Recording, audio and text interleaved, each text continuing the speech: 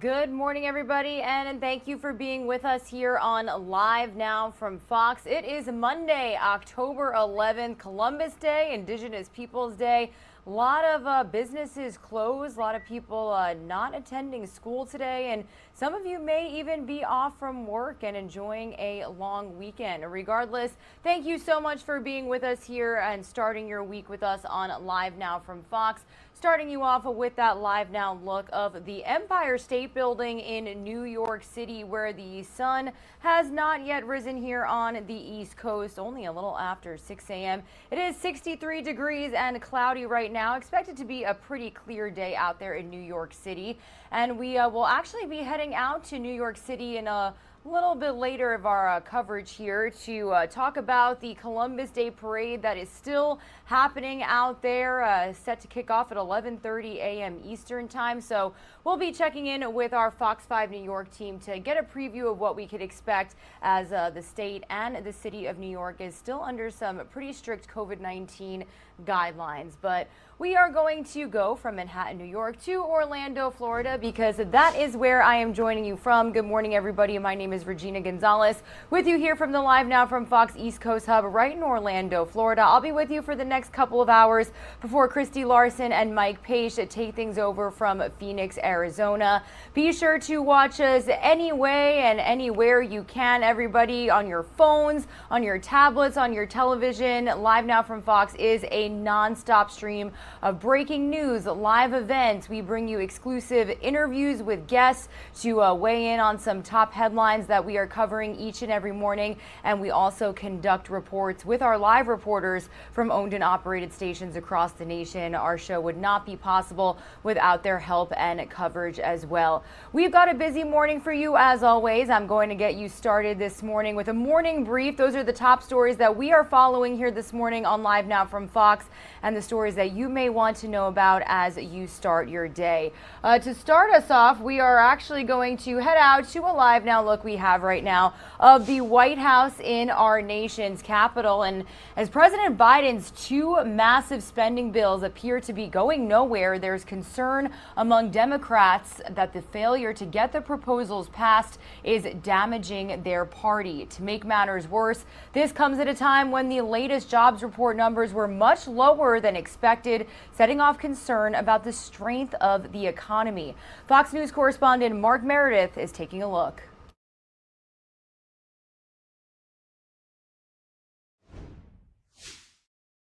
President Biden is urging the American people and members of his own party to support two massive spending proposals, but Democrats remain divided on how best to move these things forward.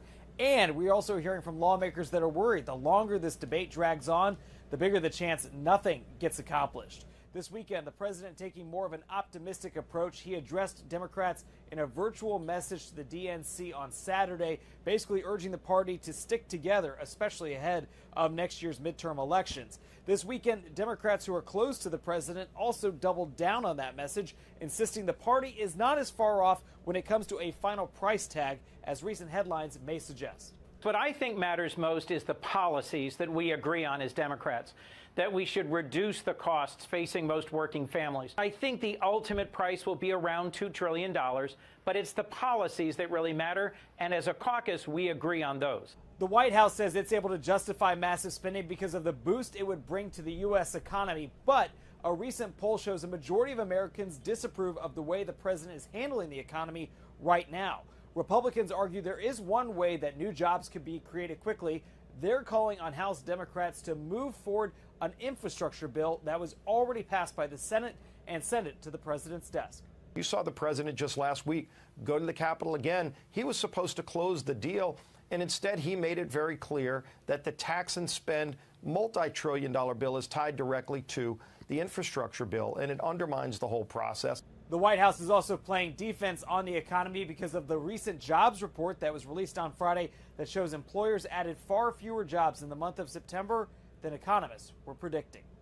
Traveling with the president in Wilmington, Delaware, Mark Meredith, Fox News.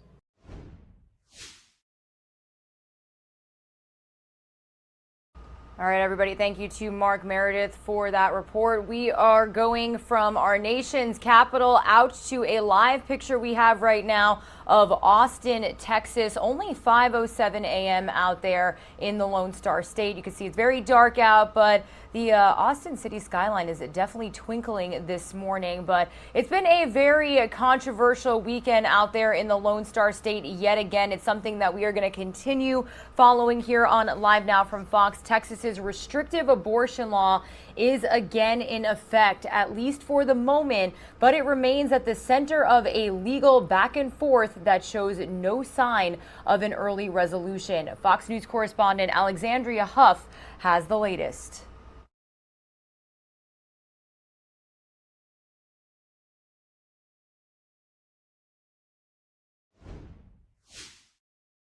Yesterday, Texas Attorney General Ken Paxton appealed to restore the state's controversial fetal heartbeat law. The Fifth Circuit Court of Appeals quickly agreed, reinstating the policy that bans abortions before many women know they are pregnant and gives enforcement rights to ordinary citizens. Paxton shared this tweet, quote, "Great news tonight. The Fifth Circuit has granted an administrative stay on SB 8. I will fight federal overreach at every turn." This post-6-week abortion ban went into effect last month in Texas, but was put on pause on Wednesday when a U.S. district judge sided with the Justice Department and issued an order blocking enforcement of the legislation as a debate over its legality rages on. The Justice Department filed a lawsuit against Texas over Senate Bill 8, arguing that it undermines the Supreme Court's 1973 Roe v. Wade decision and calls the enforcement mechanism unconstitutional. Democratic Congresswoman Barbara Lee, who shared her own experience having an abortion, said this of the law being reinstated. This is a really sad and dangerous moment, but it better compel us to engage in political action like we've never done before. Attorney General Paxton tells Fox News that he believes the law should continue to stand since it was passed by his state's elected leadership. The Justice Department has until Tuesday to respond. In Washington, Alexandria Huff, Fox News. And as you can see to the side of your screen, everybody, that is something that we are going to be checking in with our Fox 7 Austin team at around 7:15 a.m. Eastern time as we bring you the latest on what exactly happened this weekend and what this means moving forward for the state of Texas and its impact on other states' abortion laws as well. At 6:45, as promised, we are also going to be checking in with Fox 5 New York's team as they preview the Columbus Day Parade that is still on in the city, set to begin a little after 11 a.m. Eastern time. And then at 7:45 a.m. Eastern time, it's something that we're following closely here on Live Now from Fox. Going to have a story for you here in just a minute, but we're going to be checking in with our Fox 35 Orlando team as they cover the fact that Southwest Airlines has canceled thousands of flights across the nation this weekend, and it is still impacting travelers as of this morning. So that's just a little bit about what is coming up here on Live Now from Fox within the next 2 hours. Meanwhile, our Live Now team is still covering every twist and turn when it comes to the case of Gabby Petito and the search for 23-year-old Brian Laundrie. Tomorrow, or really Wednesday, depending on when you go back to the dates that Brian Laundrie's parents originally said that they last saw him, we are now at almost a month of search efforts for Brian Laundrie. Now, the hunt still continued over the weekend at a 25,000-acre Florida nature preserve, but the 23-year-old's dad is now involved in the search. So let's get the latest from Fox News correspondent Kevin Cork. And right after that, we're going to show you some exclusive video obtained by Fox News as the reporters and media teams down there attempted to speak to Brian Laundrie's parents while they were removing some items from outside of their lawn. Let's take a listen. The search for Brian Laundrie taking a turn. His dad, Chris, assisted law enforcement at a swampy nature preserve where Brian is believed to have been before going missing. The Laundrie family attorney says authorities wanted Chris to show them areas Brian was known to frequent. He says, quote, "There were no discoveries, but the effort was helpful to all. It seems the water in the preserve is receding and certain areas are more accessible to search." The fact that the father is now showing his son's favorite places suggests to me that everybody's on the same page, that the intelligence points to his being in that swamp. The park Chris helped search is connected to the larger Carlton Reserve, and sits on about 160 acres of heavily wooded land. Local residents tell Fox News it's possible Brian could survive inside with plenty of fresh water available at the park's public restrooms. Former Assistant FBI Director Chris Swecker says he's confident law enforcement will find the 23-year-old. They're in a full court press here trying to find him, and they will find him with the help of the U.S. Marshals and a nationwide dragnet and international dragnet. Gabby Petito's parents and step-parents are urging Brian to turn himself in to help piece together the case. Gabby's mother with this message for Brian's parents. Tell your son to do the right thing, and if you have contact with him. And if you know anything, please tell us. This week, Gabby's family officially launched a foundation in her honor, which will help families with missing loved ones. I'm Kevin Cork, Fox News. Feel guilty about Gabby? Let me do it. Is there a reason the FBI thinks you're not telling the truth? Do you know where Brian's passport is?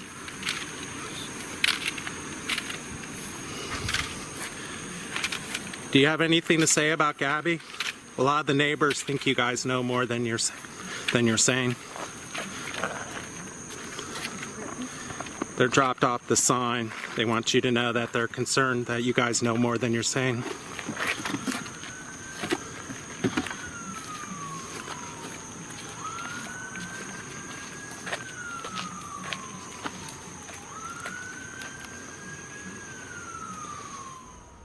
All right, everybody, so to give you some context, this is exclusive video obtained by Fox News showing Brian Laundrie's parents clearing their front lawn of white laundry bins that were left there in an apparent protest.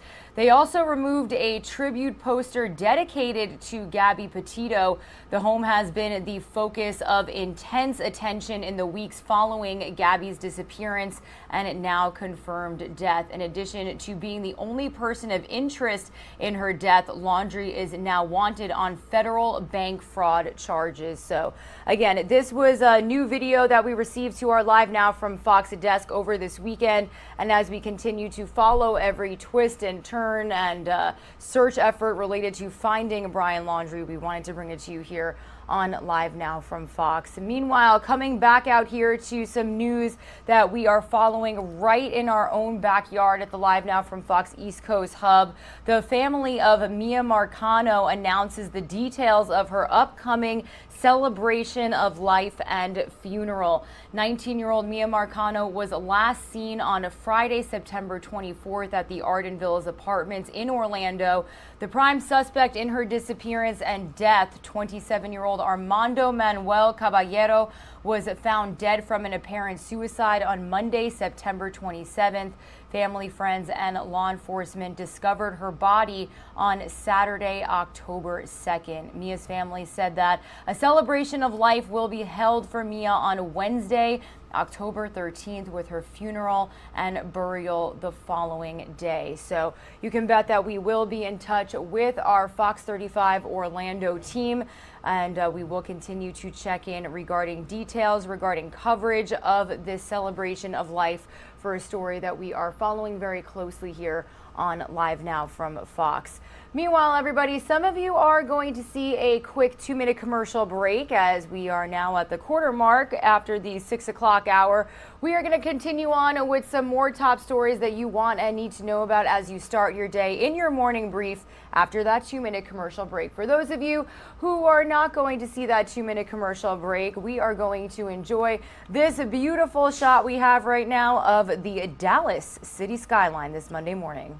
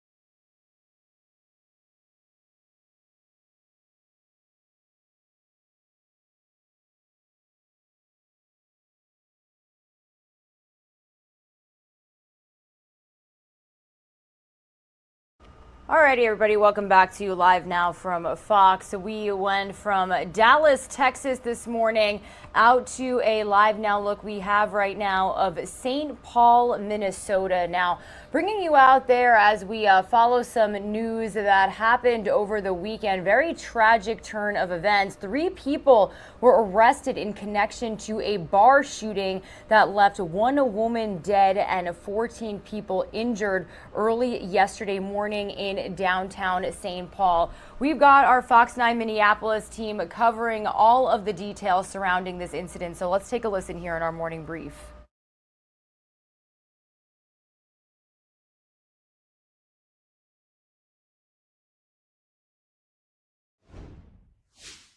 Police and medics arrived on Saturday night. The bar and sidewalk outside the 7th Street truck park was packed and looked very similar to the way it looked Friday night when Ramsey County Sheriff Bob Fletcher pulled up for his live stream program, Live on Patrol.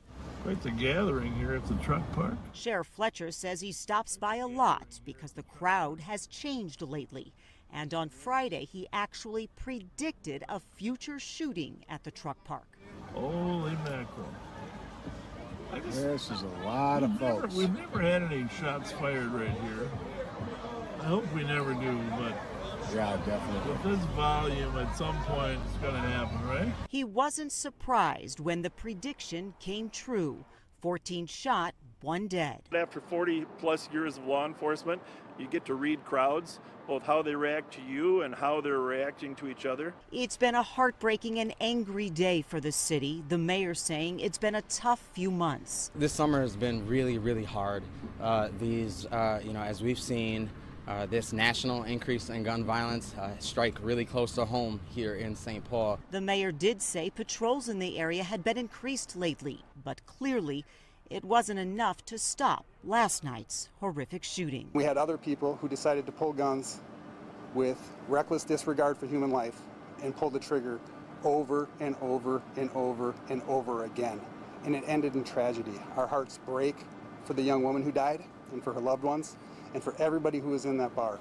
My condolences go out to all of these victims and the family of the young woman who lost her life. I cannot believe that this has happened. I can't believe that this has happened. Before the police and medics arrived on Saturday.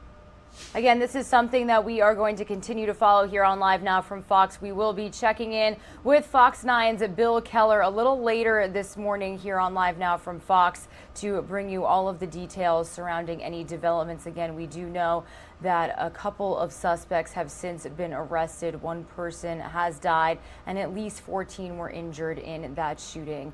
Meanwhile, some more tragic news to bring you out of Times Square, New York City from this weekend. A nurse from New Jersey has died after a mugger shoved her to the ground during a robbery. Let's get the latest from our Fox 5 New York team.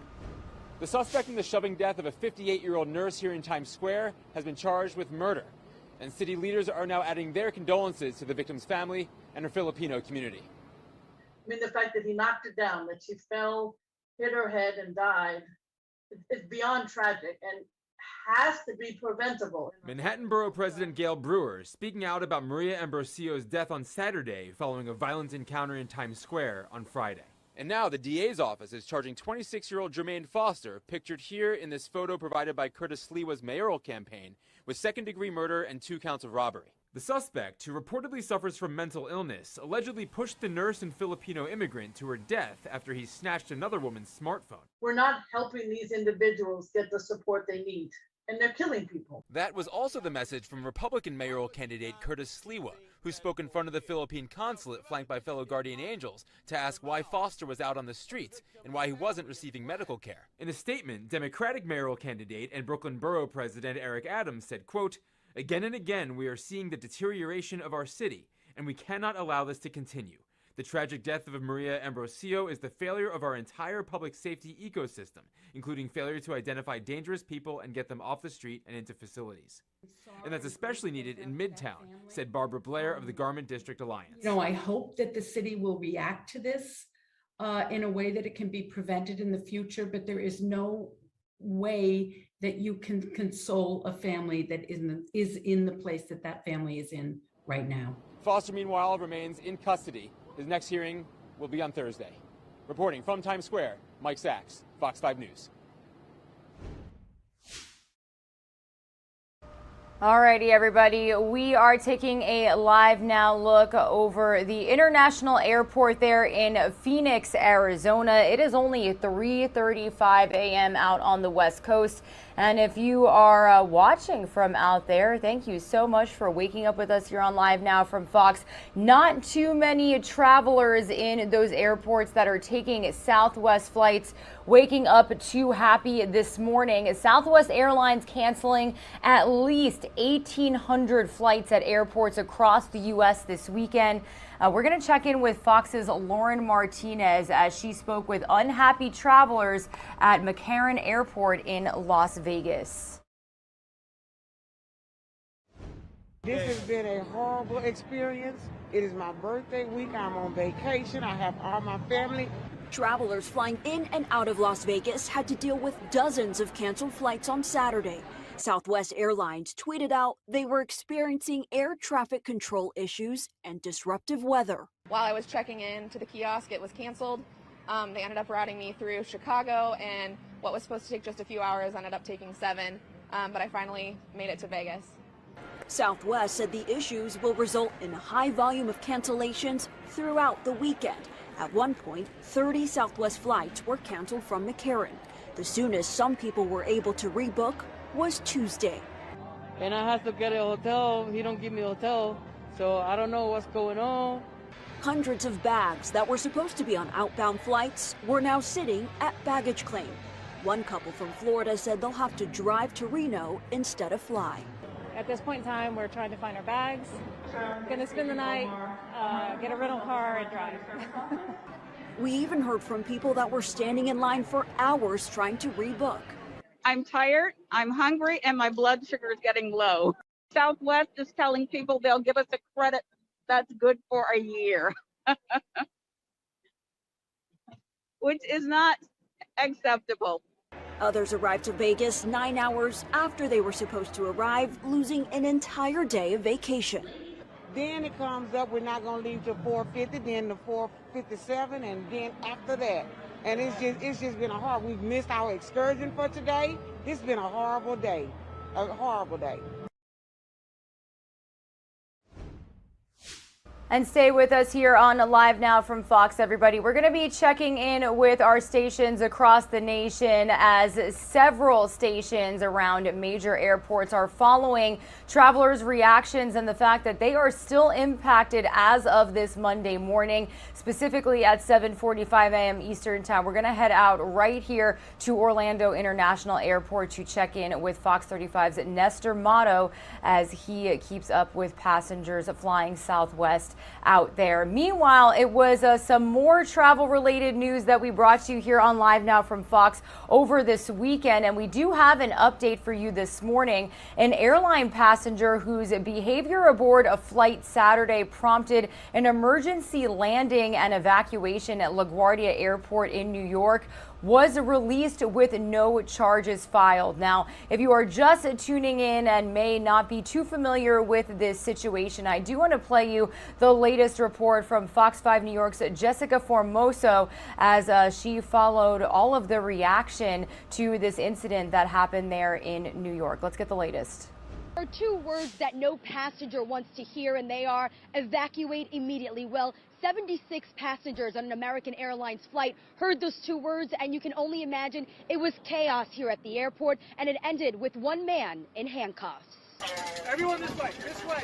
A 2-hour flight from Indianapolis to LaGuardia Airport ended with passengers evacuating through the plane's emergency slides. It's kind of chaotic. Authorities say it was just a little after 3 p.m. when Republican Airlines flight 4817 made an emergency landing at LaGuardia Airport after a passenger reported suspicious and erratic behavior from another passenger aboard the flight. Some female yelled, "Please don't," no. We were landing when the argument was taking place. Michael David was sitting just 3 rows behind. I just came in pretty fast landing, and then all of a sudden when the wheels hit the ground, the pilot just hit the brakes, and we just came to an abrupt stop, and Pilot told us to start running from the plane.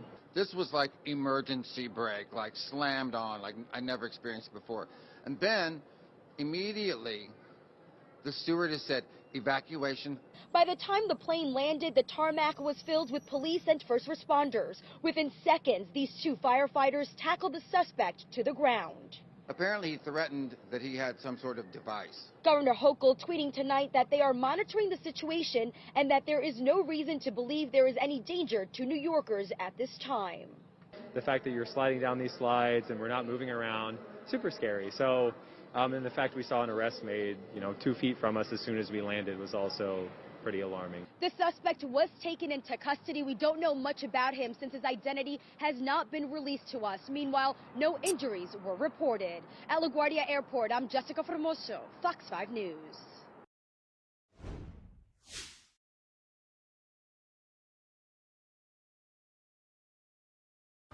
And here is a live now look at Philadelphia International Airport. Again, we are going to be checking in with our owned and operated stations around major airports just like this one to weigh in on what exactly Southwest Airlines travelers are feeling this morning as they are still impacted by the thousands of flights that were canceled over the weekend. So stick with us here on Live Now from Fox for those updates. Some of you are going to see another quick 2-minute commercial break. We'll be right back.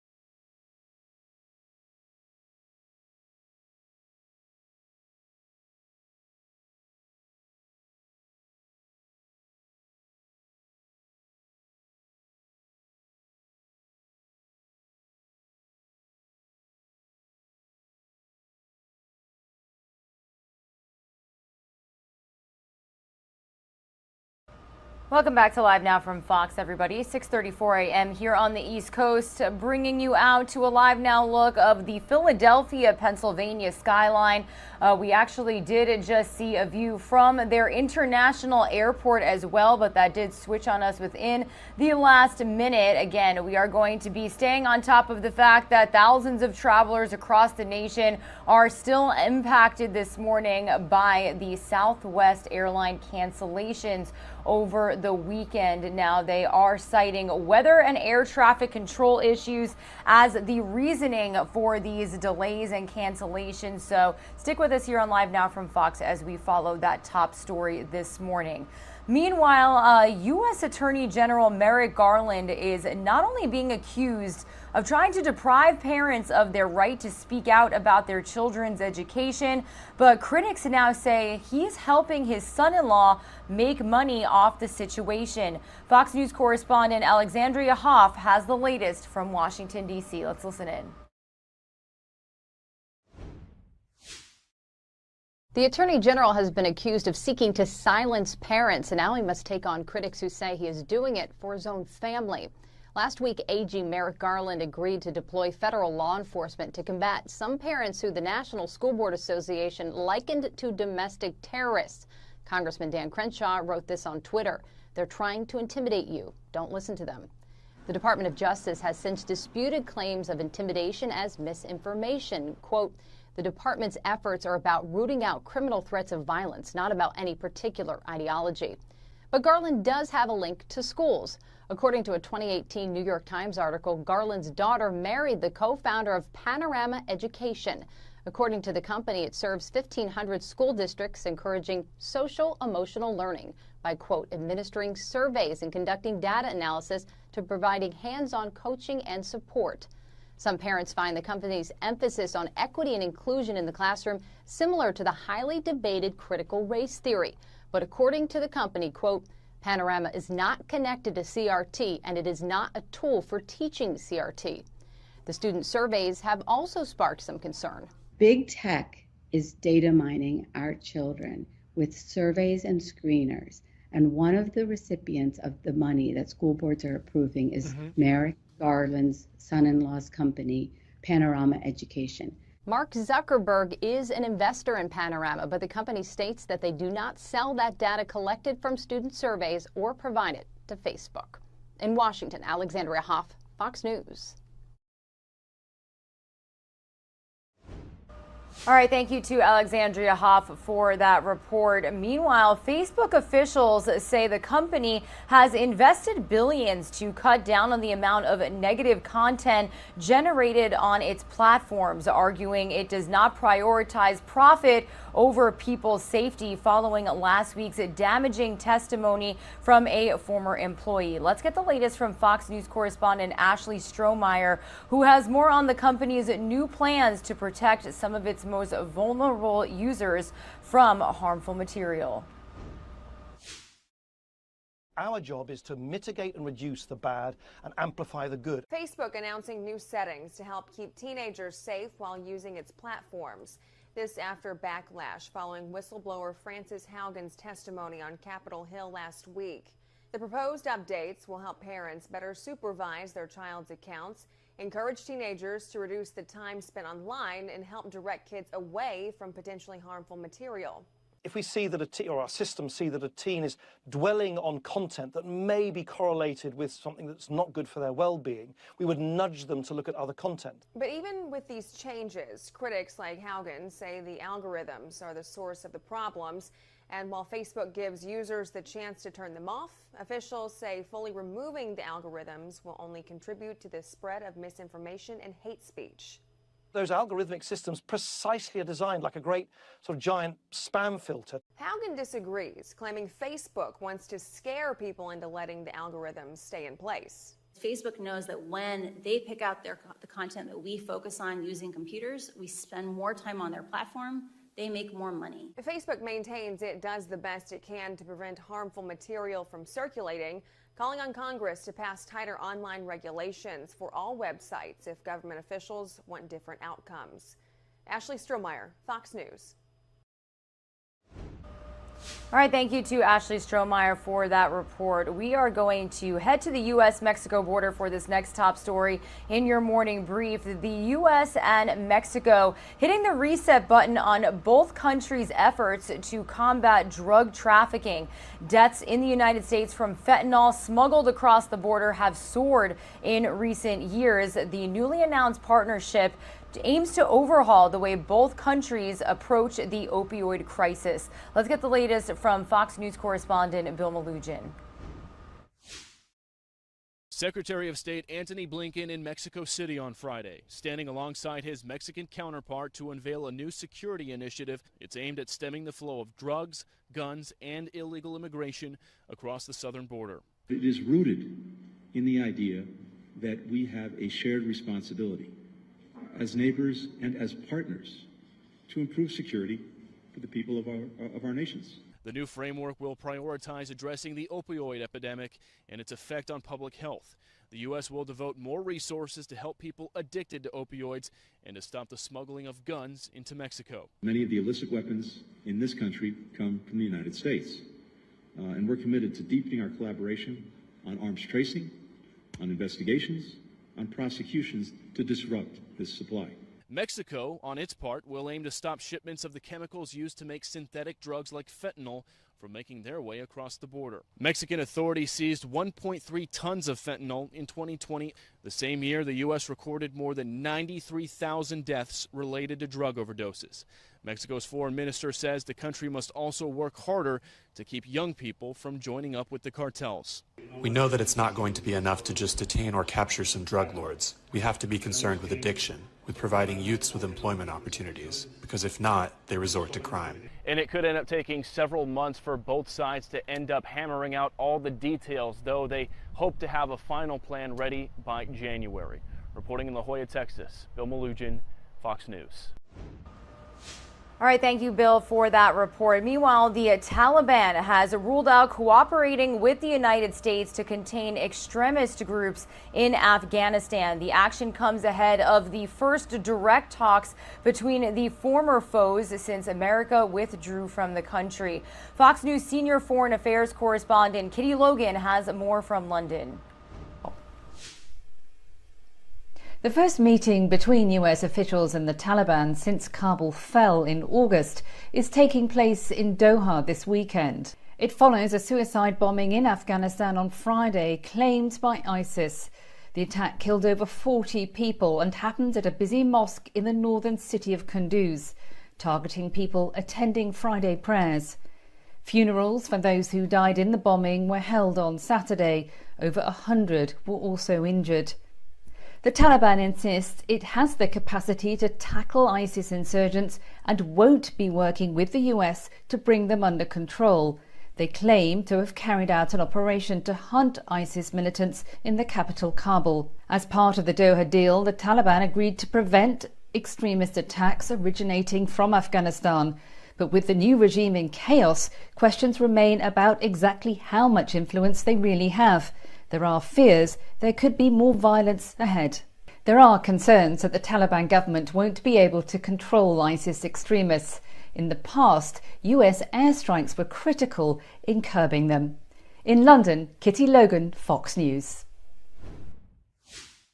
All right, everybody, and here is another Live Now look at the White House in our nation's capital. Some of you are going to see a quick 2-minute commercial break. When you return, we are actually going to be heading out to New York City to get a little preview from our Fox 5 New York team about the Columbus Day Parade that is set to get underway there in a couple of hours. We'll be checking in with Fox 5 New York's Kayla Mamalak when we return.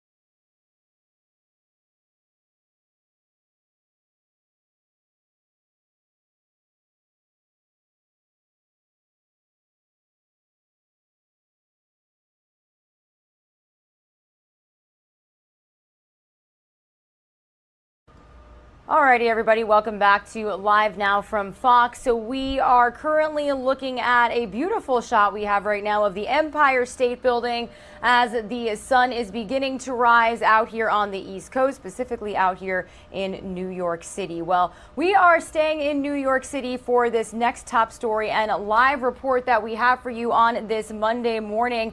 The Columbus Day Parade returns today, the biggest in-person parade since the pandemic began, but it also comes with controversy amid a growing push to rename the holiday Indigenous Peoples Day. We are going to head to Midtown right now to be joined by Fox 5 New York's Kayla Mamalak, who is previewing this major event and the controversy that it is causing. Kayla, good morning to you. Regina, good morning to you. And yeah, right now, Fifth Avenue looks like Fifth Avenue. It looks like any other morning, but in just a few hours from now, things are going to look completely different. An estimated 1 million spectators expected to pack this area. You can see some of the barricades already up. I'm standing right at the start line, 47th Street. They're going to march all the way up Fifth Avenue, all the way to 72nd Street. An estimated 35,000 participants taking part in this year. It is a major comeback here in the city.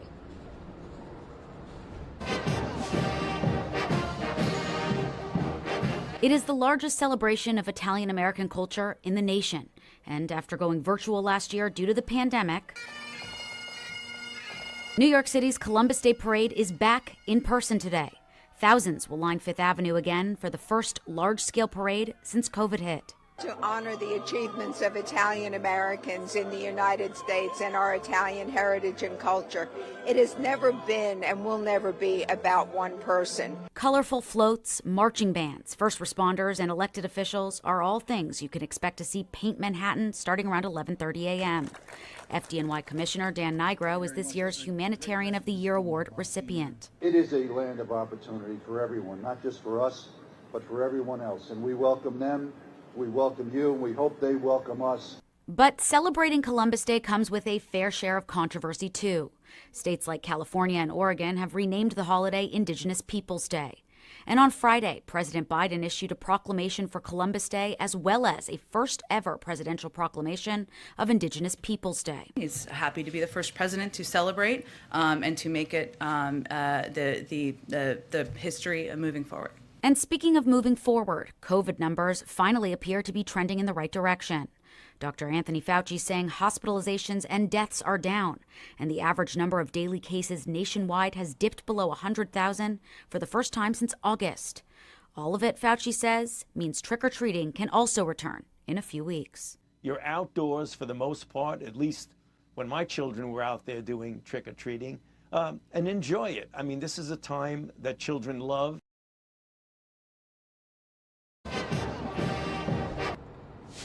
Now, Kayla, that was a very informative story that we just brought to our viewers. Thank you so much for that report. I have to ask, how is the city of New York responding to the controversy when it comes to Columbus Day, Indigenous Peoples Day? What businesses and schools are off today?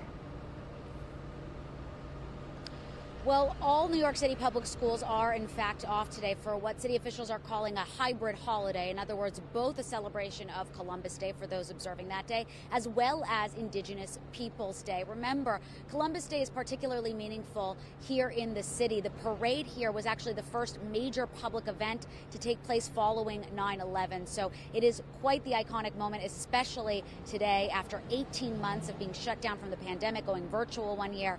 A whole lot of people excited to celebrate both Columbus Day while still honoring Indigenous Peoples Day. All right, well, Fox 5 New York's Kayla Mamalak out there in Manhattan. Kayla, what time is that parade expected to get underway this morning? The parade's expected to start a little after 11 a.m. That's when street closures here in Manhattan are also going to take place. It's going to be around 11 a.m. to 3 p.m. Most of Midtown Manhattan, if any of your viewers are watching and are planning to come around here, try to avoid it if possible. There's going to be a ton of road closures. The return of large-scale parades, of course, means the return of major traffic disruptions as well. Yeah, those are definitely not fun. Well, Fox 5 New York's Kayla Mamalak, thank you so much for being with us here this morning. You and your team stay safe out there. We'll check in with you soon. Thank you. Alrighty, everybody, and here is another vantage point we have of New York City this morning. It is a live now look at the Empire State Building. We've been showing you this all morning long because it is just so beautiful. Again, if you are planning on attending that Columbus Day parade, or if you are planning on heading to work, or if you do still have work, or just plan on being in that area, it is avoided. You heard Kayla say, with these larger parades and events coming back means more traffic delays. So be careful around that area. Some of you are going to see another quick 2-minute commercial break. When you return, we are going to talk coronavirus as we stay on top of the large events. We're also going to be speaking on the fact that the COVID-19 pandemic shouldn't be putting too much of a damper on Halloween. Let's stay with us here because those stories are coming up after this 2-minute commercial break.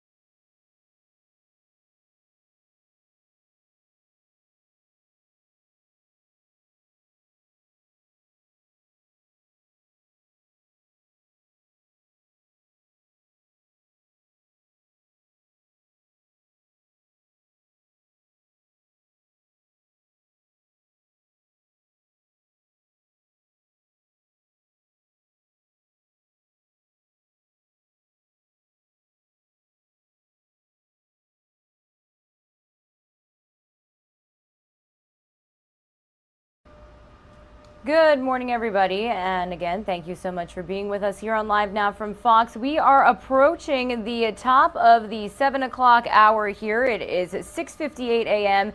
here on the East Coast. We are continuing to show you this beautiful picture we have right now of the Empire State Building in New York, and that is because if you were just tuning into our coverage, we did check in with Fox 5 New York's Kayla Mamalak. Here's a Live Now look at her shot there as the city is preparing for the annual Columbus Day Parade up Fifth Avenue, returning after a one-year in-person absence attributed to the coronavirus pandemic. Now, today's federal holiday was also acknowledged by the president, issuing the first proclamation of Indigenous Peoples Day. So Fox 5's Kayla Mamalak did say that all New York City public schools do have the day off to observe both holidays. So again, stick with us here on Live Now from Fox. We will most likely be bringing you any live feeds we've got from the Columbus Day Parade out there, expected to get underway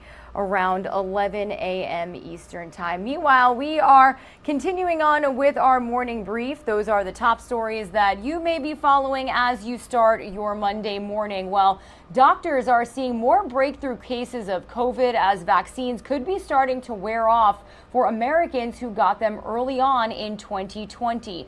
But overall data shows the U.S. could be on the back end of the latest surge caused by the Delta variant. Let's get the latest from Fox's Claudia Cowan. The CDC will meet later this month to review the data and issue a recommendation on whether to approve booster shots for the Moderna and Johnson & Johnson vaccines. The latest numbers show a rise in breakthrough infections among people who've been vaccinated.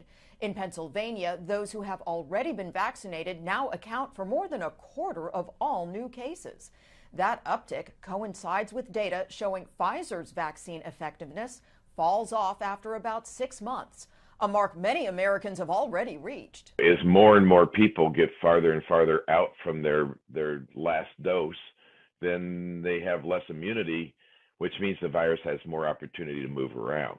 Right now, the Pfizer booster is the only one that has been approved, and only for people 65 years and older or who have underlying health conditions. Despite the concern, numbers nationwide are still trending in the right direction, with case rates and hospitalizations on the downswing, and many COVID testing sites shutting down due to lack of demand. I think there's a high likelihood that this Delta wave of infection is the last major surge of infection that we see in this country, barring something unexpected. We get a new variant that pierces the immunity that we've acquired through vaccination and prior infection. Children under 12 still cannot get a COVID vaccine. But later this month, the FDA will meet to review approval of the Pfizer vaccine for kids ages 5 to 11. In Los Angeles, Claudia Cowan, Fox News.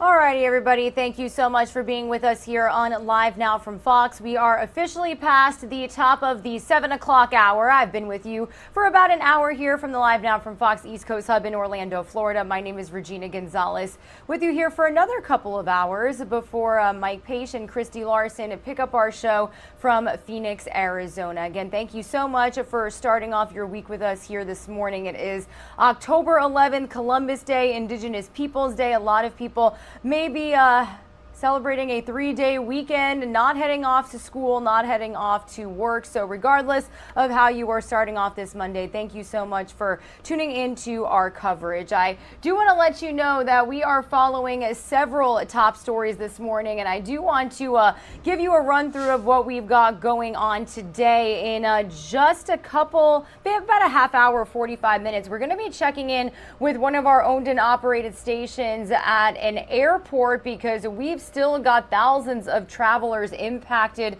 this morning by cancellations with Southwest Airlines. Now, they are citing air traffic control and weather issues as reasoning for these cancellations. But again, we're going to be checking in with our owned and operated stations that are around major international airports to see how travelers are doing this Monday morning. Not a lot of people too happy about that. In just about a little more than 10 minutes as well, we're going to be heading out to Austin, Texas to check in with our Fox 7 Austin team, as over the weekend the very restrictive abortion legislation was reinstated.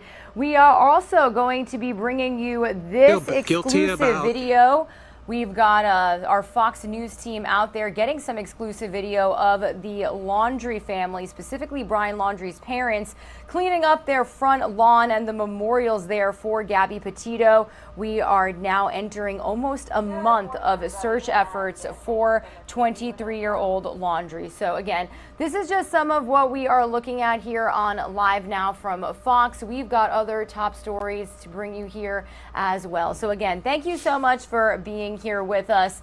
Good news to start you off with the at the top of the 7 o'clock hour. Good news for all you goblins and ghouls specifically. Leading health experts say COVID-19 won't put a damper on this year's Halloween celebrations. Fox's Chris DeMayo has more on what's causing some of the restrictions to relax and how others are incorporating coronavirus theme items into their decorations. Go out there and enjoy Halloween. Dr. Anthony Fauci giving folks the green light to trick or treat this year. You can get out there. This is a time that children love. It's a very important part of the year for children. These comments come as the nation sees a dip in new COVID-19 cases and deaths, something Dr. Fauci says is a step in the right direction. The 7-day average of cases is below 100,000. It's about 95,000. Hospitalizations are down below 10,000, around 7,400. And deaths are down below 2,000. But as the numbers dwindle, COVID-19 is having an unlikely influence on some people's Halloween decorations. Like this couple in Illinois, whose yard is covered with custom tombstones, marking what they hope is the death of anti-vaccine rhetoric. And with phrases like proudly anti-vax, I'd rather die than comply, and more, these grave markers are turning some heads. Most people have stopped and talked like it. I had one this morning that didn't like it at all. But the couple says if you look right up the street, you can find a different message. There are signs, unmask the children, keep them at school unmasked. But we all have the right to express our opinion. That doesn't mean we have the right to destroy somebody else's opinion. Meanwhile, the National Retail Federation predicts consumers will break records this spooky season, shelling out more than $10 billion for Halloween candy, costumes, and decor. Chris DeMayo, Fox News. All right, thank you, Chris DeMayo, for that positive update here as Halloween is just around the corner, yet we are still very much in the middle of the COVID-19 pandemic. Well, worldwide supply chain issues are actually threatening to make this year's Halloween a little bit spookier than usual. More trick-or-treaters could be forced to make their own costumes as stores wait on deliveries, which are weeks or months away from being scheduled. They are behind scheduled about that time. Things are also not expected to get any better as we head into the rest of the holiday season. Fox News correspondent Molly Line has more on this story. A new kind of fright this Halloween as shoppers looking for spooky costumes and props are running into empty store shelves. We were looking for Superman shirts and capes, and it's not an easy thing to find. Trying to find decorations, they're sold out. Retailers blame a myriad of supply chain issues for the shortage. Manufacturers are now playing catch up after slowing down during the pandemic. The resulting bottleneck of container ships at U.S. ports and a shortage of truck drivers and warehouse workers to move those products are all adding up to sky-high shipping costs and wait times. Early next summer is what they're telling us for things to go to normal. Some retailers are operating 4 to 6 weeks behind schedule on new shipments, others paying extra for air shipping to keep shelves stocked. We used to be able to order from vendors and get things in a week to 2 weeks. The slowdown could get even worse as we head into the holiday season. Grocery stores are bracing for limited supplies of many products. Expect to pay about 10 to 15% more for that Thanksgiving turkey. And if you've got anything on your Christmas shopping list, now's the time to buy it. If you are going to order something, there's going to be a lot longer lead times and shipping times than we've seen before. So patience is going to be key this holiday season. Experts say do not wait on Black Friday this year, especially for things like appliances and electronics. Christmas trees may even be hard to find. In Boston, Molly Line, Fox News. Meanwhile, that is not the only shortage that is being impacted due to the COVID-19 pandemic. Hospitals across the country are facing shortages of nurses, and experts say the problem could get worse before it gets any better. Fox's Kathleen Maloney has more on this story. Healthcare systems are feeling a strain after the pandemic prompted thousands of nurses to leave the workforce. Staffing pinch comes at a time when demand for care is increasing. As our children and families are out more and experiencing school and sports and social gatherings, we're more susceptible to things like respiratory illnesses. The shortage is pushing already overworked staff to the brink, unable to take paid time off because there's no one available to take their place. Hospitals are getting creative, trying to lure new hires, some offering signing bonuses of $20,000 or more. With demand through the roof, more in the profession have become traveling nurses, freelancers hired to fill short-term gaps for hospitals, but who are typically paid a much higher rate. Turnover is so high that the majority of a unit might be composed of traveling nurses during some shifts. The shortage is exacerbated by a ripple effect in college nursing programs. Schools say they're flooded with applications, but are forced to turn many away because they don't have enough teachers to meet the demand. If there are not enough qualified new nurses out there, with more nurses retiring, there will not be enough people to care for patients in the hospital. The U.S. Bureau of Labor Statistics predicts more than 500,000 nurses will retire next year, and more than 1 million are needed to make up the difference. Kathleen Maloney, Fox News. Meanwhile, earlier this weekend, we heard President Biden speak on the September jobs report. Let's get the latest in Fox Business Network's Fox Means Business report with Jackie DeAngelis, who is breaking down those exact numbers this morning.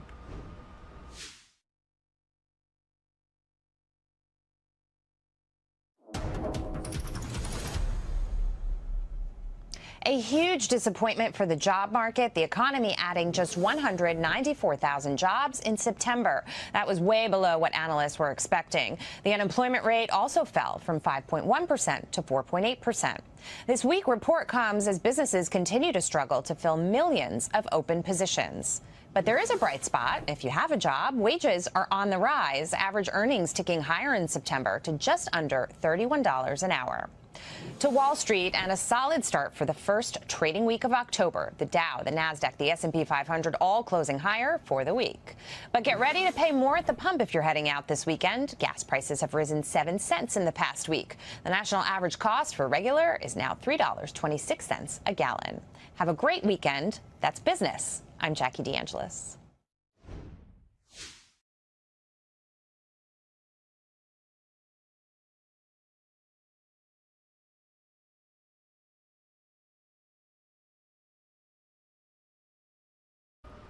Alrighty, everybody, we are taking a live now look over the White House in our nation's capital. We are going to stay there for just a second and play you this next segment courtesy of our Fox 13 Tampa team. Remember, our show would not be possible without the coverage from our owned and operated stations across the nation. Well, a spending showdown may be closer to compromise, and Congress says it has a way to pay for its multi-trillion-dollar deal. So what will that mean for the wealthiest Americans? Let's get the latest from our Fox 13 Tampa team.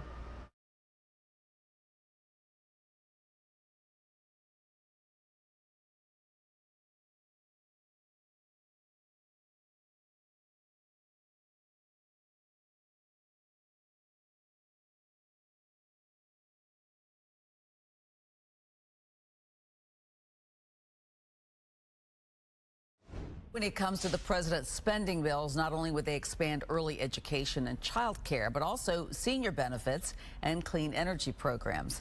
Democrats say they're making progress, striking a deal, and it appears they have agreed on how to pay for it. So let's bring in our political editor, Craig Patrick, to give us the latest on these negotiations going on between the House and the Senate. Craig.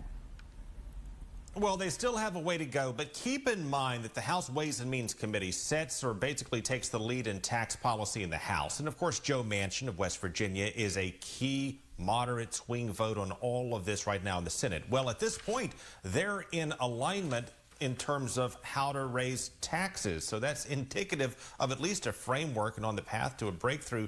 Raise taxes and generate enough revenue in order to pay for these programs to fight climate change and to expand benefits for seniors and for working class parents. We need to do a tax reform. to make sure the wealthiest, they got the best advantages, the biggest advantages from the 2017 tax cuts, pay their fair share. President Biden expects the final budget plan to cost around $2 trillion, and both sides within the Democratic conference are moving in that direction. So while moderate and progressive Democrats are still negotiating what to cut to get to around $2 trillion, we now know they plan to pay for most of it by repurposing unused funds from other programs and by raising $1.5 trillion through new tax reforms. They plan to increase enforcement at the IRS to bring in more revenue from those who try to cheat on their taxes. They expect that to bring in around $200 billion. And they plan to roll back some of the 2017 income tax cuts for the wealthy that Congress passed under President Trump. Specifically, they appear to agree in raising the top marginal rate to 39.6% for people who make more than $400,000 a year. That should bring in another $170 billion. And they plan to raise the top corporate tax rate, bringing in another $400 billion. Adjustments to taxing multinational corporations fill out much of the rest. And as they fill in this framework for how to get the money, they're closing in on which programs to keep and which ones to nix. The plan to allow Medicare to negotiate drug prices and extend those prices to others not on Medicare will not likely make the cut. This would bring down prescription prices for seniors and others and save the government billions of dollars, which does make it very popular. But the pharmaceutical lobby says it will also cut their budgets for research and development and reduce the potential to develop more effective medications in the future. And that argument is costing this plan critical votes in both chambers. At the same time, the plan to offer free community college is also very popular among voters. But this and other proposals to expand child care subsidies could be cut or scaled back. Senator Joe Manchin, a critical swing vote in the Senate, is pressing for means testing or only offering any new benefits to people who could not otherwise afford them. And that's where this appears to be heading with respect possibly to community college, making it free only for those who need help affording it, perhaps, if that does in fact make the final cut, and expansions of other benefits as well. Though that's a sticking point because progressives say there are cases in many parts of the country where a public school teacher, a working class individual for sure, would not be able to qualify for the subsidies. So they still have a way to go in all of that with respect to free community college. Another sticking point is that there would be a state share in some of this. There would be a formula and also effectively price controls, controlling how much community college tuition could go up ultimately, which critics say could undermine the quality of it. So yes, they still have some things to work out for sure, but they appear to be on a path to finally having a deal after weeks, in fact months, of stalemate and impasse. So, Craig, votes on both infrastructure and the spending bill are scheduled for October 31st. I can't help thinking trick or treat. Not sure which we're going to get. Do you think they'll meet that deadline? They probably won't. Now, it's conceivable, depending on how much progress they make next week. We should know by this point next week whether or not that's feasible. At this point, there's just still too much heavy lifting, though they are making progress to take us there. If that happens, well, then they'll simply move back the deadline as they already have a couple of times before. Yeah, exactly. All right, thanks so much, Craig. When it comes to the president's spending bills, not only would they expand early education and child care, but also... Alrighty, everybody. Huge shout out to Fox 13 Tampa's Craig Patrick. That is their political reporter breaking down the spending showdown that we're keeping track of here on a Live Now from Fox in our nation's capital. However, we are taking a Live Now look we have right now over the city of Austin, Texas. Stay with us, everybody. Some of you are going to see a quick 2-minute commercial break. When we return, we are going to have a live report with Fox 7 Austin's Tiara Newbaum as she breaks down the latest surrounding Texas's heartbeat bill being reinstated over the weekend. So stick with us. That report coming up after this 2-minute commercial break.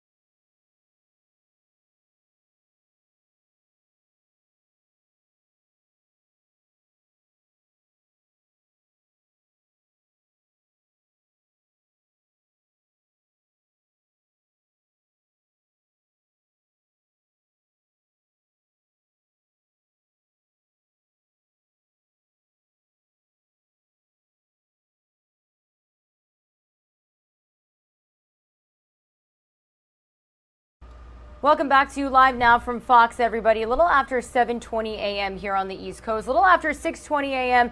out there in Austin, Texas, where you are currently taking a Live Now look right now. Well, we are going to stay in the city of Austin for this next live report that we have for you here on Live Now from Fox. Now, it has been a very controversial topic that we are following, and there has been some new developments over the weekend, 2 days after a federal judge placed a temporary injunction blocking Texas's heartbeat law from continuing. A federal appeals court has reinstated the most restrictive abortion law in the United States. So as promised, I do want to bring in Fox 7 Austin's Tiara Newbaum into the conversation as she follows this story this morning. Good morning to you, Tiara. What can you tell us?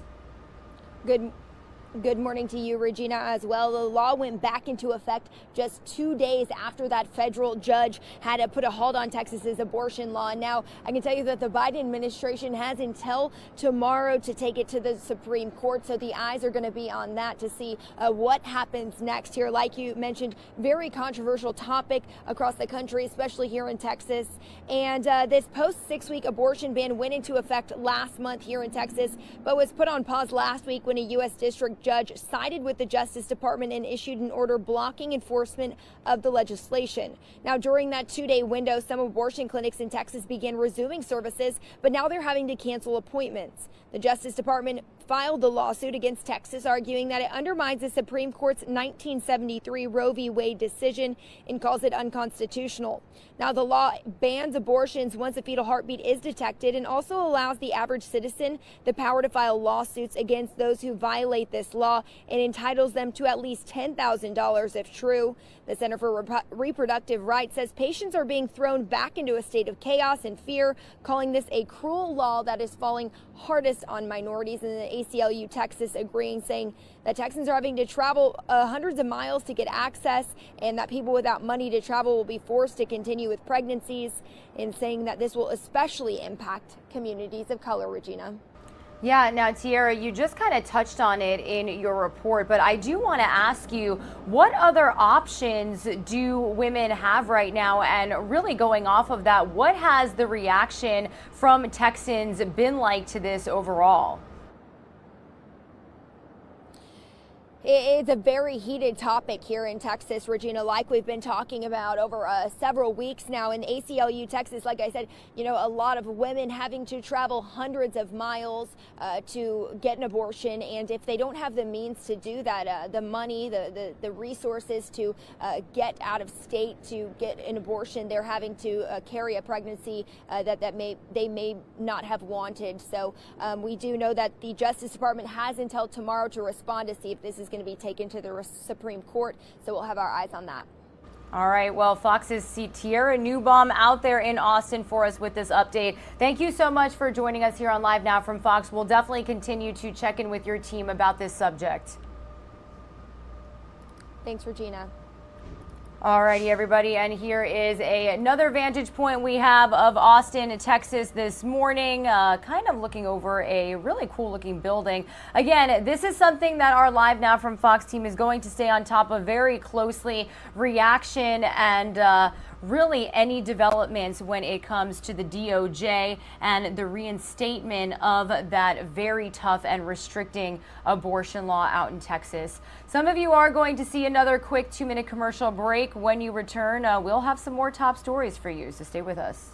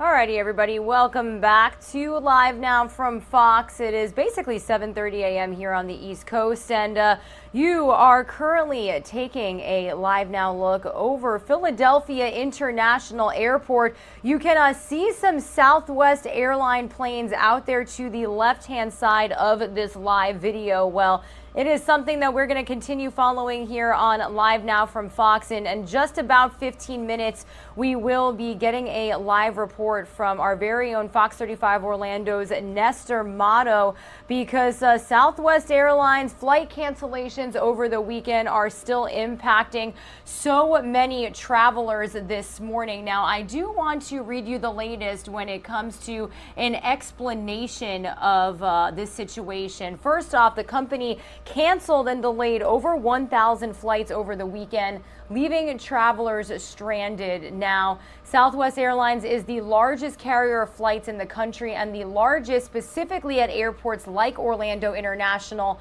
where we will be checking in with in just a couple of minutes. Now, this is also happening over the Columbus holiday weekend. So we do know that Southwest has said in an emailed statement that they experienced weather challenges in its Florida airports at the beginning of the weekend, which were compounded by unexpected air traffic control issues in the same region. So again, we know that our teams in Chicago, in Houston, in Orlando, as well as Los Angeles are following these delays this morning. I actually can give you a live now look at the Southwest Airlines terminal out there in Houston, Texas. So again, this is something that we are going to continue following here on Live Now from Fox. But again, stay with us, because in about 10 minutes, 10-15 minutes, we'll be checking in with our very own Fox 35 Orlando's Nestor Motto, who is out there in Orlando International Airport. Specifically, though, again, this is the terminal in Houston International Airport. But again, my name is Regina Gonzalez with you here from the Live Now from Fox East Coast Hub, everybody. We are continuing to bring you all of the top stories that you may have missed over the weekend, that you are catching up with on this Monday morning. Regardless, thank you so much for being here and trusting us to bring you all of the latest coverage when it comes to these major headlines. I do want to stay on the topic of the continued search efforts for Brian Laundrie, the 23-year-old fiance of 22-year-old Gabby Petito, her death being ruled a homicide now, and the search still underway for Brian. Well, I do want to bring you an interview from our very own Live Now from Fox's Daytona Everett. She spoke with an attorney about why Laundrie hasn't been named a person of interest. He's only been named a person of interest. How come Brian hasn't been named a suspect yet, as well as more about the search efforts underway. This week is now basically a month since anybody has last seen or heard from Brian. So again, let's get the latest from our very own Live Now from Fox's Daytona Everett. You're watching Live Now from Fox. I'm Daytona Everett. I am joined now by Vanu Varghese. He is a criminal defense attorney located out in New York. Vanu, thanks for being on the show as always. My pleasure. Good to see you. Okay, so we haven't talked in a little while about the search for Brian Laundrie, the Gabby Petito case. We're going to dive into a bunch of different topics, but first off, I want to start out with what is going on with the attorney, Stephen Bertolino. He is representing Roberto Laundrie and Chris Laundrie, the mother and father, and then, of course, Brian, even though he is missing at this point in time. We've been hearing little snippets from him throughout this case. And just coming out this past week, there was a little bit of a discrepancy in the timeline for when they last saw Brian. Typically for cases like this, what is a defense attorney, what is an attorney, a family attorney, supposed to be doing in public sight as far as talking to the press, talking to the public about their clients? Well, he should be talking. He should actually be saying things publicly, as in to reporters in front of cameras, but he shouldn't be saying much. And this is where it gets a little weird. I mean, these snippets or these text conversations that he's having, you shouldn't do that. You should be out there saying simply, look, the families, and this is a very difficult time for the family, please respect their privacy. Obviously, no one will, but you have to say that. And then you have to say that, please remember that Brian is presumed innocent. And we're not going to speculate as to where he is or what he's done or what time I've last seen him or spoken to him. None of that should be spoken about, right? Because that's between him and Brian. So no detail from him should be coming out as to communications or as to whereabouts or anything along those lines should be coming out. It's a simple respect the family's privacy. This is a difficult time. Remember, Brian is presumed innocent, and please keep that in mind as this case progresses. That's it, 2 to 3 sentences, but you got to say that publicly, and he hasn't done that. Yeah, we haven't heard any press conferences or anything from him, just like you referenced, text messages between him and several reporters who were following this story. You also pointed out an interesting nugget right there about the fact that Brian Laundrie, still up to this point, is a person of interest. He is not a suspect in the case. Why? It's just semantics at this point, right? He's obviously suspect number one. There could be a number of reasons why they haven't issued a murder warrant for him. Some of them may be procedural in Florida law, but that's not a big deal. I mean, obviously they're looking for him. There's no doubt he is the prime suspect in terms of her murder, or the only suspect, in fact. I mean, he was with her. He comes back in her car, and she's not there. Later, she's found dead in the woods. I mean, there's more than enough for the state of Florida or the state of Utah, wherever she was found, to charge him with murder. But they may decide not to at this point. They don't have to. So they're probably waiting till they find him, and assuming they find him, or if he's not, in the belly of some crocodile or alligator. I mean, that's where he may be. But they don't need to charge him at this point. They don't, and everybody's looking for him. Everyone knows that he's going to be charged if he's, caught alive. Well, we haven't gotten the final autopsy results out yet. Do you think that could flip the script and make him a suspect in the case? Sure. If the autopsy shows that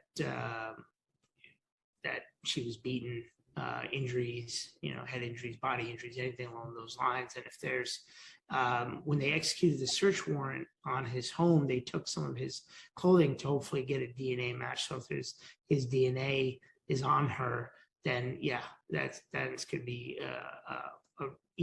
a much easier case for the prosecution, that in terms of eventually charging him and ultimately proving the case.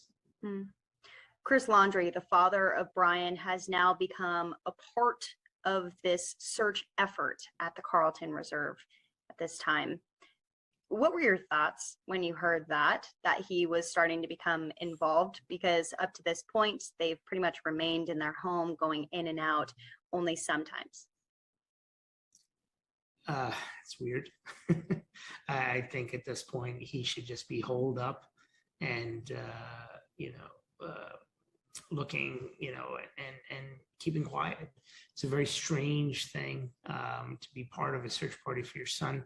I don't know if there's some master plan in effect, or he knows something that can ultimately lead to maybe his theme is that my client's innocent. He only ran because everybody's pointing the finger at him, so let me help find him. Perhaps that's the outlook or the perspective he has. But otherwise, it's just strange. I mean, clearly the police are the FBI and local law enforcement are all looking for him. So there's no reason for the father to be involved in that. They're going, unless he has some information that he just wants to give to them that will help locate his son. What do communications typically look like between the FBI investigators and the family and the attorney? What do those look like? Well, they're usually not very pleasant. So I'm not talking about Petito's family, I'm talking about for Laundrie's family, right? So because there's been talk about charging them as accomplices or, after the fact, or, or potentially in government obstruction mean, there has been some commentary on that. So they themselves need to be very careful, but usually it's not going to be pleasant because it seems that there's already a shadow cast upon them for with regards to their potential assistance in helping him get away. So they could end up being charged themselves, and that's another reason why they shouldn't be talking to the FBI. Do you think that that could be a part of now Chris Laundrie's assistance with trying to find Brian? Because they've said that they've had no part in the disappearance of Brian, that they want him to come home just as much as anyone else. I mean, if that's the case, that means then the Laundries hired a separate attorney, and maybe or they hired this guy and they worked out a non-prosecution agreement. I mean, I guess it's theoretically possible, but it's unlikely. So it's very strange what's going on here, and without knowing more, it's almost to some extent irresponsible to speculate. But is it a possibility that they've entered into some deal with the FBI for non-prosecution? Yeah, but that would have been reviewed by a lawyer. They would have had, it wouldn't even be the FBI, it'd be the U.S. Attorney's Office. Alrighty, everybody. Regina Gonzalez tapping in here on Live Now from Fox. It is officially 7:40 a.m. here on the East Coast.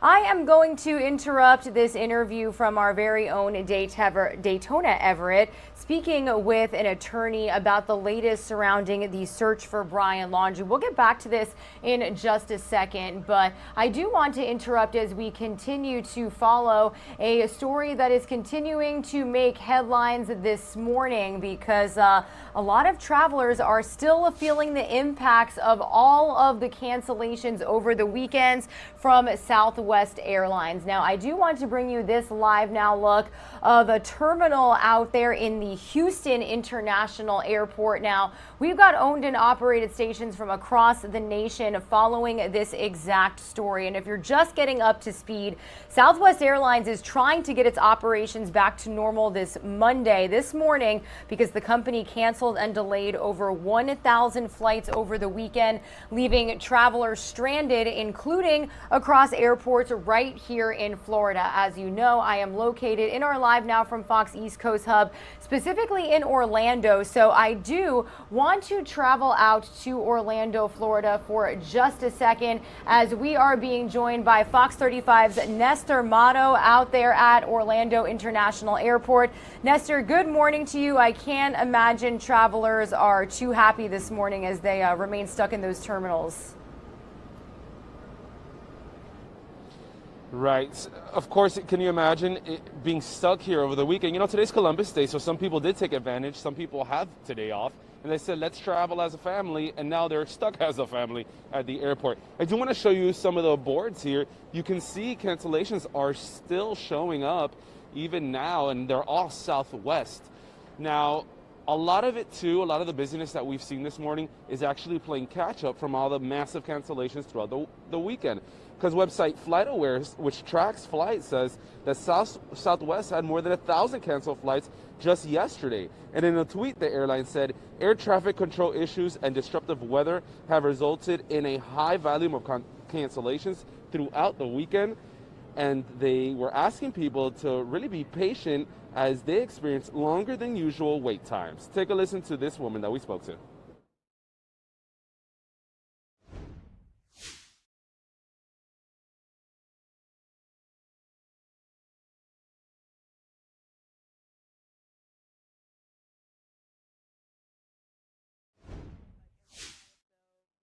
Positive to get our mind off of what happened, through the hurricane and stuff. So I'm ready to go, ready to go back to what I'm used to.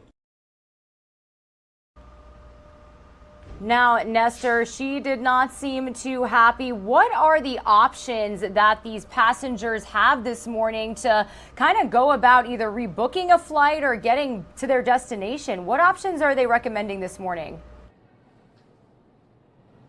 Well, Southwest is telling people that have been affected that they're going to have to go online and rebook. So you have to go to Southwest's website and rebook and really have to get that ball rolling because, yeah, a lot of people are really just standing by because they were caught up in cancellations. Now, Nestor, what is the reasoning that Southwest is giving this morning as to why this could have happened? Where they're blaming it on weather, they're saying weather and also the air traffic control issues disrupted by weather.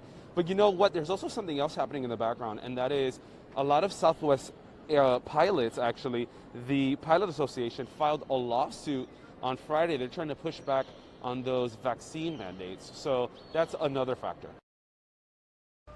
All right, well, and here is a live now look at Orlando, Florida, specifically over the skyline. Nestor, thank you so much for that live report. We will check back in with you and your team soon. But again, this is an issue that is not just impacting people in Florida, but impacting people across the nation as well. Here is another live now look at the Houston International Airport Southwest Terminal.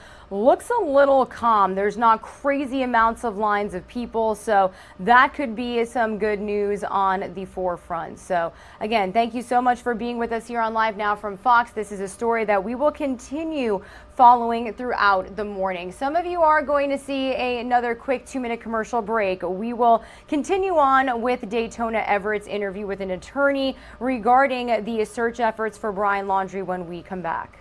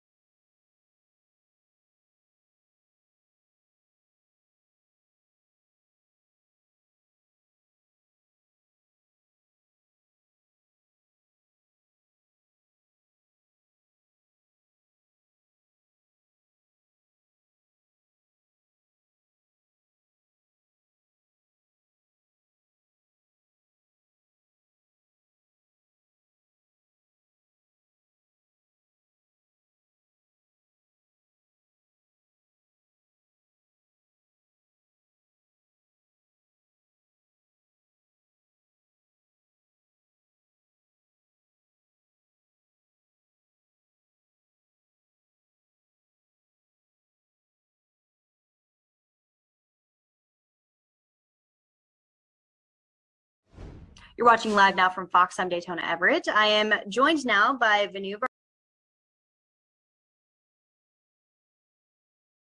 But otherwise, it's just strange. I mean, clearly the police are the FBI and local law enforcement are all looking for him.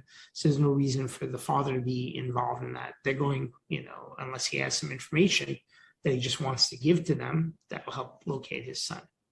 What do communications typically look like between the FBI investigators and the family and the attorney? What do those look like?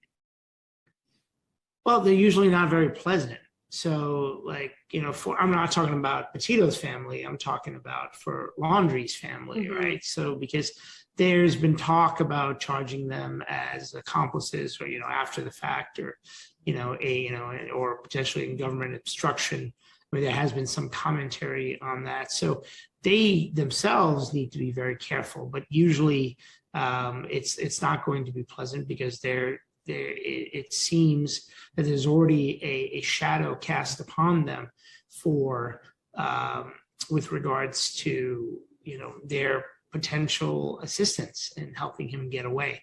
So they could end up being charged themselves, and that's another reason why they shouldn't be talking to the FBI. Do you think that could be a part of now Chris Laundrie's assistance with trying to find Brian? Because they've said that they've had no part in the disappearance of Brian, that they want him to come home just as much as anyone else. I mean, if that's the case, that means then the Laundries hired a separate attorney and maybe, or they hired this guy and they worked out a non-prosecution agreement.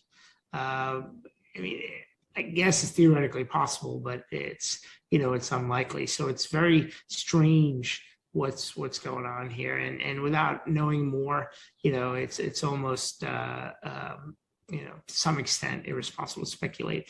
But is it a possibility that they've entered into some deal with the FBI for non-prosecution?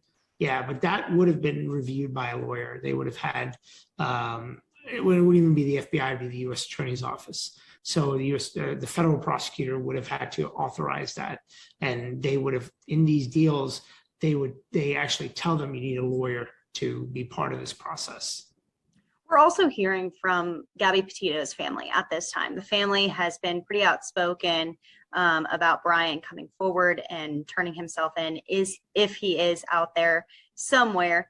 Do you think that there's any type of communication between those two lawyers? Is that rare, or is that common for those two to be speaking?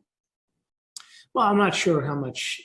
I mean, I would think so. I think it would be strange if they are. I know that the Petito family lawyer was angry with the Laundrie family lawyer because there were pictures of them on his Yelp page. I'm not sure who goes to Yelp to find lawyers anyway, but that's a whole other issue, right? But I mean, maybe restaurants, now, but anyway. So I would doubt it. I mean, if they're communicating, I'm not sure why they would be communicating. If I'm the Laundrie family attorney, I do not want any part of that communication.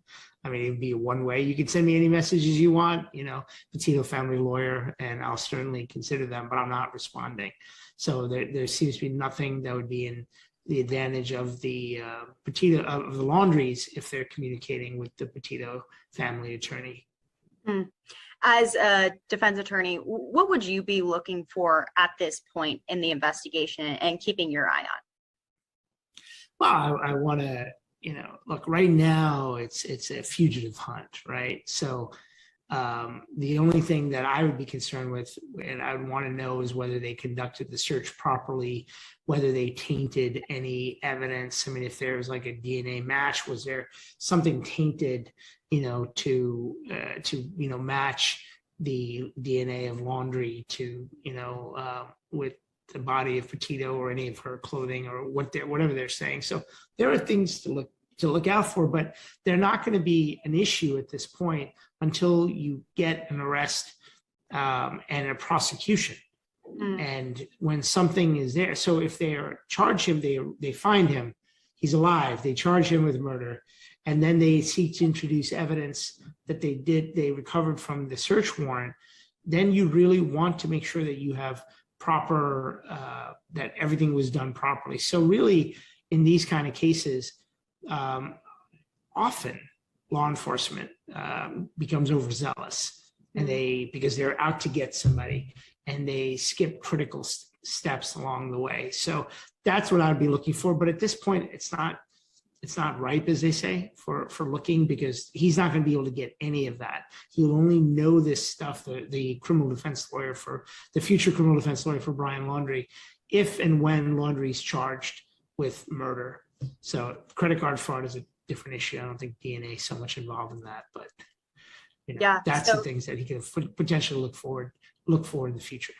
Got it. So two things that we'll be watching for, that final autopsy result, that report, which is taking a little longer than I think we all thought it was going to take.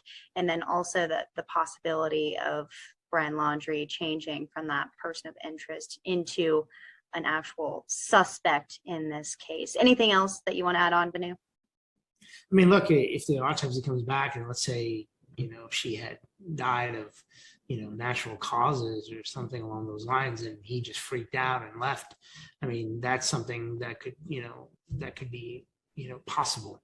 We don't know at this point. Obviously, I think that based on the optics, they have enough to charge him, but maybe they're just waiting to be sure and getting that final report. All right.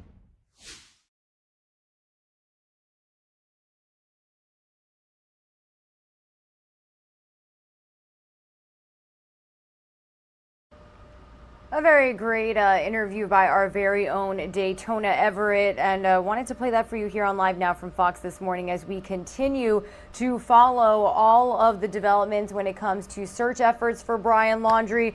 No word yet on how the search efforts will go about this morning, but we will continue to check in with our Fox News team out there in Northport, Florida for the very latest. Meanwhile, this is another top story that we are following this Monday morning. Here's a Live Now look at the Southwest Airlines terminal out there in Houston, Texas, as we've still got travelers this morning stranded after thousands of flights were canceled over the weekend. It is something that we're following very closely here on Live Now from Fox. Meanwhile, I do want to bring you this latest segment from our very own Fox 13 Tampa team.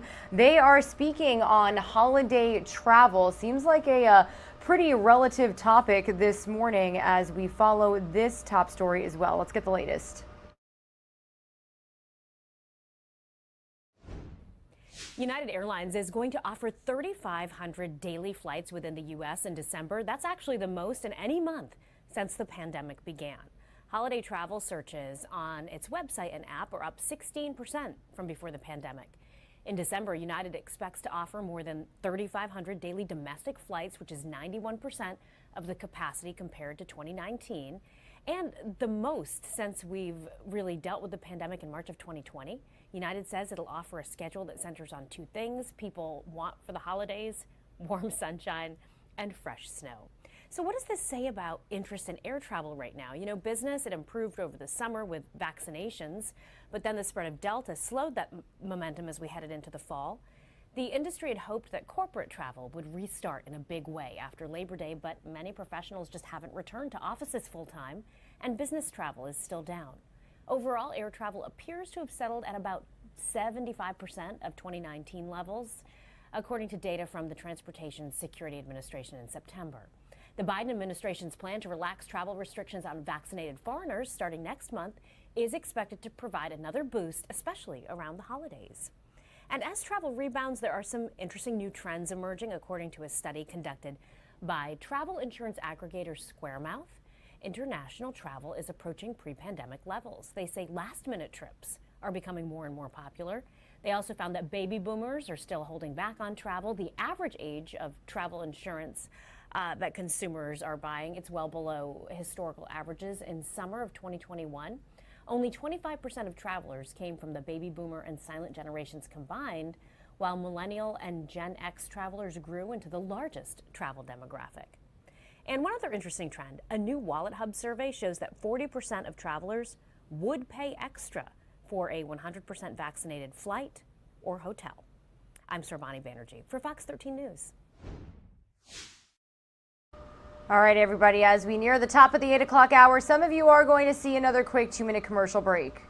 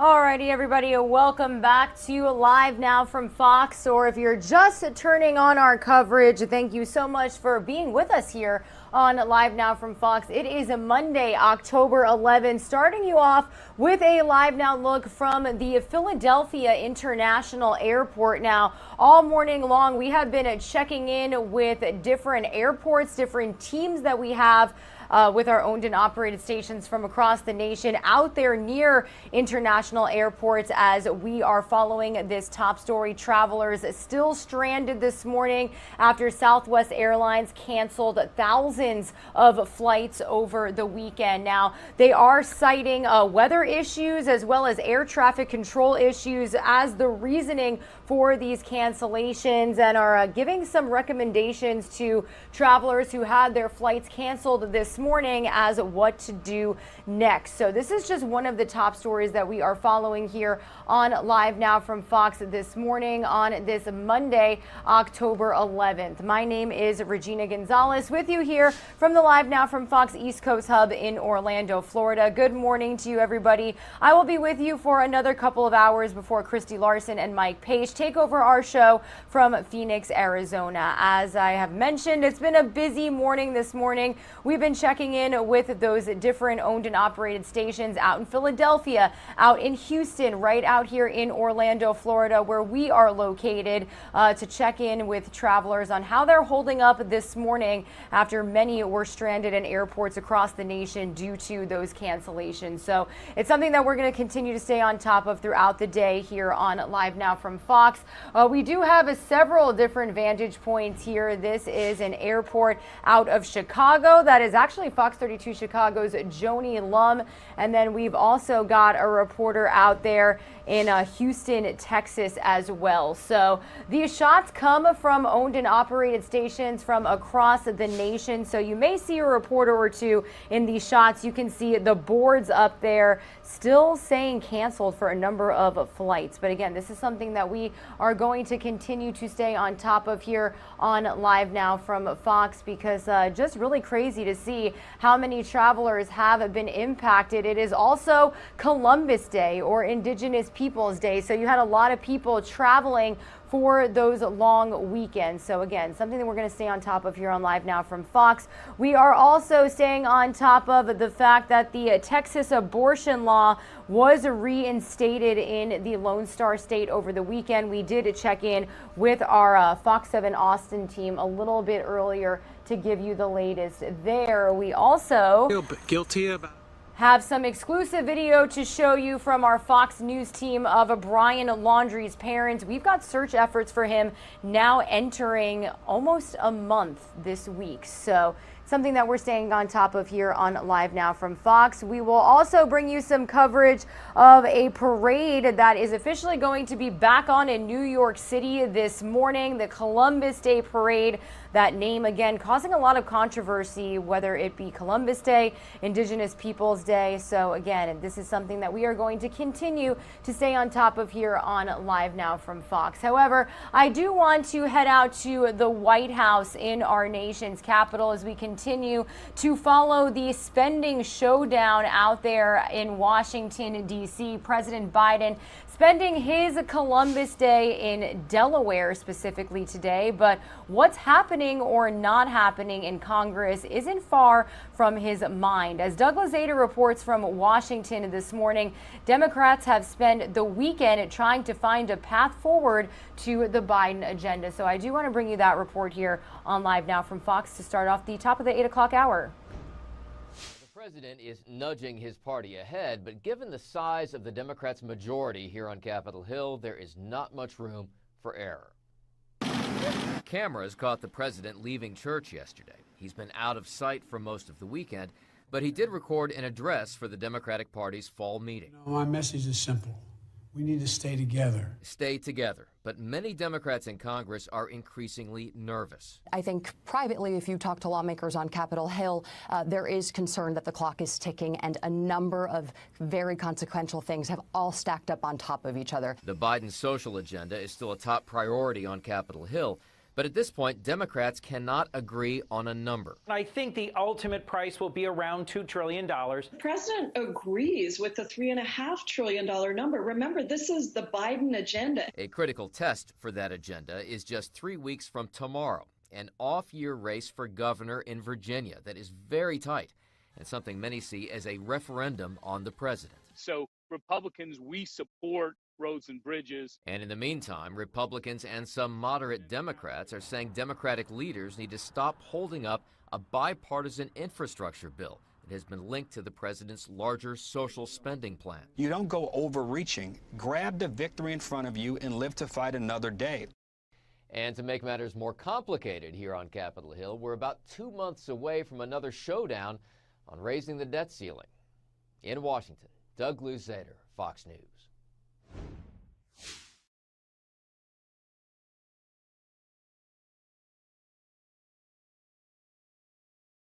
Alrighty, everybody, and as we continue to follow this next top story, we're going to bring you to a live now look at the Southwest Airlines terminals in Chicago, Illinois. You can see the lines of people kind of backing up a little bit there. Well, again, we've got travelers still impacted this morning after thousands of cancellations from Southwest over the weekend. I do want to bring you the latest on this story from our Fox News team. If you're just kind of getting up to speed this morning, let's take a listen. This has been a horrible experience.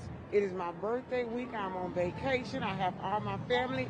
Travelers flying in and out of Las Vegas had to deal with dozens of canceled flights on Saturday. Southwest Airlines tweeted out they were experiencing air traffic control issues and disruptive weather. While I was checking in to the kiosk, it was canceled. They ended up routing me through Chicago, and what was supposed to take just a few hours ended up taking 7, but I finally made it to Vegas. Southwest said the issues will result in a high volume of cancellations throughout the weekend. At one point, 30 Southwest flights were canceled from McCarran. The soonest some people were able to rebook was Tuesday. And I have to get a hotel. He don't give me a hotel, so I don't know what's going on.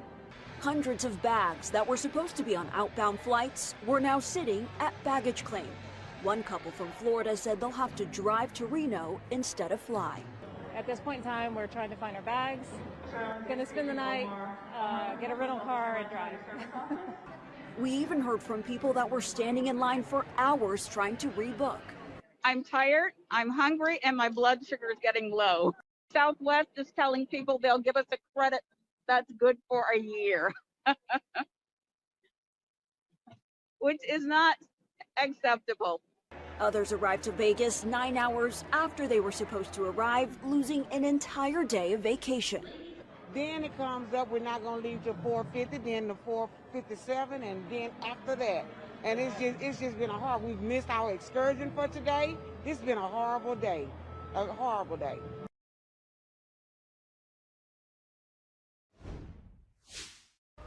Again, we are going to continue staying on top of that story here on Live Now from Fox throughout the day.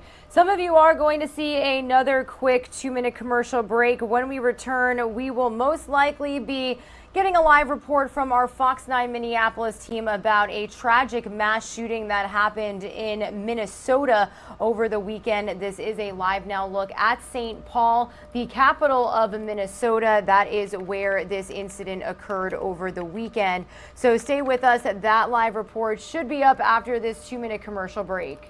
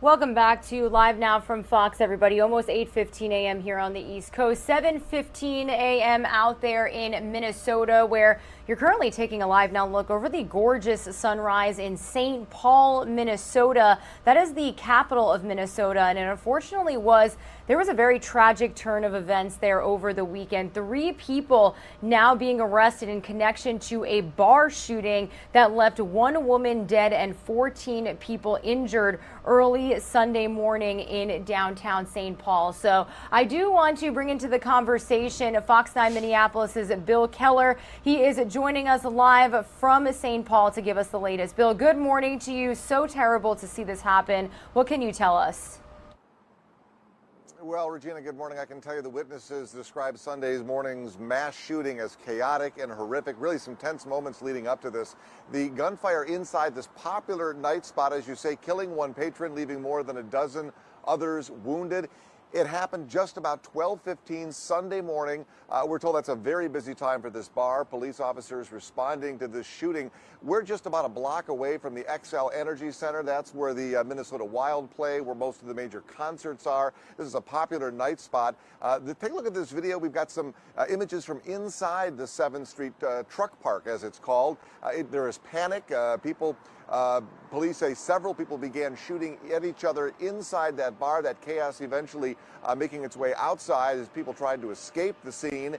And there, of course, were victims who were looking for help. Witnesses say it was scary. They knew something was wrong as soon as they heard the gunfire. You mentioned the arrests. Police have 3 people in connection with this shooting. They are men between the ages of 29 and 33 years old. They do not believe that this is gang related, but currently they're in the hospital. They're expected to be transferred to the jail once they are released from that location. But certainly this having a huge impact on this community over the weekend.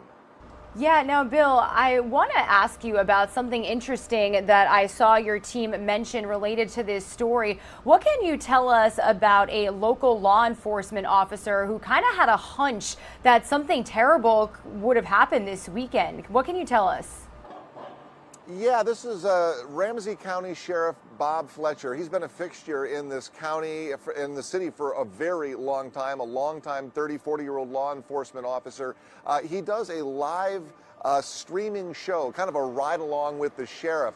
He was actually driving right by this bar the night before. There was a large crowd outside, and he just kind of made that off-the-cuff comment about, you know, you look at a crowd like that, he says, when you've been doing it this long, you can just tell that something is primed to happen, like a shooting. They said they have not had one there, but he wouldn't be surprised the next day this happened. Well, that is so crazy to think about. Well, Bill, thank you so much for joining us here on Live Now from Fox with this update. We'll continue to check in with your team on any developments. You have a great day. You too, Regina. Alrighty, everybody. A huge shout out to Bill and his team. Here is another Live Now look at St. Paul, Minnesota. Again, this is a situation that our team will continue to follow along with the help of our Fox 9 Minneapolis team. Some of you are going to see another quick 2-minute commercial break. Before we go, I do want to continue bringing you these live feeds that we've got coming in from airports across the nation as travelers are still trying to figure out a new way to their destination after Southwest Airlines canceled thousands of flights over the weekend. So here specifically is a Live Now look from the Chicago O'Hare International Airport.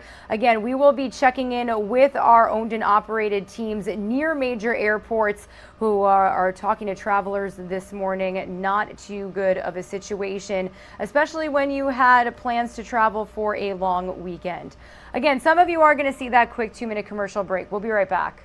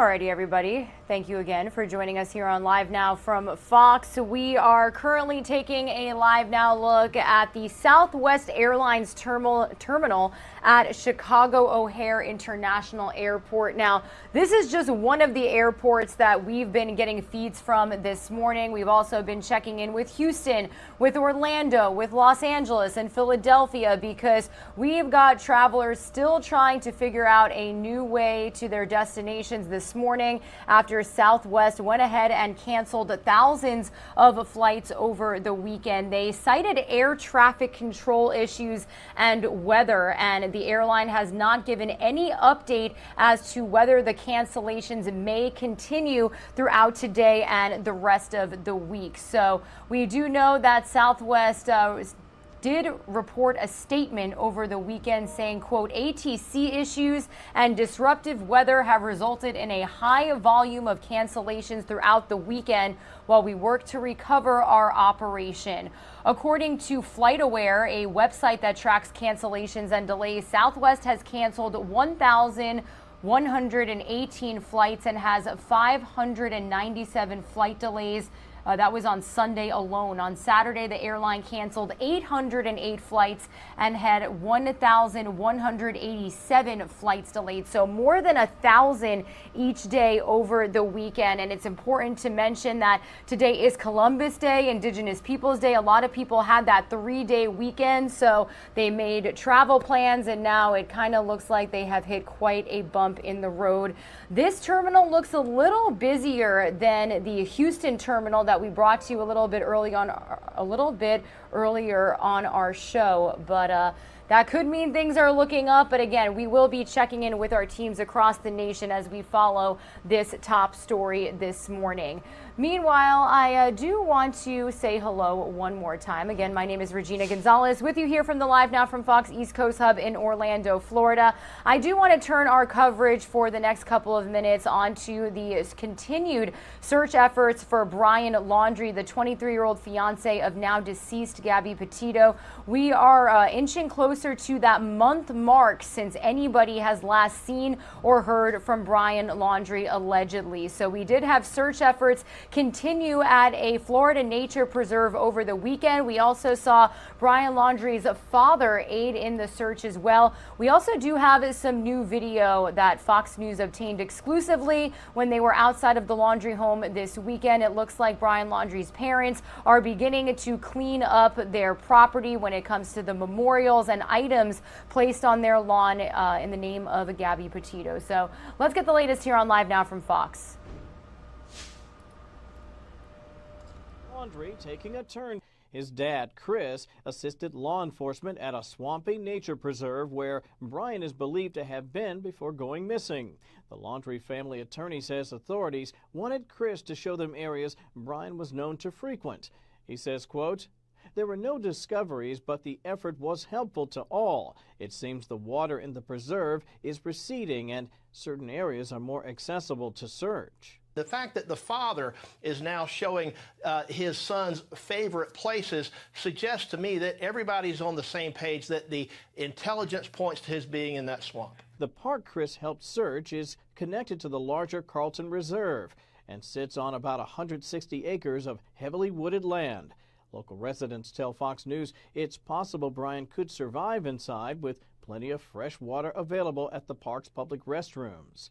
Former Assistant FBI Director Chris Swecker says he's confident law enforcement will find the 23-year-old. They're in a full court press here trying to find him, and they will find him with the help of the U.S. Marshals and a nationwide dragnet, an international dragnet. Gabby Petito's parents and step-parents are urging Brian to turn himself in to help piece together the case. Gabby's mother with this message for Brian's parents. Tell your son to do the right thing, and if you have contact with him.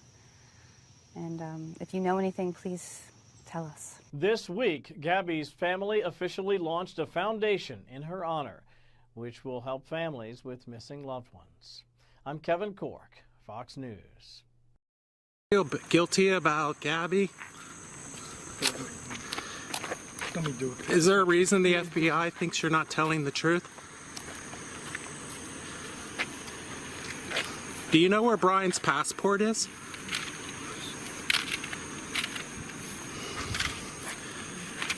Do you have anything to say about Gabby?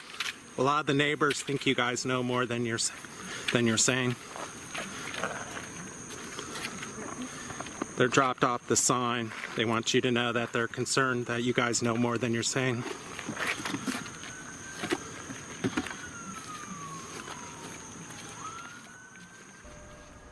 So for context there, what you just saw was that exclusive video obtained by Fox News showing Brian Laundrie's parents clearing their front lawn of white laundry bins that were left there in an apparent protest. Now, they also removed a tribute poster dedicated to Gabby Petito. Their home has been the focus of intense attention in the weeks following Gabby's disappearance. In addition to being the only person of interest in her death, Laundrie, their son, is wanted on federal bank fraud charges. So this is new video that we got to our Live Now from Fox desk over the weekend and wanted to show it to you here this morning. Meanwhile, as you heard Kevin Corke reference in his story, Gabby Petito's parents did sit down with Fox News' Laura Ingle for a tell-all interview. We do have a couple of minutes of that interview that I would like to play for you here on Live Now from Fox if you are just getting up to speed with all of the developments in this story.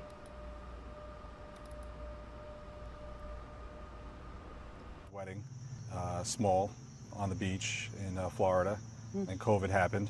Right. So they kind of put it on hold and said that they were going to just kind of live life. And Yeah, it wasn't their main focus at the time. The main focus was planning this trip. But Gabby never came back. Only Brian returned home. The night I knew the van was in Florida, I instinctively knew that my daughter was not here anymore. Gabby Petito's mother, Nicole Schmidt, sharing the moment police told her they located her daughter's van. I screamed. I didn't mean to scream at the detective. I said, "Where's my daughter? Where is she?" What did they say? She just said, "I wish I knew the answer to that." 8 days later, Gabby's body was found in Wyoming. Her stepfather, Jim Schmidt. it was the hardest phone call that I've ever made in my life. I knew what to expect when we went out there and what the strong possibility was. Still, nothing could really prepare you for that moment. Never. As the manhunt for Brian Laundrie continues, I asked them if they had any ideas where he could be. I'm not certain, but I would think that he's in an area like the Appalachian Trail or a campground where he can live off the land because he had those skills. Do you think he's alive? Do you think he's in the country? I do believe he's alive. You know, country, I have no idea. I don't know. Gabby's mother tweeting, "Mama Bear is getting angry. Turn yourself in." People want to know how I'm feeling, and I'm upset, you know. I want to just turn yourself in. That's all I wanted. But it's just getting more and more frustrating as days go on. I don't know what's taking so long. Gabby's family wants him found alive. He's a missing piece of the puzzle to find out what I always happened. say he's the key. He's the key to the puzzle. What happened out there? You know, until they find him, we won't know. We believe he knows everything. And if they had one thing to say to Brian, Just turn yourself in. Just go to the local police department or wherever you are. Whatever the circumstances are, whatever happened, just go there, do the right thing. Do the right thing for yourself, do the right thing for Gabby, for our family, and for your own family. Yeah, we deserve the truth. while they wait for the answers they need, they are turning their grief into good, establishing the Gabby Petito Foundation, which they hope will help other families of missing children get financial resources and the public attention they have received in their case. We're trying to make a difference and trying to make sense of it because there's a lot of people that do need help. You know, so we're trying to focus on that, you know, to make sure there's some good that comes from this. I think it starts locally and then it trickles up from there. You know, social media is huge and people just need to put the awareness out there. And there's a lot of help out there now that we'd like to work with a lot of people, like the Aware Foundation, and We Help the Missing is another one.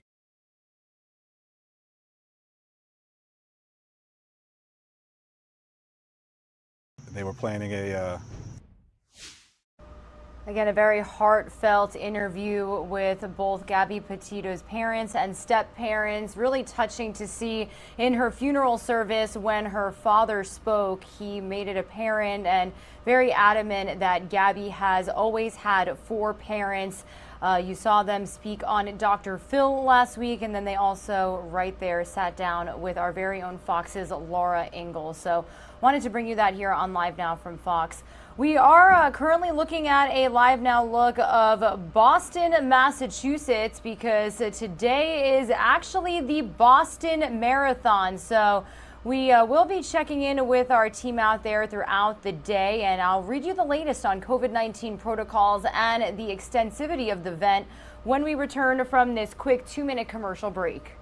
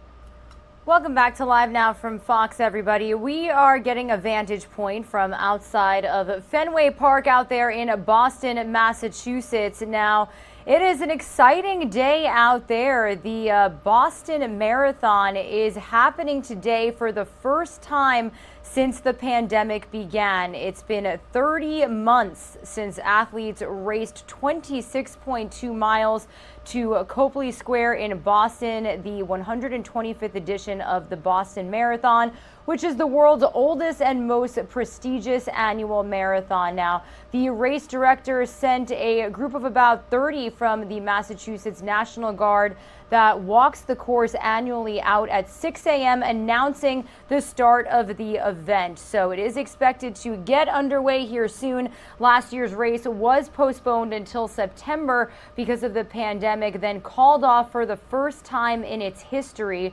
Registered runners were encouraged to complete the distance by themselves as a virtual event this year's race was moved from Patriots Day in April in hopes that the pandemic would abate. So everything is different. It's the first fall edition of the marathon ever, and runners had to show proof that they're vaccinated or they had to test negative for COVID-19. They're being bussed from Boston at staggered times for a rolling start, and they're not waiting and stretching in the traditional athletes' village before lining up. So again, this is a feed coming in from our station out there, and it looks like they are going to be speaking with a couple of participants.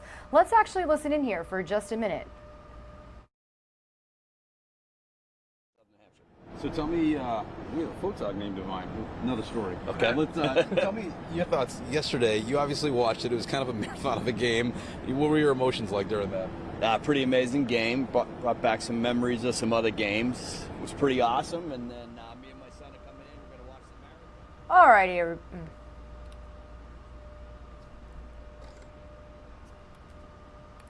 So it does look like they are talking baseball as well as the marathon itself. So we'll get out of this shot here and we'll continue to bring you any updates when it comes to the marathon, the runners, the winners. I have only done 5Ks, so I can't even begin to compare what those athletes are feeling right now. Again, my name is Regina Gonzalez with you here from the Live Now from Fox East Coast Hub in Orlando, Florida. We are just about 10 minutes away from being joined by Mike Herodopoulos. He is a political analyst that joins us regularly here on our show to break down all of the major political headlines we're following every Monday, what you may have missed over the course of the last week and the weekend. So ahead of that, I do want to head out to the White House in our nation's capital for the latest press briefing from White House Press Secretary Jen Psaki. We'll listen in for a couple of minutes here before we're joined by Mike Herodopoulos. So again, thank you so much for joining us here on Live Now from Fox. The National Archives turn over documents covering all communications related to Trump's activities on January 6th. The administration takes the events of January 6th incredibly seriously, as the president said on its 6-month anniversary. That day posed an existential crisis and a test of whether our democracy could survive. It was in many respects a unique attack on the foundations of our democracy. The president's dedicated to ensuring that something like that could never happen again, which is why the administration is cooperating with ongoing investigations, including the January 6th Select Committee, to bring to light what happened. As a part of this process, the president has determined that an assertion of executive privilege is not warranted for the first set of documents from the Trump White House that have been provided to us by the National Archives. As we've said previously, this will be an ongoing process, and this is just the first set of documents. And we will evaluate questions of privilege on a case-by-case basis, but the president has also been clear that he believes it to be of the utmost importance for both Congress and the American people to have a complete understanding of the events of that day to prevent them from happening again. The president had previously said that the American Rescue Plan would add 7 million jobs to the economy. At this point, is the White House still confident in that reaching that 7 million number? Well, that was, of course, based on outside economists providing their analysis. And you're talking about the Build Back Better agenda, not the American Rescue Plan, right? I believe it was the ARP was the 7 million. Oh, sorry. I didn't know if you were asking about the bill that's moving its way through or the bill that has been passed. The bill that has been. I thought 7 million, and I apologize. No.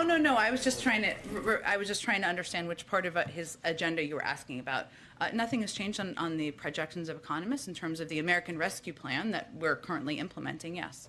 Okay. And finally, today the president became the first U.S. president to recognize Indigenous Peoples Day. Why should the U.S. Continue to celebrate Columbus Day? And has there been any talk or discussion of, as many cities and I think a few states have shifted from Columbus Day to an Indigenous Peoples Day? Well, today is both Columbus Day, as of now, and this is why you're asking the question, as well as Indigenous Peoples Day. I'm not aware of any discussion of ending that, ending the prior federal holiday at this point, but I know that recognizing today as Indigenous Peoples Day is something that the president felt strongly about personally. He's happy to be the first president to celebrate and to make it the history moving forward. Go ahead. Thanks, Jen. I want to ask you about the jobs numbers. One of the things that the jobs numbers showed is that there are more jobs available, a historic number of jobs available compared to how many people are actually seeking jobs. Yeah. Why do you think there are so many people who are still reluctant to re-enter the workforce? There's a range of factors in our assessment. One is people are still fearful of COVID. And what it will be like in workplaces and ensuring their own safety. There are still challenges as it relates to child care, elder care, the costs of those, and being able to afford it, and also the availability, which is something we've seen a shortage of in many communities. And we'd also have seen that the pandemic, while it's been incredibly challenging on many, many levels, it's also prompted many people to rethink what their careers might look like and what careers they may pursue. So you're right, there are an enormous number of jobs that are still available out there in the workforce, and we believe those are the range of factors that are attributed to that. And then I was wondering if you could give us an update on the negotiations with Senators Manchin and Sinema. Democrats are expressing more and more public frustration with the two of them, arguing that they're not moving off of their positions. Are the two of them providing more concessions in private than they appear to be in public? And is the president getting frustrated? Well, we don't have the luxury of being frustrated. This is a process. The president of all people recognizes that the process can take some time. There can be ups and downs in the process, and he feels that we're continuing to make progress, that both Senator Manchin and Senator Sinema are negotiating in good faith, that there is a recognition that not only do some people have to come down from their expectations of what might be in a package, but some others have to come up. That's what compromise is all about. So we're going to continue to pursue these discussions and negotiations. The president is confident we're going to get this done. Go ahead. Thank you. First, on the economy, there are 500,000 containers floating off the California coast with nowhere to go. Major issues in the global supply chain right now. The vice president warned that this could happen in August. So why wasn't more done to prepare? For the global supply chain issues? Yeah, she was talking in August about if you want to have your Christmas toys for your children, now might be the time to start buying them because the delays could be many, many months. I asked that because we've been talking about the issues in the global supply chain since January. And the president has not only put in place a task force, but we have taken a range of steps to work to address. Now, it's not just about ensuring that we are having different companies speak to each other. We've certainly done that. We've been a forum for hosting different industry leaders to see what we can reduce in terms of red tape in the process. One of the biggest issues in the global supply chain is also COVID, and the fact that COVID continues to be a threat to supply chains that are happening globally. So we've also worked to be by far and away the largest provider of vaccines, know-how, manufacturing capacity to the world. So we've not only been talking about this since January, we've been working to put in place a range of steps to help address the challenges in the supply chain. And as we understand it, it's not just COVID. There are also labor shortages and issues with shipping lines here, overground shipping lines in the U.S. Is the president satisfied that his task force is doing a good job? The president recognizes that there are several layers of the challenge here that contribute to the bottleneck. And on ports and transportation bottlenecks specifically, the president appointed a White House ports envoy this summer, John Porcari, to work with Secretary Buttigieg and bring stakeholders, labor, private industry together to help solve the global transportation supply problems. The fact that he designated and appointed someone at that level with a range of vast experience shows that this is a part of the issue we're absolutely focused on. We're also focused, as I noted, on the work of the supply chain task force, also the semiconductor shortage, which has been an issue that has impacted a range of industries, and we're working to attack the challenges in the global supply chain at every point they are in the bottleneck. Thank you. The Democratic candidate for governor in Virginia, Terry McAuliffe, who President Biden stumped for over the summer, now says the president is unpopular today, unfortunately, here in Virginia, so we've got to plow through. Why do you think the president is unpopular in Virginia?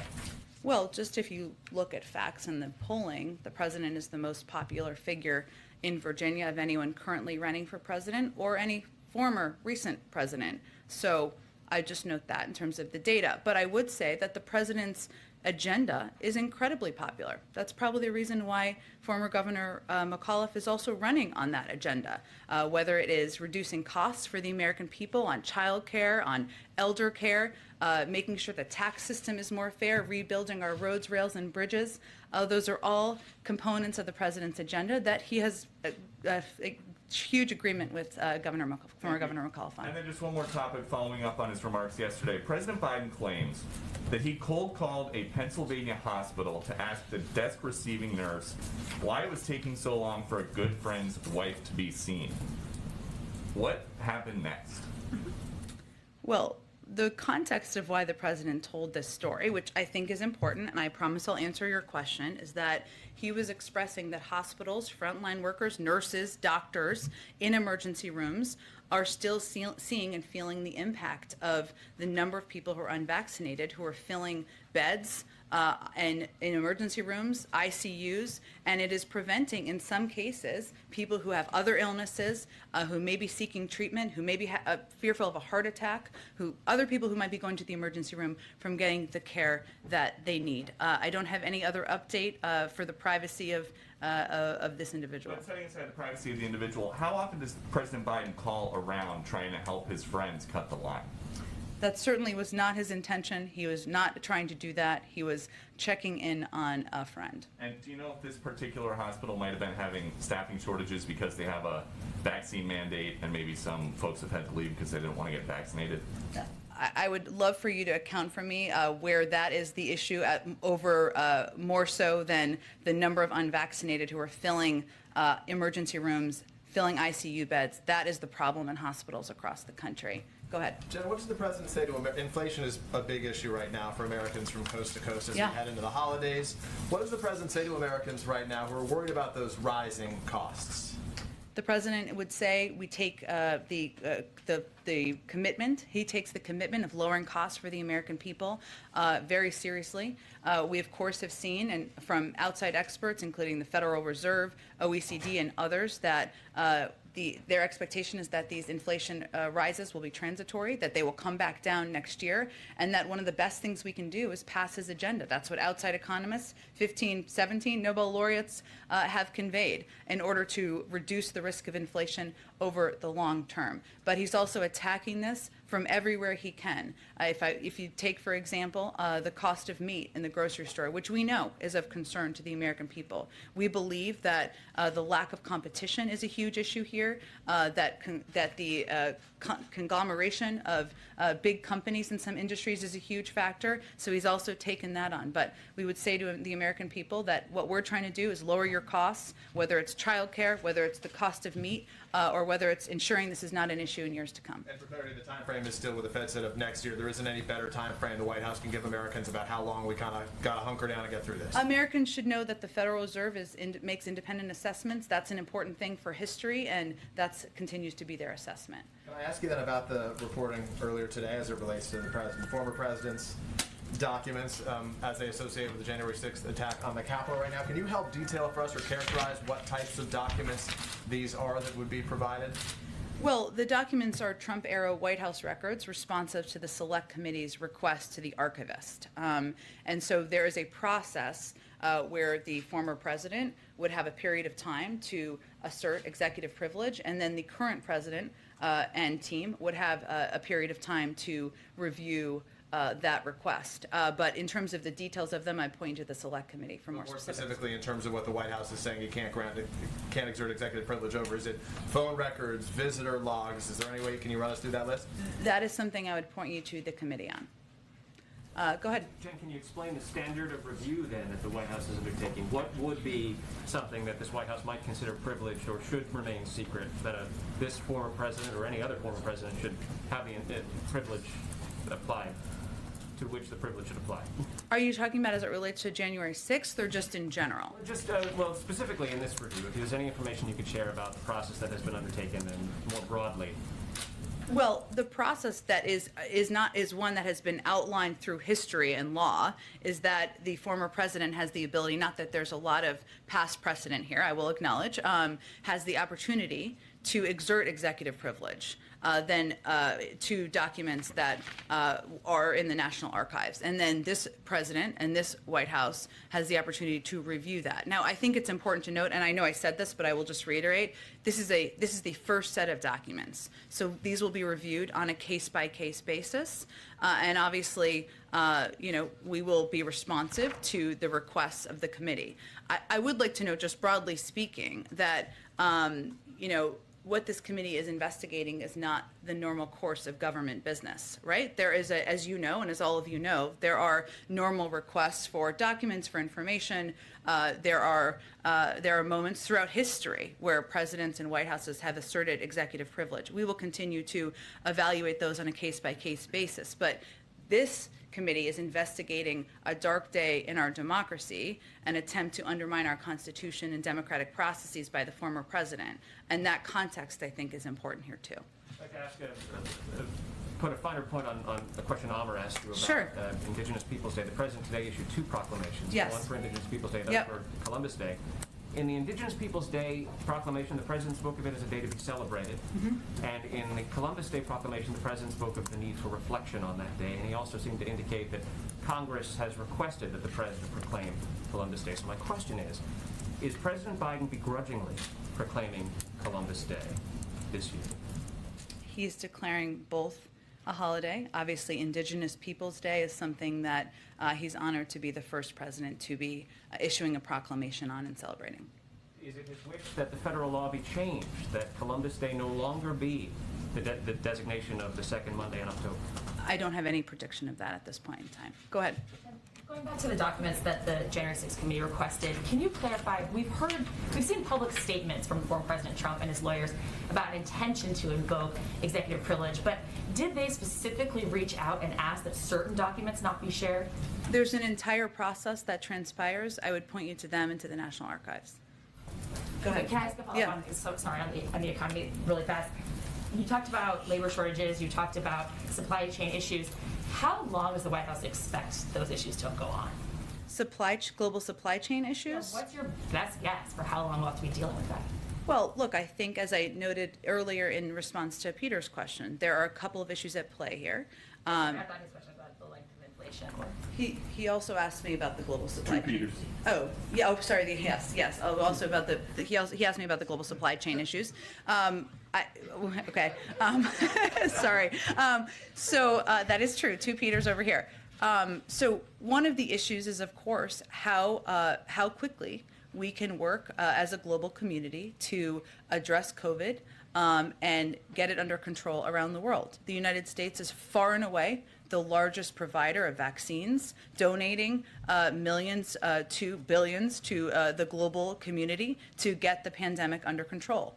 We have also taken significant steps far and away, more than any other country, on manufacturing know-how, on ensuring that we are providing the supplies that are needed to countries. We continue to need other countries around the world to step up to help address, because the global supply chain issues are in some part related to manufacturing in other countries. There are some issues we've seen some progress on addressing, but we also need to get the CHIPS funding passed and through Congress. That's something the president strongly supports. A semiconductor chip shortage is a huge issue, as you all know, in the auto industry and manufacturing here in the United States and around the world. So I would say there's not a one-sentence answer on this, because I know you weren't asking for one, but because there are a range of issues, the point is, we're working to address them on several paths and on several fronts, and I can't make a prediction of when it will be concluded. It is just a top priority of the president's. Go ahead. Thank you, Jan. Just a quick follow-up on inflation.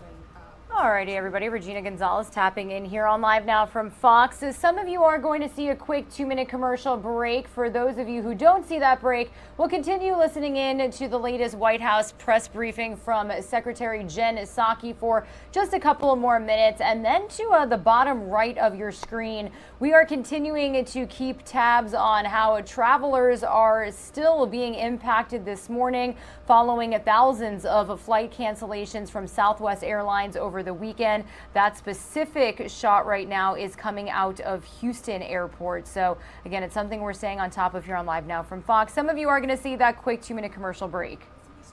Is the president starting to get increasingly concerned, perhaps, that this is now starting to actually eat into people's paychecks? Well, as you picked that wages piece of data, though, I think what's important to note is that the progress that the president talked about this morning is on a range of fronts, which is also important. We're at a faster projection of economic growth than we were at a year ago, far and away. The 4.8% unemployment rate is down from 6.3% in January. Unemployment claims are down 60% since the president took office. We have seen close to 5 million jobs created since President Biden took office, and wages actually went up month to month from last month to the prior month. So that's all important data. I understand we can cherry pick different data pieces from a year ago or 2 years ago, but what we're seeing in the trend is encouraging and is progress being made. As you well know, inflation is the purview of the Federal Reserve. They make projections. We rely on those projections. Those continue to say that it's transitory and will come down next year. It is also important that we address this over the long term and we address the costs. That is really what we're talking about in terms of the impact on the American people. People may not know, you hear inflation, it's like, what does that mean? That means rising costs, right? And how do you address those costs? And what the president's trying to do with his economic agenda is do exactly that. Cut the costs for the American people, child care, elder care, cut in half the child poverty, make sure that people have some breathing room. That's really what he's focused on doing in terms of how it's impacting people who are sitting at home worried about their economic future. Are there specific, perhaps, commodities? You spoke about chips. We've been talking about chips for a long time. Are there specific commodities or specific bottlenecks in the global supply chain that are perhaps emerging more than ever now, in the run-up to the holidays that the White House is particularly focused on?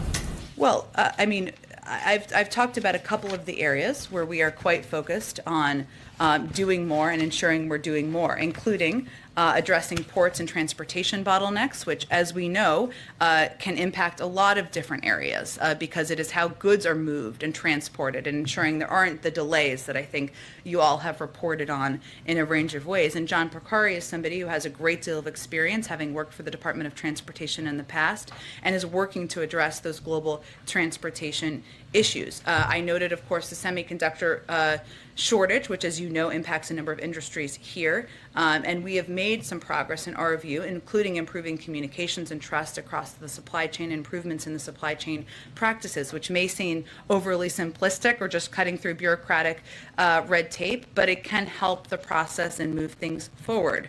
I also noted food processing. This is an area also where we have seen impacts in some communities from food processing and issues in the global supply chain. And so we know that the pandemic has revealed vulnerabilities in our food system. That's one of the reasons the Department of Agriculture announced the new food supply chain loan guarantee program. And we've also seen, as it relates to lumber, which was an area that we talked about quite a bit several months ago, and we saw the impact on how that impacted housing prices of new homes specifically. Since its peak, the cost of lumber has decreased by 60%, and is one example of the market leveling off. So point is, there are different, as you know, there are different issues as it relates to the supply chain in different industries. We're working to address them and attack them all at the same time. We have seen some elements of progress, but we also continue to understand and know that as we're coming back from a global pandemic, a massive undertaking, and the economy's turning back on, we're going to have to keep pressing to make sure we're addressing these issues, and we're doing that around the clock at agencies across the federal government. Thank you. And then just one quick. Alrighty, everybody, good morning, and thank you for being with me here on Live Now from Fox. It has been a busy morning here on this Monday, October 11th, and regardless of where you are watching us from, thank you for tuning in each and every morning and trusting us to bring you all of the headlines and major news that you want and need to know about, not only across our nation, but across our globe as well. Now, we do have several different vantage points right now of airports, specifically in the Southwest Airlines terminals, as travelers are still trying to figure out their next step when it comes to the fact that their flight was canceled among thousands over the weekend from Southwest Airlines. It's something that we are going to be checking in with our Fox 32 Chicago team on here in just a couple of minutes, specifically at about 9:15 a.m. Eastern time. All of these shots come in from our owned and operated stations across the nation. So if you see me turning my head, it's because I'm monitoring that shot. There are some reporters in those shots as they do reports for their local television shows as well. So it's something that we're following here on Live Now from Fox. I also do have a couple of new developments, some new top stories to bring you here this morning. And I do want to start off with something that we plan on bringing you here live, raw, and in its entirety here on Live Now from Fox. Now learning that it's been delayed. So I'm sure that you are very excited. Jeff Bezos' aerospace company, Blue Origin, sending William Shatner up there, the original Star Trek actor. He is going to be aboard that flight. Well, it was originally scheduled to leave Earth tomorrow. That has now since been delayed to Wednesday due to anticipated weather conditions. So that's what they are citing as the reason. They are saying that they're going to delay the launch by one day because of forecasted winds. Now, the NS-18 will now lift off from launch site 1 at 8:30 a.m. Wednesday, the company said in a press release. So 9:30 a.m. Eastern time, 8:30 a.m. Central time. William Shatner, 90 years old, told members of an audience on a show that he was hosting that he's pretty terrified about the upcoming trip, but also excited. We did see Jeff Bezos and an all-civilian crew go up there just a couple of months ago. And just last week, we also sent the first film crew to the International Space Station to film up there as well. So just amazing to see what space exploration is bringing to us. And again, you can watch that launch here on Live Now from Fox, live, raw, and in its entirety now Wednesday, not tomorrow. We also do have some COVID-19 related news to bring you this morning. It's a development in a story that we're continuing to follow. Merck asking U.S. regulators to authorize its anti-COVID-19 pill Molnupiravir for emergency use. If cleared by the Food and Drug Administration, it would be the first pill shown to treat COVID-19, as all other FDA-backed treatments require either an IV or injection. Now, the pharmaceutical company reported earlier this month that the pill cut hospitalizations and deaths by half among patients with early symptoms of COVID-19. The results were so strong that independent medical experts monitoring the trial recommended stopping it early. A decision from the FDA could come in a matter of weeks. So that would certainly be another step forward within the COVID-19 pandemic, treating the virus. So again, that is something that we will keep up with here on Live Now from Fox. Also, some tragic, crazy video to bring you out of the state of Oklahoma. Lots of people waking up to damage this morning after several reported tornadoes ripped through the state late Sunday into early this morning, causing damage, but no immediate word of deaths or injuries as of this very moment.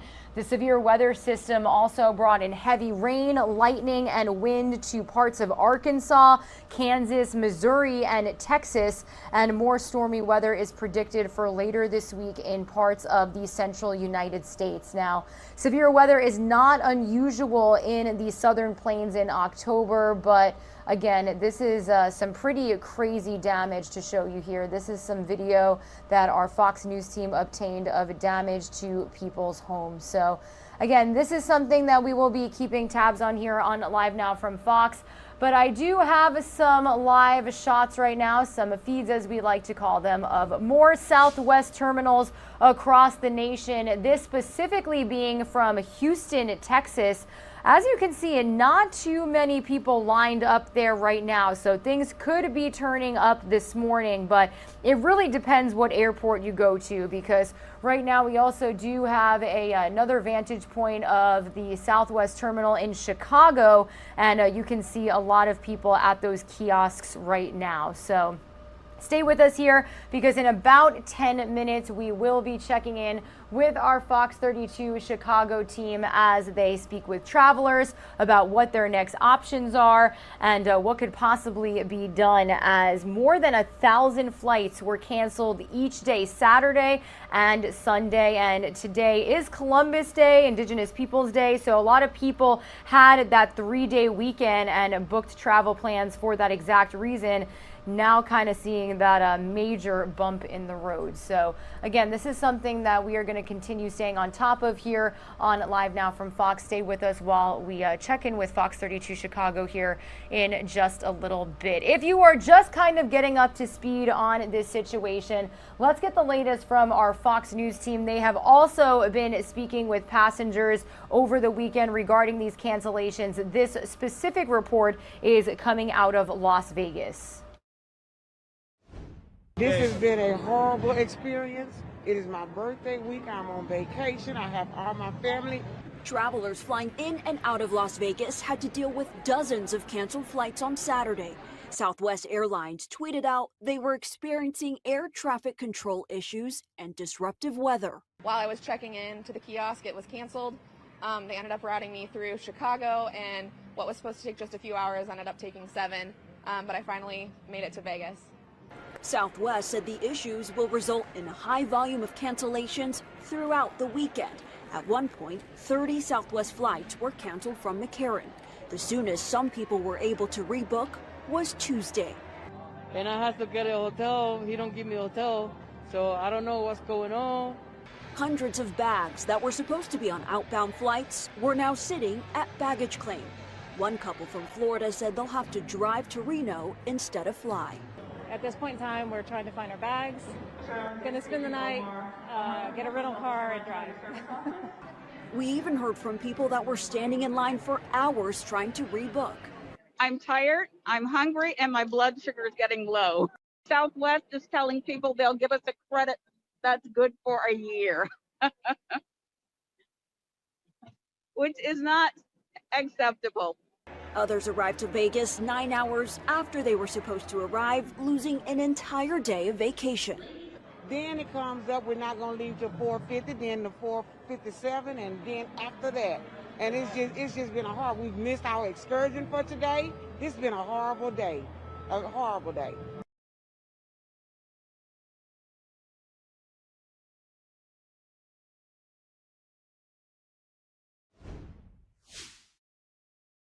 Again, we've got several feeds coming in from airports around the country that have Southwest terminals filled with passengers really struggling to figure out what their next move could be. Specifically, this terminal in Houston actually looks pretty empty right now. Now, according to FlightAware, our Live Now from Fox team is keeping tabs on the cancellation and delays this morning. As of right now, Southwest is reporting 347 flights canceled as of this morning and 345 delayed. So we saw over the weekend more than 1,000 canceled on Saturday, more than 1,000 canceled on Sunday, and now we are already seeing it go up by the hundreds as of this Monday morning. So again, stay with us here, because in just about 5 minutes we will be checking in with our very own Fox 32 Chicago's Joni Lum as she speaks with travelers here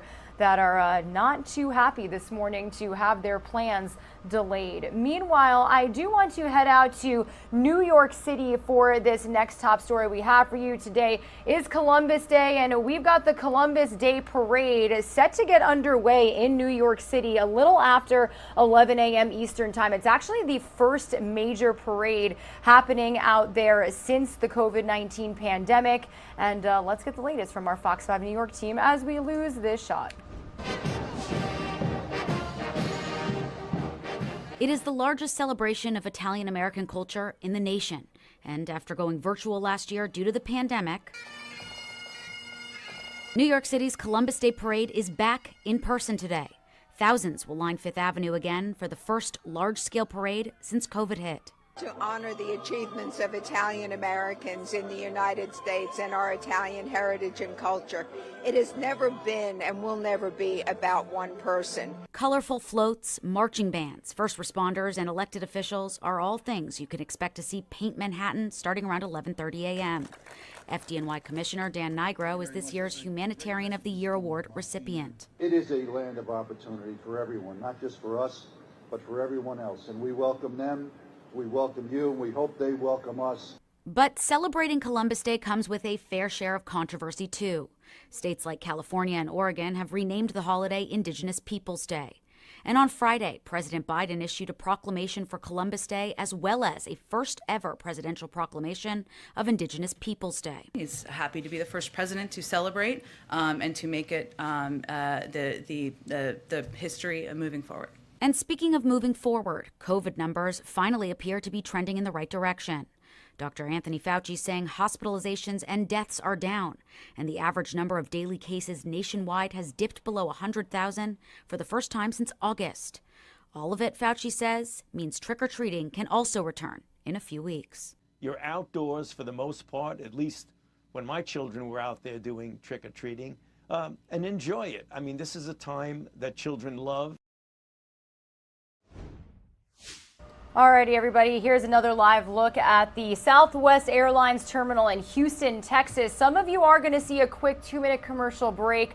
When we return, we're going to go from Houston out to a Chicago area airport to check in with Fox 32's Joni Lum, as she has been out in the terminal all morning long speaking with aggravated travelers who are still feeling the impacts of the thousands of Southwest flights canceled over the weekend. We also do know as of this morning, and it is only a little before 9:15 a.m. here on the East Coast, that more than 300 Southwest flights have been canceled according to FlightAware. So we will talk all about these delays, these cancellations here after this 2-minute commercial break.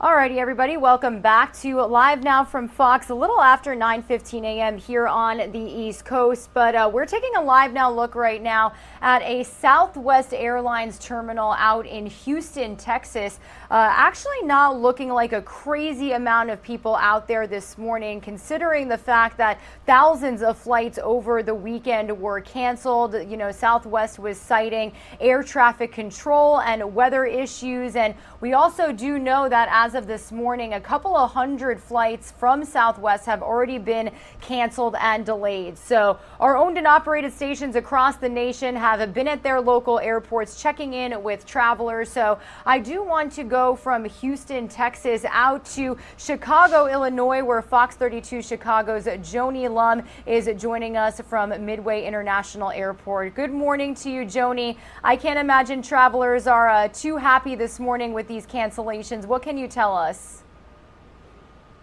Good morning, Regina. It has been terrible. Now, Chicago's Midway Airport looked a lot like Houston just a few hours ago.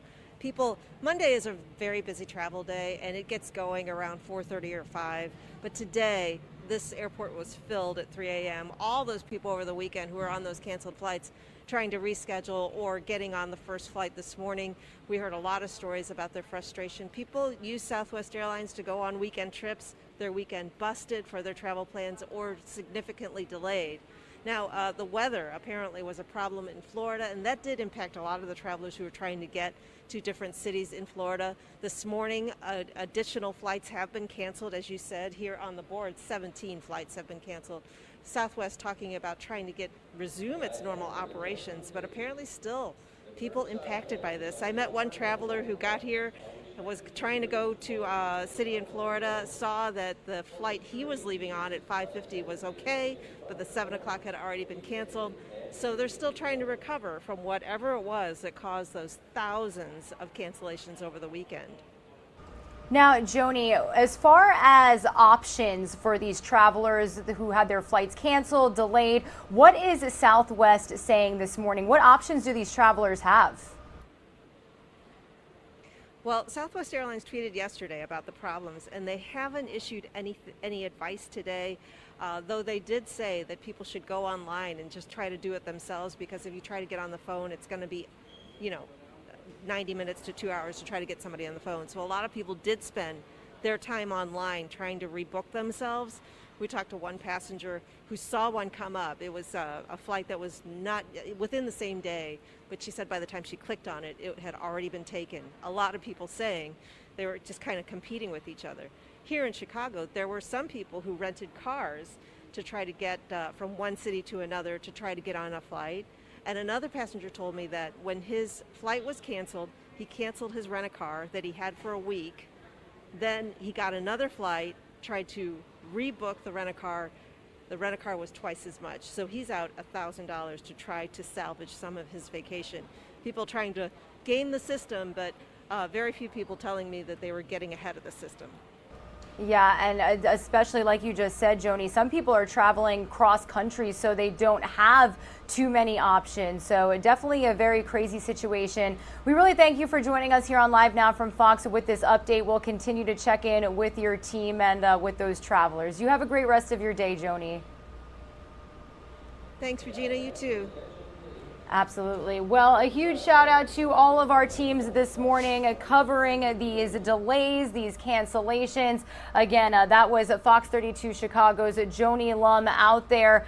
She had said that it was a little more packed at 3 o'clock this morning, but again, a lot of these people are just still trying to figure out what to do next. You heard her say Southwest not really giving them too much information as far as options right now. They are offering credits to passengers, and again, according to FlightAware, we do know that nationwide, as of this very moment, more than 300 flights from Southwest have been canceled, as well as a similar amount being delayed. So will that go up? Will the flights get back on track? We do intend on checking in with all of our owned and operated stations across the nation as they have teams out at local airports. I can show you a quick vantage point of one of our reporters out there in the Houston Southwest terminal, where it's not too many people there right now. We are also on the brink of stocks starting to trade at 9:30 a.m. Eastern Time, waiting for that Dow Jones Industrial to start moving a little bit. But again, we are keeping tabs on all of the Southwest Airlines delays, cancellations, and how this is impacting travelers very closely here on our show this morning. Some of you are going to see another quick 2-minute commercial break. We will be right back with some more top stories.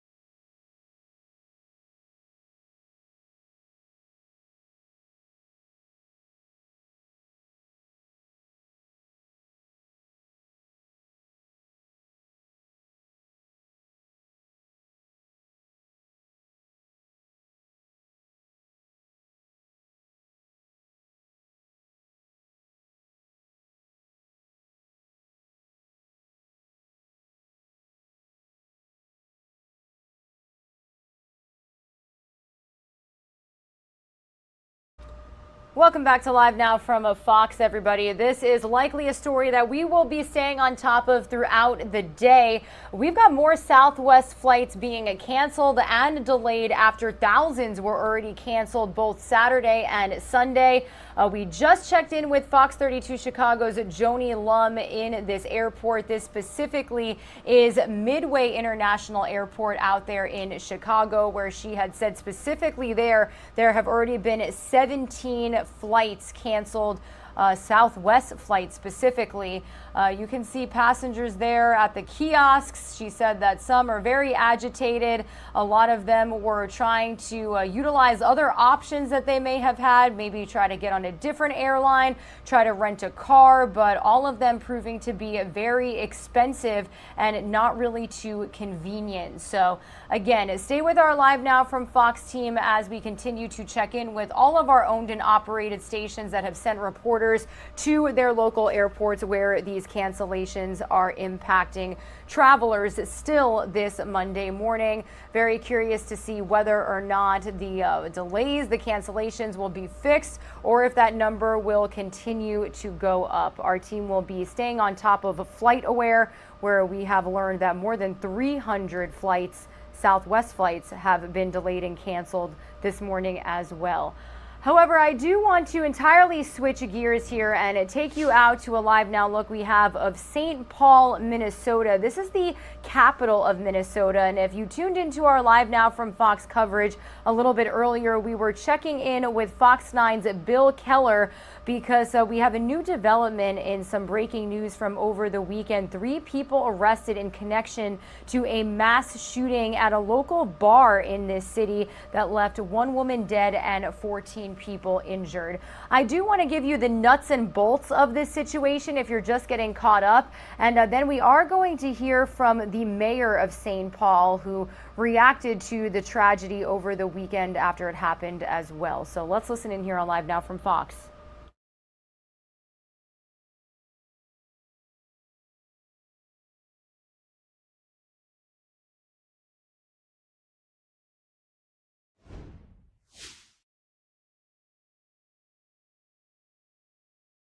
Outside, the 7th Street truck park was packed and looked very similar to the way it looked Friday night when Ramsey County Sheriff Bob Fletcher pulled up for his live stream program, Live on Patrol.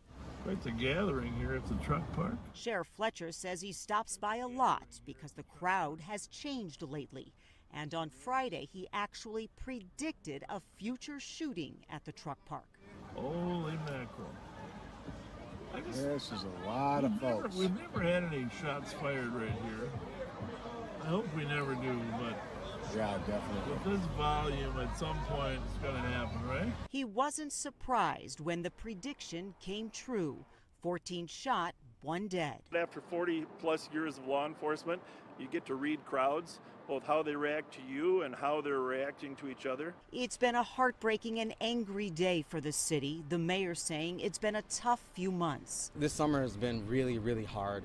As we've seen this national increase in gun violence strike really close to home here in St. Paul. The mayor did say patrols in the area had been increased lately, but clearly it wasn't enough to stop last night's horrific shooting. We had other people who decided to pull guns with reckless disregard for human life and pull the trigger over and over and over and over again. And it ended in tragedy. Our hearts break for the young woman who died and for her loved ones and for everybody who was in that bar.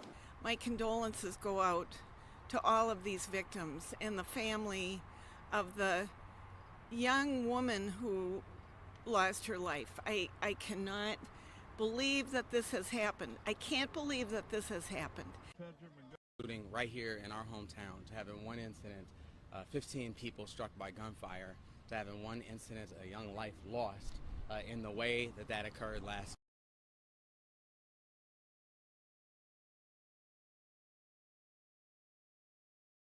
Right here in our hometown, to having one incident, 15 people struck by gunfire, to having one incident, a young life lost in the way that occurred last night is heartbreaking and traumatic and just another reminder of how critical it is that we continue to shift our public safety strategies, that we continue to employ the comprehensive, coordinated, data-driven approach that we've brought. I'd like to just thank all of those Good Samaritans who were at the scene, who helped one another, the people who were in those spaces, the officers who, thanks to an infusion of resources that we've been able to employ alongside our St. Paul Police Department to ensure nearly $1 million in police overtime right in that area. Our officers were able to respond immediately, and we're pleased and appreciative of their service as well. We are, of course, heartened to see arrests made in the case, but we know our entire city is going to be listening closely as we demand many, many more answers for what occurred last night, for the heartbreak and trauma that played out across our community last night. And as we continue to press beyond any one of these horrific incidents that we know we've experienced too much of in St. Paul and Minnesota and around the country and in the world, particularly over the last year, about how we continue to press toward a public safety system and toward a community that we don't have to rehearse, and towards state and federal gun laws that keep us from having to rehearse these lines, this trauma, this heartache over and over and over again. Have you been able to connect with any of the victims? I haven't been able to connect directly with the victims. I've left a message for families, but haven't been able to connect directly, fully understand. This is, I'm sure, a full day. What are some discussions you're having with your team, with your police department, maybe Sheriff Fletcher, regarding getting ahead of this and trying to prevent it from happening again? This summer has been terrible. Any discussions like that, or what? This summer has been really, really hard. As we've seen this national increase in gun violence strike really close to home here in St. Paul over and over and over again. It's been really, really hard. We've got one of our largest police academies in department history on deck right now. We, like I said, have already authorized $1 million in police overtime specific to that area right there. But one of the things that we're seeing is that our police officers cannot do this alone. This is about a community effort. That's why we say we have to invest in people in new ways. We have to invest in areas in new ways and continue to push the ball on this expansive, coordinated approach to public safety. I know, and we're seeing it all over Twitter and all over social media, there are a whole lot of people. There's no shortage of people who can't wait to use what happened last night to make whatever political points they woke up this morning wanting to make anyways. We are a better community than that, and we can use this to double our resolve, to strengthen our data-driven efforts, to strengthen our approaches, which include police officers and community-based approaches to prevent incidents like these from happening again. With the wild season's going to be starting, do you have any plans to bolster any kind of security in that specific neighborhood that gets so busy? We already have, again. I think about a month ago or so, our council approved about $1 million in police overtime and American Rescue Plan dollars to fund police overtime specific to that area to help address increase that we're seeing in kind of quality of life type of issues in that specific area. So we've already done that, and we'll definitely continue to employ that increase. Do you know who the people who are arrested, are they gang members? I think any of those investigatory type of questions should be directed to the police department's PIO, please. The sheriff had mentioned even the night before that he was concerned about that area. Were you in conversations with him or your police department about that area in particular over this weekend? Not the sheriff. Obviously, the sheriff is a law enforcement officer himself who runs a law enforcement agency, and so I'd welcome him if he's got some specific concerns to help be a part of the problem, as opposed to some of the tactics that I think the sheriff has traditionally tried to employ.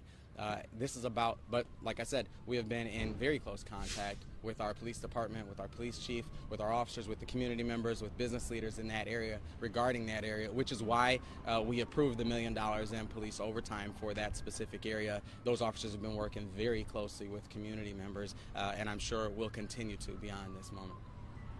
Are there any plans to place restrictions on nightlife? There are no such plans in place right now or in process. You mentioned some new officers. Is that happening? Cadets, or what can you share about that? Sheriff Fletcher mentioned receiving some new officers who seem to be sworn in. We have a police academy that's starting. It's one of the largest police academies in city history. We have employed a sort of all-in approach to public safety that includes ensuring that our officers have the capacity and the credibility and community that they need to do their job well, working alongside a whole host of community-based responders people, individuals, interveners in our community who work with us to do things like help prevent retribution and kind of reactive shootings from happening once one has happened, because we know that that can be something that can really domino and can skyrocket out of hand. So those working in combination with each other are at the centerpiece of our strategy that we've employed. Our police department is at the center of those, and we've been able to build a practice of working in very close partnership with one another. Do you have enough officers? We have significant needs for investment across the city. We have needs for investment in police officers. We have needs for investment in a host of other things. Our police department is in the budget I have proposed in front of the city council by far has significant investments above any other city department. We of course have other investments that we have to make as well as a part of our balanced kind of strategy of building a city. But yes, we have a significant number of officers. We have officers who are committed to this city, and as they showed last night, are capable of not only showing up right away, but engaging people, showing a deep level of care to our community, and getting suspects in custody very quickly. What we know is building a safe community requires something to happen way before any of that, and that's why all these types of community types of initiatives and interventions that we keep talking about are so important. Do you know why the chief doesn't have any availability today? I don't.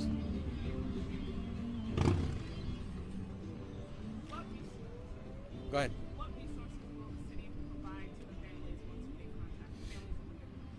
And I specifically have not spoken to those families of the victims yet. I know that our kind of those community-based kind of interveners, those kind of supports reach out immediately in cases like this. And so between kind of the victim support services that we operate in partnership with the county, those will be, I think, very important.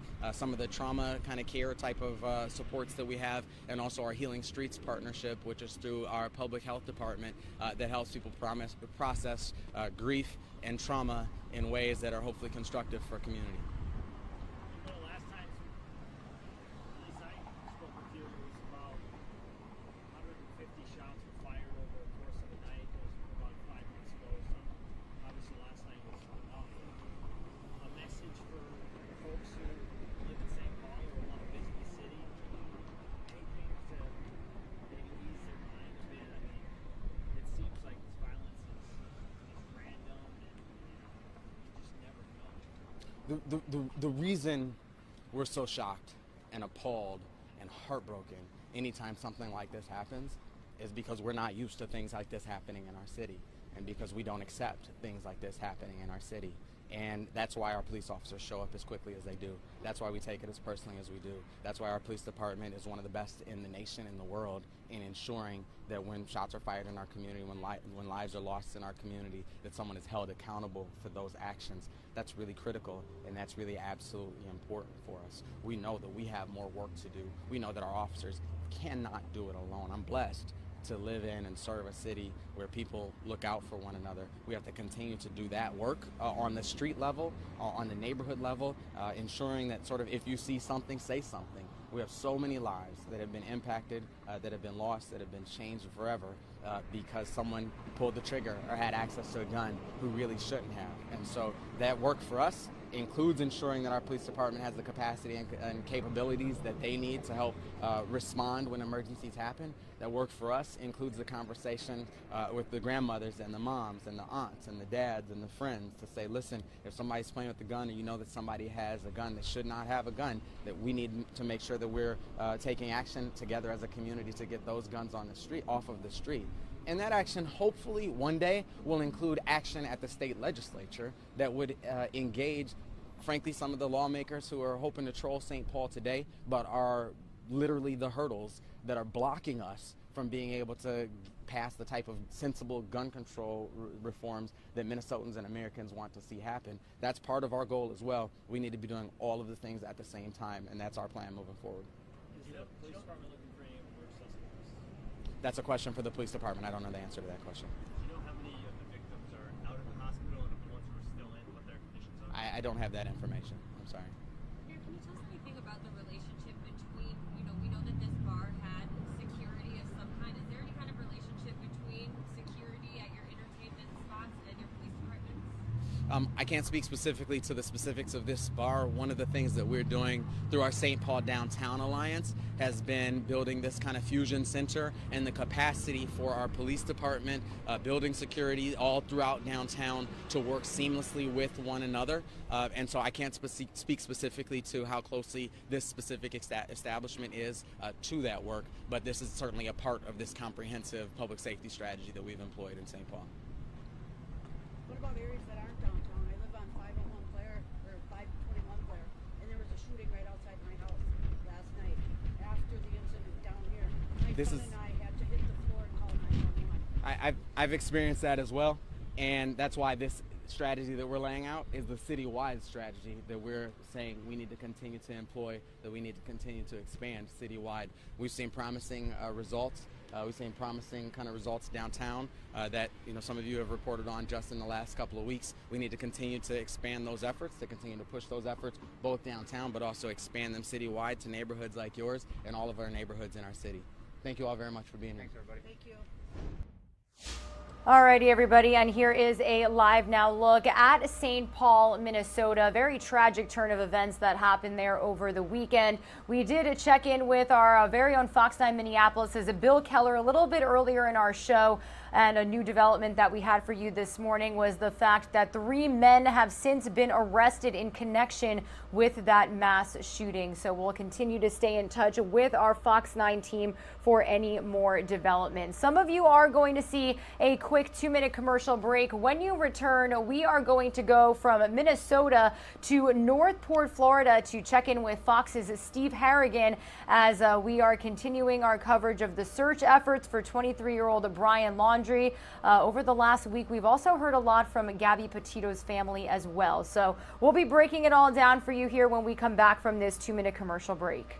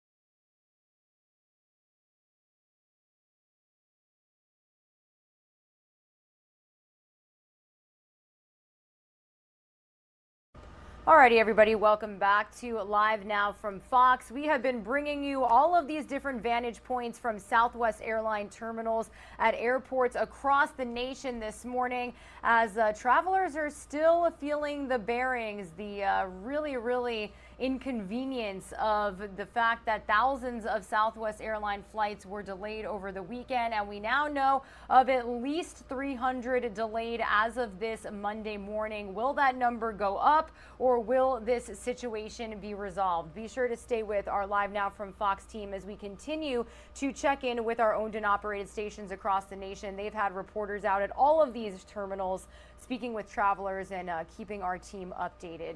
However, I do want to switch gears entirely. Another top story that we've continued to follow here on Live Now from Fox, the continued search efforts for Brian Laundrie, the fiance of deceased Gabby Petito. The death of hers being ruled a homicide initially, and it's hard to believe that it's been nearly a month since Brian Laundrie's parents claim they last saw or heard from him. Well, I do want to head out to Northport, Florida, where Brian is from and where we've had teams outside of his parents' home. We're being joined right now by Fox's Steve Harrigan out there in front of a memorial, it looks like, for Gabby Petito. Steve, good morning to you. What can you tell us?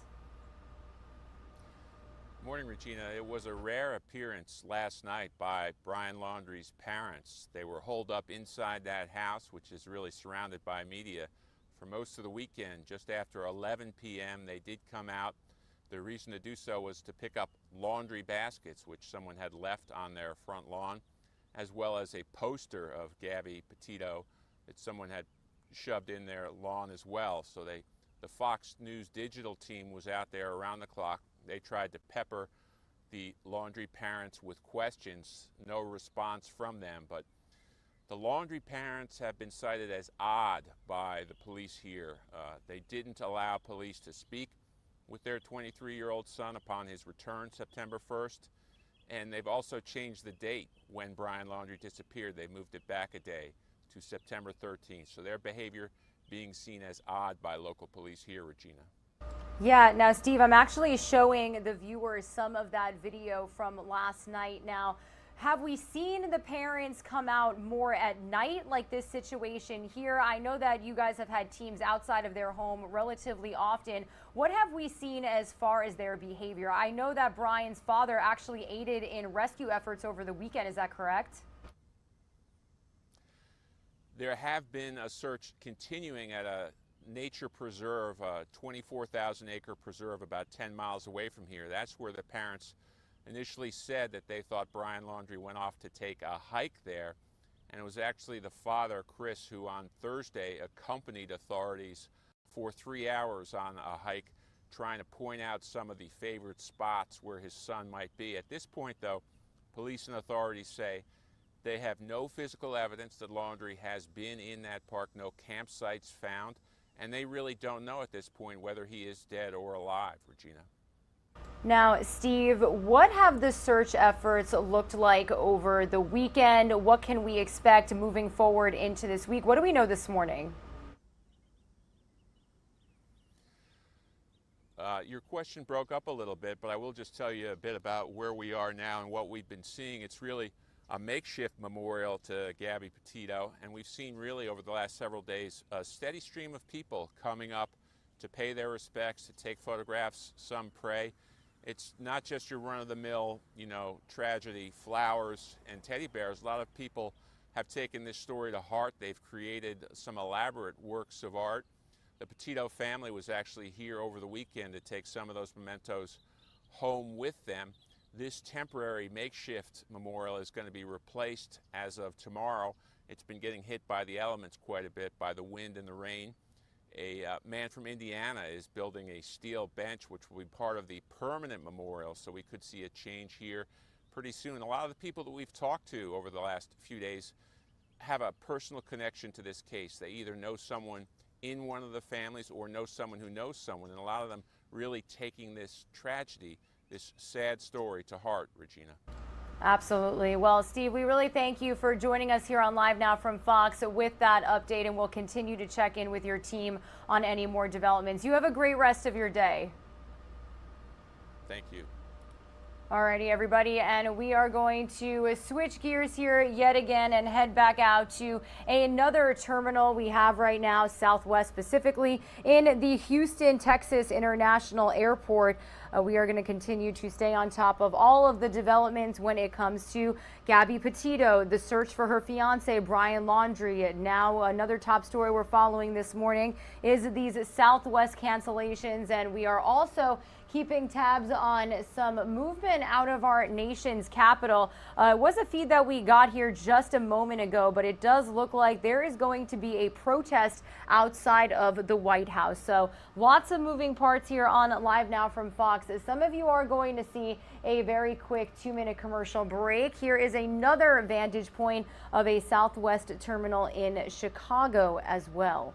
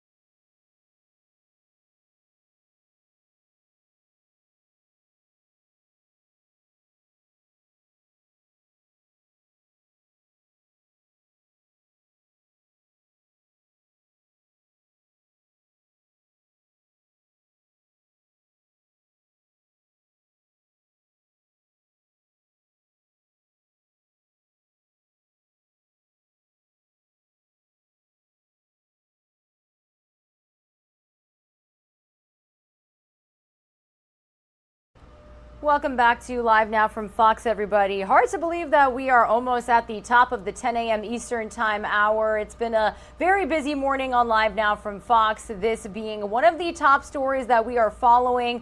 Live bump shot, as we like to call it. It's just a camera sitting there as we film people going about their travel plans this morning. May be inconvenienced due to the several flight cancellations from Southwest already seen this morning. morning, a little more than 300 right now, but thousands canceled over the weekends. Lots of people trying to rent cars, trying to get flights on different airlines, but those options proving to be a bit expensive and not in their travel plans. So you can bet that our team will be checking in with all of our owned and operated stations across the country as they send reporters out to local airports just like this one.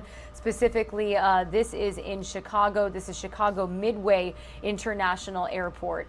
As we near the top of the 10 a.m. Eastern Time hour, that's about when we start to get all these live events flowing. Now, we do have a news alert to bring you, a live event happening right now. We're going to listen in to this World Health Organization virtual event taking place right now. This is the annual meeting of the Strategic Advisory Group of Experts on Vaccination. So, as we are very much in the middle of this COVID-19 pandemic, let's listen to the latest virtual briefing here on Live Now from Fox. And vaccine hesitancy. And what is, I think, very fair to say is that the world that we live in right now, the contemporary world, is that the issues around vaccine demand and acceptance and hesitancy are complex issues that are not uniquely about vaccines. They are also, from the evidence that we see, they're very much about social structures. They're about confidence in authority figures and authority institutions, which go well beyond the issue of vaccines. And so the concerns that people have, or the reasons that people have for not accessing COVID vaccines in the face of their availability, there's no one single issue. And what we see from the evidence is that there are strategies and techniques that can be used to change some of that lack of demand or hesitancy that people have. What is, I think, critical to say is that these are tools that we have. These vaccines have now been given to over 6.3 billion people. We know a lot about these vaccines. We know a lot about their performance. We know an incredible amount about the safety of these products. And so at the outset, some of the reasons why that people gave, and there is still a sense of this, is around the uncertainty about new products. The pace with which these products have been given and the amount of data that has been collected about their safety is unprecedented. So there is a broad range of reasons why there are issues of acceptance, demand, hesitancy, and in contrast to polio epidemics, I think we live in quite a different world now. Certainly one of the big issues is the dissemination of misinformation. And we have plenty of examples that you've all seen and reported on where misinformation, whether it is unintentional misinformation or deliberate misinformation, is costing people's lives, not only for COVID vaccines, but we've also seen this for measles and other vaccines as well, that people who have taken on incorrect information and as a result of that failed to get vaccines when they were accessible and suffered from not just the illness, but serious forms of the illness. And it does cost people's lives. So these are, you've asked a great question. There's a lot of science behind it now, a lot of behavioral science. It's not just about the vaccines. It's very much tied up with greater social issues that we have in the world today. Thank you very much, Dr. O'Brien, and Dr. Cravioto would like to add some points as well. I think the main issue with polio was that you had a physical demonstration of what it meant not to be vaccinated. And I don't think, except for the hundreds of thousands of deaths that we have had with the COVID, that we haven't really seen the long-term effects of this, but they are there and they're very dangerous in that sense. At least 1 in 4 or 3 people who have an infection continue to have problems 6 months after they have been apparently resolved. So in that sense, I think that people should be aware that we are offering something that is safe, that has been proven to be efficacious and effective, and that the recommendations that are being made by WHO carry all the weight of the same type of issues that we do with any other vaccine that comes through our purview and our needs. I think people have to realize that despite of all the information that is now unfortunately being sent out through social media against these vaccines or this vaccination process, the amount of information that has been solidly reviewed by SAGE and by other groups, our safety group and others within WHO and within countries that are using the vaccine, should be a good recommendation for people to see the benefits of vaccination. It is interesting that in some countries where there is a huge availability of vaccine, there's this hesitancy, while in others, people are rushing to register and queue up for hours sometimes to be able to get a dose of these vaccines. So in that sense, I think that the work that is being done here, the amount of hours and the amount of people that have put up without any type of payment, their expertise to be able to come up with these conclusions. And we hope that the dissemination that Alrighty, everybody. Regina Gonzalez tapping in here on Live Now from Fox. You are currently listening into a virtual World Health Organization hearing on vaccinations. However, we do have a news alert to bring you here on Live Now from Fox. It looks like we've got Florida Governor Ron DeSantis holding a press conference in Winter Haven, specifically at the Department of Economic, or he's joined by Department of Economic Opportunity Secretary Dane Eagle, as well as other transportation officials. So let's listen in. Of initiatives designed to support infrastructure and job training and job growth in the state of Florida.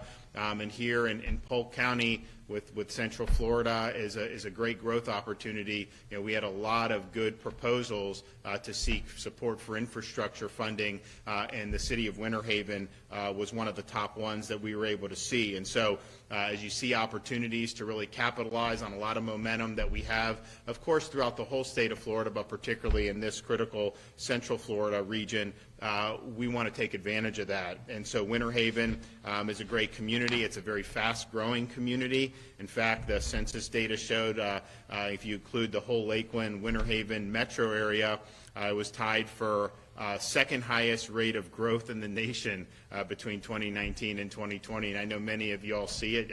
I know with traffic and everything.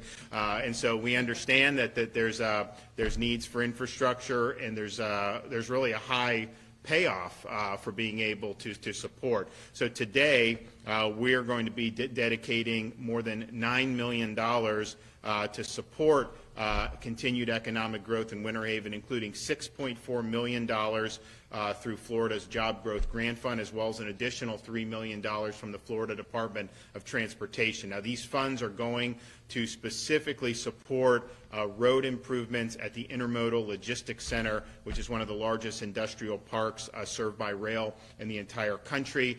By making these road improvements really going to provide important linkages, we're going to be improving access to more than 1,200 acres of industrial area that will attract new businesses and generate new jobs for the community. And in conjunction with this project, the city is extending its fiber optic infrastructure, resulting in high-speed internet access for site tenants, making the area more marketable for a variety of companies. And this strategic location of this project in the fast-growing area is already attracting additional businesses. Just recently, Coca-Cola announced it will invest millions into one of the project's warehouses, which will create an additional 170 million jobs. And overall, this project, because of our investment at the state level, will create 1,250 new jobs, and indirectly another 3,500 jobs. And so you're talking about, between direct and indirect, close to 5,000 additional jobs. And these jobs will be in very important fields like manufacturing,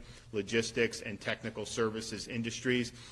And this builds off Today's award builds off our commitment to job growth in Polk County. Earlier this year, City of Winter Haven received $1.46 million from 3 different community development block grants. And then when you look at all the funding that Polk County has received at both the municipal and county level for job growth and infrastructure so far this year, we've made almost $60 million of investment in 2021 alone. And so we're really bullish on Polk County, and we understand that that it's going to be going to help drive the state now and into the future. And so we're also fortunate to be we perform higher than the national average on virtually any economic metric that you can think of. Lower unemployment. Of course, if you look at the folks that have brought businesses here, we've obviously attracted way more businesses than we've repelled, and we have a lot of individuals who are bringing their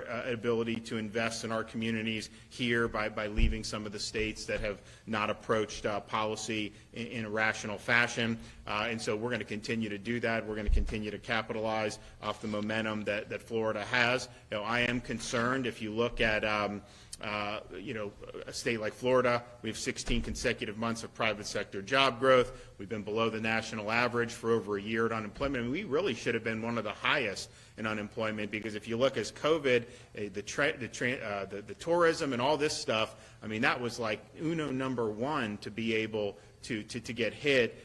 We worked really hard to protect those jobs in those industries, and as a result, we've added about 1 million private sector jobs since the peak of the job losses due to the reaction to the pandemic. And then we are way ahead of the national average in tourism, hotel demand, travel spending, and air travel capacity. And so we have really been a place where people have always wanted to get to, not only just for vacation, but for permanent and for business. And so we want to continue to do that. At the same time, you look at what's happening overall on the national level with the economy. This inflation is real. I mean, they tried to act like it was not something to worry about, that it was transitory. In fact, you're seeing it permeate across all sectors of the economy. I'm really worried about gas prices going up. That's going to really hammer a lot of Floridians who have to commute to work every day. We should be using the resources we have in this country. We have a lot of opportunities. Instead, they're shutting down pipelines and they're doing other things. And so that's going to be a real big concern. I mean, we're going to keep doing our job. We're going to make sure we're going in a good direction. But that inflation is something that's real.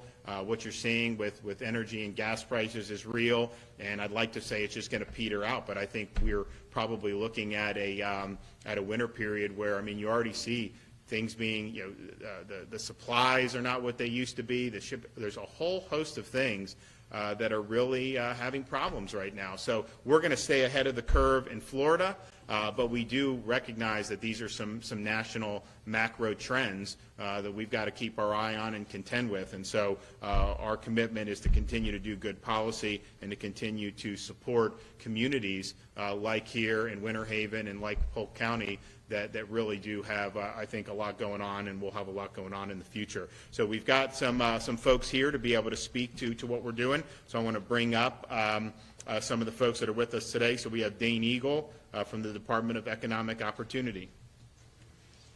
Well, I want to thank the governor. Wait, actually, before that, I want to present you the money. All right, so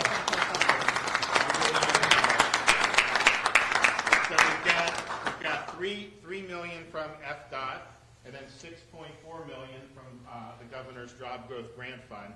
So that's not a bad day at the office for that city of Winter Haven. You in there? You got it? All right. Well, good job.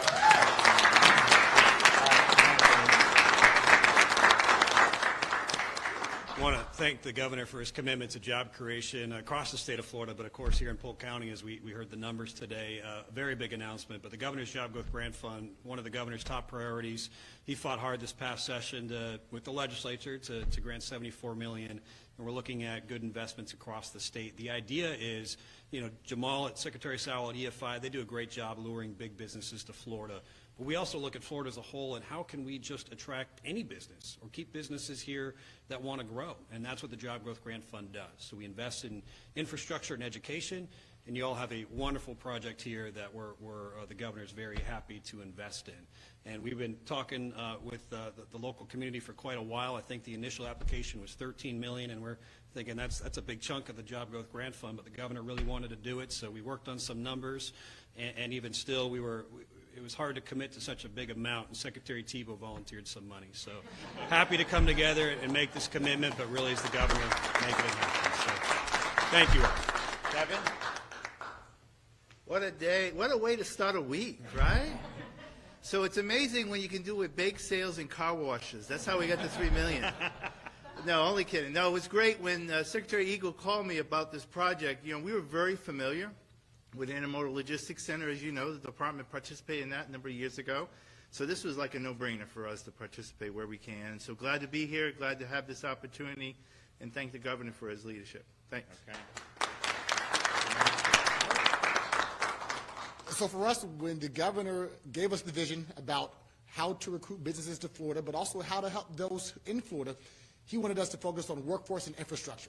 This is the perfect project with FDOT and DEO really doing the legwork. So now when we go to Chicago and California and New York and those other states where businesses are still closed down, we want to tell them about Polk County and why they should come here. Thank you. Yeah. All right.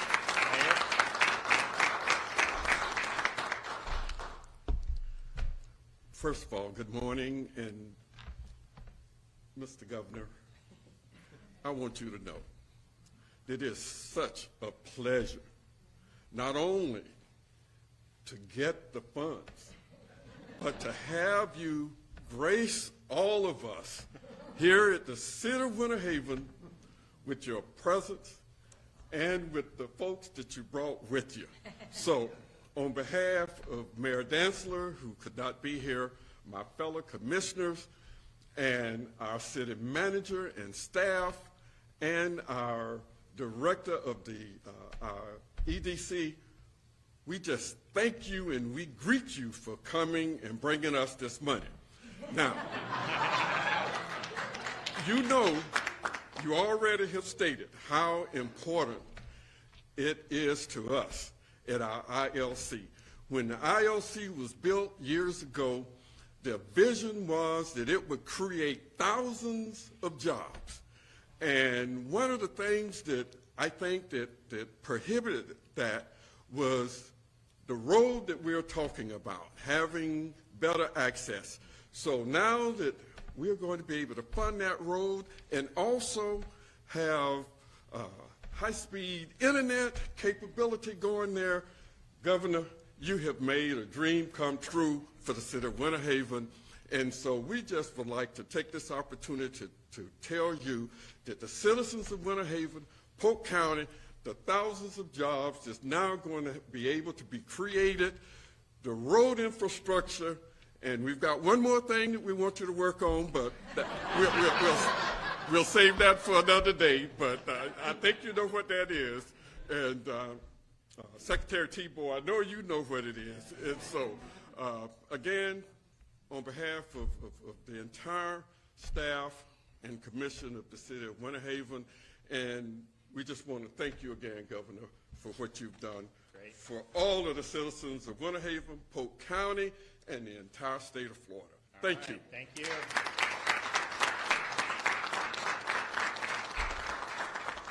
And just remaining things, you got a powerhouse legislative delegation, so I'm sure they'll work hard in the next session for making sure. But we're we really, I think, are fortunate to be able to do this. I think it's going to be great. And also, if you look at the types of jobs we're looking at, you know, things like manufacturing, we have a great opportunity in Florida to really increase our footprint there. We have people, I mean, I talk to people relatively frequently in other states who have had enough, and they say, look, I produce X, Y, Z. We were looking at places. A lot of people, incidentally, do look in Polk County. I mean, there's been a lot of folks who have looked, and there's been different things, different folks that are doing things. But part of the reason I think we are a good place for manufacturing, yes, we have a good business climate, no income tax, all that stuff, but we are one of the top states for putting an emphasis on vocational education and skills-based development. And as much as we're proud of having the top public university system in the country. We understand that could be a great door opener for a lot of people. We also understand, you get some of this vocational training, you give people opportunity to go in, and they can make a very good living very quickly without having to go deep into debt. And that may be a better path for folks. And so whether it's things like, we have everything we're focusing on, from welding to HVAC to aircraft maintenance to trucking, you name it. And there is big demand across all of these different industries, and you're able to make a good living. So we're going to continue doing that. And some of the money from the Job Growth Grant Fund, we're actually going to be announcing later this week, will go specifically to some of those opportunities where you're trying to create ability for people to get those real good vocationals.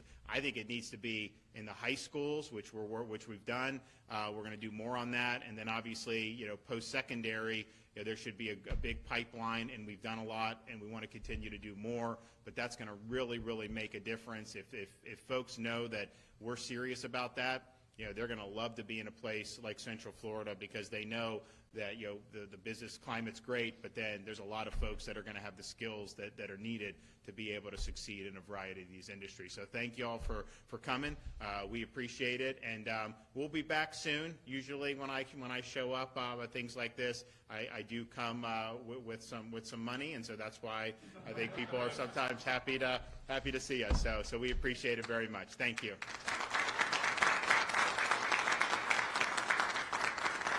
Thanks. Okay. Anybody have any questions? Any more we can do for you guys? Polk State College is right down the road. Okay. Thank you for being here. Our city just loves you. Polk County does, and we want to thank you for the investment in Winter Haven. You can see we have great leadership and great representatives, but just want to thank you for your leadership at the state level. Sure. Great. Governor, can I ask you a question about COVID? Sure. We're, obviously on the other side of this latest surge, which is great. I was just wondering if you've had the opportunity to look back, kind of reflect on what could have been done differently with 56,000 Floridians dying. Are there any lessons that you learned, things you wish you had done differently? Well, I think if you look back what we did, we were here. The fact that we were the first state in the country to really put these early treatments on the front burner, we've now done over 130,000 Floridians have received early treatment, monoclonal antibody treatments through our sites. And that has saved thousands and thousands and thousands of people for being hospitalized. How do I know?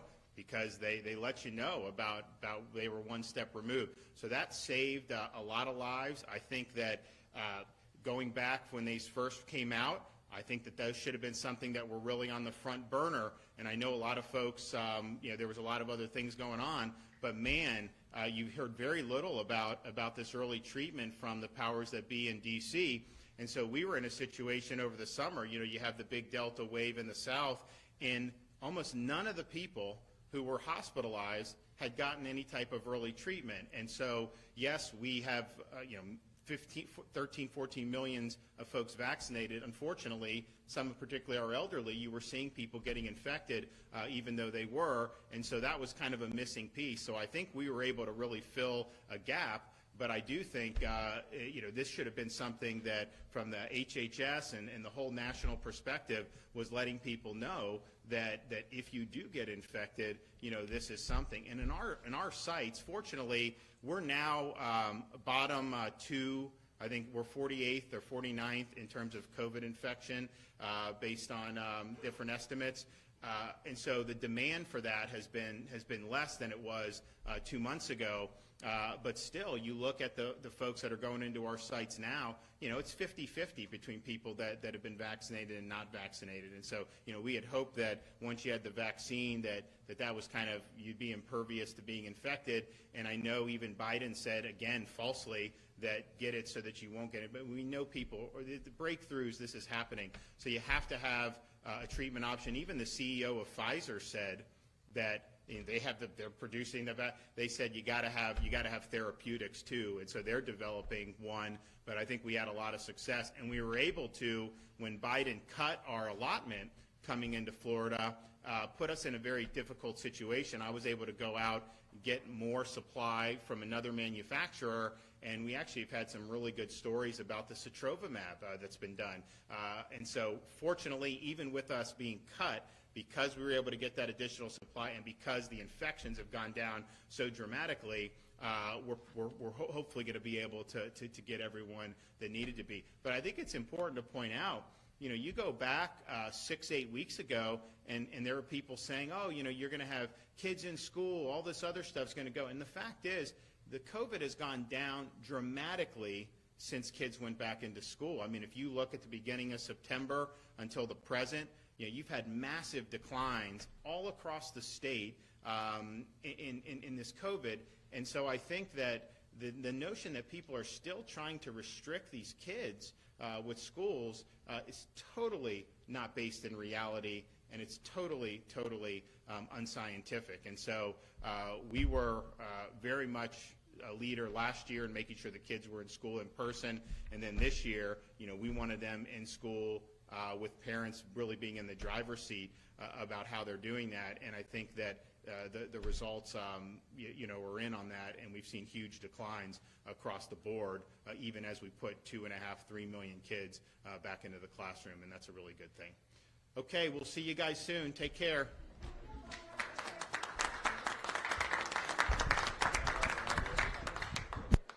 Alrighty, everybody. Wanted to bring you that live event, raw and in its entirety, on Live Now from Fox, because this is what our show is all about. We have Florida Governor Ron DeSantis out in Winter Haven, officially issuing more than $9 million in economic growth grants. These are looking to help transportation out there as well as infrastructure. And we did hear from some local Winter Haven officials who are excited to have those big checks in their hands. So wanted to bring that to you here on Live Now from Fox. Give you another run through at some more live looks we've got coming into our desk this morning. Here is a vantage point of a Southwest Airlines terminal in Houston, Texas, as a lot of passengers are still being impacted by the thousands of flights that were canceled over the weekend.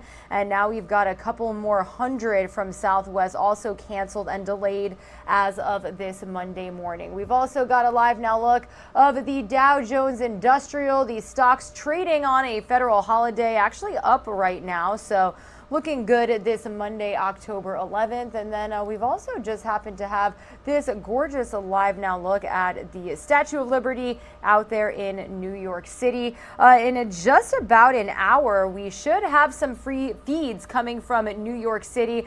We do have the Columbus Day Parade expected to get underway for the first time since the pandemic started. So couple of different vantage points there. Some of you will see a quick 2-minute commercial break. We'll be right back.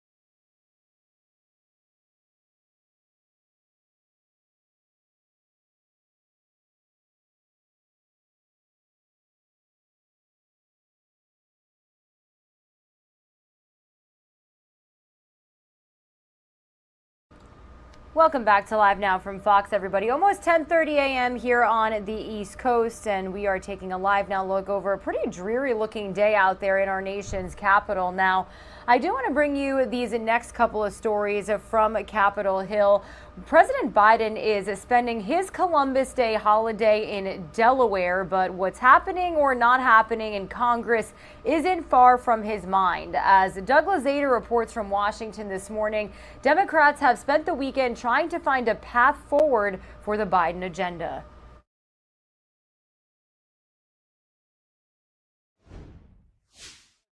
Nudging his party ahead, but given the size of the Democrats' majority here on Capitol Hill, there is not much room for error. Cameras caught the president leaving church yesterday. He's been out of sight for most of the weekend, but he did record an address for the Democratic Party's fall meeting. My message is simple. We need to stay together. Stay together. But many Democrats in Congress are increasingly nervous. I think privately, if you talk to lawmakers on Capitol Hill, there is concern that the clock is ticking and a number of very consequential things have all stacked up on top of each other. The Biden social agenda is still a top priority on Capitol Hill. But at this point, Democrats cannot agree on a number. I think the ultimate price will be around $2 trillion. The president agrees with the $3.5 trillion number. Remember, this is the Biden agenda. A critical test for that agenda is just 3 weeks from tomorrow, an off-year race for governor in Virginia that is very tight and something many see as a referendum on the president. So Republicans, we support roads and bridges. And in the meantime, Republicans and some moderate Democrats are saying Democratic leaders need to stop holding up a bipartisan infrastructure bill that has been linked to the president's larger social spending plan. You don't go overreaching. Grab the victory in front of you and live to fight another day. And to make matters more complicated here on Capitol Hill, we're about 2 months away from another showdown on raising the debt ceiling. In Washington, Douglas Zader, Fox News. All right, everybody, we are going to head to Tampa for this next Live Now report, courtesy of our Fox 13 Tampa team. However, we're staying in Washington, D.C. for the topic. As you just heard Doug mention, Democrats are getting much closer to striking that deal to fight climate change and expand benefits for seniors and working class families. Fox 13 Tampa's Craig Patrick takes a closer look at what will and won't likely make the cut.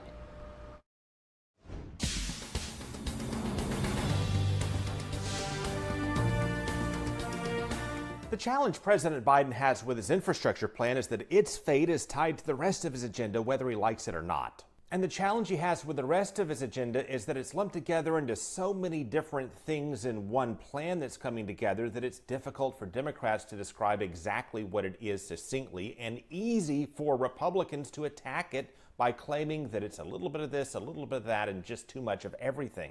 The amount of money the Democrats are spending is staggering. But that's now changing as Democrats negotiate and pare down their list. We now know there will not be a $3.5 trillion plan. President Biden said it needs to be scaled back to around $2 trillion.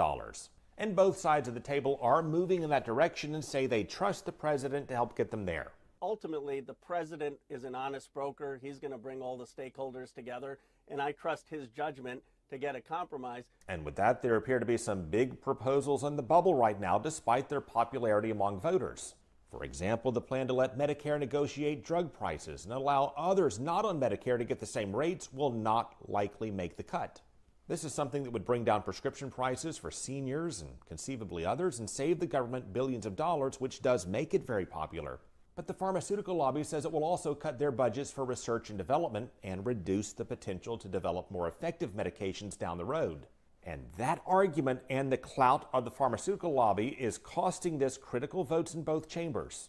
At the same time, the plan to offer free community college is also very popular. But this and other programs could be scaled back or cut. West Virginia Senator Joe Manchin, a key swing vote in the Senate, is pressing for means testing or only offering any new benefits to people who could not otherwise afford them. And plans to expand Medicaid in states like Florida by providing funds to local governments to expand coverage will also likely be nixed. Proposals to expand access to affordable housing also are somewhere in the middle, certainly on the bubble, and may or may not make the final cut. And that brings us now to what will likely remain. If we have to trim, Now, when a key leader in negotiations says, if we have to trim, it means they're ready to trim and they're moving that way, but they usually preface that by stressing what they absolutely want to keep. So this line is telling. what we would like to do is have our priorities represented, and those are childcare, or really the care economy. It is Medicare expansion. The progressive House leader listed benefits for children and seniors as her top 2 keepers. Now, compare that to the top 2 keepers for Senator Joe Manchin, the leading voice for the moderates. Children at the beginning of life, that we can help them, and also our seniors at the end of life. Well, there we have a match, and that strongly suggests a scaled-back plan will include an expansion of subsidies to help struggling and working-class families pay for child care, and it will likely include an expansion of medical, dental, vision, and hearing benefits for seniors, and also additional support and options for long-term care. Combined, those programs would cost around $900 billion. If you add in guaranteed paid leave and a continuation of expanded child tax credits, it then goes up to around $1.6 trillion. And then if they keep their proposals to address climate change, it then comes out to around $2.2 trillion. Because I don't think we can choose and pit between childcare and climate change. Which would bring it right in line with what the president is currently proposing in terms of price, and they do have a framework of how to pay for most of that. We need to do a tax reform to make sure the wealthiest, they got the best advantages, the biggest advantages from the 2017 tax cuts, pay their fair share. They may also raise the top corporate tax rate and make some other adjustments in the tax code depending on what does and doesn't make the final cut. And that should come into focus next week in those rounds of Money, Power, and Politics. All right, everybody, we are about to send some of you to a quick 2-minute commercial break. But before we do have a weather alert to bring you this morning. Really devastating damage being seen across parts of Oklahoma this morning. We do have a chopper flying around, as you can see, courtesy of a couple of stations out there. Specifically, this is in the Anadarko, Oklahoma area now. We are going to send some of you to a quick 2-minute commercial break. When we return, we're going to read you the latest on what could have caused this damage. We do have several reports of tornadoes in parts of Oklahoma. We also do have some more video of damage being seen inside people's homes, in businesses, and across several neighborhoods out there this morning. So stay with us, everybody. Some of you are going to see a quick 2-minute commercial break.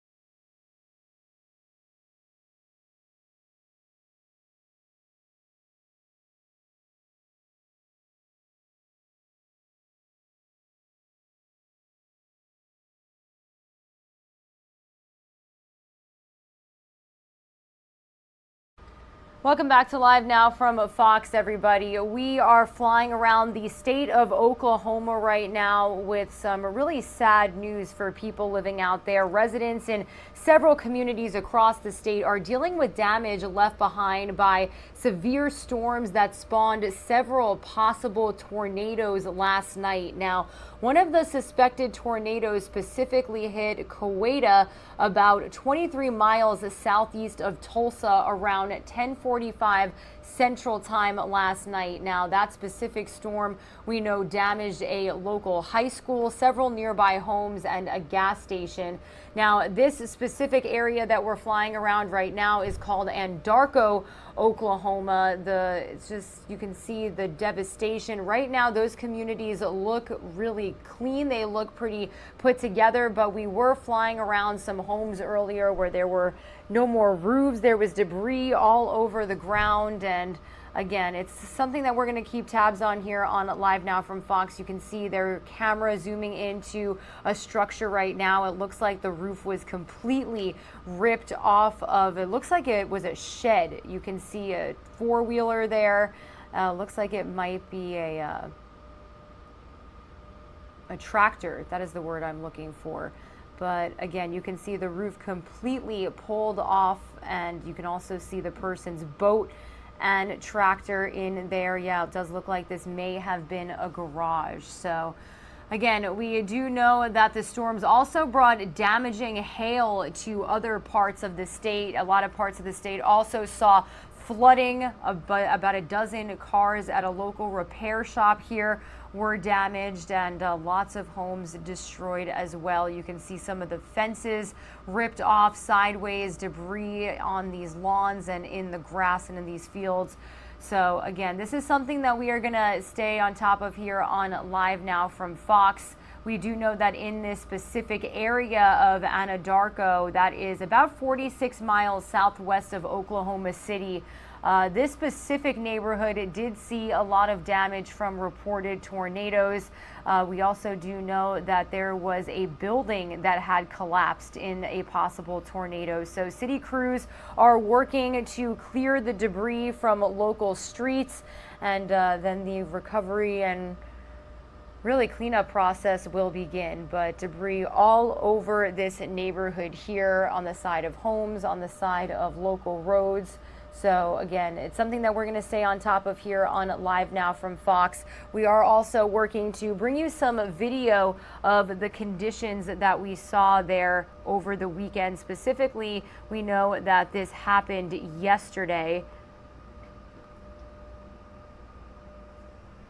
I'm actually going to try and bring you some video here on Live Now from Fox. In the meantime, I do want to let you know that we are following several other top stories this morning. Going to take you out to a Live Now look we have right now of a Southwest Airlines terminal out in Houston, Texas.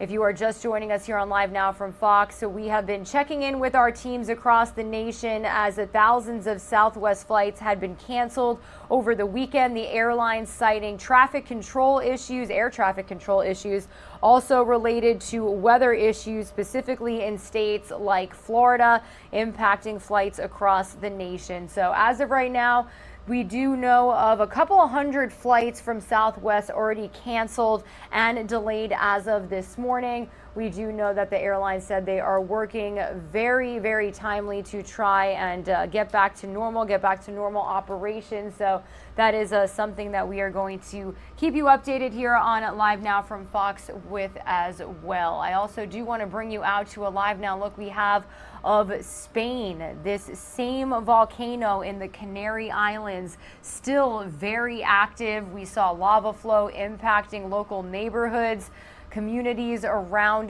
this volcano. This is something that we've been covering for weeks now here on Live Now from Fox. So again, this is just some of the looks at the live feeds we've got coming to you here on our show. This is what we are all about, everybody. We get these feeds to our Live Now from Fox desk and we bring them to you raw.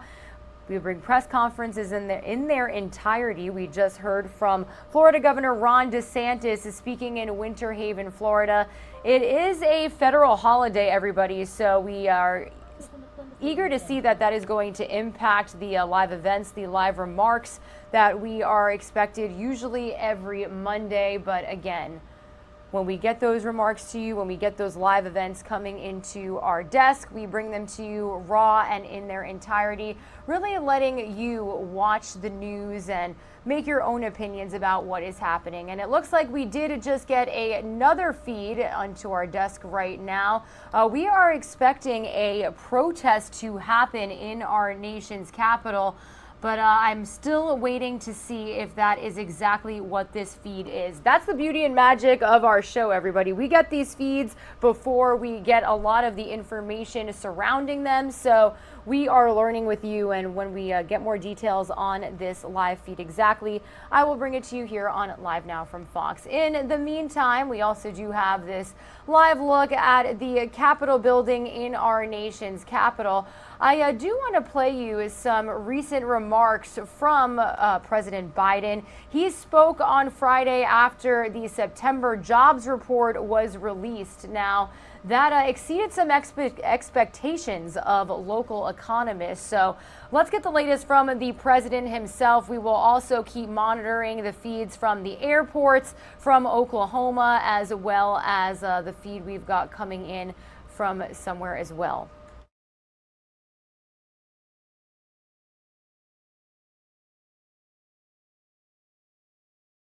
And as soon as I spoke, I got some more information, everybody. So what you are looking at right here is the National Christopher Columbus Association hosting the 109th annual Columbus Day wreath-laying ceremony out there in Washington, D.C. It is Columbus Day, everybody.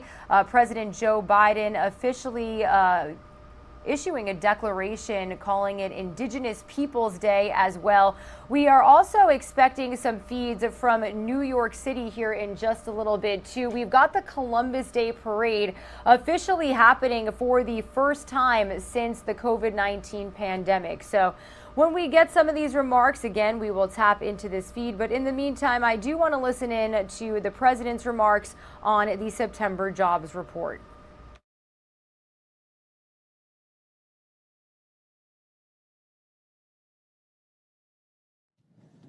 Good afternoon, everyone.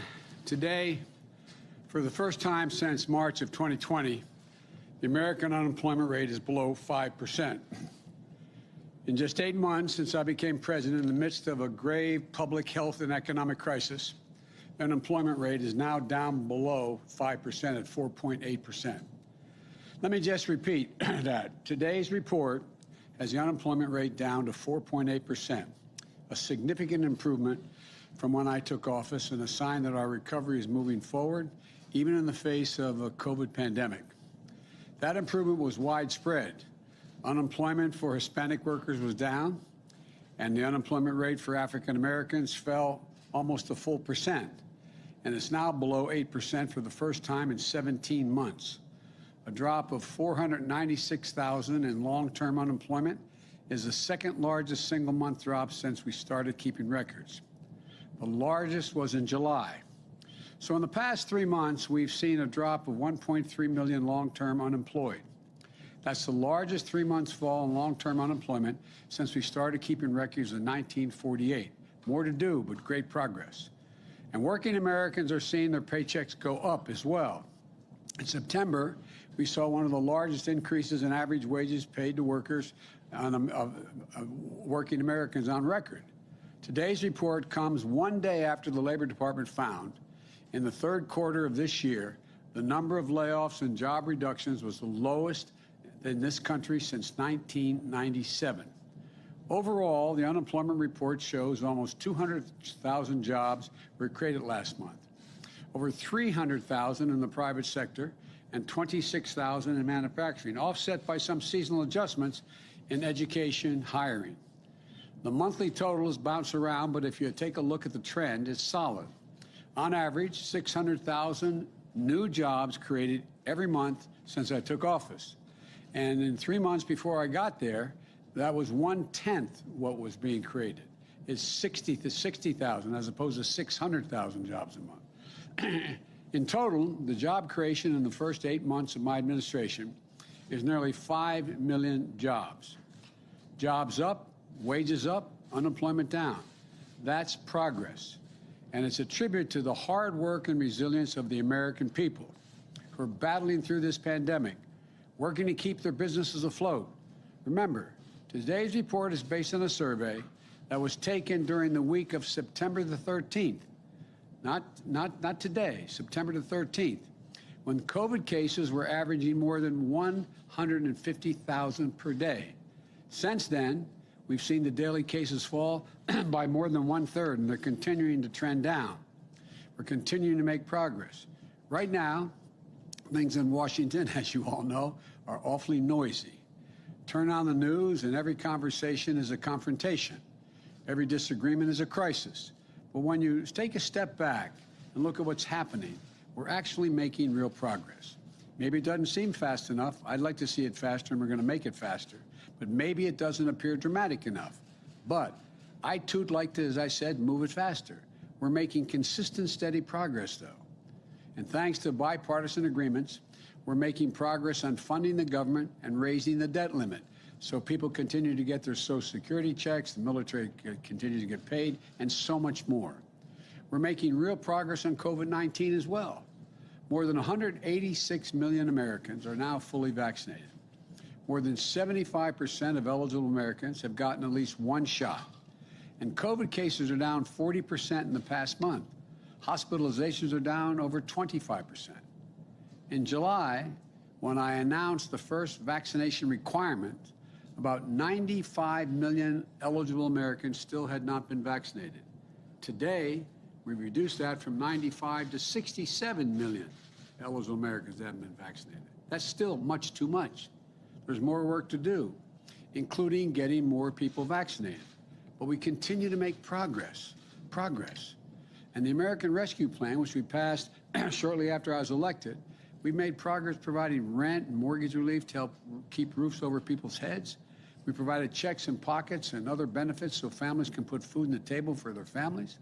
Hundreds of thousands of loans to help small businesses stay open and keep employees on the job getting paid.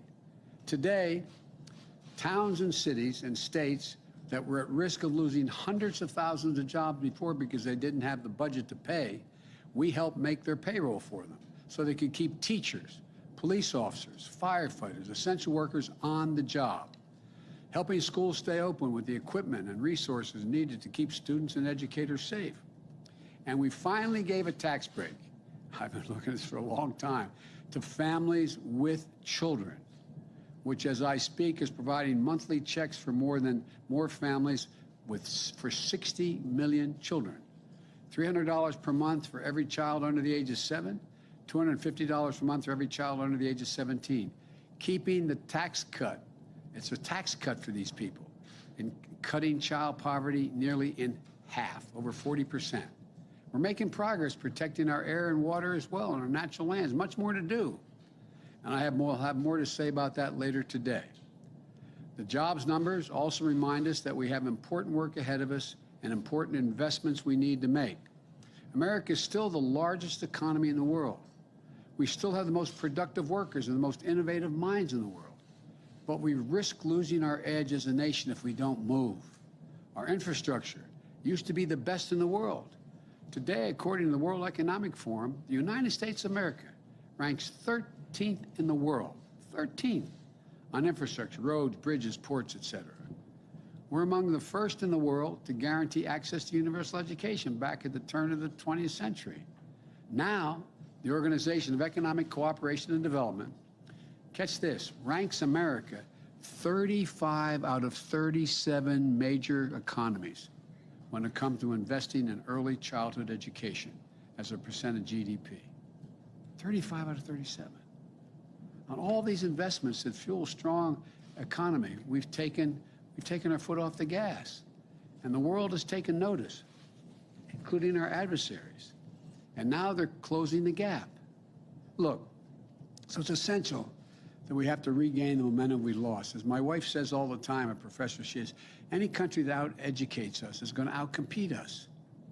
The work of our time is to prepare ourselves to be competitive, to win the fast-changing 21st century global economy. That's why I proposed two critical pieces of legislation being debated here in Washington right now.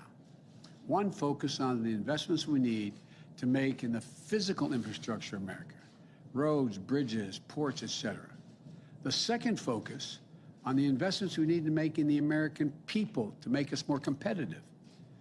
I know this is my legislation, and I feel strongly about it, but the people who have the most at stake are the American people.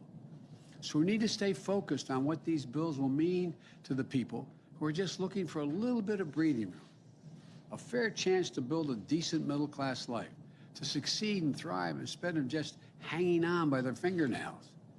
We need to keep an eye on what's fundamentally at stake for our country. The ability to compete and win the race of the 21st century as we did the 20th century. A race that other countries are doing everything they can to win. In recent years, China has spent around 3 times as much on infrastructure, 3 times as much as a share of its economy than the United States has. Our infrastructure bill makes investments we need to rebuild the arteries of our economy, the roads, the highways, the bridges, the ports, the airports, the rails. And we're going to allow us to replace lead water pipes, which are poisoning our children and families. It's ridiculous. Build a modern energy grid that can withstand storms and carry renewable energy across America. Make high-speed internet affordable and available to everywhere in America. And create good union jobs in the process of putting that together.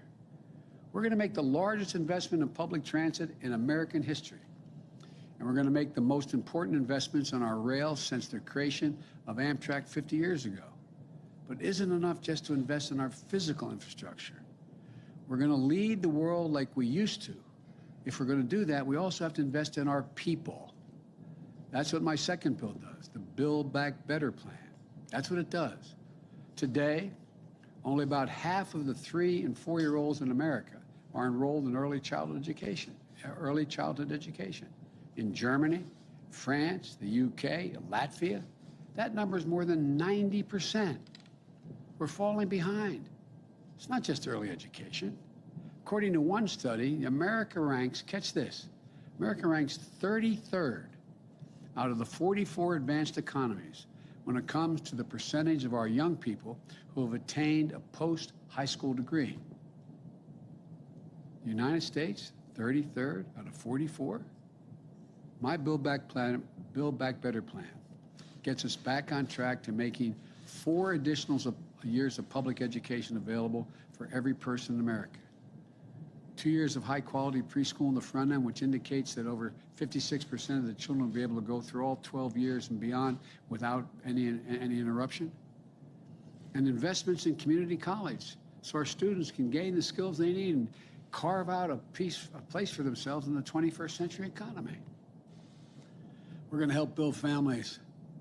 We're going to help them afford to care for their new baby, a child, an elderly relative. It's going to extend the tax credit for families with children. It's going to help us meet the moment on climate change and become a global leader in the fast-growing clean energy industries like solar and wind power. The whole world knows that the future of the auto industry is electric, and battery technology. We need to make sure America builds that future instead of falling behind.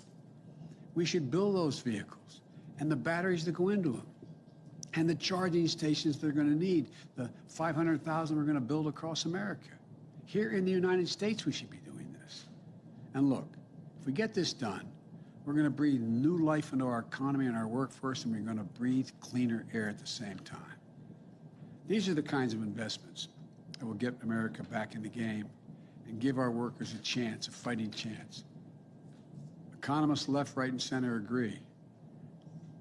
Earlier this year, Moody's on Wall Street projected that the investments in these bills will bring us a higher GDP and an additional 2 million jobs per year and lower unemployment. These bills are not about left versus right, or modern versus progressive, or anything else that pits Americans against one another. These bills are about competitiveness versus complacency. Competitiveness versus complacency. Opportunity versus decay. They're about leading the world, or whether we're going to let the world pass us by. The American people understand what's at stake here. They understand that when workers and families have a better shot, America has a better shot. Given half a chance, the American people have never, never, ever, ever let their country down. Today, we receive more evidence of the progress we're making. And I know we can make a lot more in the days ahead. I want to thank you, and God bless you all, and may God protect our troops. Thank you very much.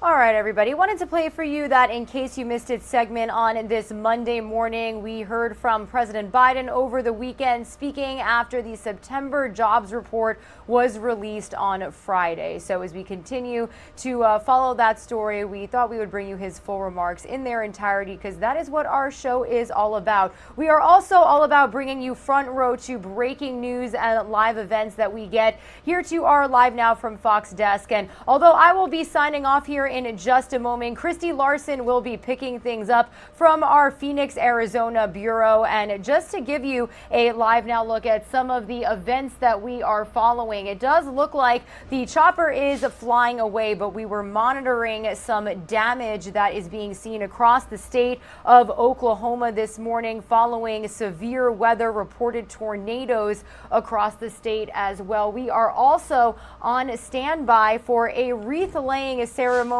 regarding Columbus Day out in our nation's capital. It does look like it is getting underway here. So let's listen in on Live Now from Fox. I will see you guys tomorrow. Christy Larson will be picking things up from Phoenix, Arizona. I hope you guys have a great rest of your day.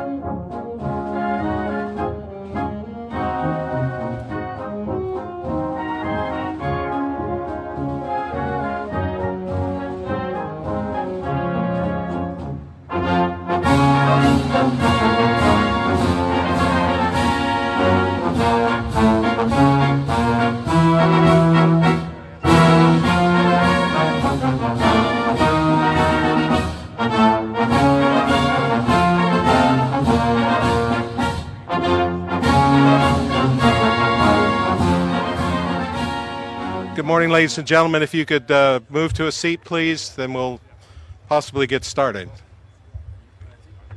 To a seat, please, then we'll possibly get started.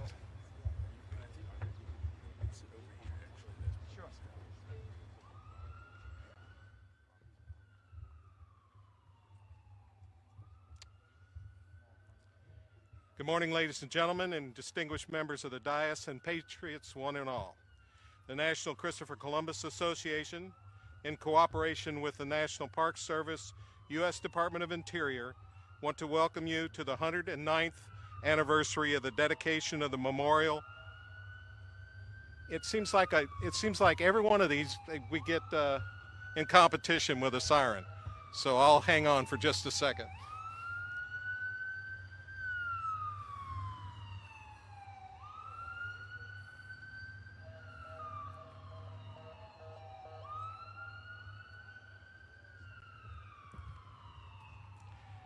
We want to welcome you, each and every one of you, to the 109th anniversary of the dedication of the memorial to the great navigator and explorer, Christopher Columbus. I'm sure by now you've noticed the absence of our traditional military band presence and of the United States Marine Corps Band, the President's own, along with the Armed Forces Color Guard, both of which have got prior operational requirements and were unable to attend this ceremony. Now, presenting the 27 flags of the United States is the Knights of Columbus Honor America Corps from Fredericksburg, Virginia. Presenting the flags of both Spain and Italy and the United States are members of the multi-district color corps from Calvert Province, Knights of Columbus, presenting the Columbus Expeditionary Banner, Andrew Contrantino. Ladies and gentlemen, please rise for the presentation of colors and remain standing until the retirement of colors.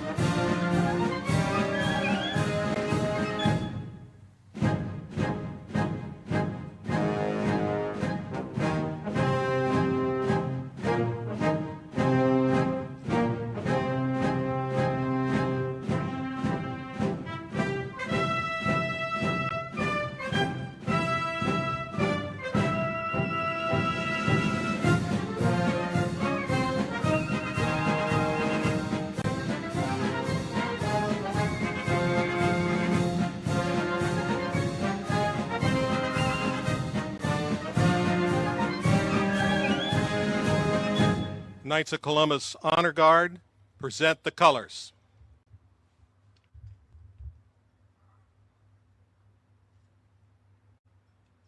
Ladies and gentlemen, place your hand over your heart. Color corps. Present sword.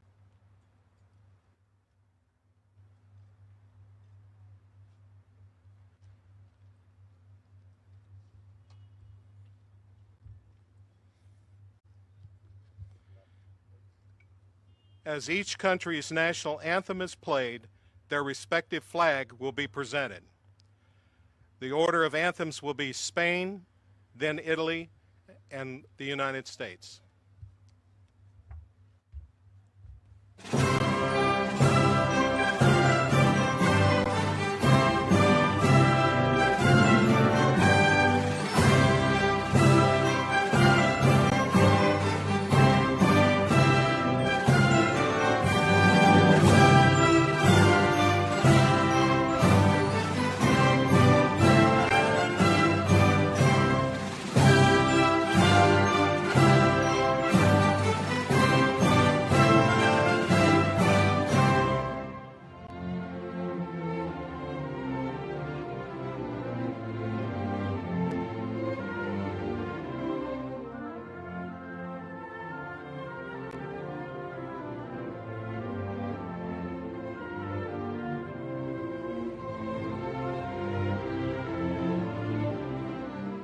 Good morning, and thanks again for being here with us on Live Now from Fox. You are getting a live look, hearing the beautiful sounds coming from this ceremony in Washington, D.C. This is the National Christopher Columbus Association hosting their 109th annual Columbus Day wreath-laying ceremony.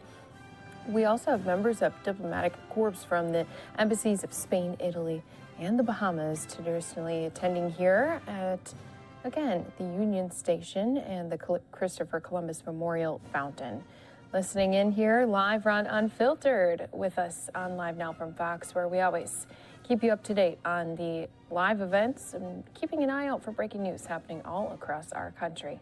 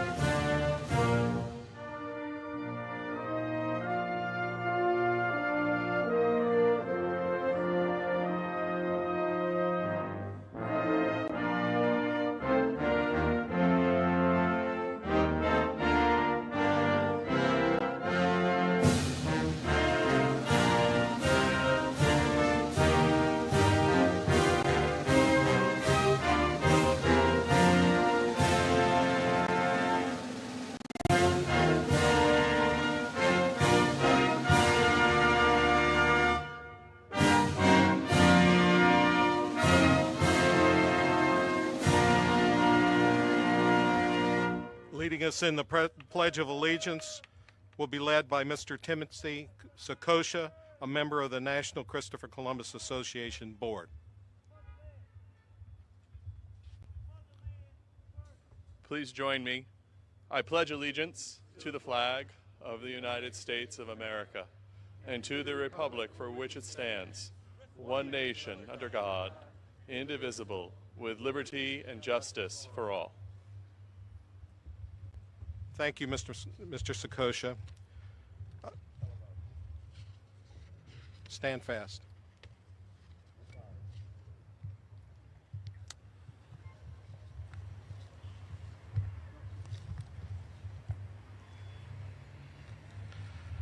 I'm going to ask Father Frank Donio this morning to lead us in the invocation, please, or provide us the invocation. Let us bow our heads in prayer. On this day of remembrance of Christopher Columbus, we take time to remember and celebrate those who take risks to go forward undaunted and with faith, especially immigrants, particularly from Italy. We also remember all those oppressed in any way. May we work together to bring about the dignity of all. Through Christ our Lord. Amen. Thank you, Father. Ladies and gentlemen, please take your seats. On behalf of the National Christopher Columbus Association and the National Park Service, we want to welcome you each today to join us for celebrating the 529th anniversary of the discovery of the Americas by Christopher Columbus. The first Columbus Day celebration took place in 1792, when New York's Columbian Order held an event to commemorate Christopher Columbus' historic landing on the 300th anniversary. Then President Benjamin Harrison instituted the first Columbus Day in 1891 to honor the contribution of immigrants and Native Americans. And in 1937, President Franklin Delano Roosevelt declared Columbus Day a national holiday, as it is today. Following the 400th anniversary of celebrating Columbus's achievements, an effort was launched by the Knights of Columbus here in Washington to establish a monument in the nation's capital to the great navigator. The dedication of the monument, the one you see here behind me, took place on 8 June 1912 by President Taft. It was followed by a 3-day celebration at which an estimated 115,000 people attended. Now it is my pleasure to present the President of the National Christopher Columbus Association, who is the sponsor of today's ceremony, Mr. James P. McCusker.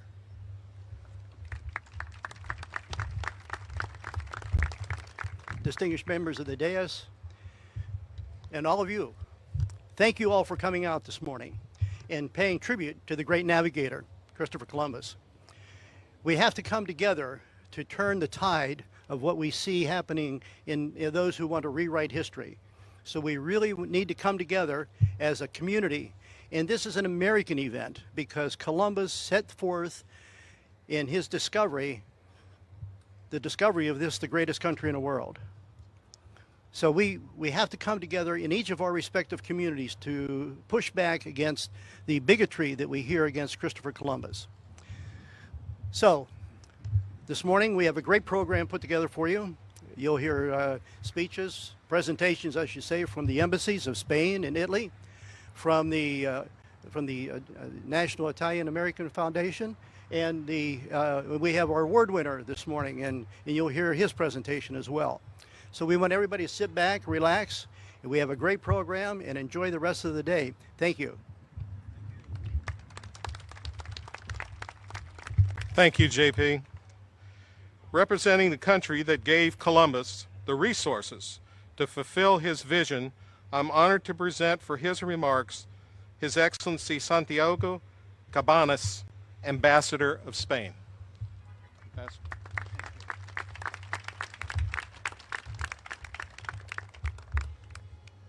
Thank you very much. Mr. James P. McCusker, President of the National Christopher Columbus Association, the Chargé d'Affaires of Italy, Mr. Maurizio Greganti. It's a great honor to be with you today here.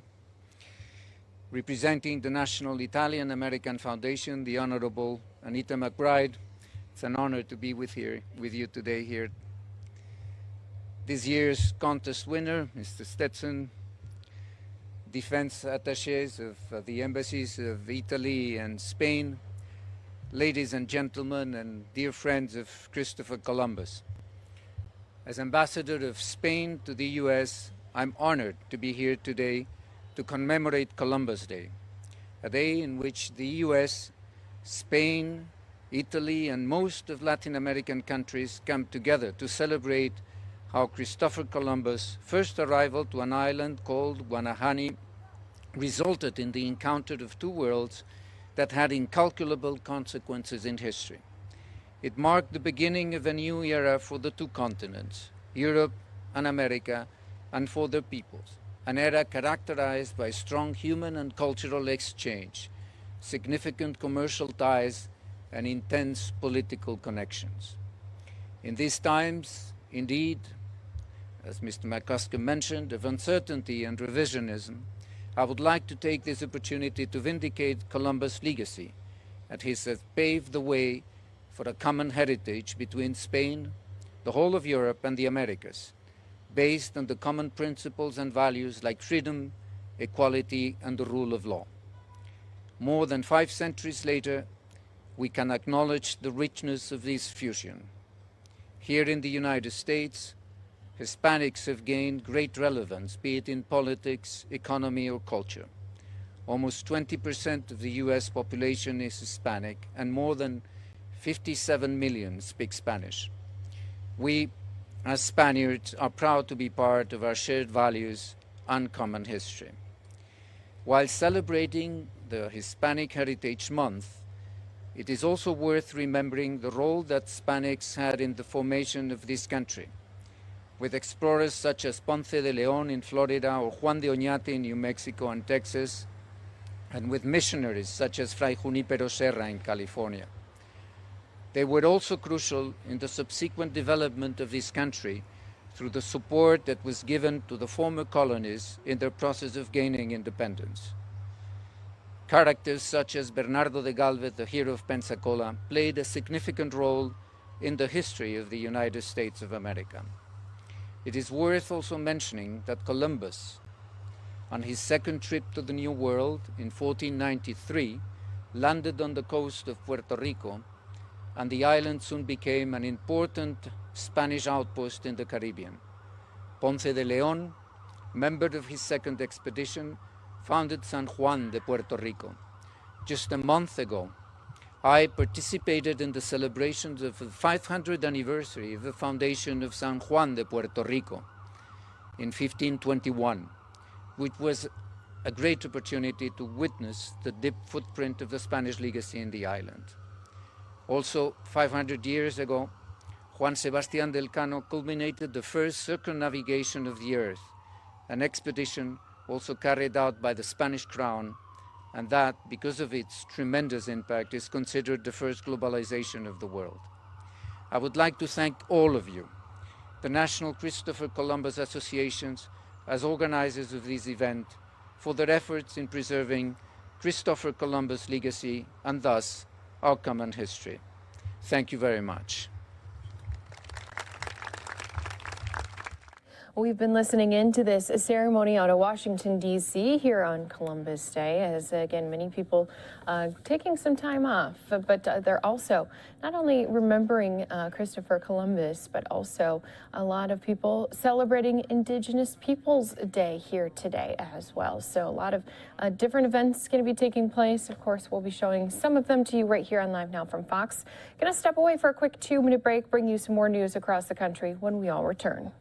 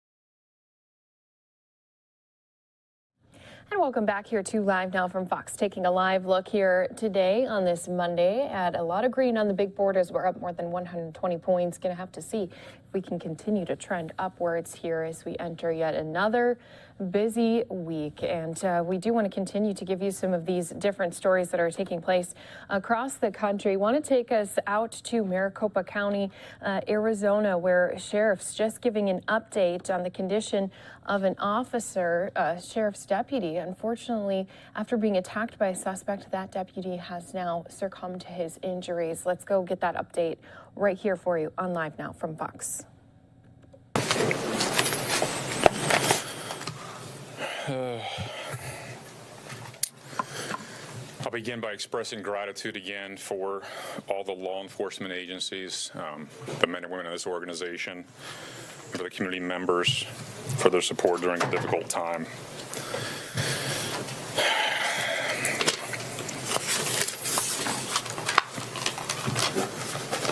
Our deputy, Juan Johnny Ruiz, has been with the organization for 3 years.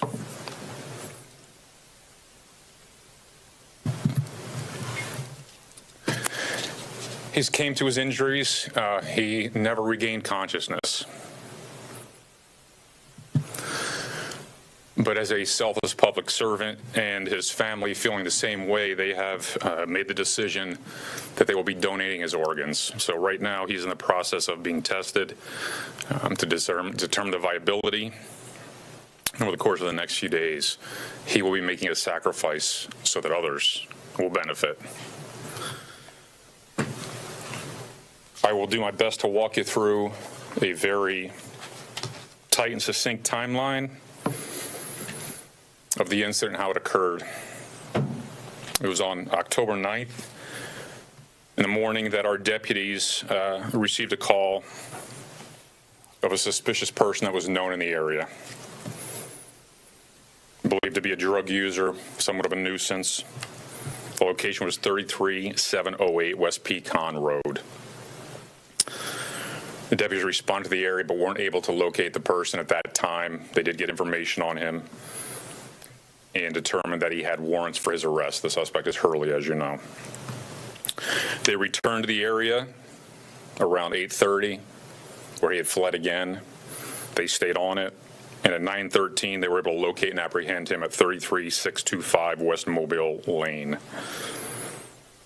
That area is some distance away from our district, for those of you who are familiar with the county. And Deputy Ruiz took custody of him and transported him to our district. Prior to transport, he had put a call in to have one of our other deputies meet him there, who would be the wagon, to transport the suspect onto jail.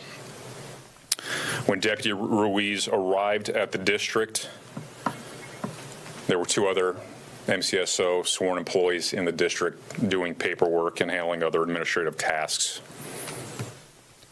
Deputy Ruiz brought Hurley into the holding area, and as is standard process and protocol, he removed his handcuffs and attempted to put him to one of the holding cells. It was at that time that he was initially passive resistant and then turned on the deputy, and the fight ensued. During the fight, on several occasions, Deputy Ruiz attempted to transmit from his radio requesting assistance unsuccessfully. The suspect beat him unconscious. The suspect then took the keys to the deputy's vehicle, crashed through the gate, and fled the area. Citizens saw what they believed was obviously not a deputy driving the car and called in a potential stolen vehicle, at which time Avondale responded. Our deputies at the district were notified as they tried to raise Deputy Ruiz on the radio unsuccessfully, and they found him in the holding cell unconscious. Rendered aid and initially tried to place him into a squad car to take him as quickly as possible to the hospital, but the paramedics that were already on their way met them there and took the deputy to the hospital, as I stated earlier, where he never regained consciousness and has been on life support since. Immediately we began our manhunt. was assisted by several other agencies. The suspect abandoned the MCSO vehicle and carjacked another vehicle, which has not yet been recovered. As we scoured the community later that evening, we received a call of a shooting that occurred. Pardon me for one moment while I give you the location.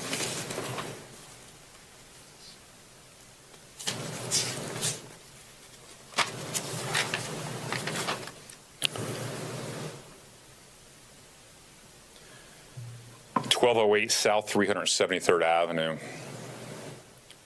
We had tactical units throughout the valley, some responding to that area, but we had no idea at the time that that incident would be tied to the incident that occurred at the district. What had occurred was the suspect Hurley had gone there and gotten into he had been in a previous conflict with the homeowners there, is still yet undetermined as to the root of that issue. Armed with a handgun, he fired onto the resident. Resident returned fire, and in the gunfire exchange, Hurley was fleeing, was struck 3 times by the gunfire, 2 inconsequential, 1 more serious strike. He's currently hospitalized and stable. When our deputies realized, as they were there rendering aid to him, they realized that after seeing the tattoos and getting a good look at him, that he was the suspect in the attack on Deputy Ruiz. As it stands, he is pending his initial appearance on the warrants and the violations, the warrants for probation violations and child molestation, pending additional charges, which will be coming soon. I don't know what else to say.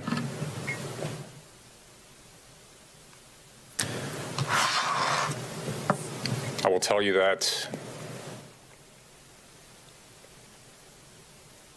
I have the utmost respect for the men and women of this organization. Excuse me.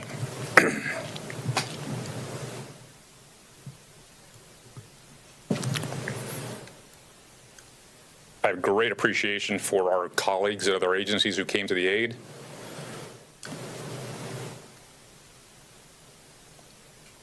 I would hope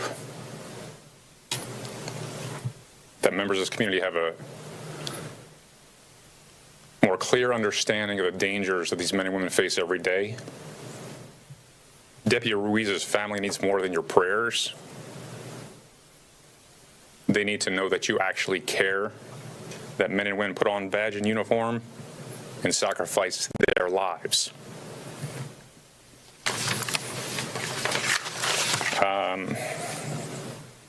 We'll release more information at the appropriate time.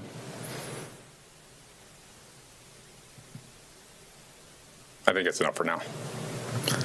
Thank you. All right, this latest update again coming from our Sheriff's Department. A sad update at that, as this attack happened over the weekend. They do have that suspect in custody, but unfortunately that deputy, as we've heard, has succumbed to his injuries that he did suffer. So we'll continue to follow this story. As the sheriff just mentioned, they may release more information later. We can always continue to follow that story here for you on Live Now from Fox. Going to step away for a quick 2-minute commercial break. We'll bring you more news stories across the country when we return.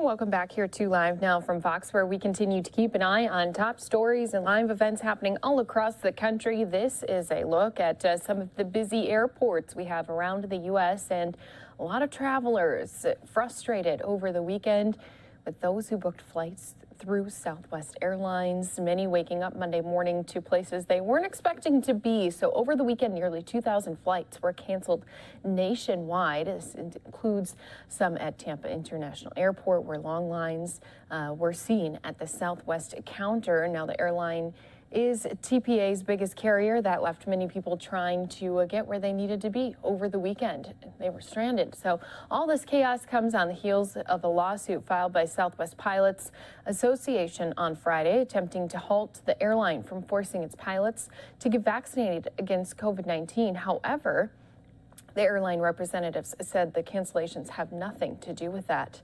Southwest Airlines did say in an emailed statement that it had experienced weather challenges in its Florida airports and the beginning of the weekend, which were compounded by unexpected air traffic control issues in the same region. Now, those issues triggered delays and prompted significant cancellations for the airlines beginning on Friday evening. So they sound like baloney to me, is what one person was saying to our crews there, getting reaction from some of these frustrated air travelers, saying the weather is fine in all connecting areas. There's no bad weather. There's got to be something behind the scenes they're not telling us. So a lot of passengers speaking with our Fox 13 crews, saying that some Southwest employees they knew locally had a little bit of a different explanation, saying that the cancellations had to do with staff shortages. So we did reach out specifically asking about these shortages. They responded with the same statement they issued on Saturday, saying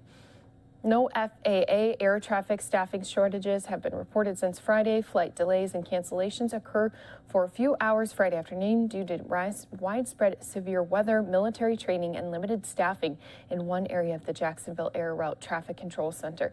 Some airlines continue to experience scheduling challenges due to aircraft and crews being out of place. Please contact the airlines for details about current flight schedules. So a lot of people still frustrated as they were getting, once again, their flights canceled, delayed while they were flying Southwest. We'll stay on top of this story here for you. But speaking of flying away, going to take us back out to our nation's capital. Here's a live look, and we're going to go back into that ceremony here, as again, we do have some of our folks celebrating Columbus Day, Indigenous Peoples Day. We're going to go out to a ceremony taking place in D.C. at this time for a wreath-laying ceremony. Let's listen in live. We're on Unfiltered here on Live Now from Fox. Without erasing the greatest achievements of the age of discovery.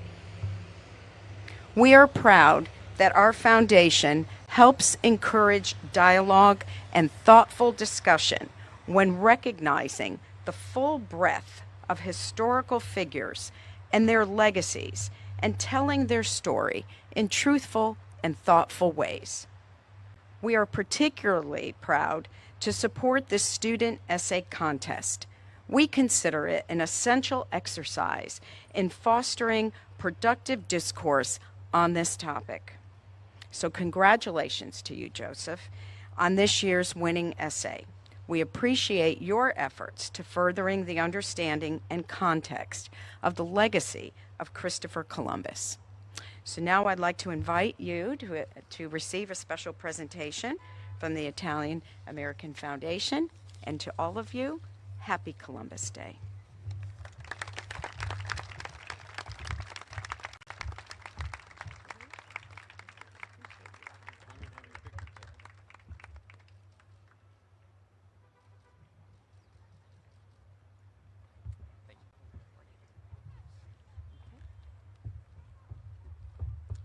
Thank you, Ms. Bride. Mr. Joseph Stetson is a high school junior who attends Chesterton Academy at Catholic Central High School in Steubenville, Ohio. He's the youngest of 8 children and a parishioner at Sacred Heart Parish in Hopedale, Ohio.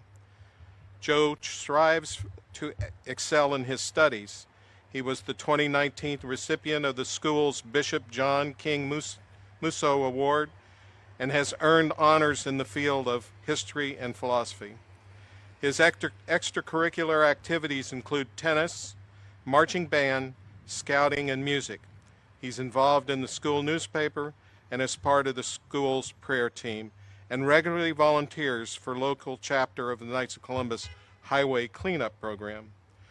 Joseph has communicated to us that he is grateful to all of his family, especially his parents, and to his school administrator and teachers for their continuous love and support. Joe says, "They have taught me the importance of not just discovering truth, but communicating it effectively as well." And now, ladies and gentlemen, I'm honored to welcome Mr. Joseph Stetson with his presentation of this year's award-winning essay.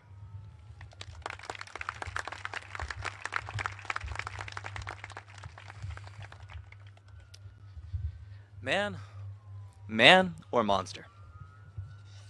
All quotes that are not specifically stated come directly from Christopher Columbus's journal. Christopher Columbus was a man. In fact, he was a hero. There are many secularized, anti-history, anti-Christian, and foolish minds that claim Columbus to be a horrid individual. A monster, without honor, who raped the indigenous people of the Indies in a lustful rage for gold. Because of all the calumny against Columbus, some now consider him to be little more than a genocidal human trafficker. However, is any of it true? Who was Christopher Columbus, and why is there such controversy around him? Cristoforo Colombo was born sometime in 1451 AD in Genoa, Italy. He was born into a peasant Christian family, and his father was a wool worker and merchant. He began his sailing career in the Portuguese merchant marine. He based himself and his brother Bartholomew in Lisbon, Portugal, after surviving a shipwreck off Cape St. Vincent. Both were employed as chartmakers, but Columbus principally kept to sailing. In 1482 through 1485, Christopher traded along the Guinea and Gold Coast of Africa, giving him experience in navigation, as well as Atlantic wind patterns. Columbus, in all of his understanding of the Bohem's globe, which was in Columbus's age the known arrangement of the world, thought that sailing westward to get to the Indies would be quicker than trying to sail around Africa. Therefore, Columbus, having audiences with King John II of Portugal and later with the Spanish crown, tried to convince them to support a transatlantic voyage. Christopher's efforts seemed to be in vain. His outlandish claims and aspirations seemed to be foolhardy, and were rejected on multiple occasions. However, Columbus would not give up. Maybe it was his desire to be part in spreading Catholicism across the world. It could have been his longing for honor and fame. On the other hand, maybe it was his pure thirst for adventure and knowledge. Whatever the inspiration for his great odyssey, Christopher Columbus's tenacity was on par with that of Odysseus, Thomas Edison, and St. Mother Teresa of Calcutta.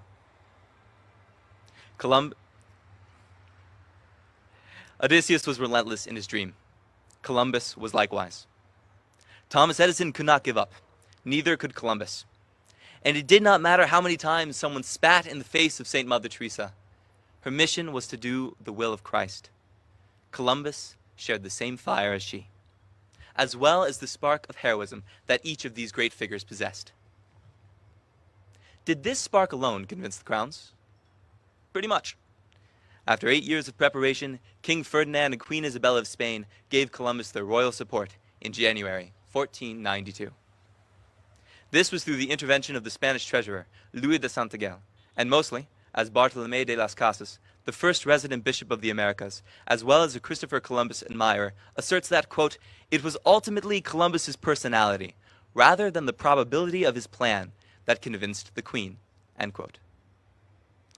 At that time, the incredible journey of Columbus was just beginning. Little did he know what it would lead to. The great voyage of the Nina, Pinta, and Santa Maria, led by the intrepid Christopher Columbus, now named High Admiral of the Ocean Sea and perpetual governor of the islands and continents that Christopher Columbus should discover. And the Pinzon brothers, Martin Alonso Pinzon, who served as captain of the Pinta, and Vincent Yanez Pinzon, who served as captain of the Nina. After the trio pulled together a crew, they left the city of Palos on August 3rd, 1492, and sailed to the Canary Islands. From there, the adventurers left from San Sebastián de la Gomera on September 6th and proceeded to sail straight west. Columbus used the navigation tool of dead reckoning, which was done by estimating the speed of the ship and then calculating the time elapsed using a half-hourglass, to give a rough estimate of the leagues traveled. Columbus, as a mark to his ability to read the social cues of those under him, would write down the leagues traveled and tell his crew a few leagues less than what they actually traveled, in order to make them seem as though they were not as far away from the mainland as they were. Ironically, the record he gave to his crew were more accurate than what he recorded. On October 12th, land was spotted. Quote, everyone breathed afresh and rejoiced. They shortened the sail and lay by under the mainsail without bonnets. End quote. After long and tiring weeks of sailing, they finally found land. This is where the controversy starts. Now that Christopher Columbus and his transatlantic voyage of 3 ships and 90 men had found land, they had also found people. Because Columbus thought that he had found the Indies, he called the people living there Indians. The controversies rise up over how he treated the Indians. Was he a genocidal conqueror who came to what he thought the Indies in a lustful search for gold and spices? No. In actuality, Christopher Columbus thought of the Taínos, the native inhabitants of the land the people found, as a gentle people. He thought that, quote, they could form great friendships, end quote. Christopher thought this because he saw the Taínos as, quote, a people who could be more easily freed and converted to our holy faith by love than by force, end quote. He made friends with them, he traded with them, and he loved them. He convinced his men, or did his best to not take advantage of the Indians. He then consecrated the first island he found to God by naming it after Jesus Christ, San Salvador. Columbus did take 6 natives for the king, but so that, quote, they could learn to speak, not so that he could sell them into slavery. Columbus sailed around the islands in search for riches to bring back to the king and queen, but did not find much. He found souls for God, and that was a treasure to him, but not much of a treasure for King Ferdinand. We've been listening in live to this event taking place in Washington, D.C. Again, Columbus Day here today being observed, but President Biden catching a lot of people by surprise Friday after issuing the first ever presidential proclamation of Indigenous Peoples Day. So this is going to be observed here today, along with Columbus Day, which was established by Congress. We're going to continue listening in live to this event. Also going to be continuing to watch our stocks here today, all on Live Now from Fox. Some of you are going to be seeing also a quick 2-minute break. 1506, Valladolid, Spain. In conclusion, Christopher Columbus was a man. In fact, he was a hero. He was tenacious, courageous, faithful, and kind. He had the spark of a hero and the attitude of a saint. He is a man to be honored, not belittled, with characteristics to aspire to. Therefore, to those who slander the name of Columbus because of poor reasoning and a cultivated hatred towards Christianity and masculinity, consider that you may have your own voyage to take one day. May it be done with the same spark of courage as Christopher Columbus. Thank you.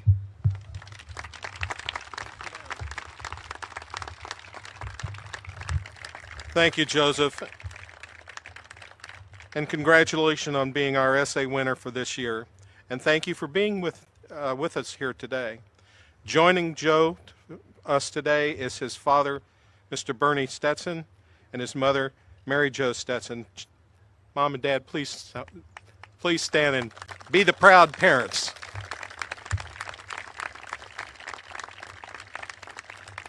Before we let Joseph sit down, I'd like to call on the president of the National Christopher Columbus Association, Mr. James McCusker, to make a presentation. Absolutely.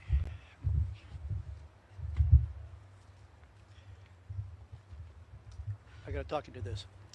First of all, it's a great essay. We read it, and we really appreciated the work that you put into it. And we hope that your voyage has as much tenacity as Christopher Columbus. So we wish you every success. Now, here we have making you an honorary member of the National Christopher Columbus Association. And we'll step out here because these guys want to take pictures. Mom and Dad, you want to get pictures? Okay. So there we go, like this. All right. This makes you an honorary member. Okay. Okay. Okay. You got everybody? 1, 2, 3. Okay. Look at the guy in the blue shirt.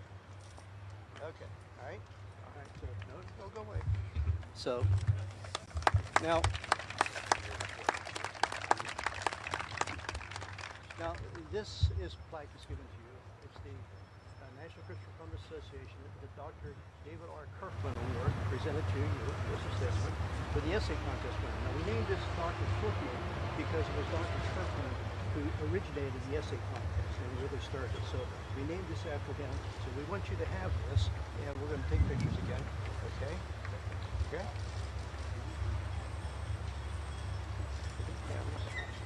Mom and Dad, you got yours? Okay, perfect. There you go. Okay. When we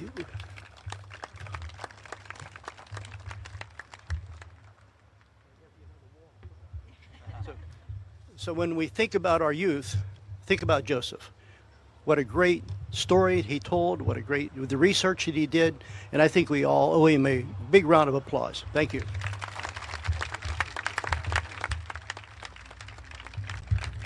Thank you, Joe, and thank you, Mr. McCusker.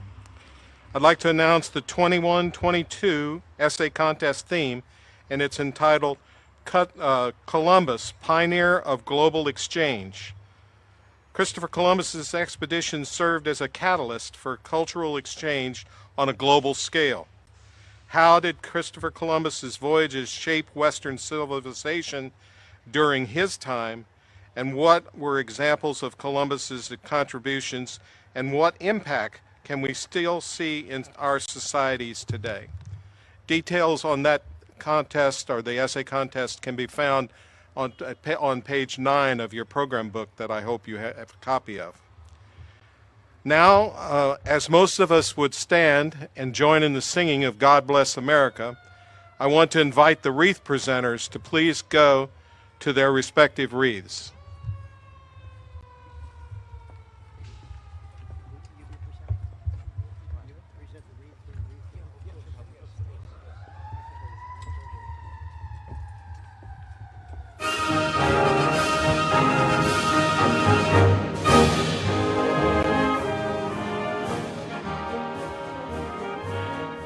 Welcome back here to Live Now from Fox. Again, we've been taking some live looks around the country for you right here on Live Now from Fox. This one coming to us from D.C. as we do have, again, Columbus Day being celebrated by a number of people here in our nation's capital. But of course, we do want to continue to give you some more of these stories that we've been having coming in and give you some other pictures of what else is going on across the country. A lot of people excited about the fall season. I have to say today woke up here in Arizona to some much needed cooled down weather. But I do want to give you a look at just another picture that shows it is once again fall time. So this coming to us out of California, a great annual tradition.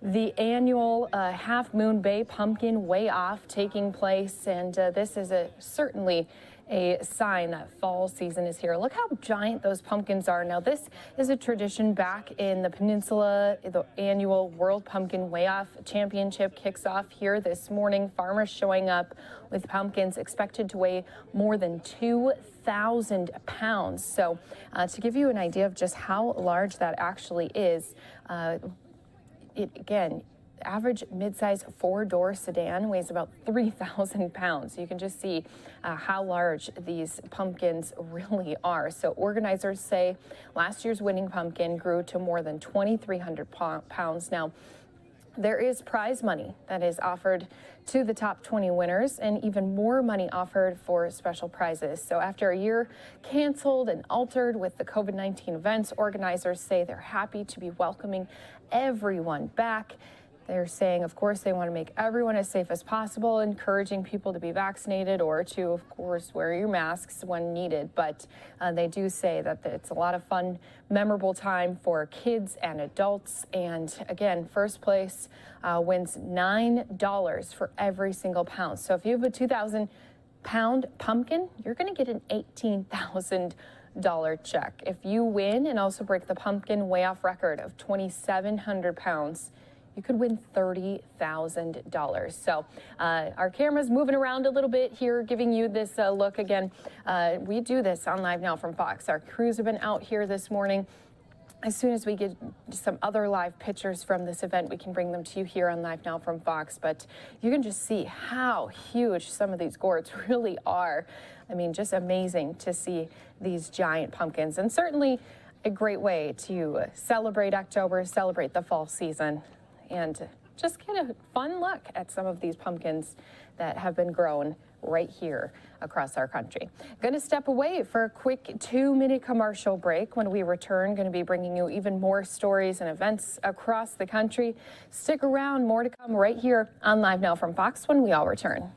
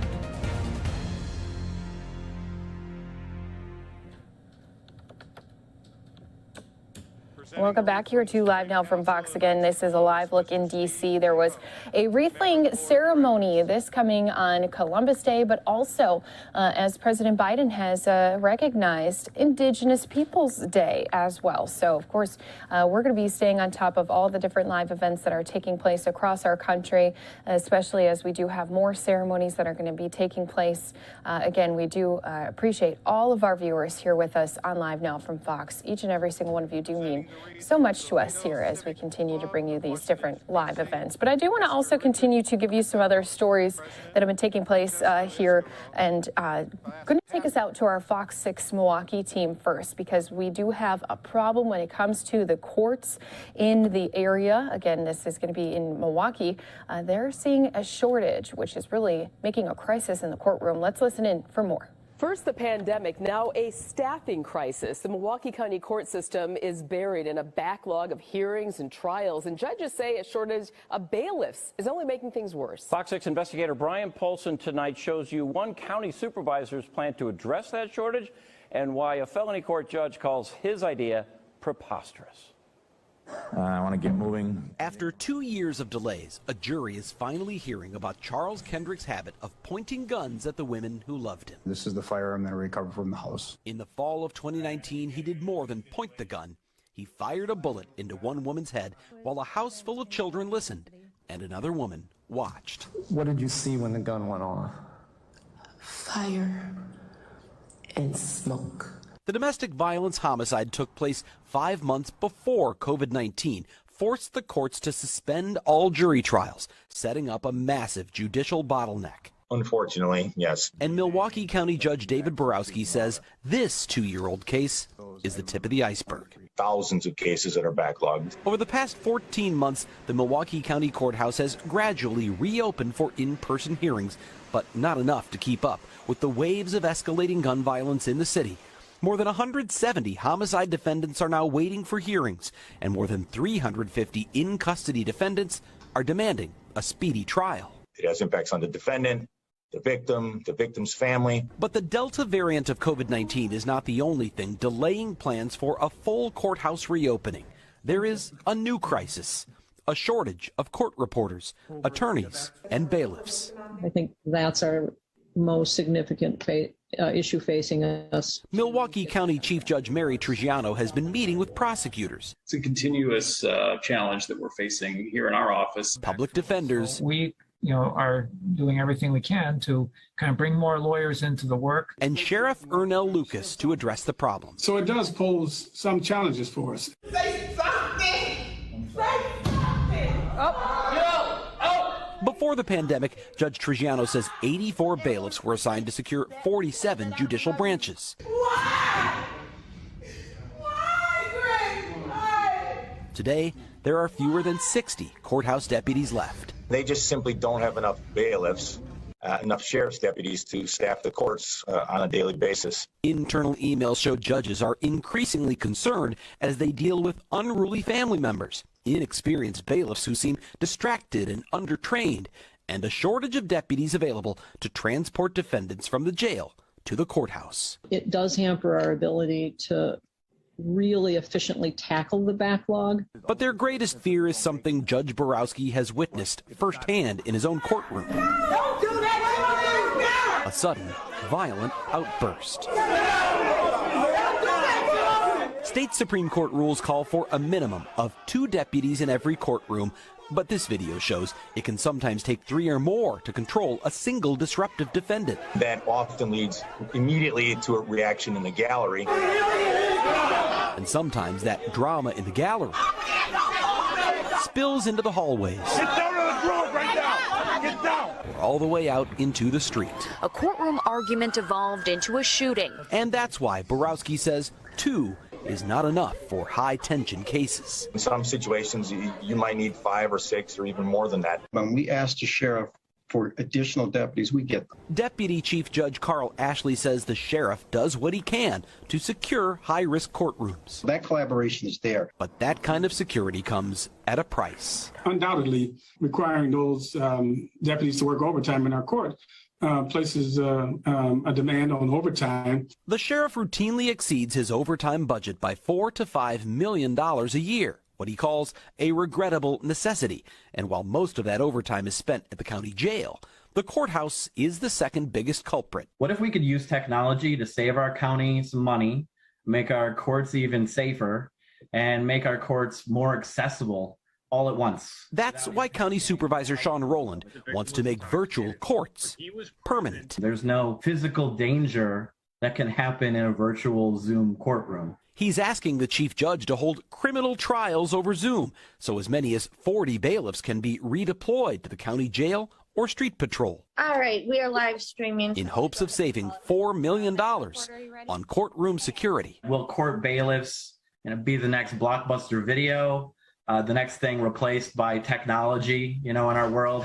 I'm not sure about that. Rowland's plan would not eliminate all court bailiffs, but it would cut the courthouse security staff to nearly half of its pre-COVID level. I think that's preposterous. Judge Borowski says in-person hearings aren't just preferable. I have no indication whatsoever that the defendant is paying any attention. They are essential. So that you can do things like read body language, really listen to the defendant, see how much remorse the defendant might have at sentencing. And while the chief judge says she is open to keeping virtual courts around after the pandemic, we will take a look at whether we can do Zoom hearings, video conferencing hearings in certain courtrooms. She will not agree to any criminal court going permanently, fully virtual. The more we can do in person, the better. Listen, And that means someone will still have to be there to ensure there is order in the court.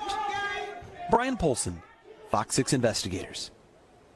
The county executive's proposed budget for next year includes 91 court bailiffs, the same number as last year. Sheriff Lucas will make his pitch to county supervisors next Tuesday. Meanwhile, Contact 6's Jenna Sachs has been looking into the future of your virtual court in Milwaukee. And Wednesday night on Fox 6 News at 10, Jenna will explore the pros and the cons of sticking with Zoom hearings after the pandemic. First, the pandemic. All right. So once again, just wanted to bring that live look to you. Also want to bring you a live look of the Columbus Day Parade taking place in New York. We have that. Plus, a reporter just stepped in the shop, but Huntington Beach is reopening out in California. We'll be giving you some more of these top stories right here on Live Now from Fox after we go into a quick 2-minute break. So more to come. Stick around as we give you some live looks across the country. All coming up in just 2 short minutes.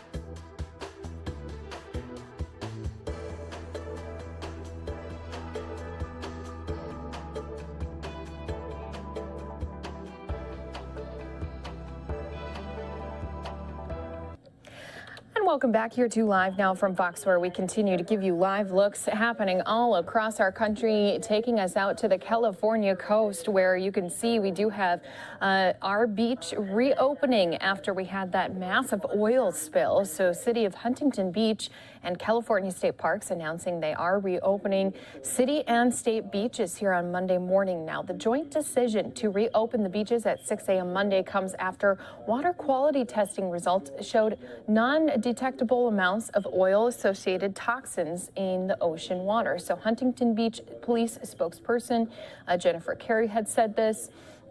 Going on to also have the mayor make some comments saying the health and safety of our residents and visitors is one of the utmost importance. We understand significance of our beaches have on tourism, our economy, and our overall livelihood here in Huntington Beach. It's important that our decision to reopen our shoreline and water is based on data that we continue to monitor the water quality going forward. Now, officials continue to warn public not to handle any tar balls that they may encounter on the sand. Now, oil contains hazardous chemicals. Beachgoers who encounter these tar balls will be encouraged to give an email, and if skin contact occurs, they're advised to wash the area with soap and water or baby oil and avoid using solvents, gasoline, diesel fuel, or similar products on their skin. So officials do say these products, when applied to skin, present greater health hazard than the tar ball itself. So just a few more facts here about this oil cleanup. There's been some data that was given on the handling of this cleanup. More than 1,600 people conducting response operations, and to date, 5,544 total gallons of crude oil have been recovered by vessel. 13.6 barrels of tar balls were recovered on Saturday. There was approximately 250,000 pounds of oily debris that had been recovered from shorelines. 2 overflights were scheduled for Sunday, and 11,400 feet of contaminant boom have been strategically deployed. So the Unified Command is headed by the U.S. Coast Guard, also includes officials from Orange County, San Diego County, and the California Department of Fish and Wildlife, and Amplify Energy Corp. Now, they're the owners of the damaged pipeline that had leaked the oil. They contracted cleanup teams were cleaning locations from Seal Beach to San Onfor Beach, while officials were conducting water and soil sampling on Sunday along San Onfor Beach. And meanwhile, the Oiled Wildlife Care Network reported that its responders had recovered 58 species impacted by the spills as of Sunday. 50 birds, 8 fish, 26 of those birds were recovered alive, but all 8 of the fish were dead. So the organization doing some extensive recovery from Long Beach Harbor to Oceanside. Field stabilization at the Wetlands and Wildlife Care Center in Huntington Beach, and primary care is being done at the Los Angeles Oiled Bird Care and Education Center, which is home to International Bird Rescue. So officials said no oiled wildlife has been located in San Diego County. For the latest wildlife information, we're staying up to date here for you. And authorities initially estimated as much as 144,000 gallons of oil may have leaked from that damaged pipeline. But as of last week, on Thursday, they say that amount is much lower, although there's still no firm number. So at a news conference, they did say roughly 588 barrels of oil had spilled, which could equate to about 24,700 gallons being considered a minimum amount leaked. Officials, again, unsure of a possible maximum number. So we'll stay on top of this here for you on Live Now from Fox. If we do get more updates from some of those officials, we'll, of course, jump out to them and bring those updates to you. Want to also, though, give you a live look at New York City, because we do have a parade taking place here today. You can see here, we do have the Columbia Association Fire Department, City of New York, here holding up their banner, getting ready to begin and march proud as we are celebrating here today, Columbus Day. Also, though, celebrating Indigenous Peoples Day. Now, a lot of folks have been recognizing both holidays here today, especially with President Biden making that announcement that they would be recognizing it here today. This has again been a federal holiday celebrating Christopher Columbus, towards an appreciation of Native peoples. And as I mentioned, President Biden catching some by surprise by being the first president to be recognizing Indigenous Peoples Day. So we are going to be continuing to listen into some of these sights and sounds out of New York, as I mentioned, but I do want to continue to give you some more of these press conferences that have been taking place across our country, especially as we do have our Wisconsin governor recognizing Indigenous Peoples Day. So what I'm going to do is that we can keep our eye not only on this parade, but also on the events that are taking place here. I'm going to send us into a triple box. We'll be keeping an eye on the beaches in California, the Columbus Day Parade in New York, but then listening in as Wisconsin Governor Evers, along with other officials in Wisconsin, are holding a news conference recognizing Indigenous Peoples Day.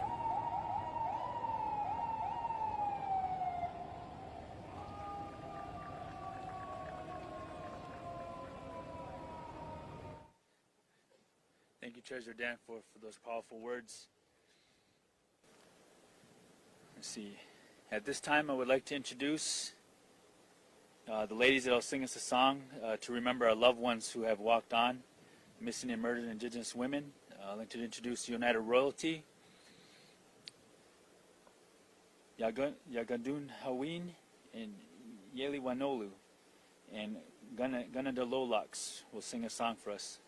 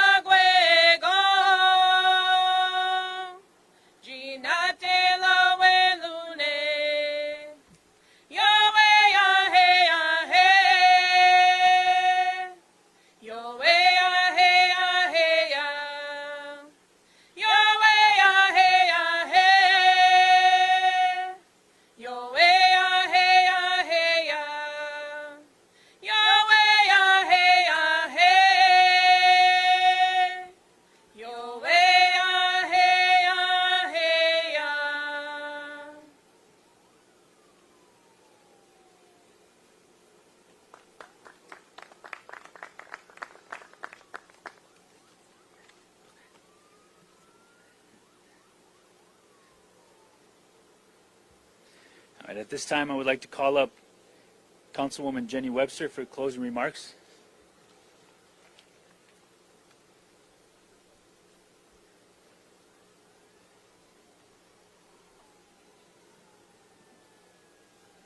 Good morning, and in closing, I wanted to share some thoughts with you today.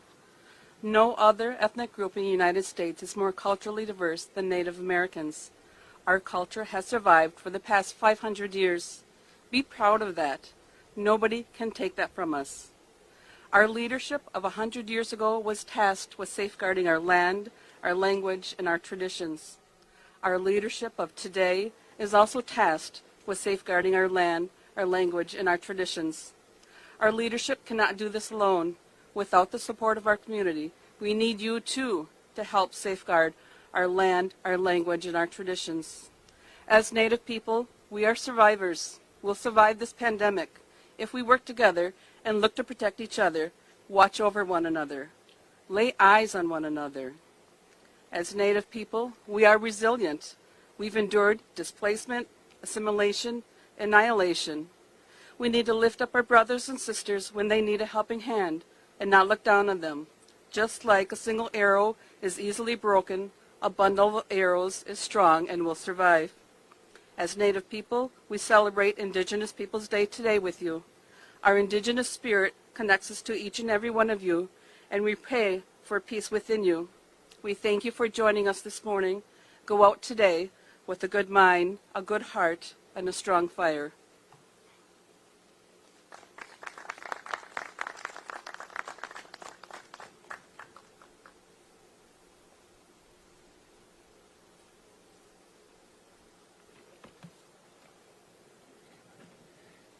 We're going to get one more mic set up.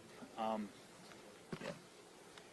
as that's happening, I'd like to, invite and greet the Governor Evers, to Sovereign Land. And I'd like to thank you for joining us today.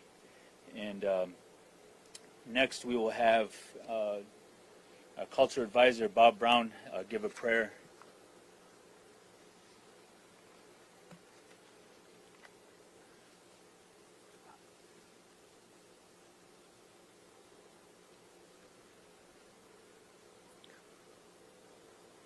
Ana ne tunu ne kan chokod ne hakwego ne chi nachte sokwawi sokwaya disu ne chi huncha de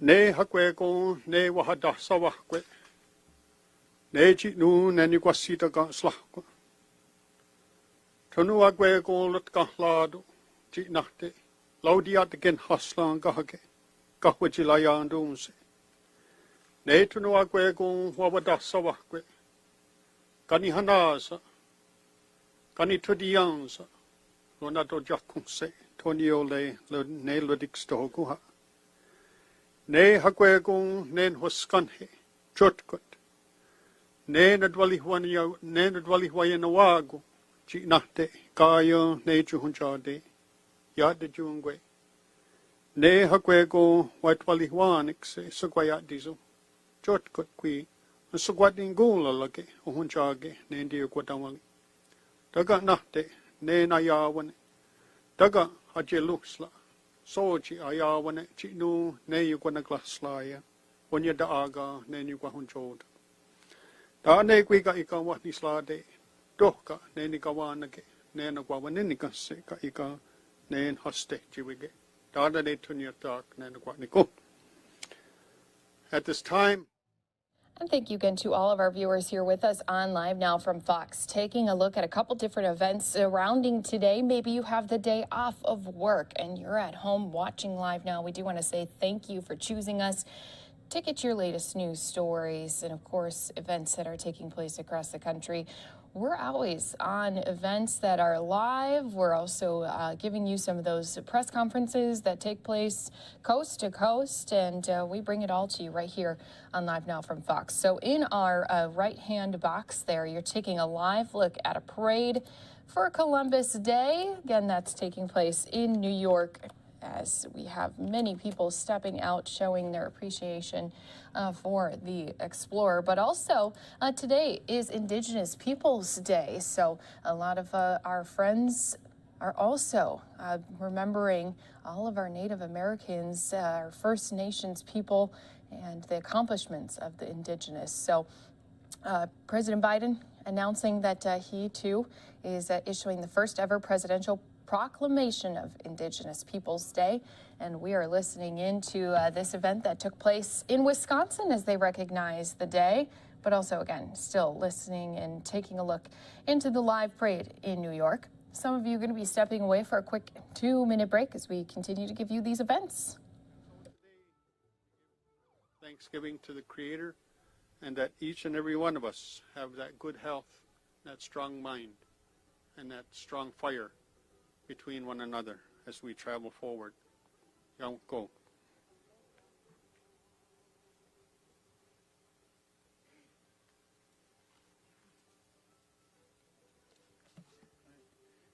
Thank you, Bob.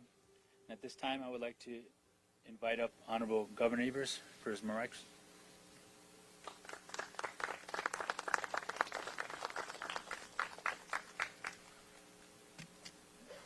Thank you, and good morning, everybody. It's a pleasure to be here today with all of you.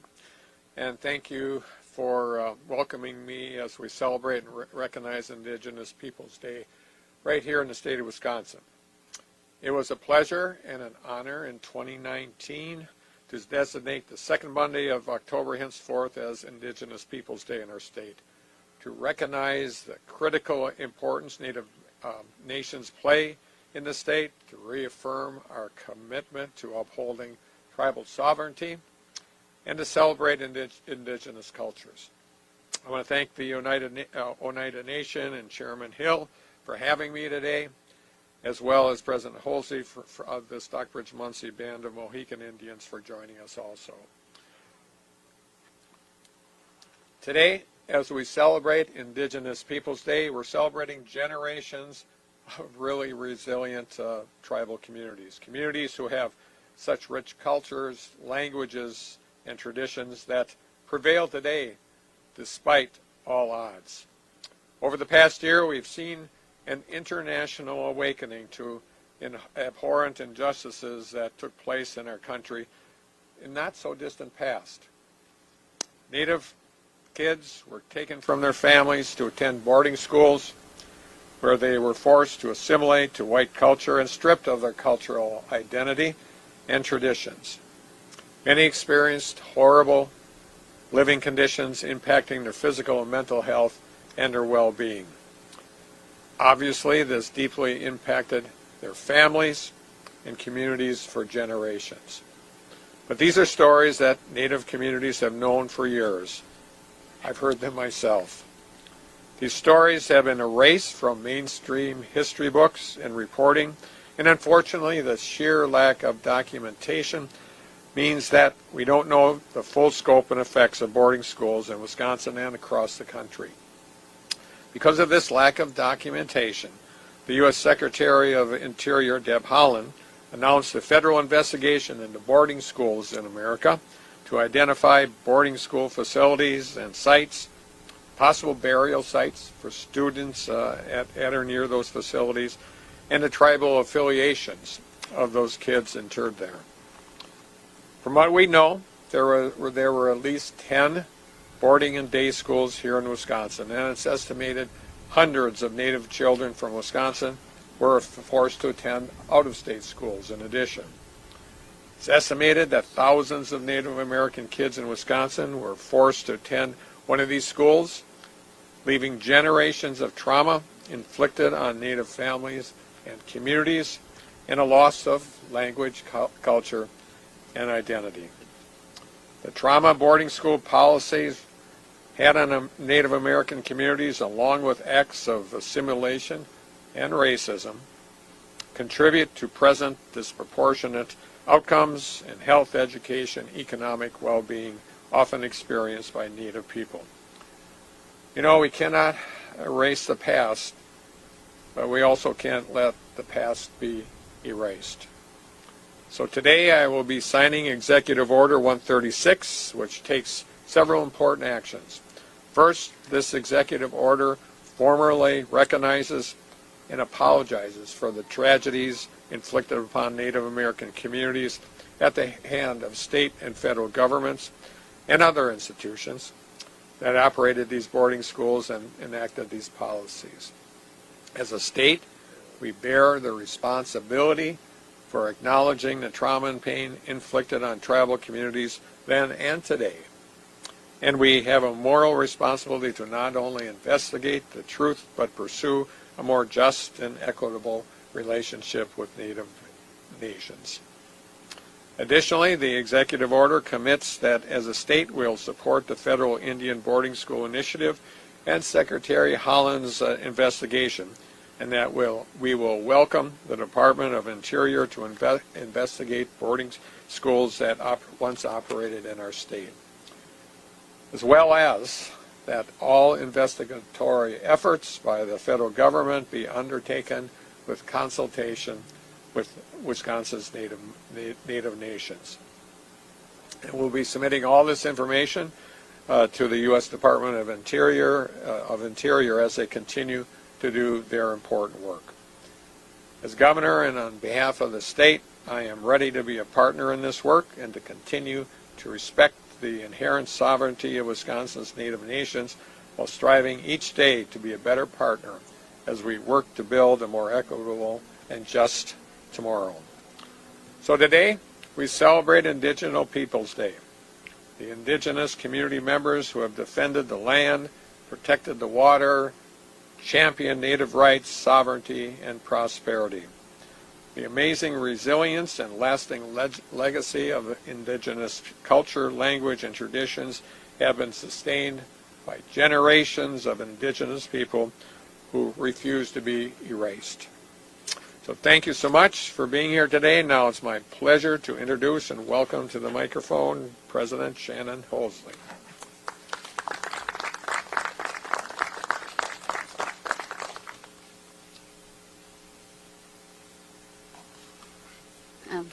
Kolamasi, good morning. It's a pleasure to be here. I just want to thank Chairman Hill and esteemed colleagues, leadership, the governor, the mayor, and everybody else. It's a pleasure to be here this morning.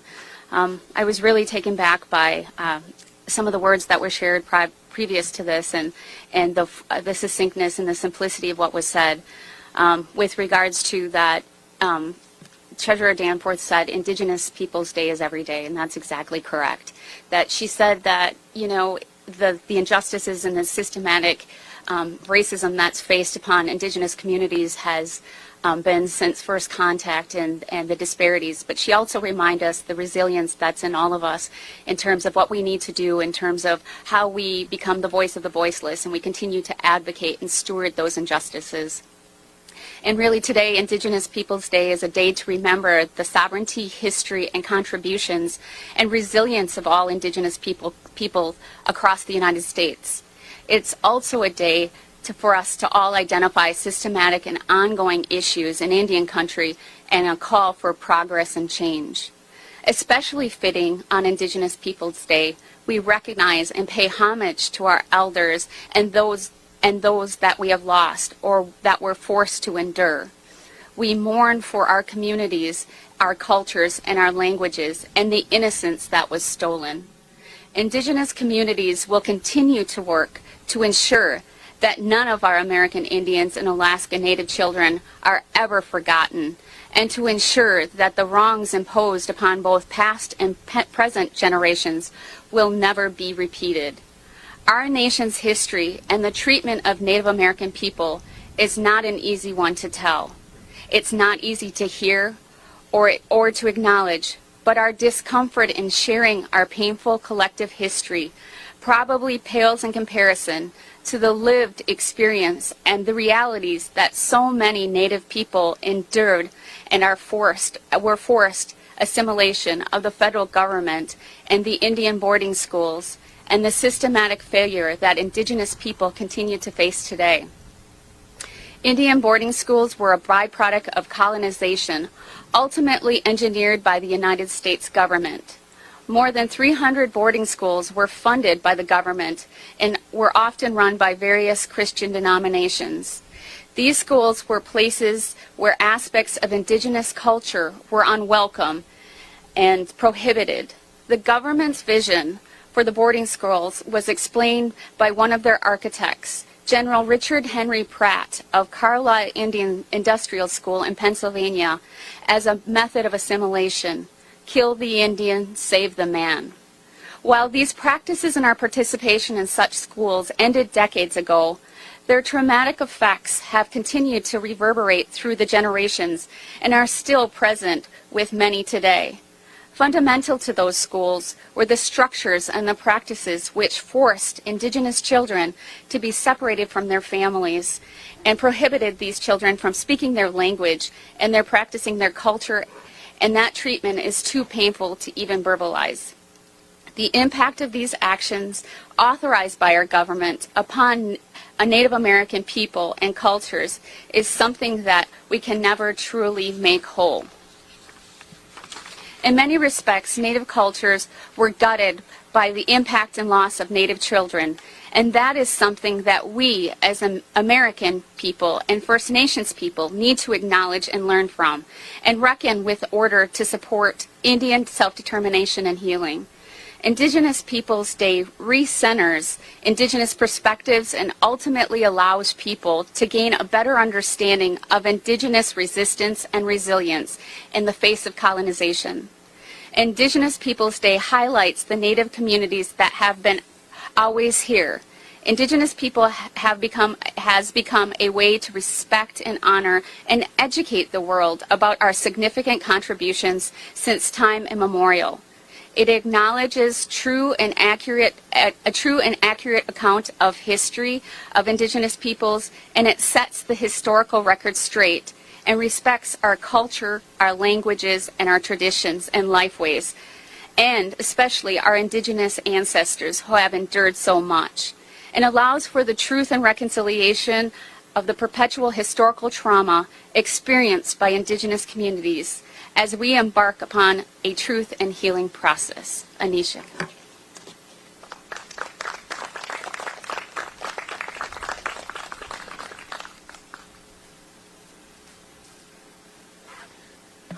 So thanks again to all of our viewers here with us on Live Now from Fox. A little bit of two different events going on here that we've been listening into, taking a look at as well. So while we do have a Columbus Day parade taking place in New York, obviously celebrating the explorer, but we do have also in Wisconsin many people, including the governor, acknowledging what role Wisconsin played in Indian boarding schools. Now, the governor did order a declaration of support for U.S. Department of Interior investigation, announced earlier this year, was requesting any investigations in Wisconsin be undertaken in consultation with Wisconsin's Native nations.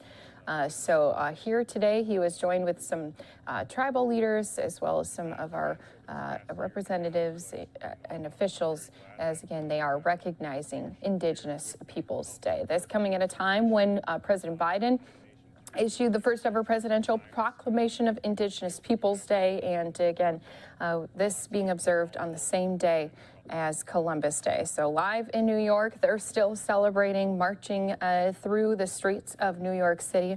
We are going to step away for a quick 2-minute break, and when we come back, we'll be getting into more news stories across the country when we return.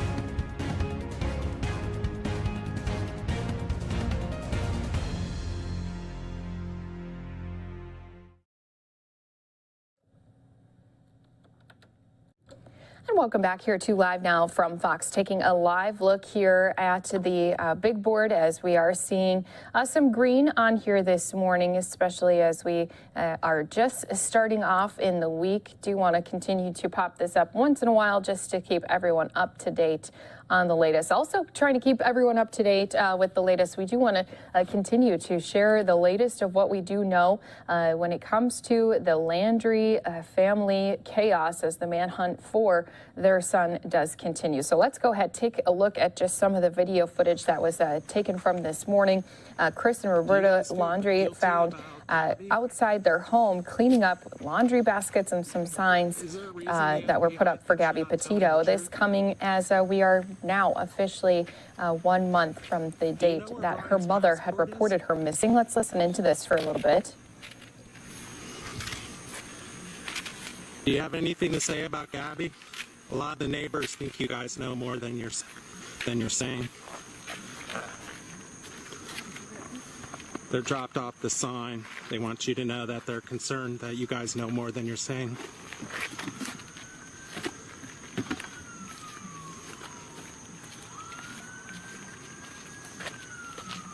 So obviously, just as we've seen time and time again, while reporters are asking questions from the Landry parents, we're seeing them refusing to answer any questions. And this coming again on a big, extensive manhunt for Brian Landry. Again, Gabby Petito being reported missing 1 month ago. Her body discovered in Wyoming on September 19th.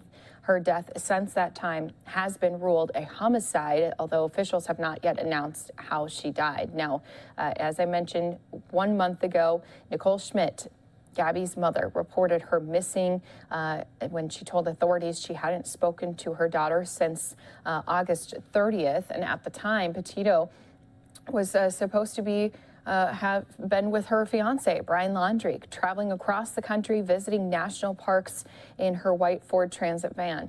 Brian returned to Northport, Florida, September 1st, which we know he returned without Gabby Petito. He made it back with the van to his parents' home, but unfortunately, Petito was not with him. Now, according to the women's family, Brian Landry never called them to say that their daughter was not with him.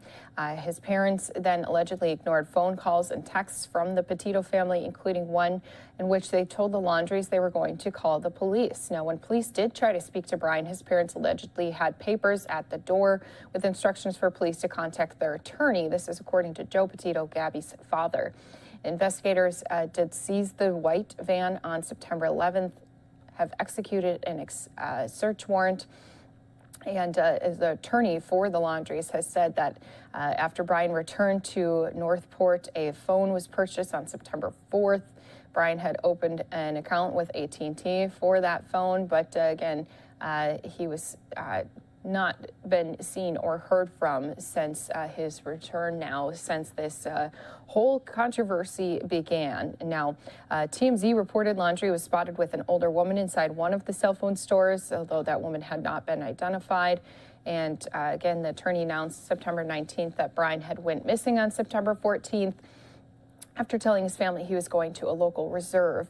And the family has since changed that date, saying Brian now last seen on September 13th. So there's been so many switching back and forth with the timeline, with where he may have been, where he is at this time. But we do know that there's still an extensive manhunt going on for Brian Landry. He's been on the run, has not been officially directly charged with Petito's death, but obviously the Landry parents not also arrested or charged in connection with this case, but we have heard multiple times from the Petito Schmidt family speaking out, asking for him to step forward with any information, turn himself in. They have said time and time again, do the right thing for Gabby, do the right thing for the family so that they can get the answers that they deserve. So we'll continue to follow this story as we have ever since, again, Gabby had been reported missing. And if there's new developments, we'll be bringing them to you right here on Live Now from Fox. Going to take us out, though, to even more stories that have been taking place across the country. A live look right now at the White House, where President Biden will be traveling back to D.C. here today after spending the weekend in Delaware. So if we do get a couple shots of him arriving back, see if he does speak to reporters who always capture those moments when the president returns to the White House. We'll bring those to you here on Live Now from Fox. But I want to get to some other stories that have been coming in here to our Live Now from Fox desk. Going to take us out to a series of stories with our Fox 2 Detroit team. We've all seen it. There's been not only supply shortages, but staff shortages. Let's get into those stories right here on Live Now from Fox. It's the scariest time of year. But this year, Halloween may be scarier for a different reason. We were looking for Superman shirts and capes. It's not an easy thing to find. Trying to find decorations, they're sold out. Consumers say it's difficult to find not only costumes, but those frightening props that many display in their yard. A lot of companies are struggling to get product in. Dave Douglas owns Crypt Keepers Halloween Emporium in Centerline. He says he was able to get ahead of the game because he's not a seasonal store. We've been very fortunate because we got a lot of stuff early, and when you're open year-round, that just is very helpful. Many pop-up stores or big chain stores only stock their shelves during September and October for Halloween. Pop-up, everything comes later. All the shipments come in July and August. Most of my shipments came December, January, February. So what's causing a shortage in supplies for some retailers? The biggest thing is most of my distributors are telling me their containers are just sitting in the water. It's the supply chain saga that's impacting industries across the country as ports, truckers, and warehouses are having challenges finding workers. Sun bothers me a little bit. That's why I work at night. What we're being told is early next summer is what they're telling us for things to go to normal. Douglas says despite placing orders early, some of his most sought-after merchandise was challenging to get. The hardest thing was waiting the 25th anniversary Ghostface costume and mask and the Dead by Daylight line. It's a big video game the kids play. We've been waiting. They were doing July 1st. I'm actually just getting them tomorrow. Douglas says because of the shortage of supplies, his store is busier this year. Yeah, I definitely see an increase on traffic because we have stuff and a lot of people don't. For consumers who can't find what they want, this may be the year to test those creative juices. Yeah, I mean, you can make things or, you check into your around stores. They're going to have the most stock out of anybody. In Centerline, Ingrid Kelly, Fox 2 News.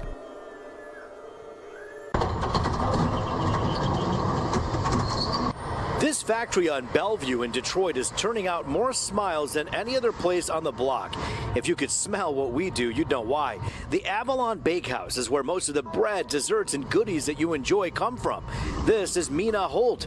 She's the sweets lead at Avalon. I love the croissants. I love the process of laminating croissants, of taking dough and seeing the creative side, that all that you can do with croissants, from a blank book to a beautiful pastry. But needing success isn't just about water and yeast. It takes training. Running a business like this in the middle of a pandemic can be tough without it.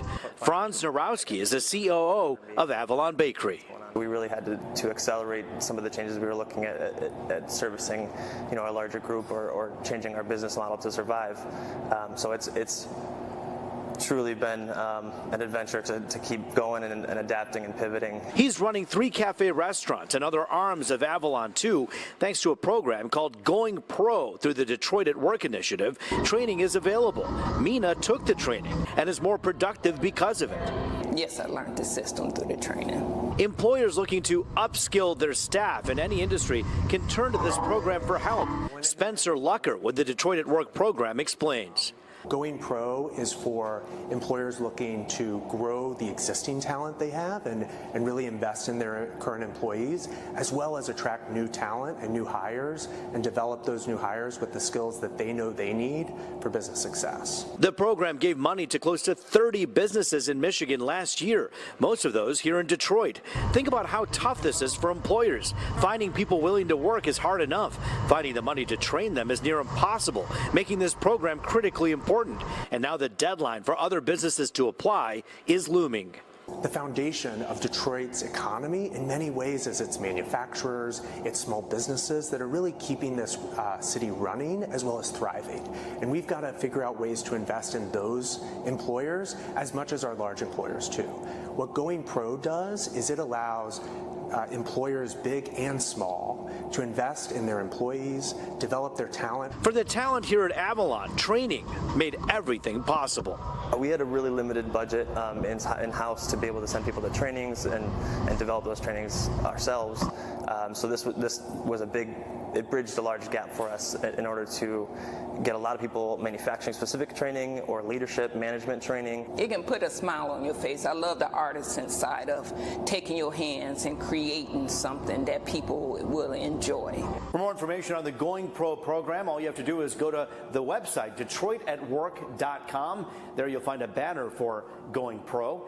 Go ahead and click on that. Remember, the deadline is coming up October 28th. If you're a boss, if you're an employer and you need this training, there's money available and help available as well. In Detroit, Rupert Raj, Fox 2 News. For months, the restaurant industry has been singing the same tune. It's almost detrimental. And the chorus doesn't appear to be getting better anytime soon. With COVID and the labor shortages, it's harder with everyone doing multiple jobs. Some of us are accommodating like 5 to 6 positions during one shift. Here at Beans and Cornbread in Southfield, Got the gumbo going, green beans. The shortage of workers, from cooks to bartenders, has forced management to make adjustments. Our hours of operation have been reduced. According to the Michigan Restaurant and Lodging Association, 87% of food service operators say they currently do not have enough employees to support existing customer demand. We are putting ads out, the regular employment ads, Indeed, Facebook. Beans and Cornbread also put up a sign asking patrons for patience. A few miles away here in Madison Heights, management here at Noodletopia, they found a different way to deal with the waitstaff shortage. Hi, Bella. Two robots, Bella and Ola, are now part of the work team. It is help a lot with the the shortage of the employees for sure. This one is delivering the food to each table. As Bella is programmed to serve patrons, robot Ola is programmed to help clean up. Like busboy, like dishes, clean up the dishes, trashes, and once you're done with one table, it's going back to the dishwasher machine and the trash can. Lee, who is also a distributor for the company behind these robots, says the average cost of one robot is about $800 a month. You can lease to own, and you don't have to pay employee benefits. Customers are also impressed. It's great, yeah. Lee is also looking into robotic technology to chop food. It's not 100% to occupy a human being's position, but it helps a lot. In Madison Heights, Ingrid Kelly, Fox 2 News. It may look like these friends are out to enjoy great food and share in conversation, but they're really on a mission to spread joy. This is an extra tip for you today on behalf of Women's Thank you very much. Thank you. I appreciate it. Thank you. Members of this local chapter of Women's Life realized every day is an opportunity to make a difference and decided surprising waitstaff across Metro Detroit with tips far beyond the 15% gratuity was the way to go. I found it online. A group of 17 men were going out and giving $100 tips to waitresses. So members of this group decided to make this mission a part of their own, and they call it Shock and Cause. It was shocking. On Friday, Women's Life decided to make a difference in the life of a waitress at Savory Grill in Utica. That's a lot. It's like $64. $84. What am I talking about? My God, I never had this much tip. Always cry at almost every single one that we've done. Oh, that just warms you, because I mean that probably has made her whole month, and it's only the first, has made her whole month. She's not going to have a better day than today. The shocking tip comes with a message card. You've been shocked by our cause. And group members spread this joy a couple of times a month. A lot of times it's, we've gotten a story that, what they've gone through and what it means to them, and and sometimes they even pass it on to other people. These are going to go to my grandson. I have 5 grandkids, so it's his birthday is coming up. So yes, it's going to go to him. You know, I love my grandkids so much. This local chapter's number came by divine order. Chapter 911 happened to be the next chapter in line. But the chapter's president says their work is not only critical, but personal. 5.5 years ago, I was one step away from life support. And that's what really brought us together for Women's Life Chapter 911, so we could reach out and help others. The great thing about Shock and Cause is that it tends not to just help the recipient. In fact, the giving keeps giving. That little change in your life can change somebody else's, and then the trickle effect happens. This group hopes the concept will grow. I welcome it. It wasn't my idea. I took it, I changed it a little bit. I feel good and feel like I owe to give to people. In Utica, Ingrid Kelly, Fox 2 News.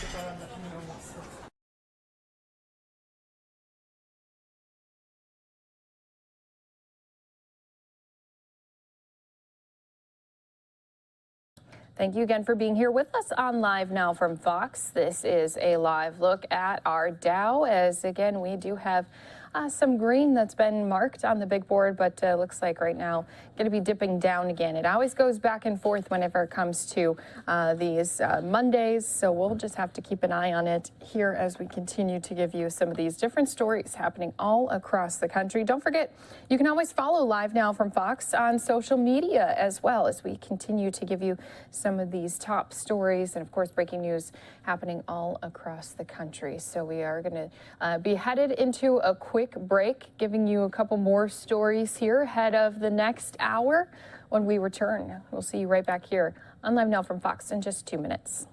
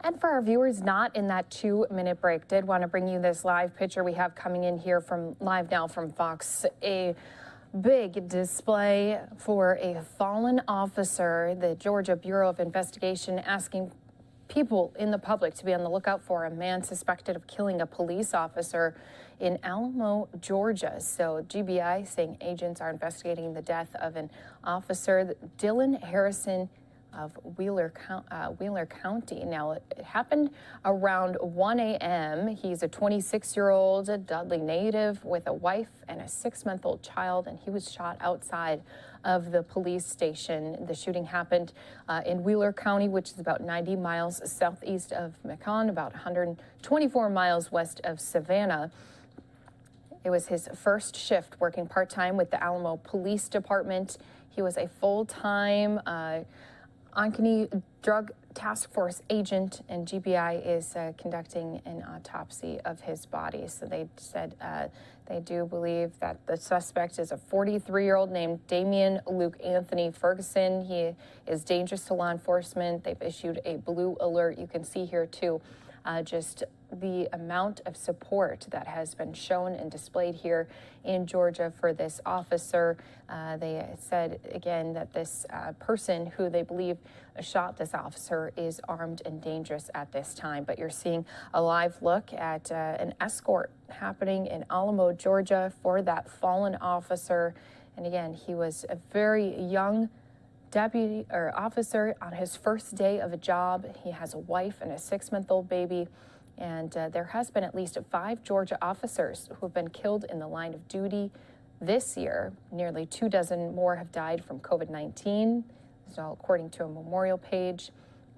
7 Georgia officers were killed in the line of duty back in 2020. So again, we do have this live picture coming in here that we wanted to bring to you on Live Now from Fox, where we are seeing this tribute being paid to that officer. Very sad to see that this is continuing to be a problem here in our community. You can tell that it's been impacting not only obviously the police family, but also the entire community as well, as they stepped out to watch that motorcade go by. And of course, a lot of thoughts and prayers going to be headed to the family, and including his wife and baby, but also his police department family in these next days and weeks to come. So did want to bring you this live look as we continue to give you some of these different stories happening all across our country. Going to be taking us out to even more stories that are happening here on Columbus Day, Indigenous Peoples Day. We've got it all for you right here on Live Now from Fox, including President Biden. He's going to be headed back to the White House here after he returns from his weekend. He was down in the area of Delaware over the weekend, now going to be coming back to needing to work on many of the issues that we do have, but also we'll see if he does make any comments when it comes to questions that reporters throw at him. Of course, they do that a lot of times when he's either returning or leaving the White House. So we'll be bringing that to you here on Live Now from Fox. Going to be taking us back out to this shot, bringing you more news and stories here in just a moment.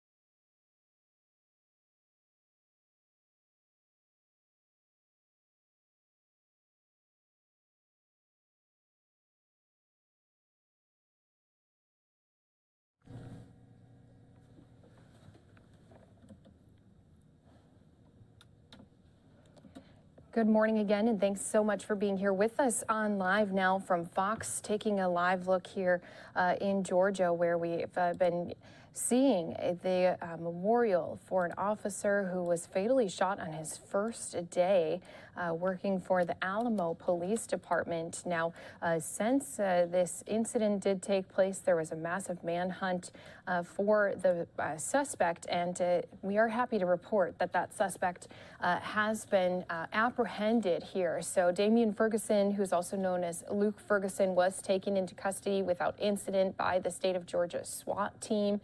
And this was announced just yesterday. In a tweet, GBI said Damian Ferguson was wanted in connection to the shooting death of an Alamo Police Department officer, Dylan Harrison. So according to the Department of Public Safety, Ferguson was captured less than 1 mile from where Alamo police officer Dylan Harrison was murdered, and there had been a massive manhunt underway for him, as authorities had issued a $17,500 reward for information leading to his arrest. During the search, law enforcement issued a blue alert due to his threat to the public. And the 26-year-old officer, Dylan Harrison, was married to a woman they had a 6-month-old baby together, and he was working his very first shift as an officer in the department when this happened. So around 1 a.m., Harrison was shot and killed just outside of the police station.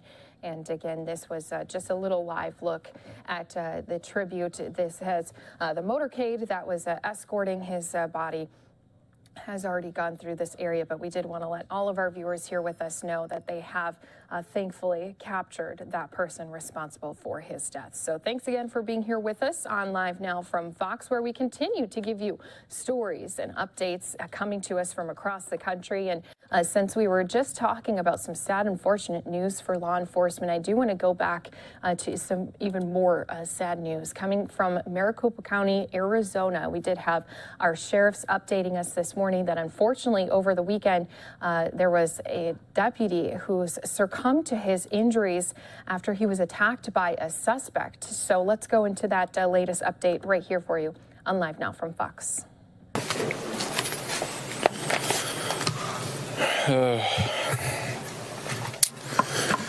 I'll begin by expressing gratitude again for all the law enforcement agencies, the men and women of this organization, for the community members, for their support during a difficult time.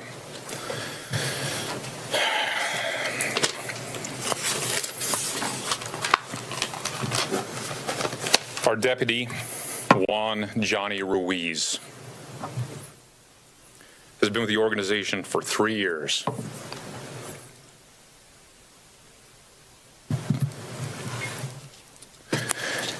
He came to his injuries. He never regained consciousness. But as a selfless public servant and his family feeling the same way, they have made the decision that they will be donating his organs. So right now he's in the process of being tested to determine the viability. And over the course of the next few days, he will be making a sacrifice so that others will benefit. I will do my best to walk you through a very tight and succinct timeline of the incident, how it occurred. It was on October 9th in the morning that our deputies received a call of a suspicious person that was known in the area. Believed to be a drug user, somewhat of a nuisance. The location was 33708 West Pecan Road. The deputies responded to the area but weren't able to locate the person at that time. They did get information on him and determined that he had warrants for his arrest. The suspect is Hurley, as you know. They returned to the area around 8:30, where he had fled again. They stayed on it, and at 9:13, they were able to locate and apprehend him at 33625 West Mobile Lane. That area is some distance away from our district, for those of you who are familiar with the county. And Deputy Ruiz took custody of him and transported him to our district. Prior to transport, he had put a call in to have one of our other deputies meet him there, who would be the wagon, to transport the suspect onto jail. When Deputy Ruiz arrived at the district, there were 2 other MCSO sworn employees in the district doing paperwork and handling other administrative tasks. Deputy Ruiz brought Hurley into the holding area, and as is standard process and protocol, he removed his handcuffs and attempted to put him to one of the holding cells. It was at that time that he was initially passive resistant and then turned on the deputy, and the fight ensued. During the fight, on several occasions, Deputy Ruiz attempted to transmit from his radio requesting assistance unsuccessfully. The suspect beat him unconscious. The suspect then took the keys to the deputy's vehicle, crashed through the gate, and fled the area. Citizens saw what they believed was obviously not a deputy driving the car and called in a potential stolen vehicle, at which time Avondale responded. Our deputies at the district were notified as they tried to raise Deputy Ruiz on the radio unsuccessfully, and they found him in the holding cell unconscious. Rendered aid and initially tried to place him into a squad car to take him as quickly as possible to the hospital, but the paramedics that were already on their way met them there and took the deputy to the hospital, as I stated earlier, where he never regained consciousness and has been on life support since. Immediately, we began our manhunt,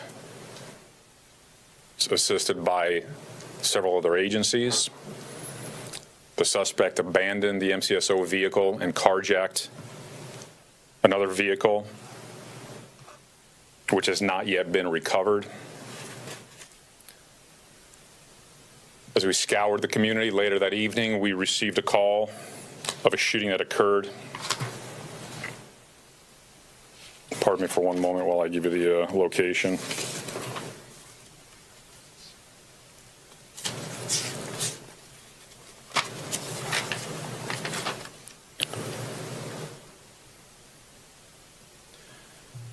.1208 South 373rd Avenue. We had tactical units throughout the valley, some responding to that area, but we had no idea at the time that that incident would be tied to the incident that occurred at the district. What had occurred was the suspect Hurley had gone there and gotten into he had been in a previous conflict with the homeowners there, is still yet undetermined as to the root of that issue. Armed with a handgun, he fired onto the resident.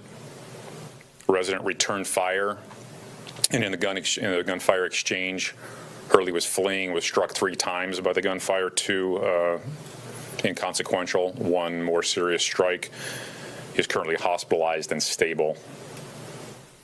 When our deputies realized, as they were there rendering aid to him, they realized that after seeing the tattoos and getting a good look at him, that he was the suspect in the attack on Deputy Ruiz. As it stands, he is pending his initial appearance on the warrants and the violations, the warrants for probation violations and child molestation, pending additional charges, which will be coming soon. I don't know what else to say.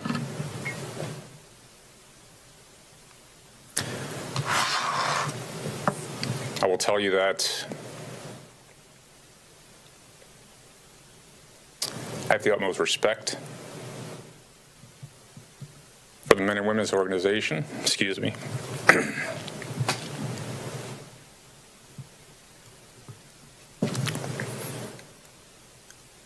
I have great appreciation for our colleagues at other agencies who came to the aid.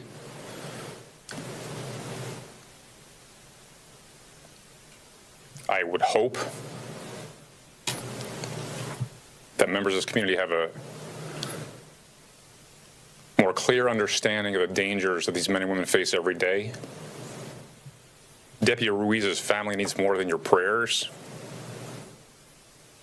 They need to know that you actually care, that men and women put on badge and uniform and sacrifice their lives.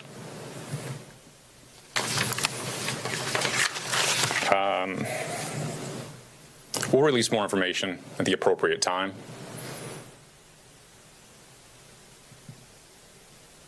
I think it's enough for now. Thank you.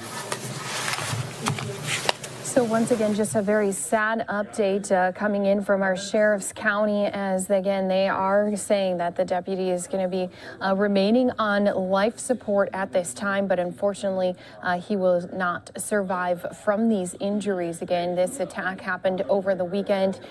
He was taking in a suspect with felony warrants. This is again, just this morning was shared this new information, and you heard the sheriff say, during a time when men and women in law enforcement face scrutiny, sometimes demonization, or expected to be perfect and underappreciated, but a scumbag out of the Department of Corrections can put him on life support when he comes to work every day in uniform to keep this community safe. So they are once again sharing this unfortunate news coming from this morning, and thoughts and prayers going out to that deputy's family after, again, this deputy is going to be donating their organs to others who need some life-saving surgeries to take place. So we'll continue to keep you updated on the latest with this story if there's more that becomes available, but Until that time, going to send everyone off into a quick 2-minute commercial break. We'll be back with even more news stories after we all return. Again, we'll see you guys right back here in just 2 minutes.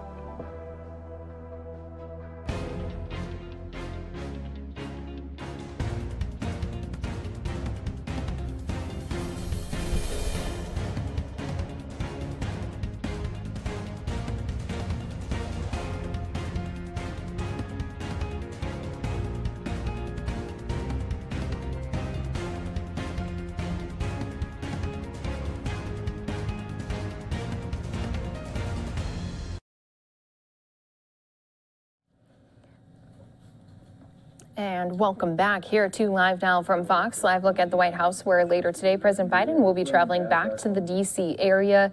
This coming at a time when we've seen a lot of controversy on Capitol Hill, although last week we did see our senators come to an agreement to help raise that debt ceiling. There continues to be congressional negotiations. Let's go into more with that story with our Fox 13 team.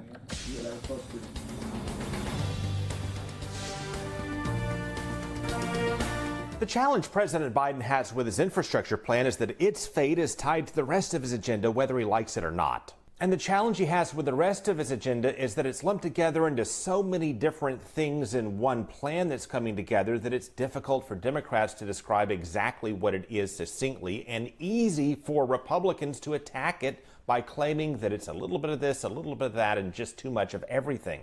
The amount of money the Democrats are spending is staggering.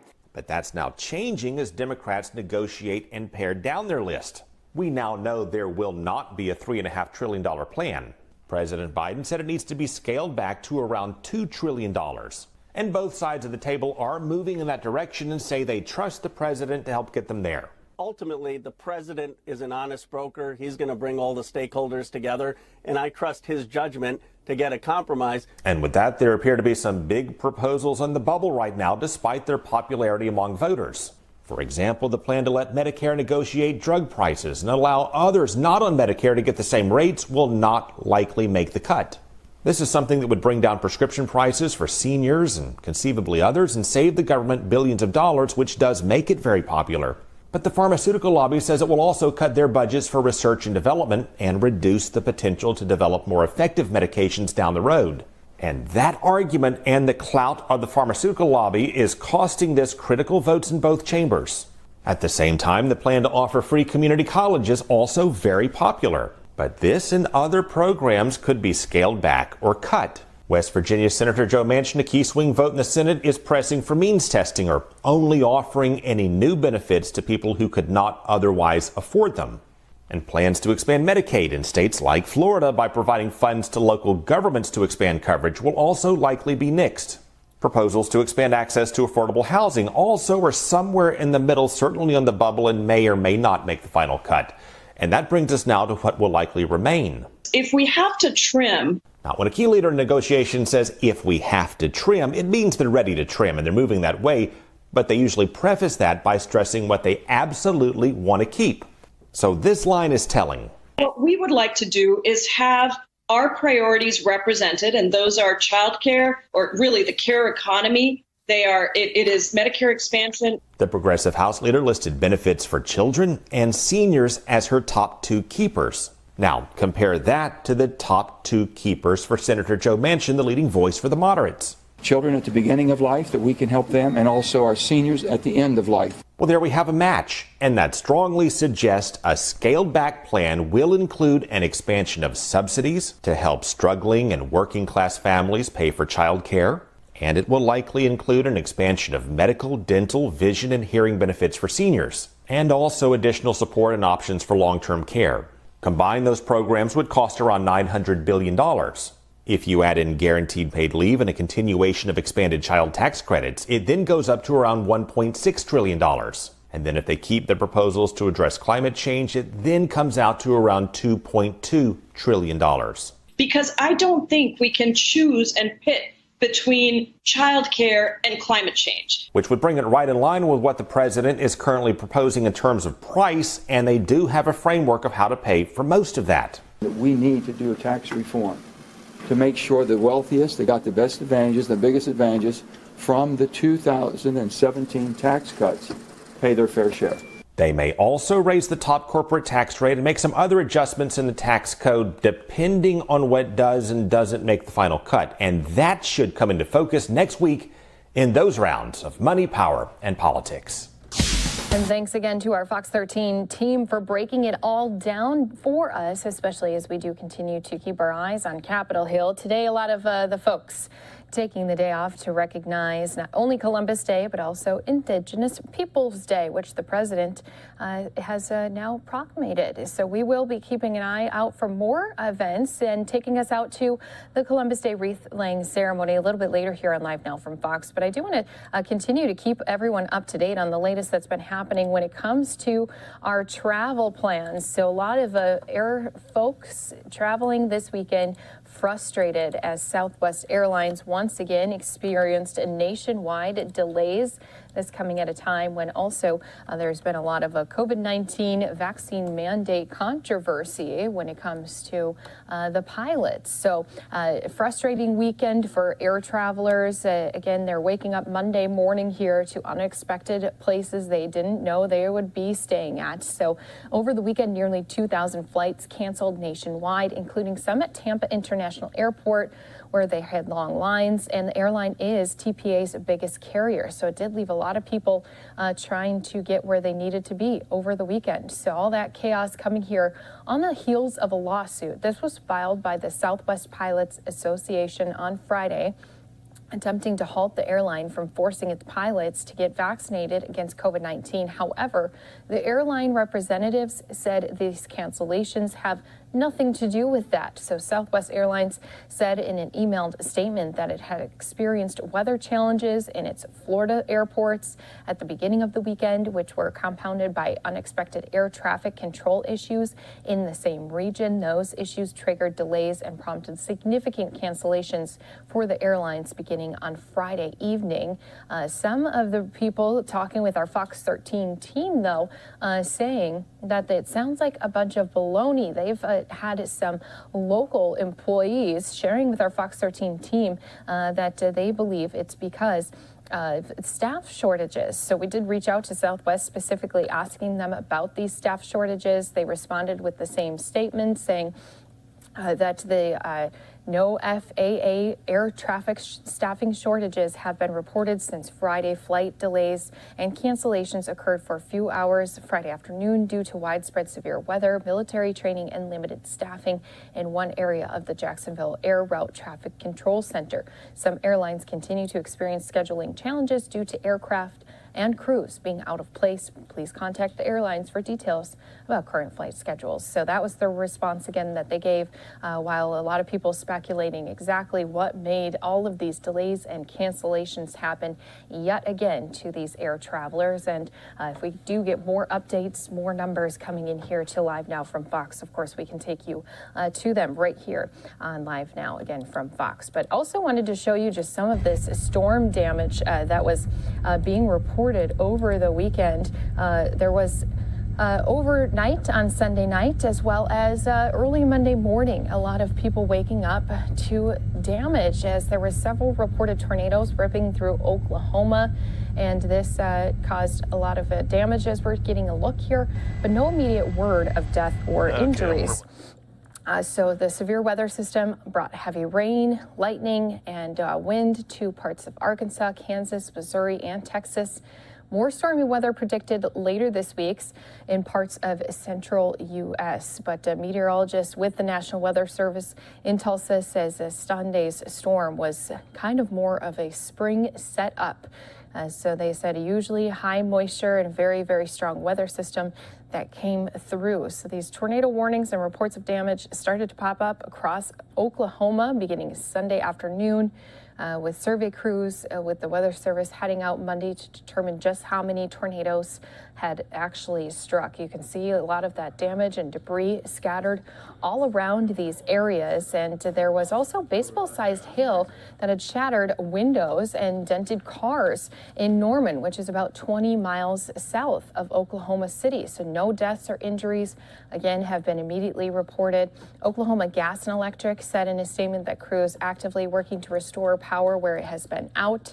And the lightning had appeared to be from the same line of storms, delayed an NFL game, which you may have stayed up to watch it there. The Buffalo Bills against the Chiefs in Kansas City, Missouri. That did delay it for about an hour on Sunday night. So here on Monday, severe storms possible in parts of Illinois, Wisconsin, and Michigan, while another round of storms is predicted Tuesday in Kansas and Oklahoma.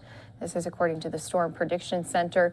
And again, we'll have our eyes on all of that for you right here on Live Now from Fox, where we always try to stay up to date, not only on all the latest top stories, but also on the latest weather. So speaking of that, let's go ahead and take a quick look at our weather map here. Just a live look at just some of that cloud coverage we are seeing across the portions of that middle central U.S. area. A lot of rain looking like it's coming down over the Kansas City area. Folks in Chicago also going to be experiencing some of that with a lot of cloud coverage also splattered about the U.S. here. So we'll keep an eye on weather events for you right here on Live Now from Fox. If we do see any more severe weather coming through our area that we can let our viewers know about, we'll do so right here for you on Live Now from Fox. Going to step away, though, for a quick 2-minute commercial break. And when we come back, we'll be jumping into some more events that took place a little earlier here this morning, including Columbus Day. There was a wreath-laying ceremony, plus Governor DeSantis investing in Florida's economy. We'll have more to come right here when we return.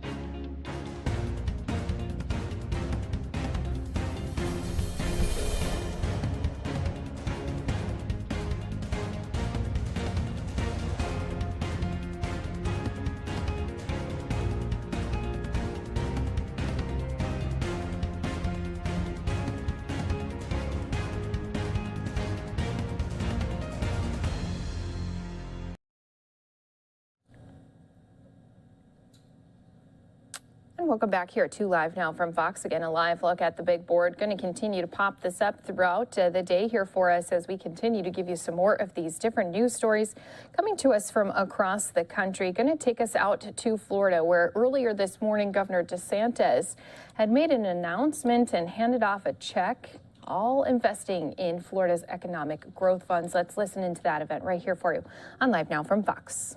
Announcement here today. But before I do, I want to recognize some great folks in my administration and also some other folks here. We have the Department of Economic Opportunity Secretary Dane Eagle, our FDOT Secretary Kevin Tebow, and then our Secretary of Commerce Jamal Sal.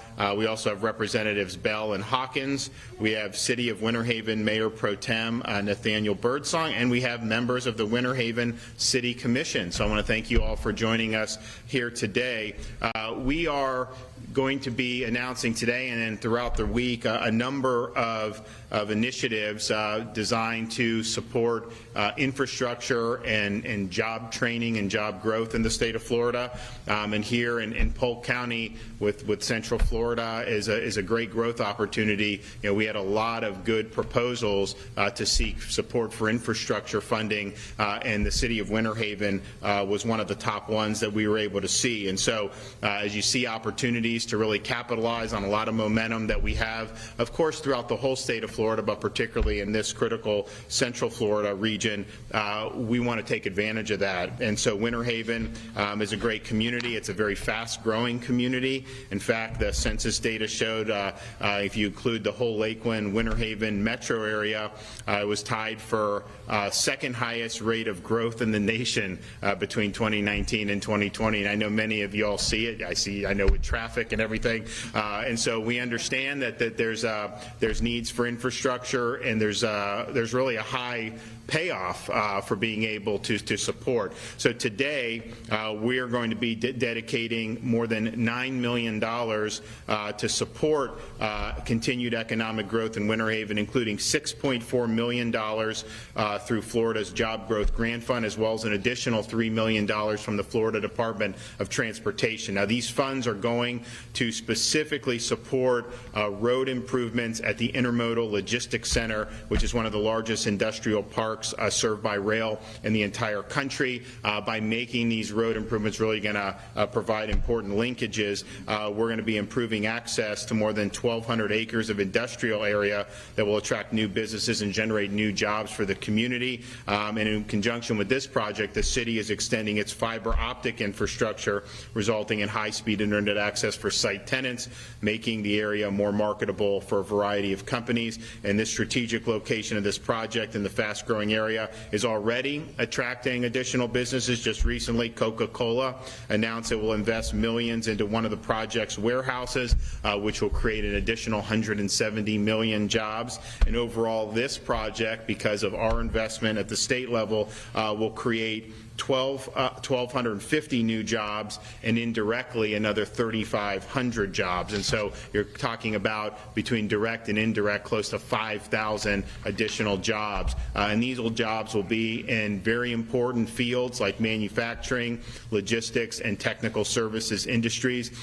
And this builds off, today's award builds off our commitment to job growth in Polk County. Earlier this year, City of Winter Haven received $1.46 million from 3 different community development block grants. And then when you look at all the funding that Polk County has received at both the municipal and county level for job growth and infrastructure so far this year, we've made almost $60 million of investment in 2021 alone. And so we're really bullish on Polk County, and we understand that that it's going to be going to help drive the state now and into the future. And so we're also fortunate to be we perform higher than the national average on virtually any economic metric that you can think of. Lower unemployment. Of course, if you look at the folks that have brought businesses here, we've obviously attracted way more businesses than we've repelled, and we have a lot of individuals who are bringing their ability to invest in our community communities here by leaving some of the states that have not approached policy in a rational fashion. And so we're going to continue to do that. We're going to continue to capitalize off the momentum that Florida has. You know, I am concerned if you look at a state like Florida, we have 16 consecutive months of private sector job growth. We've been below the national average for over a year at unemployment. I mean, we really should have been one of the highest in unemployment, because if you look as COVID, the tourism and all this stuff, I mean, that was like #1 to be able to get hit.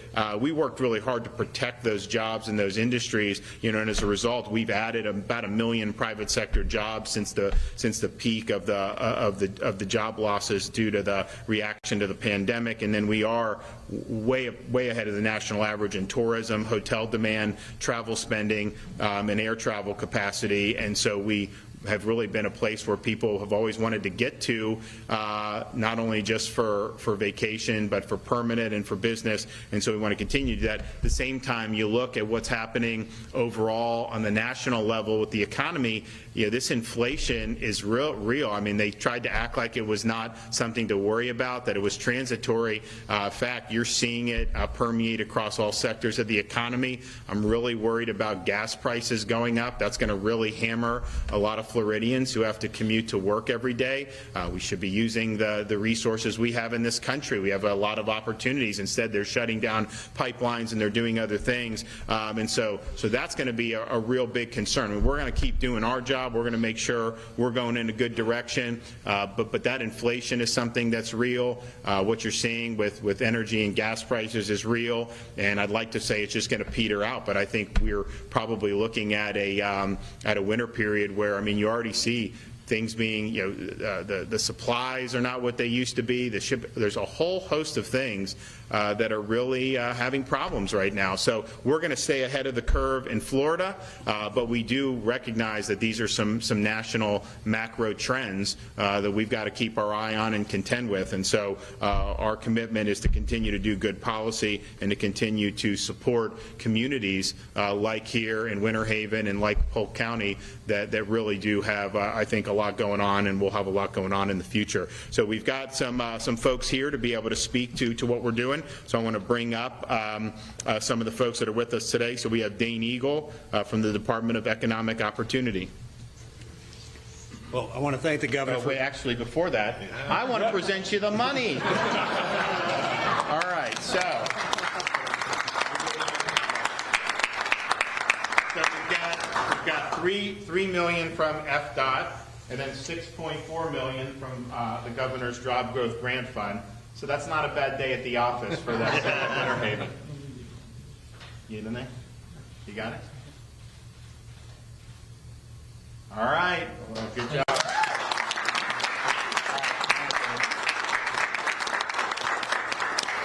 I want to thank the governor for his commitment to job creation across the state of Florida, but of course here in Polk County, as we heard the numbers today, a very big announcement. But the governor's Job Growth Grant Fund, one of the governor's top priorities.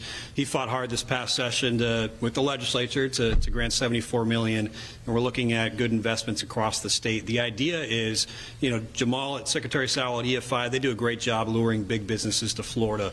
But we also look at Florida as a whole, and how can we just attract any business or keep businesses here that want to grow? And that's what the Job Growth Grant Fund does. So we invest in infrastructure and education, and you all have a wonderful project here that the governor's very happy to invest in.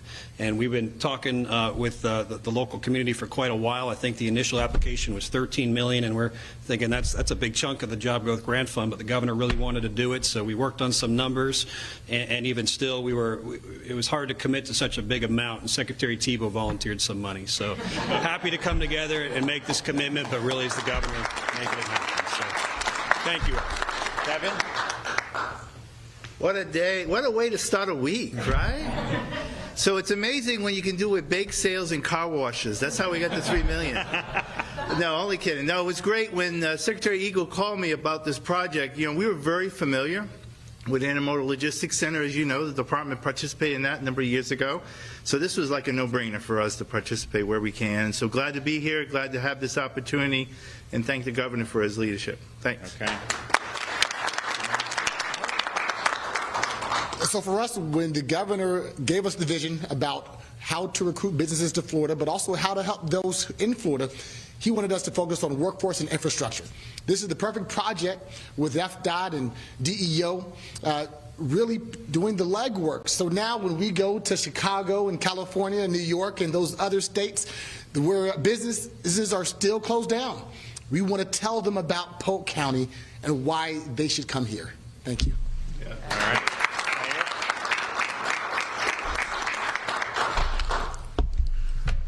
First of all, good morning, and Mr. Governor, I want you to know that it's such a pleasure not only to get the funds, but to have you grace all of us here at the City of Winter Haven with your presence and with the folks that you brought with you.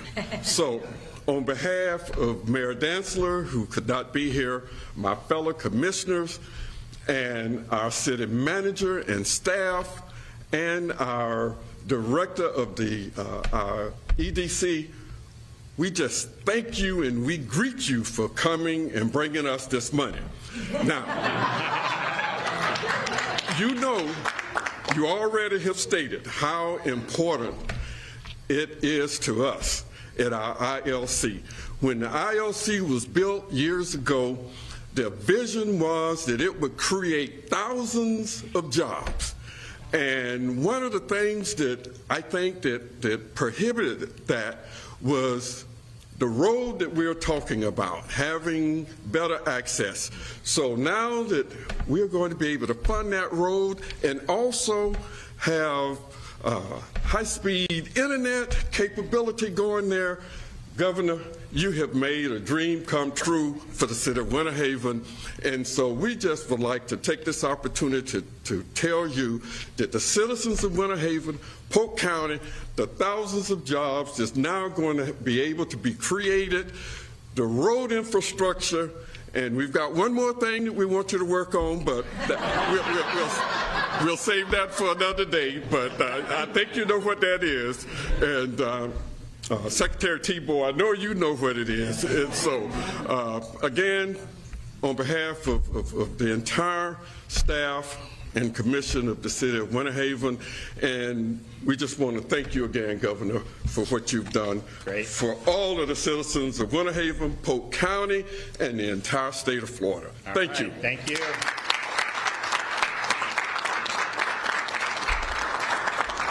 And just remaining things, you got a powerhouse legislative delegation, so I'm sure they'll work hard in the next session for making sure. But we really, I think, are fortunate to be able to do this. I think it's going to be great. And also, if you look at the types of jobs we're looking at, things like manufacturing, we have a great opportunity in Florida to really increase our footprint there. We have people, I talk to people relatively frequently in other states who have had enough, and they say, look, I produce XYZ. We were looking at places where a lot of people, incidentally, do look in Polk County. I mean, there's been a lot of folks who have looked, and there's been different things, different folks that are doing things. But part of the reason I think we are a good place for manufacturing, yes, we have a good business climate, no income tax, all that stuff, but we are one of the top states for putting an emphasis on vocational education and skills-based development. And as much as we're proud of having the top public university system in the country, we understand that could be a great door opener for a lot of people. We also understand, you get some of this vocational training, you give people opportunity to go in and they can make a very good living very quickly without having to go deep into debt, and that may be a better path for folks. And so whether it's things like, we have everything we're focusing on, from welding to HVAC to aircraft maintenance to trucking, you name it, and there is big demand across all of these different industries, and you're able to make a good living. So we're going to continue doing that. and some of the money from the Job Growth Grant Fund we're actually going to be announcing later this week will go specifically to some of those opportunities where you're trying to create ability for people to get those real good vocationals. I think it needs to be in the high schools, which we've done. We're going to do more on that, and then obviously, post-secondary, there should be a big pipeline, and we've done a lot, and we want to continue to do more. But that's going to really make a difference if folks know that we're serious about that. They're going to love to be in a place like Central Florida because they know that the business climate's great, but then there's a lot of folks that are going to have the skills that are needed to be able to succeed in a variety of these industries. So thank you all for coming. We appreciate it, and we'll be back soon. Usually when I show up at things like this, I do come with some money, and so that's why I think people are sometimes happy to see us. So we appreciate it very much. Thank you. All right, once again, listening in as Governor DeSantis is passing out the checks, all invested in Florida's economy. Going to be stepping away for a quick break, and when we come back, we are unveiling an 11-foot tall statue. We'll tell you more about it when we return here in just 2 moments.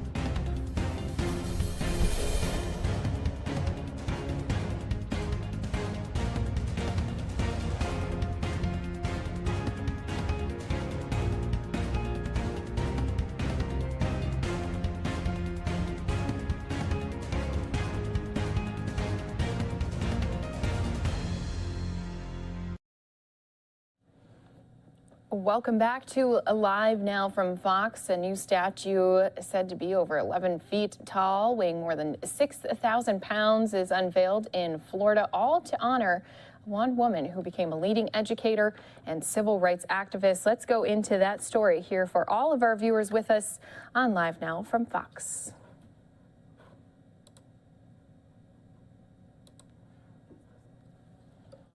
To create another original statue, a bronze statue that will stand proudly in Daytona Beach when it is unveiled in February of 2022 in Bethune Plaza in the Riverfront Esplanade Park.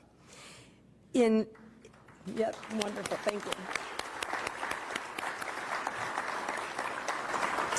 you. In addition to the bronze statue that we commissioned after we worked through the logistics and the fundraising for the marble statue, we expanded our mission again and have commissioned a full-length feature documentary to be created on the statutory process and on Dr. Mary McLeod Bethune, as well as a K-12 curriculum module. We also sponsored 5 young graduates of Bethune-Cookman University to join us in Pietrasanta, Italy, and then took on the challenge of additional fundraising to bring the statue to all of you here in Daytona Beach. So may I please recognize that amazing group of individuals who serve as board of directors of the Dr. Mary McLeod Bethune Statutory Fund 501c3 organization. Please stand when I call your names. Bob Lloyd, Mary Greenlees, Trustee Jennifer Adams, Jim Cameron, Dr. Michelle Carter, Kathy Crotty, Dr. Joyce Cusack, Danielle Garrett, the Honorable Derek Henry, Sherry Lloyd, Nellie Lipoli, Dr. Hiram Powell, the Honorable Billy Wheeler, Bethune-Cookman University Vice President of Institutional Advancement Glendon Nolnay, and of course the very talented artist that created the statue rich in symbolism and beauty, Nilda Comas.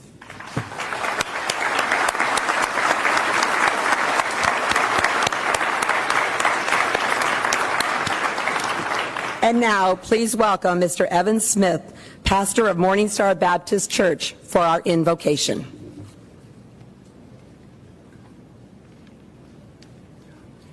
Good morning. Dr. Mary McLeod Bethune was an educator, a missionary, a civil rights activist, and a woman of faith. Dr. Mary McLeod Bethune believed in God and the power of prayer. As we continue to recognize her legacy of beauty, boldness, and brilliance, what an honor it is for us to pray her prayer, to serve as our prayer of invocation. Let us pray. Father, we call thee Father because we love thee. We are glad to be called thy children and to dedicate our lives to the service that extends through willing hearts and hands to the betterment of all mankind. We send a cry of thanksgiving to the people of all races, creeds, colors, and classes of the world over, and pray that through the instrumentality of our lives, the spirit of peace, joy, fellowship, and brotherhood shall circle the world. We know that this world is full of discordant notes, but help us, Father, so to unite our efforts that we may all join in one harmonious symphony for peace, brotherhood, justice, and equality for opportunity for all men.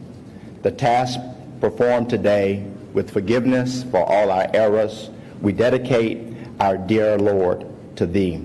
Grant us strength and courage and faith and humility sufficient for the task assigned to us. Amen. And now please welcome the Honorable Derek Henry, Mayor of the City of Daytona Beach, for our Pledge of Allegiance and his remarks and welcome.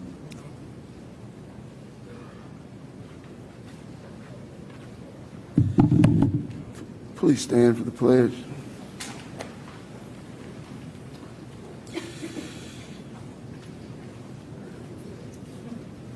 I pledge allegiance to the flag of the United States of America and to the flag which stands, one nation, under God, indivisible, with liberty and justice for all.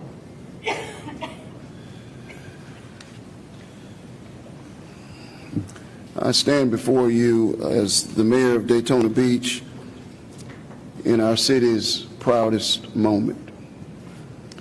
I am joined by several of my colleagues on the City Commission, Commissioner Danette Henry, Commissioner Ruth Traeger, Commissioner Paula Reed,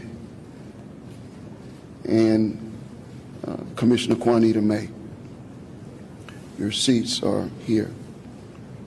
Oh, Commissioner Stacy Cantu, excuse me. Dr. Bethune recognized and acknowledged that she was the heir and custodian of a rich and seismic heritage. So it is with us, Daytona Beach. To the Bethune family,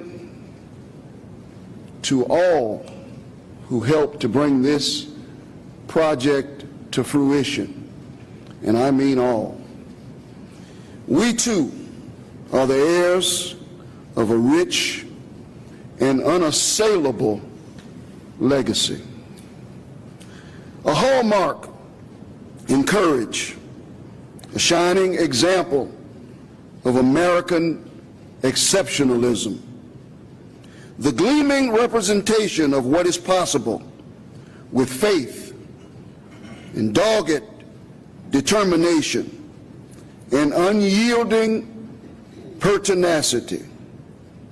Yes, we are the heirs and custodians of a great legacy.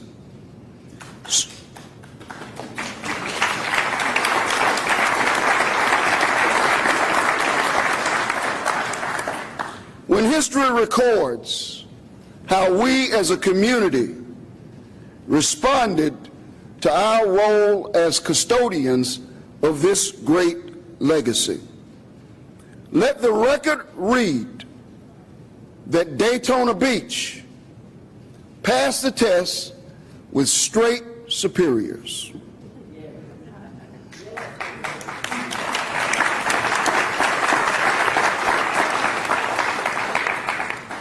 The rich and engaging tapestry that we represent from all across this community, and indeed all across the nation, is an example of what we as a community have achieved and how we have grabbed a hold of the legacy of Dr. Bethune and allowed it to live and breathe and take greater life and greater shape in our community. As a member of the committee, I have observed several things that I want to illustrate with you as it relates to our journey together. Things that I think that Dr. Bethune's life personified. Number one, she taught us how to live in harmony. Number two, she taught us how to achieve despite obstacles. We have learned, like she learned, how to serve even when fatigued. We all have learned how to dance when your feet are hurting. Finally, today we celebrate with our focus on the arduous journey. There were times that Dr. Bethune did not feel like pressing on, but she pressed on anyway. Daytona Beach, we have pressed on. There were times in our journey when things were not perfect, but we made a way anyway. There were times in Dr. Bethune's journey and her legacy and her life when she did things because of Daytona Beach, because of the support that she had. But as we all know, there were also times that she did things and she achieved in spite of the environment that she was in. And I think that is the lesson that we, the heirs and custodians, should take. Sometimes we will have a harmonious journey. At other times, there will be a difficult journey. But either way, if the goal is worthy, press on.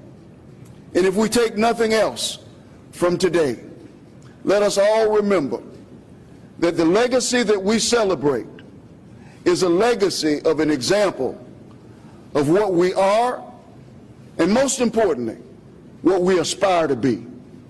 A greater, more dynamic, more thriving community that embraces the fullness of Dr. Bethune's legacy. Thank you. God bless you, and God bless this great legacy that we are the heirs and custodians of.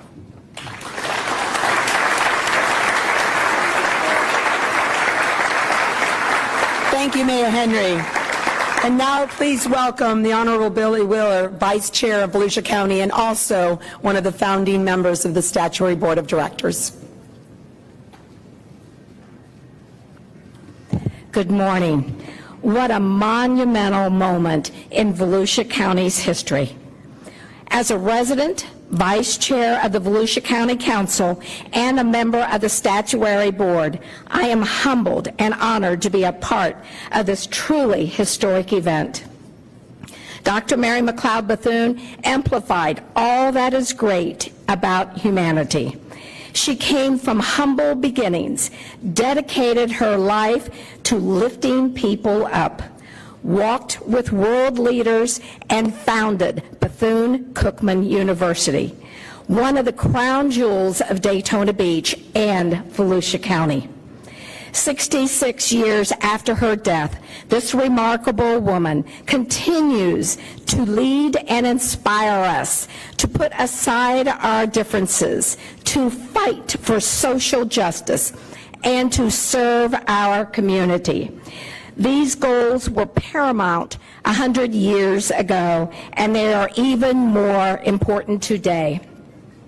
Dr. Mary McLeod Bethune is a beacon of hope, and her vision of education, equality, and empowerment lives on. I do want to take one moment to introduce County Council that is here with me. There's the chair. So we've been listening in here as, again, this new statue to be unveiled, and again, the woman who it is built after is Dr. Mary McLeod Bethune, and she has been definitely a person who deserves it here as we again have been listening in. So she's not only been a person who has served and advised of 5 presidents, but she also had been born to former slaves. She became a leading educator and civil rights activist.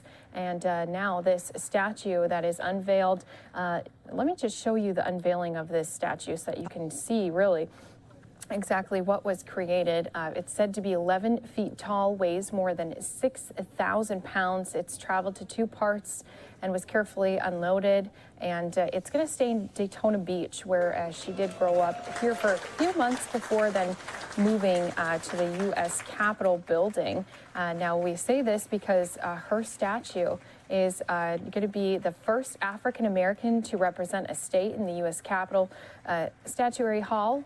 She's going to be replacing a Confederate general. So, again, this was a big unveiling, a big moment for the family and friends. And when I say family, she did even have some great granddaughters who were here at the unveiling of this statue, and it is a historic day for them all. So did want to bring this to you here on Live Now from Fox. Going to step away for a quick 2-minute break. We'll be giving you some more of the top stories happening across our country when we return again in just 2 minutes.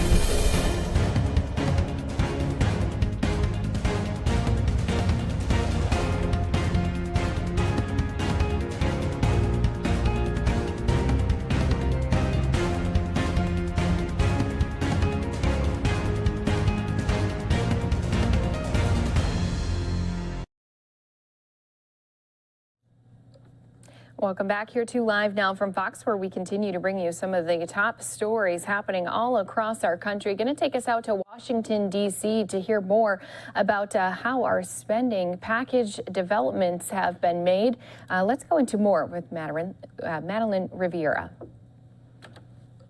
Look, we're a diverse party. We represent different parts of the country. Democrats struggling with internal divisions still have no solution for how to overcome them. At stake are a number of agenda items that they want to get done before the end of the year. The president calling for unity over the weekend at the Democratic Party's fall meeting.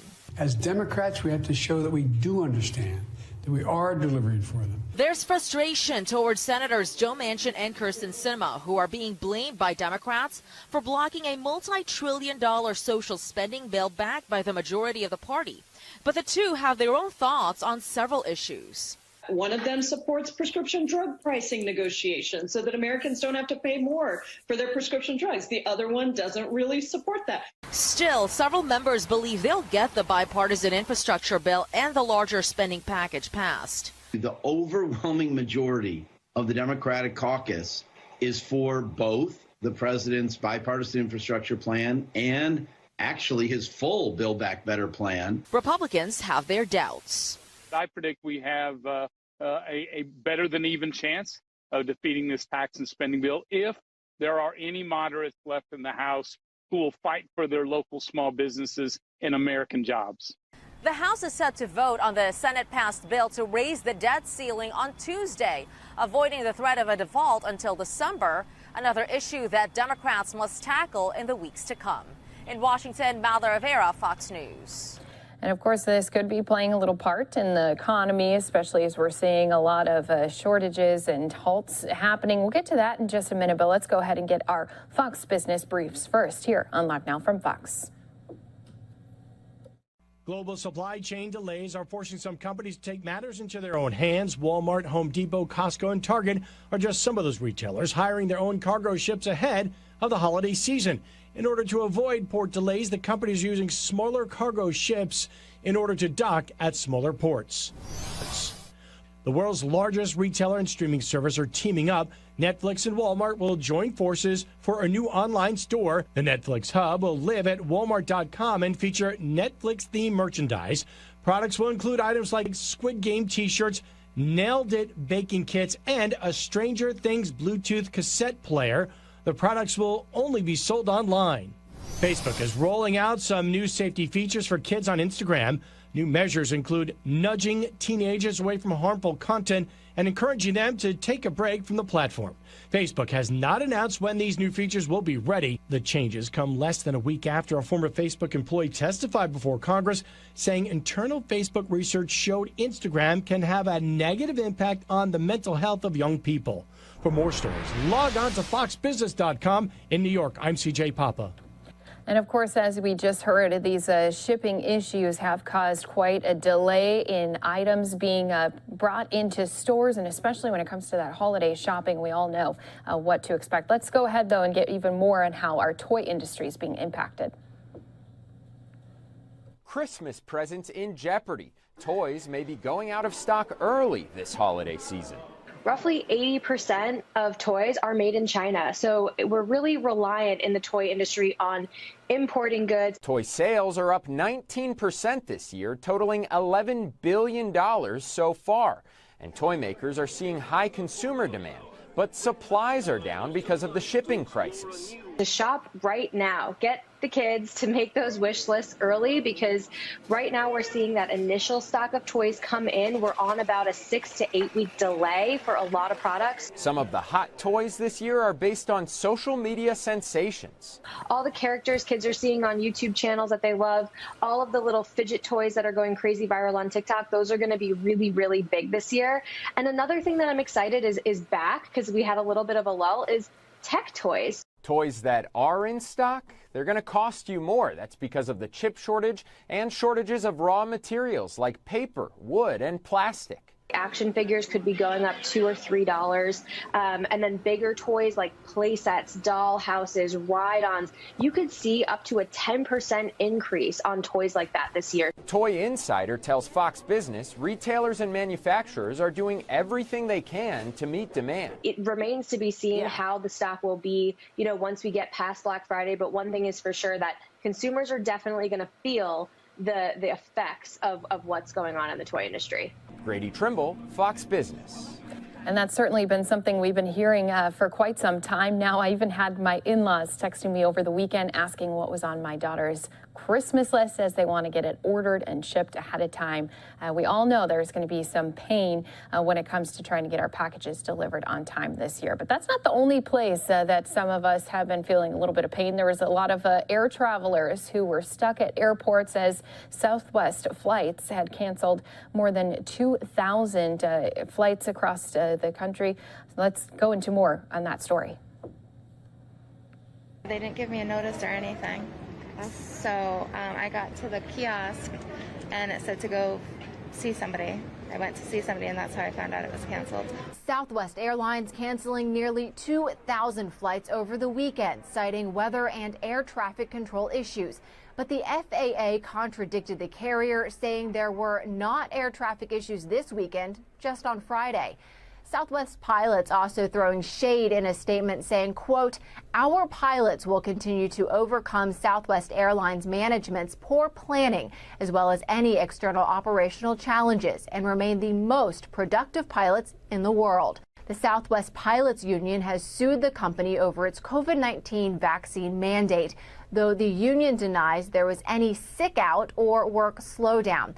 Texas Senator Ted Cruz speculating about the carrier's decision to ground planes. Cruz tweeting, quote, "Joe Biden's illegal vaccine mandate at work. Suddenly, we're short on pilots and air traffic controllers." Travel industry analysts at the Atmosphere Research Group say part of the problem is that since June, Southwest has scheduled more flights than it can handle.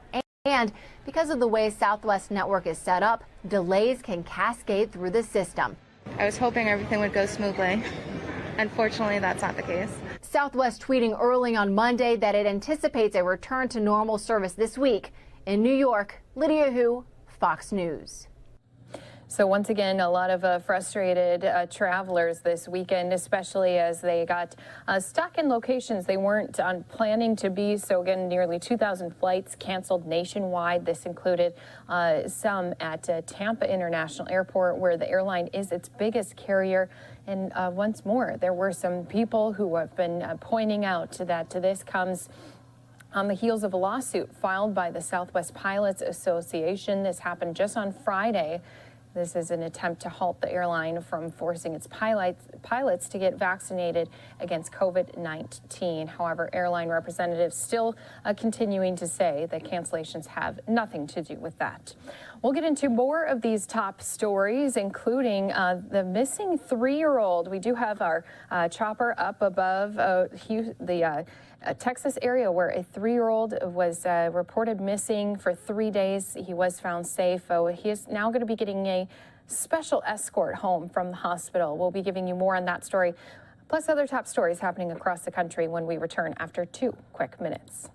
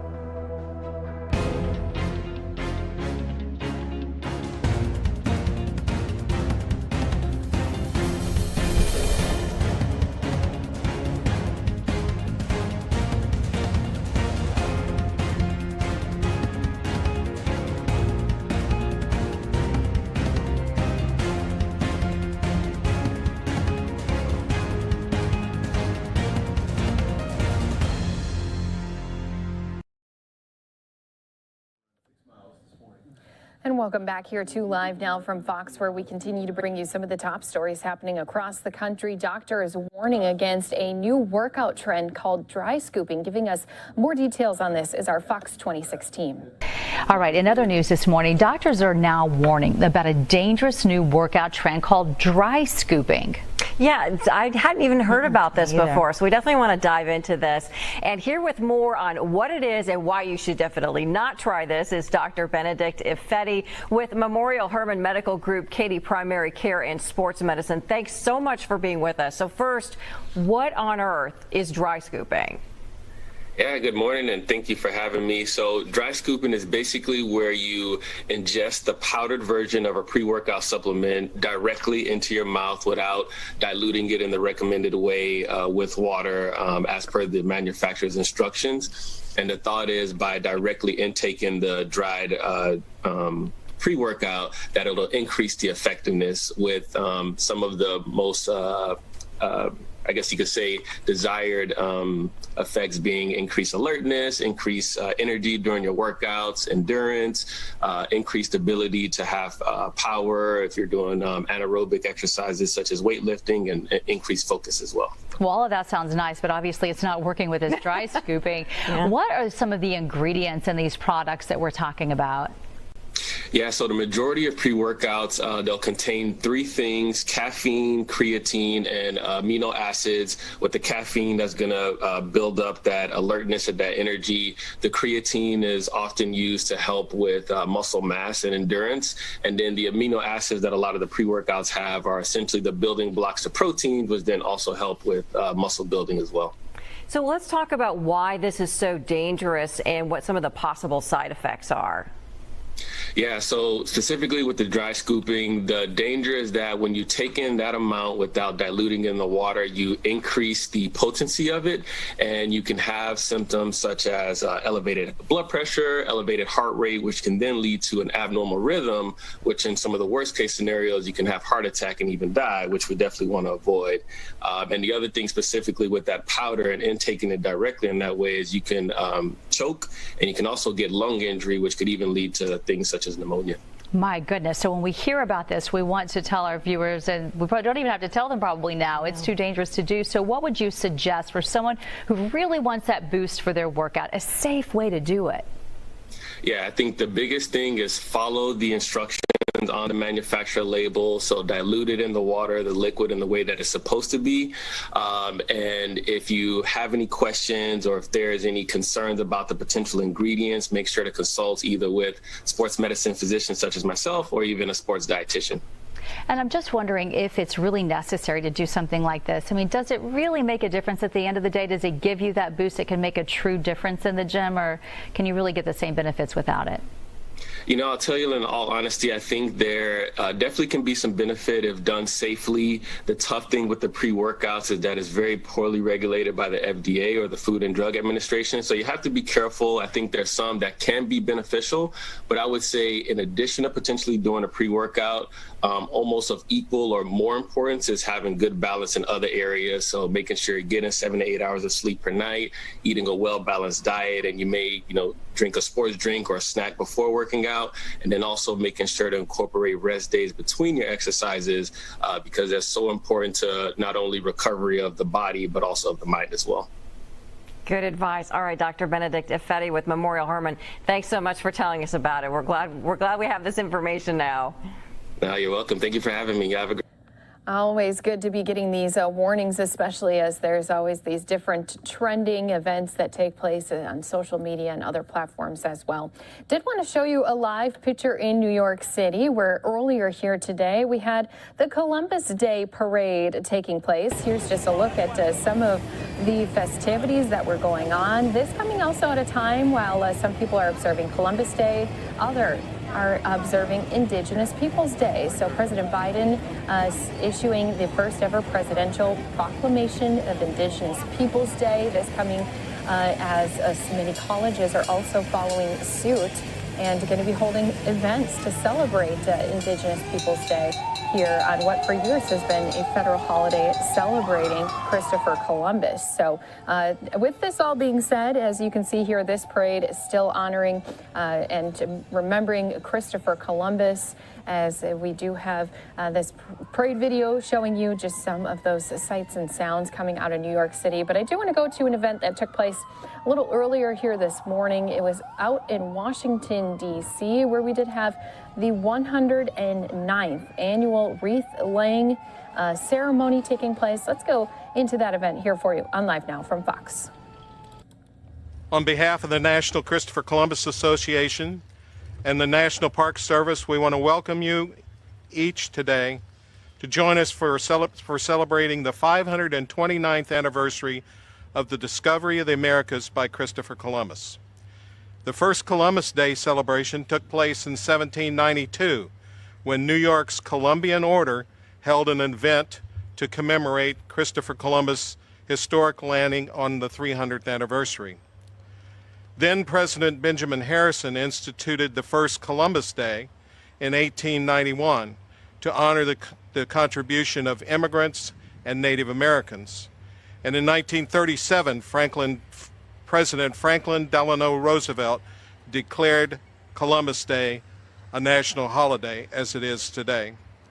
Following the 400th anniversary of celebrating Columbus's achievements, an effort was launched by the Knights of Columbus here in Washington to establish a monument in the nation's capital to the great navigator. The dedication of the monument, the one you see here behind me, took place on 8 June 1912 by President Taft. It was followed by a 3-day celebration at which an estimated 115,000 people attended. Now it is my pleasure to present the president of the National Christopher Columbus Association, who is the sponsor of today's ceremony, Mr. James P. McCusker.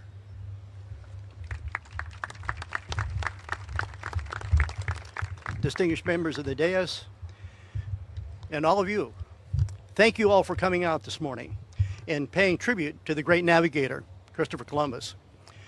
We have to come together to turn the tide of what we see happening in those who want to rewrite history. So we really need to come together as a community. And this is an American event because Columbus set forth in his discovery, the discovery of this, the greatest country in the world. So we have to come together in each of our respective communities to push back against the bigotry that we hear against Christopher Columbus. So this morning we have a great program put together for you. You'll hear speeches, presentations, I should say, from the embassies of Spain and Italy, from the National Italian American Foundation, and we have our award winner this morning, and you'll hear his presentation as well. So we want everybody to sit back, relax, and we have a great program, and enjoy the rest of the day. Thank you. Thank you, JP. Representing the country that gave Columbus the resources to fulfill his vision, I'm honored to present for his remarks His Excellency Santiago Cabanas, Ambassador of Spain. Ambassador.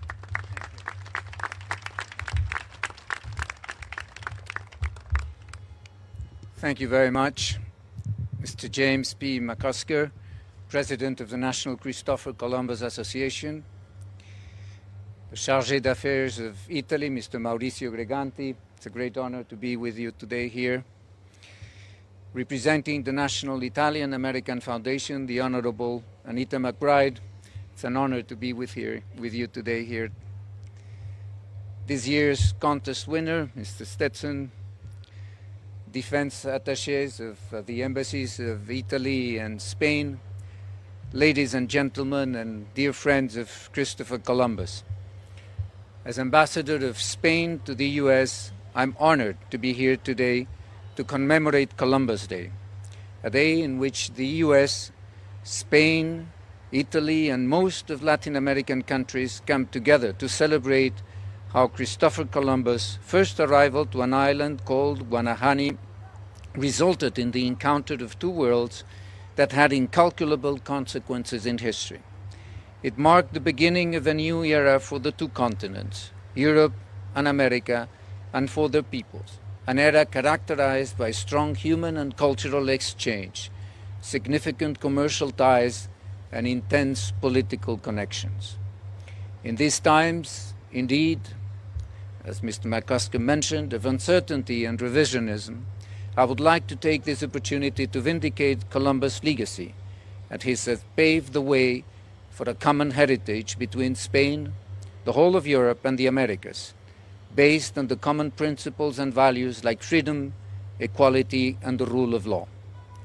More than 5 centuries later, we can acknowledge the richness of this fusion. Here in the United States, Hispanics have gained great relevance, be it in politics, economy, or culture. Almost 20% of the US population is Hispanic, and more than 57 million speak Spanish. We, as Spaniards, are proud to be part of our shared values and common history. While celebrating the Hispanic Heritage Month, it is also worth remembering the role that Hispanics had in the formation of this country, with explorers such as Ponce de Leon in Florida or Juan de Oñate in New Mexico and Texas, and with missionaries such as Fray Junípero Serra in California. They were also crucial in the subsequent development of this country through the support that was given to the former colonies in their process of gaining independence. Characters such as Bernardo de Galvez, the hero of Pensacola, played a significant role in the history of the United States of America. It is worth also mentioning that Columbus, on his second trip to the New World in 1493, landed on the coast of Puerto Rico, and the island soon became an important Spanish outpost in the Caribbean. Ponce de Leon, member of his second expedition, founded San Juan de Puerto Rico. Just a month ago, I participated in the celebrations of the 500th anniversary of the foundation of San Juan de Puerto Rico in 1521, which was a great opportunity to witness the deep footprint of the Spanish legacy in the island. Also, 500 years ago, Juan Sebastián del Cano culminated the first circumnavigation of the Earth, an expedition also carried out by the Spanish crown, and that, because of its tremendous impact, is considered the first globalization of the world. I would like to thank all of you, the National Christopher Columbus Associations, as organizers of this event, for their efforts in preserving Christopher Columbus' legacy and thus our common history. Thank you very much.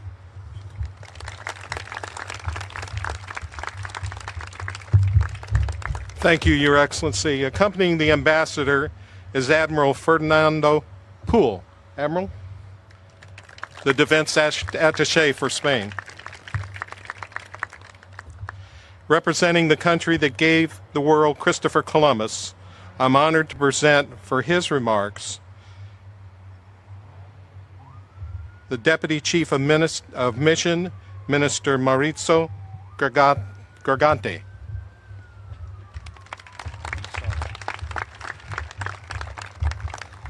Thank you very much. Good morning, everybody.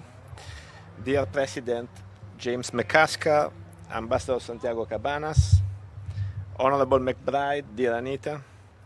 As we continue to listen into this, I do want to turn our attention to another event that's taking place in Texas. So as I had mentioned a little bit earlier, we do have a police escort happening. This is for a 3-year-old who had went missing, and after a lengthy search for multiple days, he was found safely. So we're taking this live look down in Grimes County, Texas, and his name is Christopher Ramirez. He's being escorted home from the hospital and by these first responders. And again, he was released from the hospital after being cleared by doctors. Now, he had went missing around 1:30 p.m. on Wednesday from his home. His mother and grandmother were reportedly unloading the car when his mother realized he hadn't been seen for about 2 minutes. So authorities say neighbor had reported seeing the boy chasing a dog down the road. and the mother ran in that direction but did not find the 3-year-old. So Grimes County Sheriff's deputies, FBI agents, and we had Texas game warden officers, we had dogs, helicopter crews, and volunteers. They spent days searching through thick woods near the family's home. And finally, around 11 a.m. on Saturday, Christopher was located, and he was taken to the hospital in the Woodlands. Now, he was said to have been tired, dehydrated, and hungry, but overall in good spirits. And thankfully, he was also seeming to be healthy. So the sheriff's office saying Christopher was found by a citizen, saying the kind and humble citizen that found Christopher was indeed a special and guardian angel that was in the right place at the right time. This is what the sheriff's office had wrote on Saturday. And they said, he's a humble and kind man that did not want his name mentioned. I had several good visits with him, thanked him for being there. And he said, he replied that God told him at a Bible study yesterday evening to go look for him and he would find him. This, again, this morning, the man did just that, and the rest is a happy story. So you're seeing these live pictures coming in here from our Live Now from Fox desk, but just an amazing thing to have happened, especially as we had multiple people out searching for him. And let's just go ahead and show you the picture of this beautiful little boy who, again, has now been found safe. So this is Christopher Ramirez. He's 3 years old, and his mother did speak with some of our Fox crews who were down on the ground following this story ever since he was reported missing.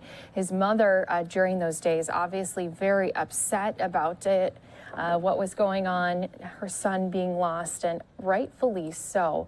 But now the good news is that this little boy has been found. He's going to be getting this escort, and a lot of people are calling it a miracle that he was able to be rescued, and big sigh of relief for those who were all involved with those search and rescue teams as well. So did want to bring up this live picture for you, and do want to let you know that we also do have some crews down on the ground waiting for him to return home. So if we do get more comments made by officials or even the family, we'll of course bring them to you here on Live Now from Fox. But going to step away for a quick 2-minute commercial break, bringing you more news across the country when we return again in just 2 short minutes.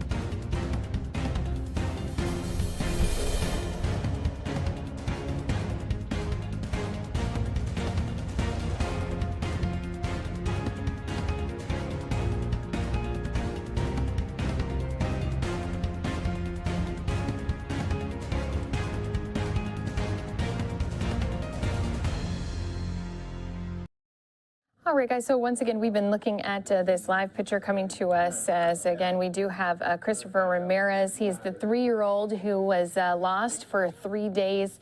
He is getting a special first responder escort back to his home after being released by the hospital. Do want to let everyone know we do also have some of our folks down on the ground waiting for that motorcade to arrive near his home here. So if we do get some of those sound pieces from our officials or even family members, we can also bring that to you right here on Live Now from Fox. But again, this was such a great piece of news that happened over the weekend. FBI Houston had tweeted out the breaking news saying Christopher has been found. He is alive and safe. This is the best news for everyone involved in the search for the 3-year-old who's been missing for 3 days. Thank you to everyone who helped look for Christopher. So again, his mother and grandmother at the time were unloading their car when they had all of a sudden turned around and realized they hadn't seen the 3-year-old for quite a few minutes. And so now they can say that they have found him. He is has been checked out of the hospital after being checked on. Again, the 3-year-old had been reported a little bit tired, a little bit dehydrated, but overall in pretty good health for being a 3-year-old missing for 3 days in the woods. So as we mentioned, if we do get more live pictures, we can always bring them to you right here on Live Now from Fox, especially when that family does make their way back to their house. But I did want to go back to just some of the video that we had from just a little bit earlier here today. Again, the parade for Columbus Day, marking a special time as it is one of the largest scaled events here since the pandemic in New York City. So we did have the Columbus Day Parade being celebrated in New York City. It's returning after it had obviously taken a break, as many of our events did because of the COVID-19 pandemic. But a lot of people touting that this is the world's largest Columbus Day celebration, saying that this federal holiday here dedicated to Christopher Columbus is highlighting the ongoing divide between those who view the explorer as a representative of Italian American history, others horrified by an annual tribute that ignores Native people whose lives and cultures were forever changed by colonism. So President Biden, he is recognizing, as we have said before, he is doing the first ever presidential proclamation of Indigenous People Day. So again, this is just one more event coming back into place after taking a hiatus from the obviously pandemic that we saw happening. You can see just quite a few different parade floats that were there during this time. And of course, a lot of people celebrating here, having the day off. Also, another event to make note that's also come back is the Boston Marathon. So you can see here the 125th annual event returning, and thousands of spectators did gather on a cloudy Boston morning to cheer on the marathon runners, many of them ringing bells, bringing signs. And this is also a sign of hope as they return to normalcy. This is what many of the spectators were saying. So for runners, last year's cancellation of the in-person marathon was devastating, although many participated in a virtual run. So now family members and friends have come from out of town to support the loved ones. So we do want to say thank you to all of our viewers here with us on Live Now from Fox. When we've been giving you some of these different live events, we of course wanted to show you some of these pictures, sights, and sounds coming from all over the country. So this was some video from before. This again coming to us, showing us that it is once again back. And now let's go into a press conference that we do have coming in on this event. So here it is on Live Now from Fox. Going to be jumping into it live, raw, and unfiltered. To uphold that promise, no matter your prominence, no matter your political position, and no matter the office that you hold. That's what brings us here today. Beginning more than a year ago, All right, guys, so this press conference that we just jumped into, this is our Attorney General Jennings announcing a major public trust indictment. So this announcement coming outside of the Newcastle County Courthouse. Wanted to bring this to you as it is a live event. When that's what we do here. We always jump from one event to the next, and this picture coming into us live. Going to be listening in here on Live Now from Fox. Involved extensive witness interviews, thousands of document reviews, and countless hours of work by our Division of Civil Rights and Public Trust. The investigation has confirmed a clear and a disturbing pattern of behavior that was not only unethical, but it was against the law. We uncovered corruption, nepotism, fraud, and misconduct that implicated thousands of taxpayer dollars. The investigation confirmed a clear and disturbing pattern. I want to stress this investigation remains ongoing. But today, the Division of Civil Rights and Public Trust sought and obtained an indictment against the defendant, Kathleen McGinnis. The grand jury indicted State Auditor Kathy McGinnis with the following charges. Number 1, conflict of interest in violation of the State of Delaware Officials Code of Conduct. Number 2, felony theft. Number 3, noncompliance with procurement law by structuring state payments. Number 4, official misconduct. And number 5, felony witness intimidation. Our investigation uncovered a sweetheart deal built so as to avoid oversight of the defendant's state contract with a campaign vendor.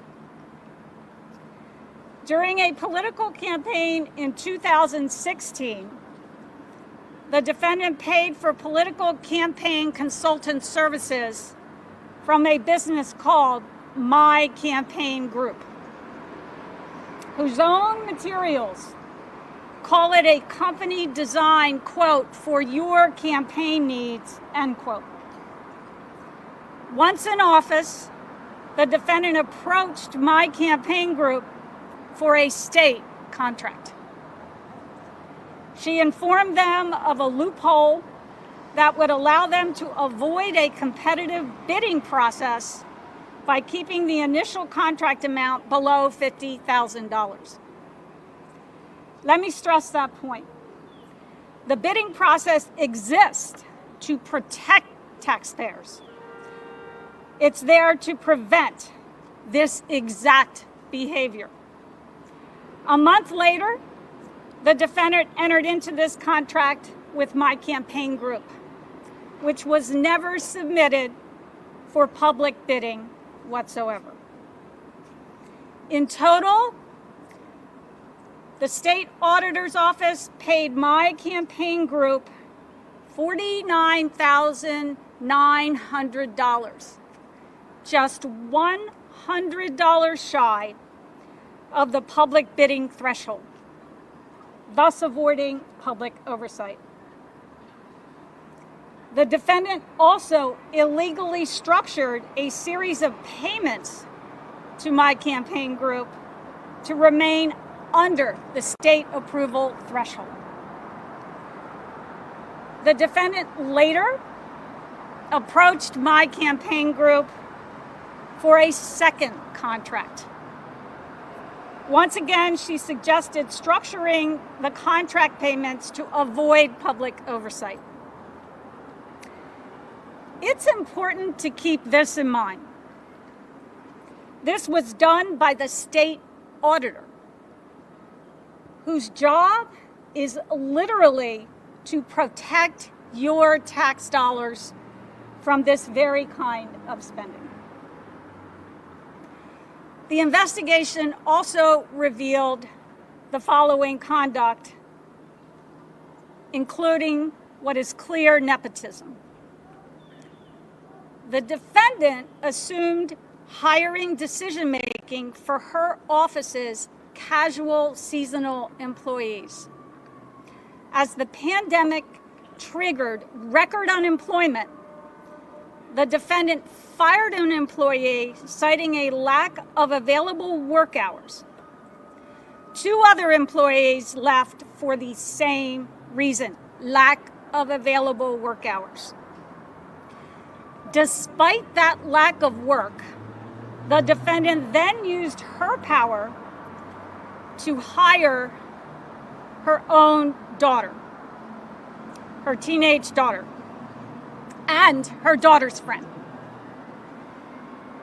Despite the auditor's clear conflict of interest, neither the daughter nor her friend were interviewed, nor were the daughter and her friend, nor were their positions advertised, nor were their hirings delegated to an employee who had no such ethical conflicts. She even provided her daughter with access to a state vehicle. In August 2020, the defendant's daughter enrolled at a college in South Carolina.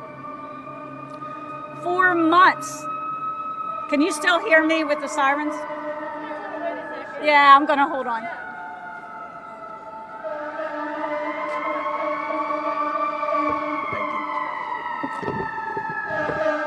And this is part of what you get when you watch these full press conferences here on Live Now from Fox. We are always live. We're on Unfiltered, so sometimes when they have these interruptions, like the sirens you're hearing in the background, we're still on top of this news and press conference, especially as this announcement is being made. The Attorney General again saying that they are going to be indicting Kathy McGinnis on some charges, and they're being announced right now. Going to be listening back and live here on Live Now from Fox as we continue to give you this breaking news right here. Some of us first, though, going to step away for a quick 2-minute break. Offices, casual seasonal employees. As the pandemic triggered record unemployment in the state of Delaware and across our country, the defendant fired an employee citing lack of available work hours. 2 other employees left the auditor's office for the very same reason, lack of available work hours. Despite that lack of work, the defendant then used her power to hire and directly supervise her teenage daughter and her daughter's friend. Despite the auditor's clear conflict, neither the daughter nor her friend were interviewed, nor were their positions advertised, nor were their hirings delegated to anyone in the office who had no conflict. She even provided access to her daughter to a state vehicle. In August 2020, the defendant's daughter enrolled at a college in South Carolina. For months, despite not coming to work, never logging in remotely, barely ever sending so much as an email, her daughter continued to receive taxpayer checks. Those paychecks were deposited into an account co-owned by her mother, the defendant. As of August 2021, the defendant still employs her daughter on the state payroll. Her daughter has been paid more than $19,000 in taxpayer dollars, in addition to nearly $8,000 paid to her daughter's friend.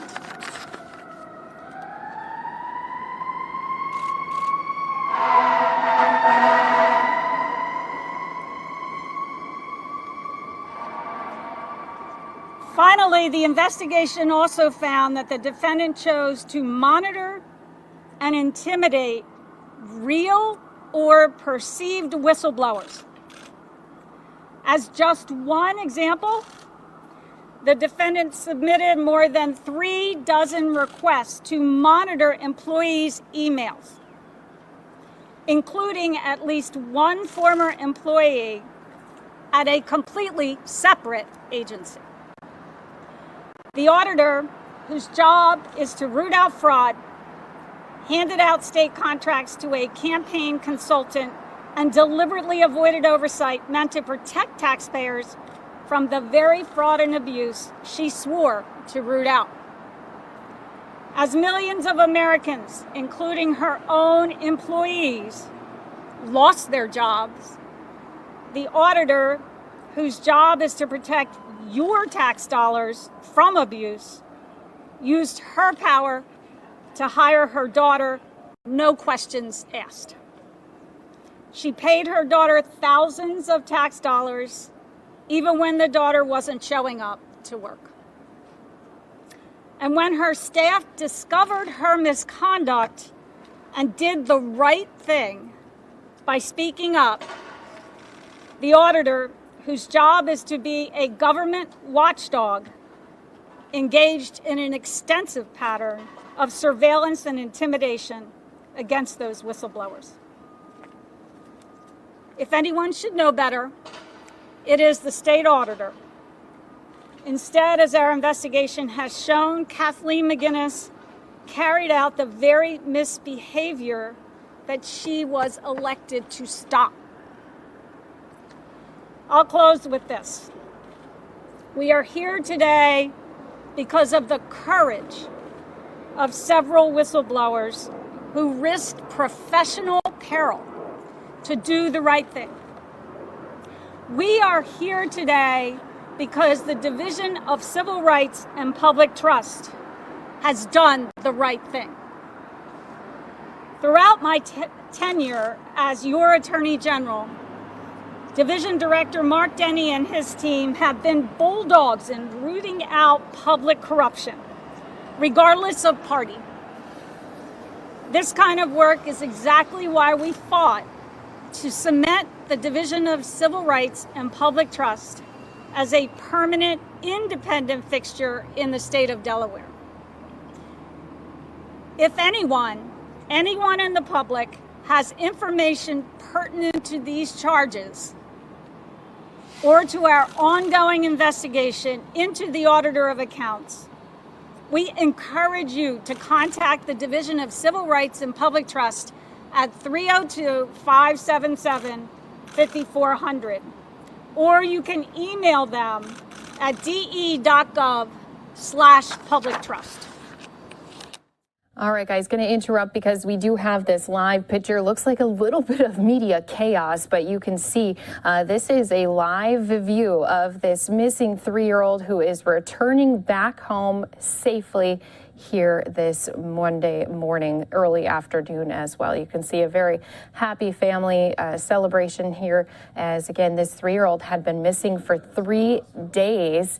And as I had mentioned before, he had been lost in the woods after he had been following around a family dog. They had said that he had been running and following the dog. The mom and grandma, who were unloading a car while he was playing outside, said that they didn't notice he was gone, had noticed he had been gone for a couple minutes, went to try to find him, and he then was missing for multiple days. There was a big lengthy search, a lot of volunteers, and you can see here his family happy to just bring him back home, bring him inside, and just enjoy more time here together. So did want to bring you this live picture. It was something we were showing you from up in the sky, which we still do have Sky Fox above the family's home. And there were also lots of balloons placed outside. It looked like a lot of relatives also here as the 3-year-old returns home with a special escort by first responders here. And such a miracle to have him be in good health after missing for multiple days. So did want to bring you this story here on Live Now from Fox as we continue to give you more live stories, press conferences, updates happening across the country. We're going to step away for one last quick break here in the hour, bringing you more of these stories when we return here in just moments.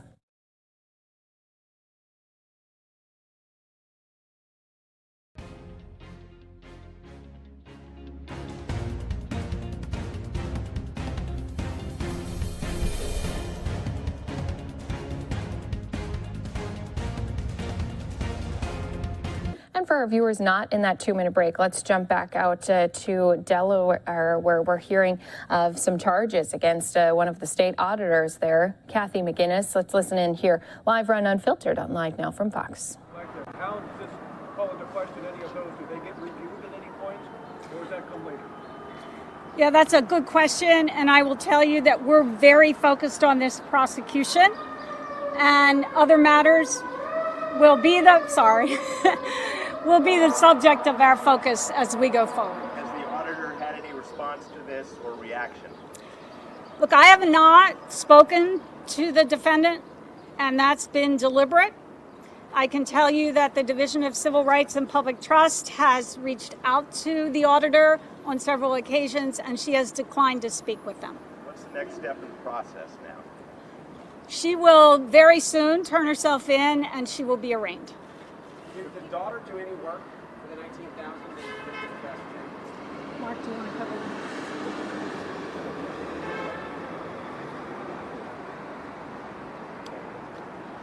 Right. So just briefly, it's a great question, and again, the indictment tries to speak to this. Really depends on who you ask. It doesn't matter. All right, so for all of our folks here still with us, going to keep switching a little bit back and forth here as we do have some podiums set up here outside of the family's home. You can just see a very happy family who is embracing their 3-year-old as he has been now returned home. Christopher Ramirez is his name, and he was escorted from the hospital after being cleared by doctors.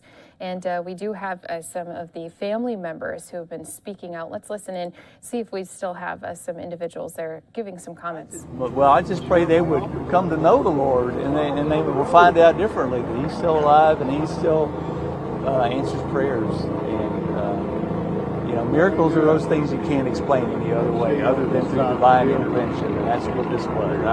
The only reason I went to go look is because the Spirit told me you need to go look for this boy. And I found it, yes. And that's the beautiful part. But it would have been a miracle had anybody found him, much less me.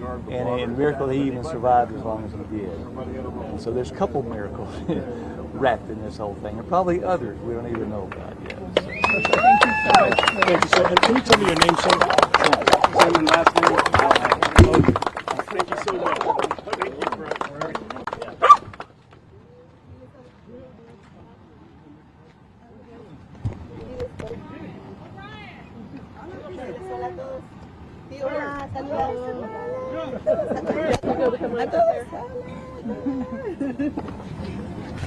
¿Cómo se siente? La gloria es para Dios. Amén. Muchas gracias a todos.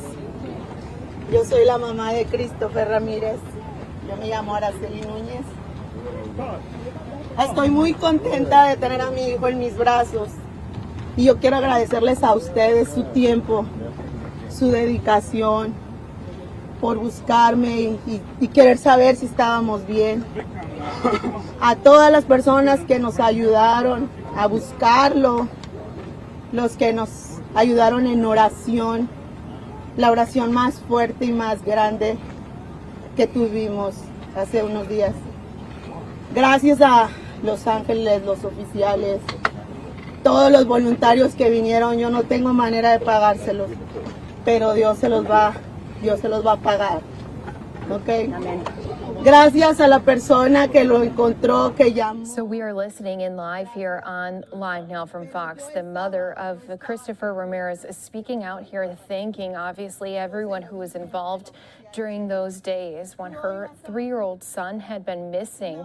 Her and her mother, so Christopher's mother and grandmother, were reportedly unloading the car, coming back from selling some products out, and now had turned around and said it had been 2 minutes since they saw him. Let's continue to listen in. And that found her son, she appreciates his help, and she's telling you about what she told me on Saturday morning.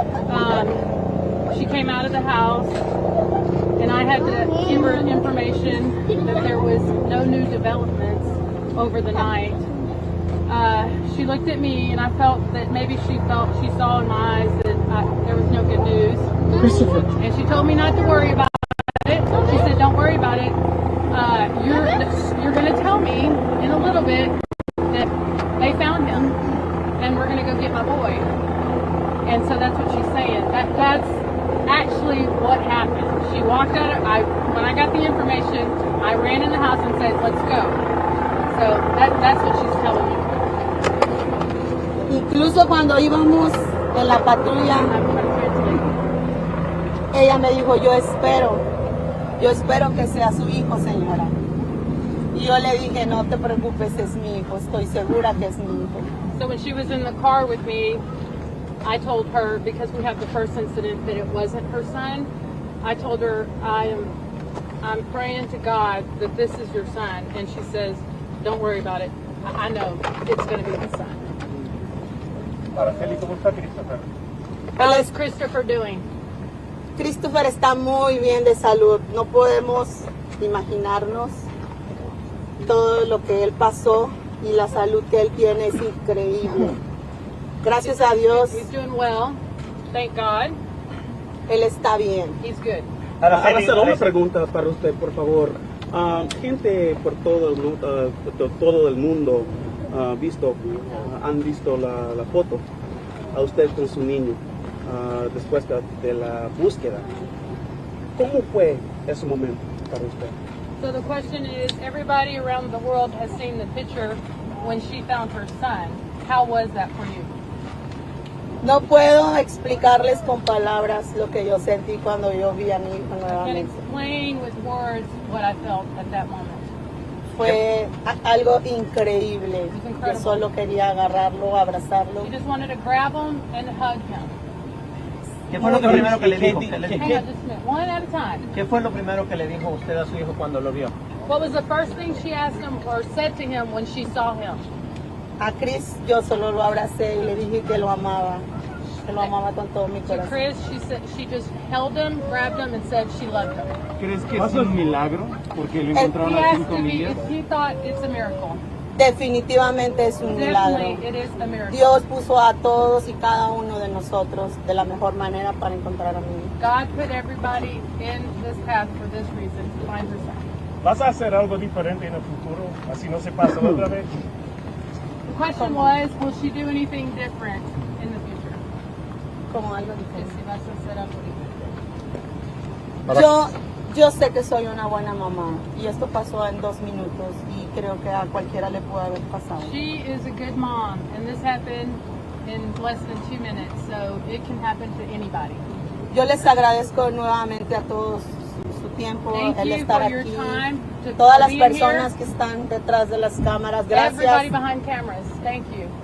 con sus oraciones, Thank you for gracias. your Dios prayers. nos escuchó God y esto listened. es para que sepamos que Dios existe. This is Y Dios because está to con let you know that nosotros. God exists and He's with us. Solo les pido por favor nos permitan estar con Christopher un tiempo, We estar ask tranquilos that you let the family be y with tal vez unos Christopher, pocos más de días podemos and maybe platicar un poco later más. she will respond to your messages and talk further with the press. Araceli, ¿qué te dijo el niño? ¿Qué pasó?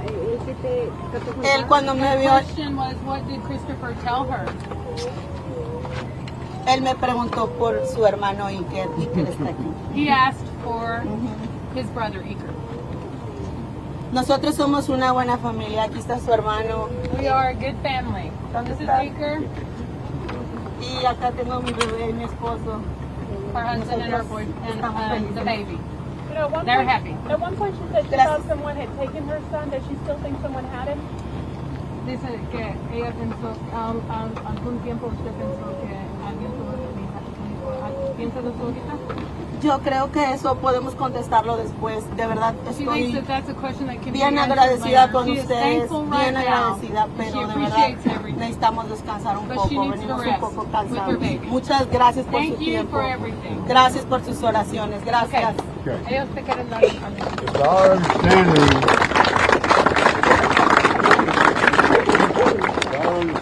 that Martin Smith talked to his mother and Christopher that he likes police officers. So Constable Blake Jarvis and I were in the first two, I'm sure my colleagues around the world, countries here, will do the same thing. It's my honor to pin him a badge, junior deputy badge, give him a patch, and I'm sure he'll get a bunch more. And so you got a patch, and then Constable Jarvis is going to pin one on him. And so after after all this, he's passed the survival test. He can be an Army Ranger, a Navy SEAL, or a police officer, or Air Force pararescue, or whatever he wants. So. You policía. Sí. Dile gracias. You're so strong. So proud of you. Give me a blanket. Ahora soy la mamá de un policía muy fuerte. Gracias. Your family now, buddy. Love you. Gracias. Gracias. Come here.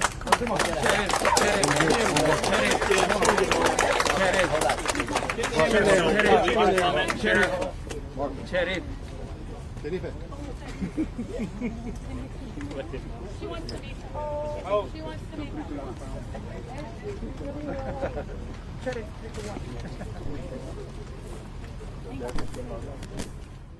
Once again, we've been taking this live look down in Texas, where we do have a lot of happy faces, as once again, the missing 3-year-old Christopher Ramirez had been found safely on Saturday, cleared by doctors over the weekend, and escorted home by first responders this afternoon. So such an incredible story. As we've heard before, they are calling it a miracle that this little one was able to return safely, be reunited with his family. And you can see it's obviously gained a lot of media attention as again, that mother had been speaking out, as wishing and hoping her son would return, and he was now back home, embracing all of those people who were helping while he was missing. And of course, he's just going to enjoy time with his family, as the mother was saying. We just want to go inside, rest, and they're looking forward to being together. The day he left, you know which direction he went? East and south. And Sheriff, do you have any idea how he survived and where was he in the spot where he was found for 4 days, or was there a sense that He had been moving, yeah, he'd been moving. Sheriff. Okay, I'm Sheriff Don Sowell, Grimes County. I want to begin by thanking, I'll answer all your questions, but I want to begin by thanking each and every one of y'all. Some are here present, some are here on the boots on the ground with us during this, and some that have come in at the end and followed up on it. We had 48 approximately agencies, groups that formed a coalition. The media was part of that 48. Y'all were team players. You kept the movement going. You kept the news out there, and you see we prevailed with y'all's help. So thank y'all very much, and I'll be glad to answer any questions. Just take them as close as order as you can. Yes, sir. Sheriff, what was just your reaction on Saturday when you heard that he was found alive? I say undescribable. I was happy. Real happy and touched, and watching Mom and him and Martha, who's been with him the duration. We've all been with him, but Martha has been the glue that kept things together. Sergeant Smith's the champ. If I may follow up, is Sure. there any reason to believe that this was anything other than No. Christopher? No, sir. Thank you. So is this, Next Sheriff, question. is this, I think a lot of people at home are wondering, is this case closed? The case is not closed. Our investigators, including the federal partners, state and local, are wrapping up all aspects of it. We'll be closing it out when it's finished. Have you guys been able to find the clothes? They're still working on that. They've been boots on the ground for 3 days doing that, so we're backtracking, but all that will be part of the completed report. And when it's done, we'll make sure all you folks that request it have access to it. And Sheriff, can you tell us the area where he was found? Is that a spot that searchers had searched previously? No, that was part of the extended search. That they were going outward and outward and outward, and it was an area where it just so happened that Mr. Hoffman was in the right place at the right time Saturday morning. And 4 days. I mean, I think humans without water run the risk of dying without, water for 4 days. I didn't sleep, I didn't drink, I didn't eat because he didn't. I sipped a little bit just to keep my strength up like everybody else did, including most of y'all. I think he had a guardian angel over him the entire time. I think we scared every wild animal out of here with helicopters and boots on the ground and whatever, so there was no coyotes or anything that would hurt him because it was quiet at night. And I think that's kind of important because the vultures out there could have didn't. So I don't want to think about that, but I think they all went to another forest, if you will. Any other questions I may answer for anybody? Real quick, was he we know he was first at the Woodlands. Was he then taken to the medical center? Downtown Houston Medical Center for a follow-up. The experts checked him here at the scene, ambulance to the hospital. They referred him down there to complete the circle of the follow-up of the medical. He's been, as you saw, he's a happy little boy, all tuned up, yeah. Sheriff, was he surprised with all the police presence? He was tickled pink, what I understand. I was here, I was listening on the radio, and I think they let him try to key the mic up and talk a little bit. I don't know if it came on the air, but he was excited to see all the people here when he arrived, but especially all the red lights and escort. It was, from what I understand from Sergeant Smith, he was just ecstatic. And Sheriff, you've been in law enforcement for a long time, and a lot of the folks who were involved in this search have been as well. What is your message today after all of this? Well, if I'm understanding your question, I've been a long time in law enforcement, 53 combined years, and I've never seen anything this big in all my tours of a search without much information. But I will say that the combined coalition of federal, state, local, international law enforcement, the Mexican consulate, everybody worked together as this well-oiled machine as I could imagine to make sure that no stone was not turned over, if you will. And I was real proud of the teamwork that everybody participated in, including yourselves and the people that served the food, the people that made sure the porta potties were clean for everybody, because we were here for the long haul. The ice and everybody that played a part, everybody was part of this team, and we prevailed. We prevailed, and it's a happy day rather than a sad day. What was that like, pinning the badge on him? You're very invested. Well, it was told to me by Sergeant Smith early on that he liked police officers.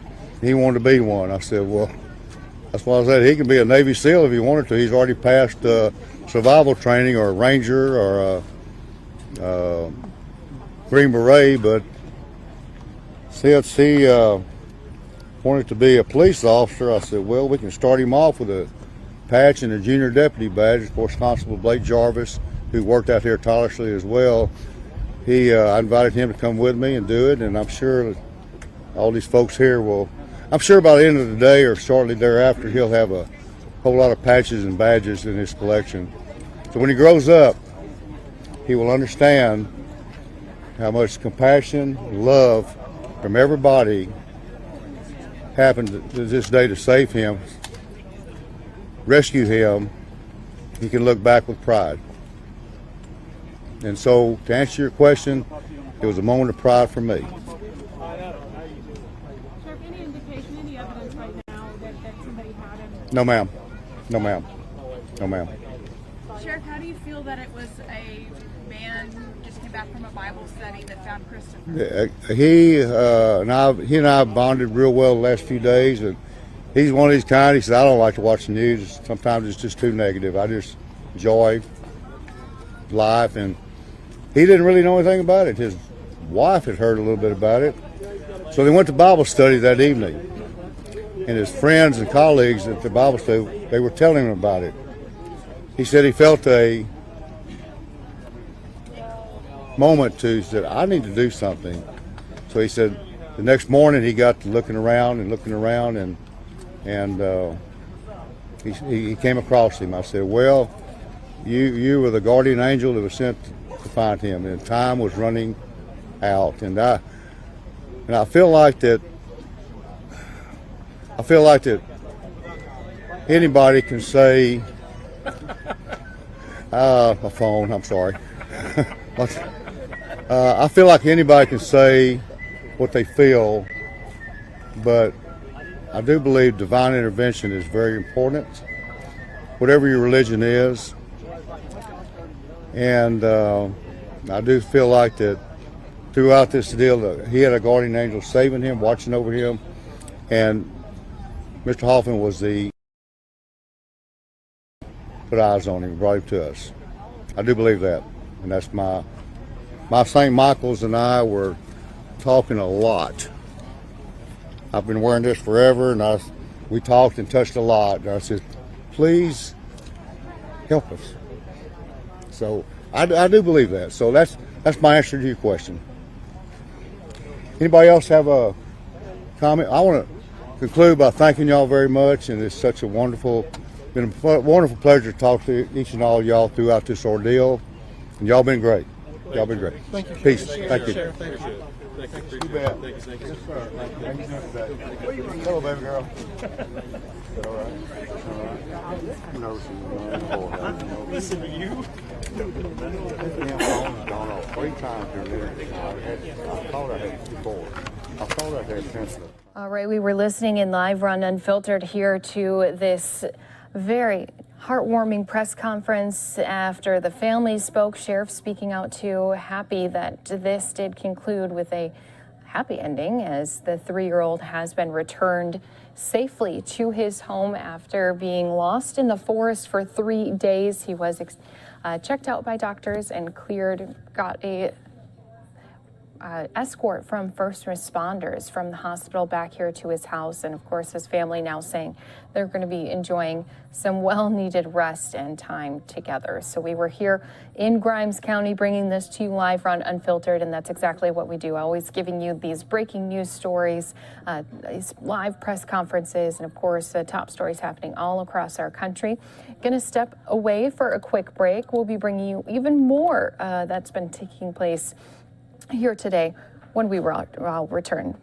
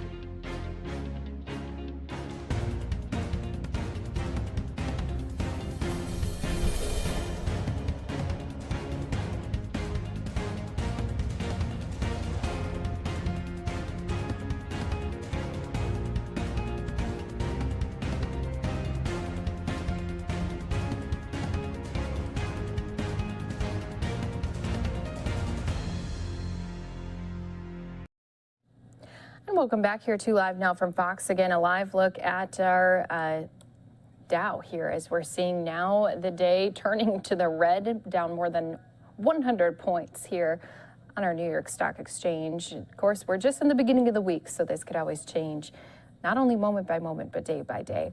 We're going to continue giving you some more of these press conferences that have taken place across our country. Going to give you a NASA celebration as they are honoring their Hispanic heritage. It's being played out here for you on Live Now from Fox. Hi, everybody. I'm Soledad O'Brien. I welcome you all to Hispanic Heritage, El Ayer y El Mañana, yesterday and tomorrow. You might know me from my work in journalism and television, but one thing you might not know is my connection to this wonderful month-long celebration of the Latino community. My mom, who passed away a few years back, immigrated from Cuba as a teenager, eager to get an education in this country and also hoping for a country that would guarantee her more freedoms. In 1968, California Congressman George E. Brown pushed to recognize the contributions of the Latino community, and Congress passed Public Law 90-48, officially authorizing and requesting the president to issue annual proclamations declaring September 15th and 16th to mark the beginning of what was then called National Hispanic Heritage Week. Today, we're celebrating that special period of the year when the U.S. recognizes a community that is hardly a minority anymore. We are 60.6 million strong, a record 18.5% of the total population, and growing quickly. Our music, our art, our language, our food have all had a profound influence on American culture. We've even been heard in the voting booth. Our program today will focus on the creation of the Latino Museum, another congressional recognition of the accomplishments of our community.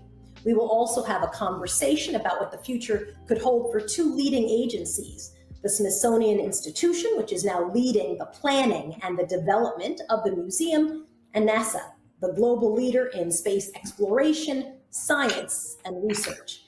It is a measure of how far the Latino community has come since that day when Congress initiated the celebration that two such august institutions are at the forefront of our discussion. Joining me is Dr. Ellen Stofan, the Undersecretary for Science and Research at the Smithsonian. She oversees its science research centers, as well as the National Museum of Natural History and the National Zoo.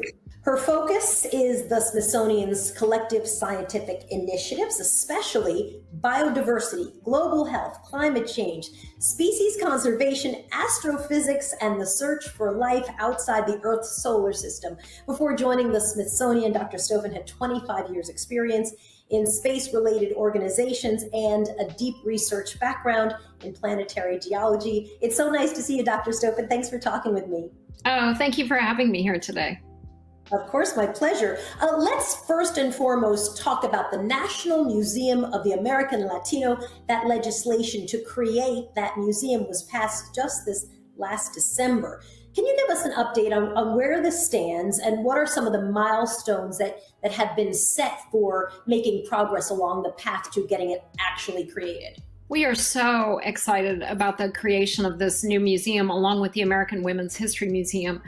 To have the challenge of doing two new museums at the same time is obviously a big challenge, but this is so, as we're going to be talking about today, this is just so incredibly important. And the exciting news is we've actually made a fair amount of progress. We have a search firm on board. We're searching for the director. Eduardo Diaz, who is head of our Smithsonian Latino Center, is the acting director while we search for a permanent director. We've appointed a 19-member board and will continue to appoint members to that advisory board for the museum to help them think about what is this museum? What is it going to do? How is it going to tell this amazing and complex story of the Latino experience in this country? So we are incredibly excited between the board, the search for the director, and of course there's that very small issue, where are we actually going to put this museum? And so we have a site selection process that's going on for both of the new museums. That process is obviously a complicated one. You have to really say, where on the National Mall or near the National Mall do we have the space to put two new museums?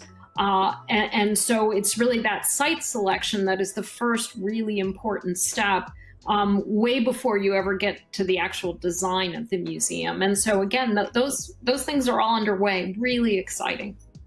So you think that Latinos could have a place, a presence on the National Mall one day soon-ish? Yes, definitely. And, you know, obviously, as our Secretary Lonnie Bunch knows, going from having the congressional legislation to actually getting the museum built on the mall can be a long process. But we're really hoping that this process moves along. And that's why we've taken these steps of actually getting all the leadership in place, because frankly, that is part of the critical step. For those people who don't know, the Smithsonian is actually part federally funded and part privately funded. So about 60% of our funding comes from the federal government, and the federal government usually pays for the construction of museums. But everything that goes inside the museum, all the galleries, you know, bringing in the artifacts, designing the museum, that is actually paid for from private funds that we get through fundraising. And so frankly, that's going to be for both of these new museums, that's going to be a big role of the board, is saying, how do we put together a fundraising campaign to help raise funds for these museums while we go through the federal process? Again, first of all, we have to have this site selection, we'll have to design the museums, and then go through the process of building it. So while it's certainly not going to happen in the next year or two, it is going to happen, and we're really excited about it. And I will say, to give us a preview of how exciting this is going to be, in May of 2022, the Molina Family Gallery will open at the National Museum of American History on the Mall. And that will actually be the first Latino-focused gallery on the National Mall at the Smithsonian. And so that'll at least give us a preview of the kinds of stories, the kinds of things we want to talk about, in really saying, you know, how have Latinos helped shape this country? What has been their experience in this country? All these stories that are so critical to tell. The collaboration between NASA and the Smithsonian is quite deep. Can you talk a little bit about that history? Yeah, you know, it dates amazingly all the way back to the 1960s. In fact, I think the first agreement was signed back in 1967, where NASA said that all of the significant artifacts from air and space would be, as soon as they were done using them, you know, for technical purposes, they would go to the Smithsonian to be kept in perpetuity. And this is so incredibly important because obviously this is such a story of innovation, of you know, amazing feats done by teams, done by individuals, that the fact that NASA really made this agreement very early on with the Smithsonian means we have all these artifacts to help us tell the story. And of course it started, and the dominant part of the National Air and Space Museum's collection is the Apollo collection. So all of the Apollo artifacts, down to really old containers of pineapple that the astronauts took to the moon, everything went to the Air and Space Museum. So when you see artifacts around the world from Apollo, they're on loan from the Smithsonian, because obviously we wanted to get that story out, not just across the country, but around the world. We also hold one of my favorite things at the Air and Space Museum, which is the Apollo art collection. During Apollo, NASA commissioned all the leading artists of the day to be documenting Apollo from an artistic point of view. And I really love that, because I love this intersection between science, technology, engineering, math, and the arts. And those two are really critically important. So we have a Rauschenberg, we have like 5 Norman Rockwells, we have an Alma Thomas, that's my absolute favorite. So the fact that the Smithsonian can help tell that Apollo story is because we have these artifacts. And now this relationship continues to today. But NASA now gives the Smithsonian sort of first right of refusal of the artifacts, and then does give them to other museums around the country. It's not as exclusive as it used to be, but that's okay, because seriously, we actually run out of room to store things at the Smithsonian.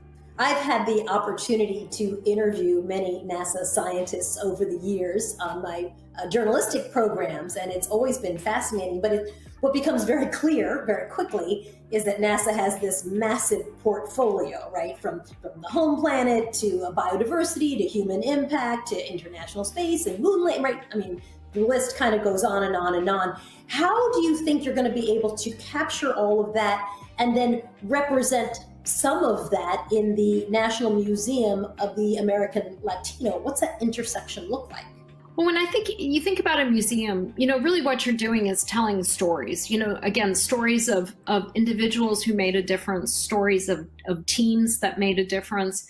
And obviously that story of NASA, if you're going to do a story about Perseverance rover, of course you want to, that's on Mars right now, you want to talk about Diana Trujillo, who is a Latino woman who's doing amazing things as part of the engineering team on Perseverance. And so to me, it always comes back to the story. What's the story? Because you might have an artifact, but you really want to know, who is the person that built that? Who's the person that operated it? What struggles did they go through personally to achieve these amazing things? And the story of this country is the story of American Latinos. They've, as everyone knows, contributed huge amounts, been there every step of the way. It took 400,000 people to accomplish Apollo. And so the job of the new museum is going to be to collect all those inspiring stories, some of them not wonderful stories, a lot of them stories of hardship, stories of struggle, stories of prejudice, and other stories are stories of perseverance and triumph and huge contributions to the history of this country. And so for the new director and the curators of that museum, frankly, it's going to be an embarrassment of riches, because there are so many stories out there, and which story do you choose, and which artifacts do you choose, and what is the narrative of the museum going to be? And that's going to be what we're going to be working on as we go through the longer process of actually getting the museum built, is what are the stories? And so many of those stories at NASA, whether it's Ellen Ochoa, who flew obviously on the space shuttle and then went on to become head of Johnson Space Center, or whether it's somebody we're going to be talking to later here today, Marla from the NASA Glenn Research Center, the Latino story is the NASA story. And that, we want that museum to definitely tell that.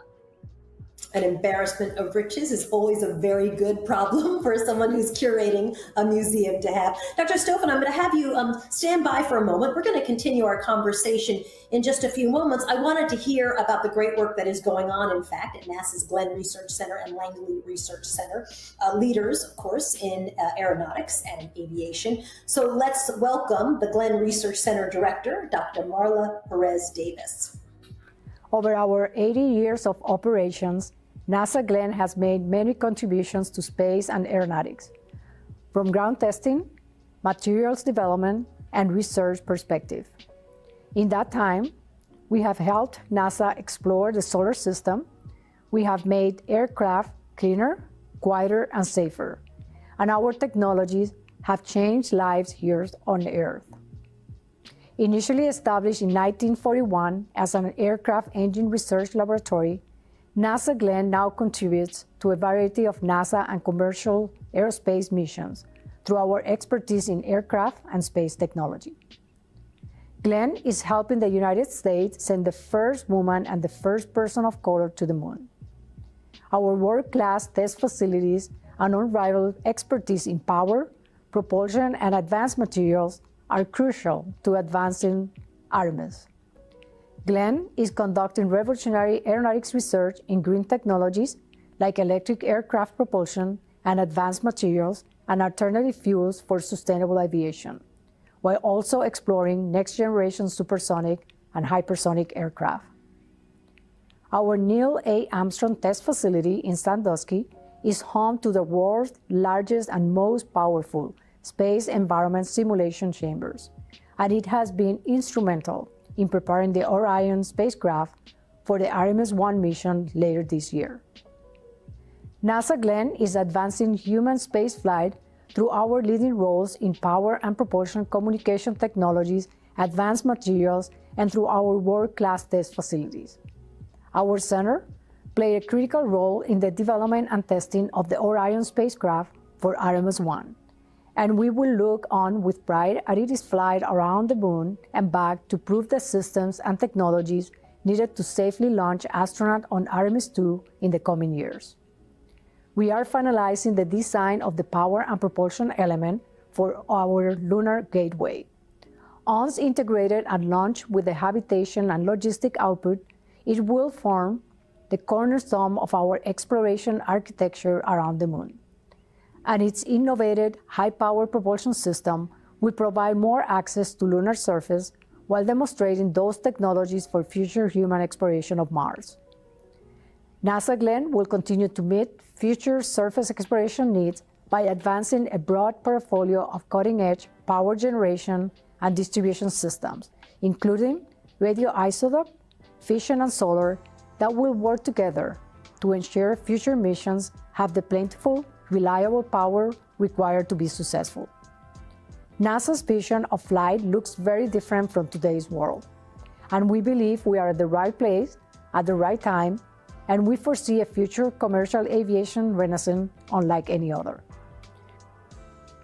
We see electrified propulsion as one of the key drivers of changing the way we travel, making future aircraft cleaner, more efficient, and more cost-effective.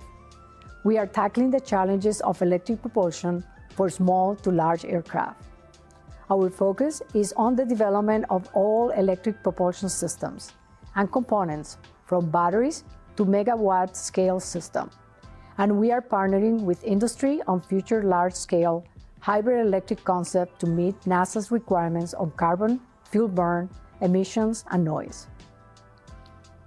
We are rallying emerging markets to tackle the challenges of creating an air transportation system for urban and underserved areas that is all electric, autonomous, efficient, and safe for moving passengers and packages. At Glenn, we are studying how electric systems can be optimized, and we are supporting engine and power technology development. We're also working to understand and mitigate the vehicle's acoustics to help limit noise issues. And we are developing secure data links and real-time communications to safely integrate these aircraft in the national airspace. We are building an experimental airplane called the X-59. It flies at supersonic speeds, but makes a quiet thump instead of a loud sonic boom. We will fly it to provide data to enable regulation changes to allow overland commercial supersonic flight. This project is a game changer for future transcontinental and intercontinental transportation concepts, and will provide an opportunity to generate economic and societal benefit in a globally linked world. To talk a little bit more about the exciting work the Hispanic workforce is supporting And while we listen in to this NASA celebration of Hispanic heritage, let's also step away for a quick 2-minute break. Going to be right back here listening into this feature when we return. NASA change the way airplanes fly and the aviation industry along with it. By providing innovative solutions to complex problems, CAS seeks to help all of NASA aeronautic research and the broader community to the benefit of the U.S. economy and our quality of life. As the CAS Execution Manager, I have worked with numerous talented and creative researchers, such as those on the STEREO team. STEREO stands for Scalable Traffic Management for Emergency Response Operations. We are here at Langley Certain Range. The STEREO team had flight tests here. They partnered with the California Department of Forestry and Fire Protection and the U.S. Forest Service, who flew aircrafts that help fight wildfires in coordination with our NASA drones, using the STEREO system to keep all parties informed. The increased communication and coordination from the ground units to the vehicles in the air helped make the battle against wildfires faster, safer, and more targeted. Let's take a look at other aeronautic programs that some of my Hispanic colleagues are supporting. I work for the Advanced Air Transport Technology Project, and we're focused on exploring and developing technologies to improve energy efficiency and environmental compatibility for fixed-wing subsonic transport. What is that? Those are passengers and cargo aircrafts. These studies look at vehicle configurations that are 3 generations beyond what we currently are using. For that, we need to have mature technology solutions ready for the time frame of 2035 to 2045. Recently, at 14x22, we tested the Common Research Model on the simplified high-lift configuration with active flow control. And active flow control is one of the technologies that we're trying to develop, where it manipulates the flow around a wing to make it more efficient. All these studies are super exciting because it will impact positively the way we travel in the future. The facility you have behind me is the Cockpit Motion Facility, which is our premier world-class facility that consists of 3 high-fidelity, full-mission, human-in-the-loop flight simulators and 1 6 degree of freedom motion platform. My job here consists of leading a team of engineers and technicians on the planning and execution of operations, maintenance, and improvements of the flight simulators and the motion platform. Flight simulation is a safe and cost-effective way to train pilots and design aircrafts. It also allows us to develop new technologies to improve the decision-making of the pilot and also response to emergency situation in the cab. Flight simulation is definitely an important factor in keeping the commercial aviation safe for the flying public. The Electrified Powertrain Flight Demonstration Project is part of NASA Aeronautics' focus to expand research on sustainable aviation through the development and test of green technologies for the next generation of aircraft. NASA and industry have conducted studies on electrified aircraft propulsion concepts, and the results indicate that there is significant reduction in energy use, emissions, which reduces our carbon footprint, as well as a reduction in direct operating costs, which will benefit both the public and airline operators.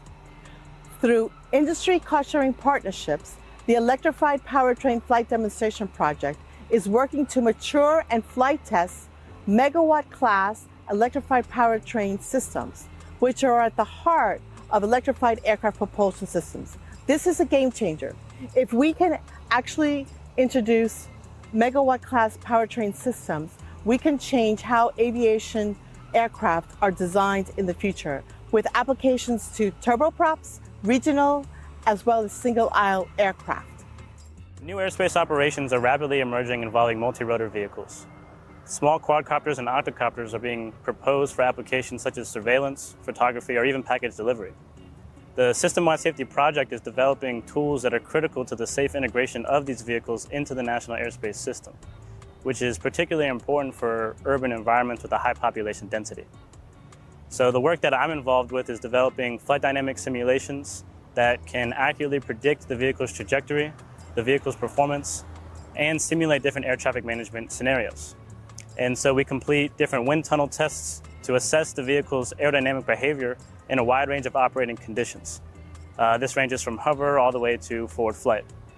It's definitely an exciting time to be a part of NASA and shape the future of aviation. Thanks for joining us at NASA Langley Research Center in Hampton, Virginia. Back to you, Soledad.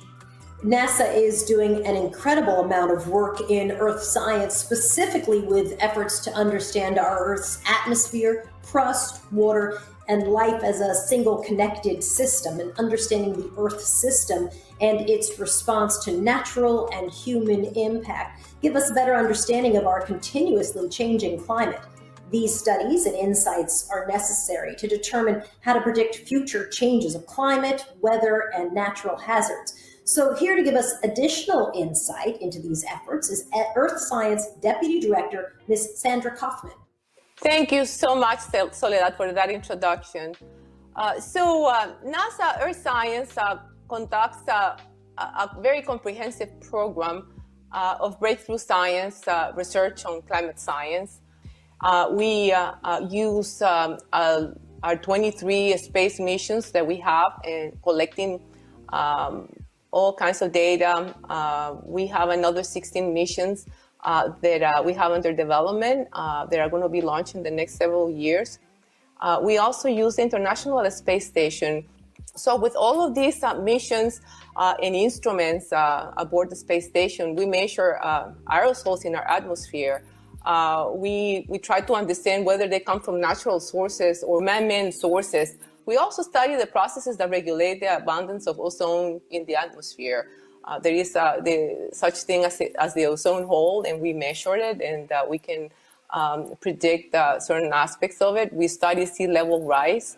We only have one Earth, and we are helping to the best that we can in understanding it and measure what's happening.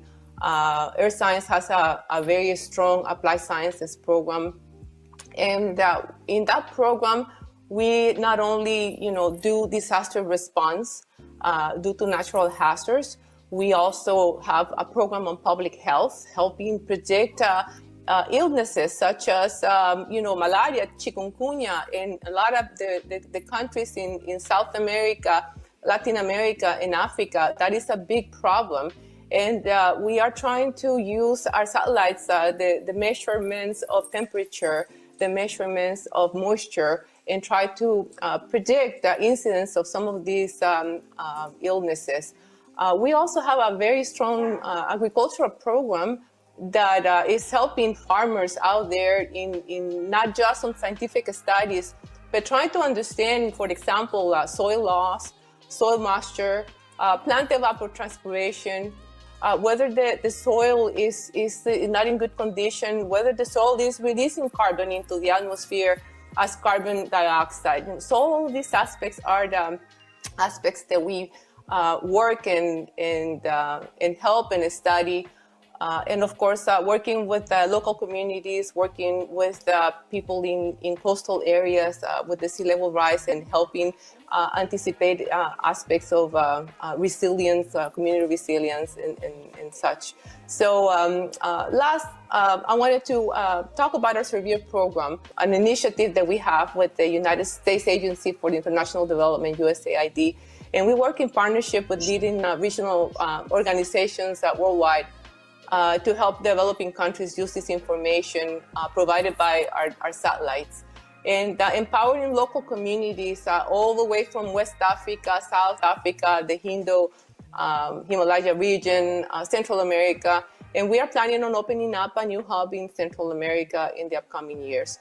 So all in all, Earth Science is trying to contribute to the understanding of our planet, but also help with all kinds of aspects that benefits society in general. So thank you very much, and back to you, Soledad. We just learned about the work being done here on Earth, so now let's take a look above. Another interesting and exciting research area that NASA works on is space food. Food is critical, of course, for mission success and the health and performance of the astronauts. Maintaining a healthy diet plays an important role, specifically socially and psychologically, which is important for long-duration missions in space. So how does NASA handle feeding its diverse crew members? Let's turn it over to Johnson Space Center. Thanks, Soledad. My name is Gisela Munoz, and I'm a crew systems instructor in the Flight Operations Directorate. One of the lessons astronauts receive from our team is food preparation and equipment, which covers not only how to operate the galley hardware, but also what types of food they can expect to see when they're on orbit and how to prepare them. Space food is prepared and packaged differently than on Earth. A standard menu for astronauts will include rehydratable foods and beverages, thermostabilized foods that are packaged similar to military MREs, and natural form foods like nuts or cookies. And as we continue to listen in here to this NASA celebration of Hispanic heritage, let's go ahead, step away for a quick 2-minute break for some of our viewers. Astronauts also have access to fresh food like apples and oranges that are flown up on our commercial resupply vehicles. Eating and drinking in space is different than on Earth because of the lack of gravity. Since you're not able to pour drinks into a cup, beverages are packaged in a pouch and sucked out through a straw. For your food, you need to be careful as you eat because even small pieces of food don't normally fall off the table like they do on Earth, but they'll float away and hopefully not at one of your fellow crewmates. One popular Hispanic food used in space are tortillas. Tortillas are a staple food and native to Hispanic cuisine in Mexico, Central, and South America. Tortillas have been used on orbit for decades for crew meals as early as the beginning of the Space Shuttle program. Astronauts have gotten creative over the years with using tortillas to make pizzas, fajitas, breakfast burritos, and even a space cheeseburger. Tortillas are a great component to the standard menu because they don't create a lot of crumbs and have a longer shelf life than the standard breads we eat on the ground. Shelf life is important because astronaut meals are sent up to the International Space Station in advance. In addition to the standard menu, astronauts are provided a small sample of off-the-shelf foods they request to fly. Some recent requests have included Hispanic foods such as salsa sacera, bean dip with jalapenos, and tostada shells. Salsa sacera is a red sauce dip made from chili peppers, red peppers, onion, garlic, and tomatoes. Tostada shells are similar to tortillas but have a crunchy consistency. Avocados even made a recent trip up the ISS aboard one of the resupply vehicles. It is important to incorporate this variety into everyday meals and take crew preferences into consideration. The acceptability of astronaut meals are a contributor to the positive psychological health and performance of the crew while they are in space. Gathering for meals with friends and family with good food is an important part of the Hispanic culture. Entire songs have been dedicated to the menu of Hispanic cuisine, such as El Menú. The opportunity to have the comforts of home cannot be understated. This will be equally important as we venture farther from home during the Artemis missions. And it's back to our conversation with Dr. Stofan. So given this long-standing partnership between NASA and the Smithsonian, how do you see them working together on the Latino Museum? What would that? All right, guys, going to interrupt because we do have some breaking news coming to us from Santee, California. Wanted to bring in this picture as we are still learning some new information. You can see that we do have our fire crews out here. A plane crashed in this neighborhood and did set 2 homes on fire. We're hearing that 2 people have been taken to the hospital following this plane crash just a few blocks from Santee High School. Now, the fire department said its crews took the patients from the scene after the plane crashed near Jeremy and Greencastle Street. And the high school has mentioned on Twitter that all students are secure following this crash, which was just 2 to 3 blocks from their campus. Now, the first reports of this crash came around 12:15 p.m. and officials were diverting traffic around this area, according to our scanner traffic. You can see here we do have a very busy first responder scene. You can see that those 2 homes definitely had a bit of severe damage done to them after this fire took place. You can see that water pouring into the streets as we have multiple fire engines who have responded here. And also, you're getting a look at those police vehicles who are also out here assisting with those fire crews. But again, this is some breaking news coming to us from Santee, California. Looks like in the road is where you can also see just some of more property destroyed. So these 2 homes, again, were set on fire after a plane crashed here near this neighborhood. And we're taking this live run, unfiltered look here on Live Now from Fox, Skyfox up in the air, giving us this look as you can see some of that mangled up metal there in the middle of the street. And again, it was a report of a plane crash that did set these 2 homes on fire around 12:15 this afternoon.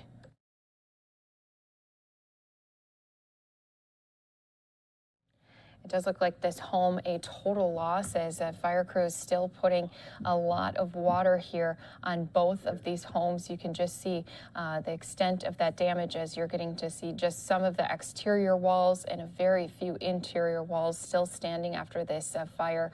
And there is, again, this scene with all of the fire engines and personnel down on the ground. A lot of residents in this area probably heard this happen.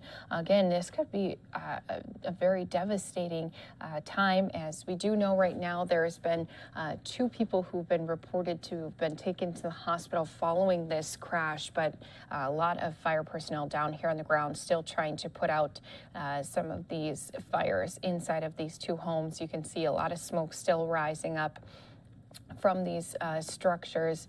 And again, down there in the street, you're seeing some mangled up metal, still trying to work out all the details and get more information as we're taking this live picture here on Live Now from Fox in Santee, California.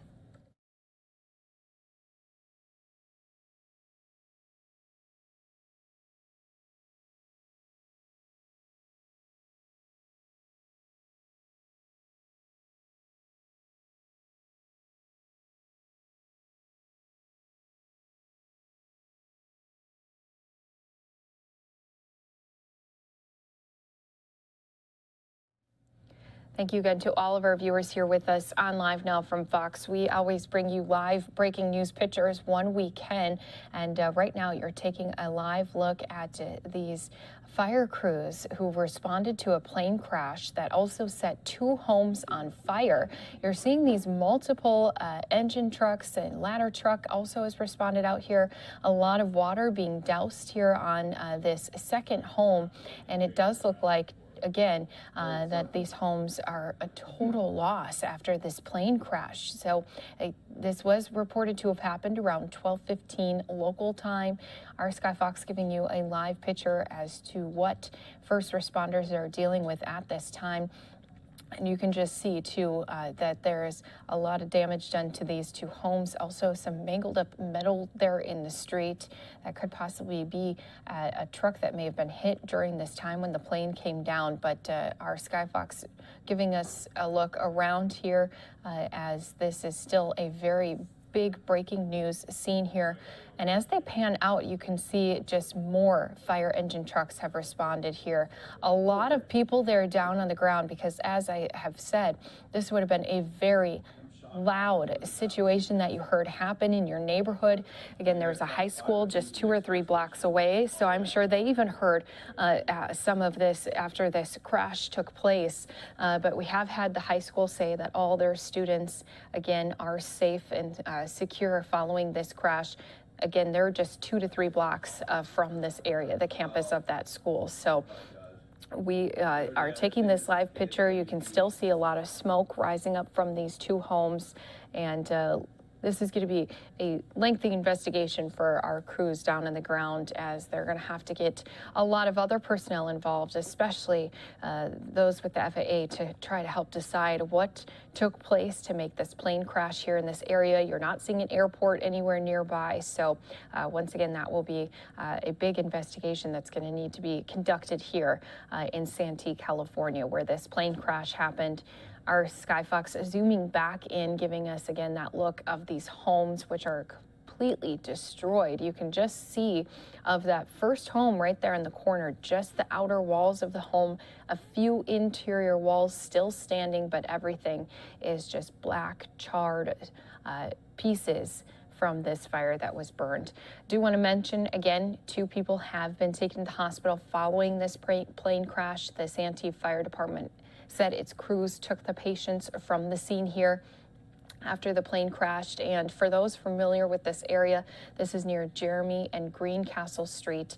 For those not familiar, Santee, California, just a little bit north of San Diego. So for those who were wondering where Santee is, it's just a little bit north of San Diego, California. Out here giving you this live picture is Sky Fox and Live Now from Fox, always bringing you the latest breaking news and scenes across the country. No matter where it happens, we're on top of it here for you, again, on Live Now from Fox.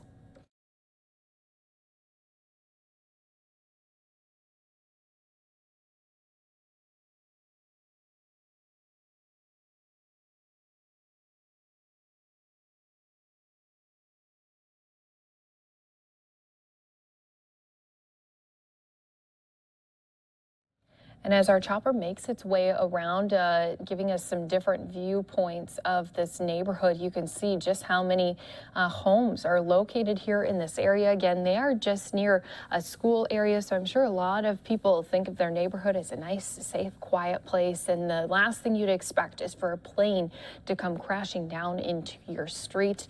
And here you're seeing all of these different firefighters dousing these homes with water. A lot of smoke still rising up from these areas as well. And again, for people down on the ground watching all of this unfold, it must have been a little bit of a chaotic scene watching these fire engines arrive, all the ladder trucks, hearing some of that. You can even see down there towards the bottom of your screen a delivery truck. Looks to be like a UPS delivery truck that may have also gotten hit during this incident. So As we work to gather more information, we still wanted to bring you this live picture and give you at least some of what we do know at this time. So again, we do know that this did happen near 12:15 in the afternoon, and Santana High School saying that there was a plane crash 2 to 3 blocks away from where their high school is, saying we are currently in a secure campus, so all students are secure. And again, those first reports coming nearly 40 minutes ago. And I'm sure coming later this evening, once things start to quiet down and you start to have more neighbors sharing what they know, not only with the investigators who are going to be down there on the streets, but also with our news crews too. You can only imagine if there's some doorbell cameras nearby, what they may have captured. And that's also going to be all taken into account when we do have some of these investigators out there. They're going to need to try to recover all the information that they can from these scenes. And again, this is a live look that you are watching live on Unfiltered here on Live Now from Fox.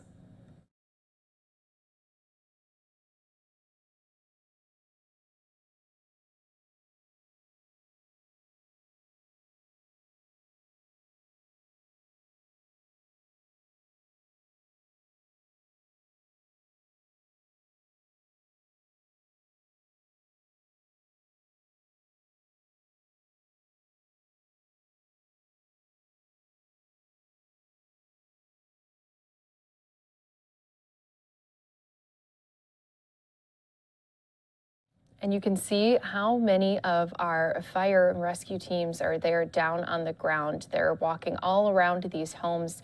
Of course, one of their jobs is going to be trying to keep an eye on any of these little pieces from this plane crash that could have been scattered throughout these yards into other people's homes.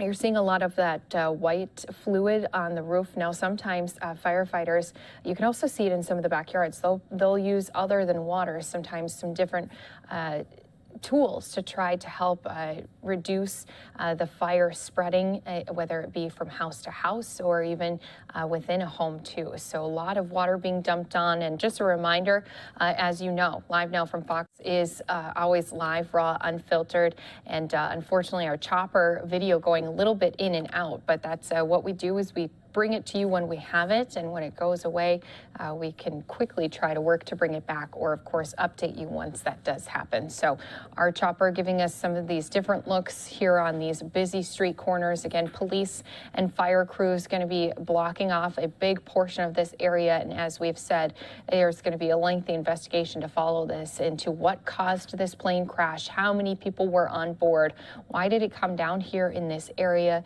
and then also we'll try to keep an eye on the extent of injuries for those who were inside of these homes as well, since fire crews did say that they do have at least 2 people that they have transported from the scene here of the plane crash to the hospital. So we're going to keep our eyes on all of this breaking news, again, out of Santee, California, for you right here on Live Now from Fox. Going to step away for a quick break.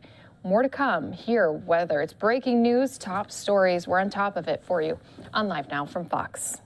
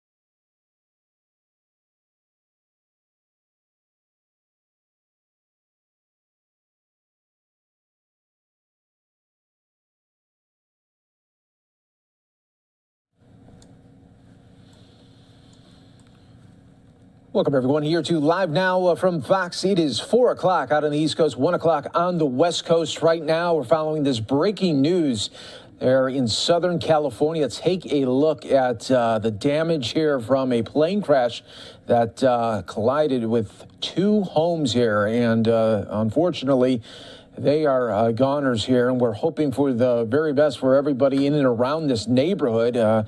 Still very early right now in this investigation, and we're hoping to get some more updates throughout the afternoon and evening here in Santee, California. We don't know if there was anybody home at the time for these two homes.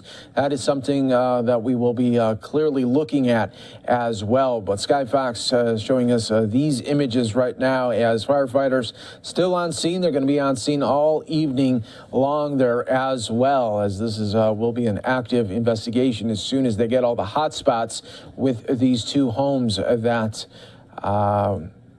were on fire, and then unfortunately you could see destroyed as well. But you can see here multiple blocks are shut down here in this area. Let's give you just a little locator right now of where this is at in relation to San Diego there. So you can see Santee, California there on the map here for you. San Diego there in the mix as well.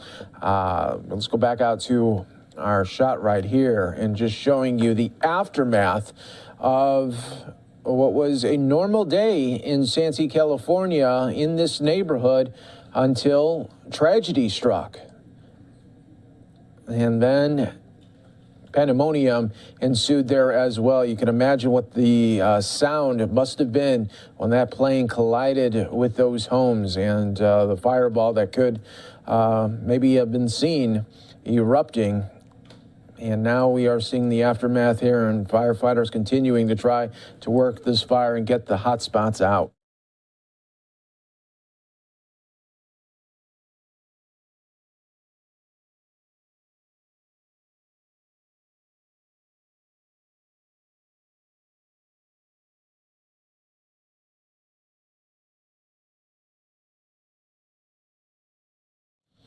We're just getting some new video in right now. I want to show this to you. It's a short video, but kind of shows what it was like just moments after this crash happened. Let's show you right here on Live Now from Fox. Everybody, take a look at this. Yep. Oh yeah, school's gonna get evacuated. All right, so that is the new video just in right here on Live Now from Fox, showing you the thick black smoke that was just going up in the air. Obviously, it got the attention of so many people here in this community. They are stopping, wanting to get video of it and really just see what was going on there. You see traffic was stopping as well, as they were wanting to see what happened right there. Let's go back out right now to the aerials here that we continue to get right here. We are live for you right here on Live Now from Fox. We appreciate you joining us here today from across the country and around the world. This is what happens when we go into breaking news coverage. As long as we have the shot, we'll stay on it right here and show you everything that is happening from the vantage point of Sky Fox right now, as multiple streets in this neighborhood are shut down for this response here that we are seeing here. And so two homes destroyed. Looks like other parts of the homes in this neighborhood could have some damage as well. I'm just looking at the neighbor there right to the left. You could see some damage to that home as well, but not as bad as these two homes. And we're hoping that nobody was inside at the time, but you just never know. So we're going to be waiting on those results. And of course, the results there from once we get a little bit more information, just how many people may have been on board of this plane, and then get a better idea of what kind of plane this was, and so much more. Let's go and show you just another map, show you the area of where this is at. You can see the red marker there to the right of the screen. It's near a high school, and that is where it went down. So it's just right there, smack middle in a community And it was setting up to be a normal Monday in this neighborhood. And think about what you're doing if you're maybe not working, but maybe you're waiting to go work or coming back from work. Just depends on what you're doing. And you're just thinking, well, it's just a normal Monday here. And then all of a sudden you might see a plane just diving down and hitting these two homes here. And then it turns to be anything but normal. And that is the situation here in this community right now, as we are seeing the aftermath of a horrible and horrific crash here. And it just shows you once again just how much our first responders do. They don't know what their day is going to entail. They go to work and are ready for anything. And you could see at a moment's notice, they're out there in recovery mode and in a huge response right now. But this must have had a large and a loud impact sound. And we saw the images from earlier. Let's show that to you again right here, just what it looked like. And that was some thick black smoke there that was coming in that neighborhood as the crash happened. And then immediate fireball ensued there, and the thick black smoke was rising, could be seen for miles here throughout this community. Let's go back out live right now to these aerials that we are getting here for you and showcasing on the unfortunate effects here of this plane that crashed into these two homes. They are destroyed. We don't know if there's anybody inside. We'll be getting a little bit more clear updates as soon as firefighters are done hitting these hot spots right now. But they got to make sure that everything has been checked, and then we should be getting an update in a little bit. If we do get that update on camera, of course, we'll bring it to you right here on Live Now from Fox as well. We're getting some other additional updates, so I'm going to put you in a different box here so we can get all of the updates on the screen. That way, if you're just joining us here, you can see what is going on in real time right here on Live Now from Fox.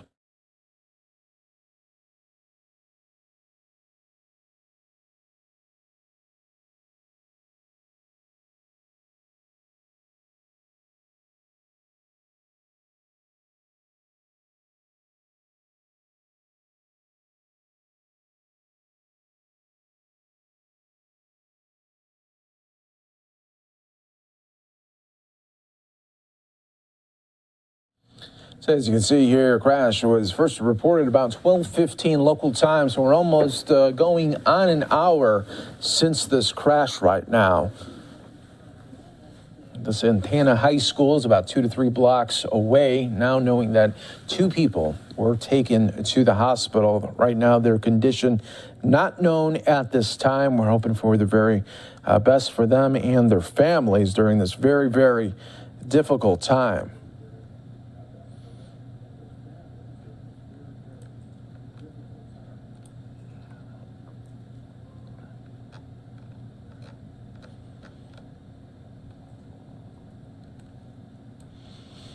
We're going to get some other information here regarding this story. The Santee Fire Department said its crews took 2 people from the scene after the plane went down near the 9900 block of North Magnolia Avenue. The first reports of the crash came in around 12:15 local time, and officials were diverting traffic near Mast and Magnolia. According to scanner traffic there, Skyfox video showed fire engines dousing 2 homes, and major damage can be seen here as well. And the Santana High School reporting that all students are secure. There was a plane crash 2 or 3 blocks away. We are currently in a secure campus there, so that's some good news right there. The San Diego sheriff putting out a tweet saying, if you live in the city of Santee, please avoid the area near the 9900 block of North Magnolia Avenue. That the fire and San Diego Sheriff's Office are some of the first responders there at the scene. Still a developing situation right now, and we continue to follow every aspect of this breaking news right here for you on Live Now from Fox. Let's show you also the tweet here that I was just mentioning here to you on Live Now from Fox. From the San Diego sheriff there, showcasing what they are dealing with of this tragic accident in this neighborhood. And it's going to be an all-day and all-evening operation for these first responders right now and other officials, as an investigation obviously will be happening with the NTSB and others.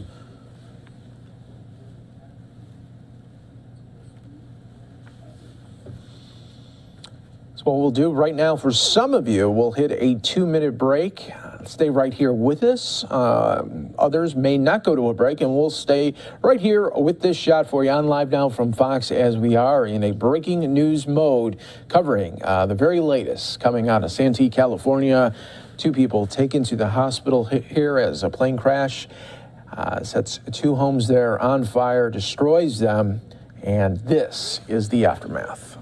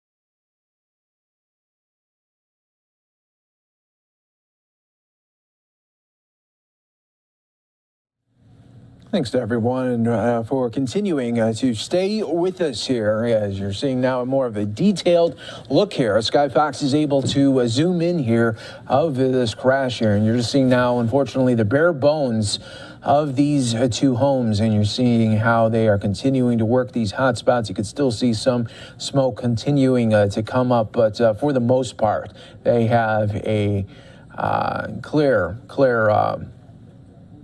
understanding here that this is going to be wrapped up pretty soon, as far as from the fire standpoint as well. They'll be on scene for most of the day there as well, on standby just in case here, but they looks like everything from the fire response is almost wrapped up there, but you can see just all the lines of hoses that they have in the backyard here and stretching out to the street there as well, and multiple lines all down this block right here as they continue to work this devastating fire that has now taken 2 homes there.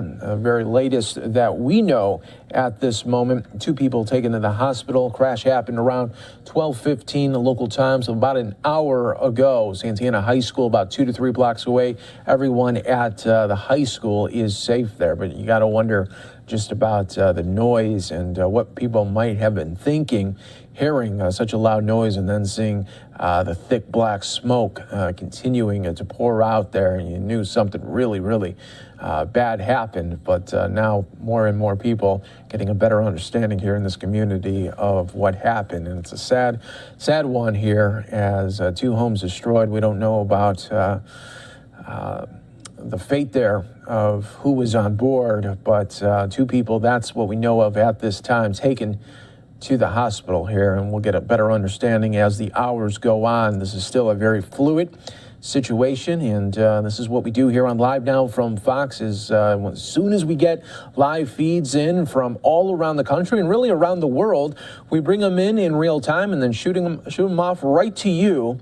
And you get to see it all play out, just like if you were in the chopper right there and seeing these images firsthand as well. So we bring the news to you, and we bring the live feeds and live component to that right here on Live Now from Fox, everybody. But this is now showing just a little bit better understanding here of the community. Let's go back out to this shot here as we're getting a little interrupted there from the helicopter shot. But look at that. That was just moments after the plane crashed here in this community, and people were taking video of it.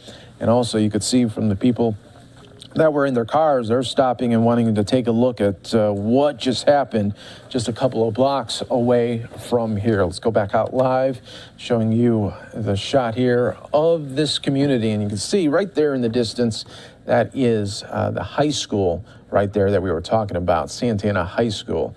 So that you got to wonder what the pilot obviously knew something was wrong with the plane. He probably saw in the distance there the school and maybe did not want to go to that area for the student's safety and had to go down somewhere. And unfortunately, this is where we're looking at right now. Sometimes these accidents happen just so fast, you don't have a lot of time to make any sort of change or area, and this is how it all played out right here. And you're seeing the aftermath right now of a horrible crash in Santee, California, in the middle of a neighborhood. Still a lot of first responders there at the scene. Multiple blocks shut down right now, and we'll get a clearer understanding in the coming hours of what just happened. Sometimes these crash, though, investigations take up to a year, so they are very detailed in those crashes anywhere around the country. NTSB reports and tries to get an understanding of what was going on. They try to get the exact measurements of what was happening inside the plane the best they can and go from there. This is the very latest right here on Live Now from Fox. If you're just joining us here, it is almost just past 4:15 on the East Coast, just past 1:15 on the West Coast, where we are currently at showcasing this live breaking news images out of Santee, California, near San Diego, and the crash happening about now an hour ago, and destroying two homes. We don't know if there was anybody inside. Two people taken to the hospital. That is all the information that we have here at this moment. But we hope for the very best for everyone involved there. And then also shout out once again to the first responders there that are always do an incredible job. You got to figure they don't know what their day is going to look like. And at a moment's notice, they got to be ready and willing to help people in need. It doesn't matter if it's a car crash or a situation like this where a plane crashed in two homes here. A very rare instance, but they are ready for anything, and that's exactly what we're seeing play out in real time right here.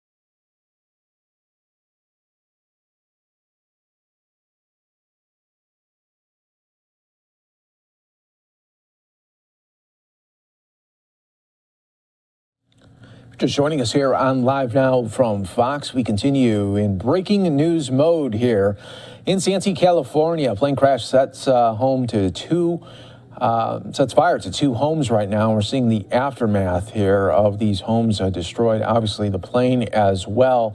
Two people were taken to the hospital there, but we do not know the condition or just how many people were on board and what type of aircraft this was as well. Looks like Skyfox may be leaving the scene, and we'll be working our best here to get you updates throughout the afternoon on the West Coast and, of course, the evening on the East Coast as well right here for you on Live Now from Fox.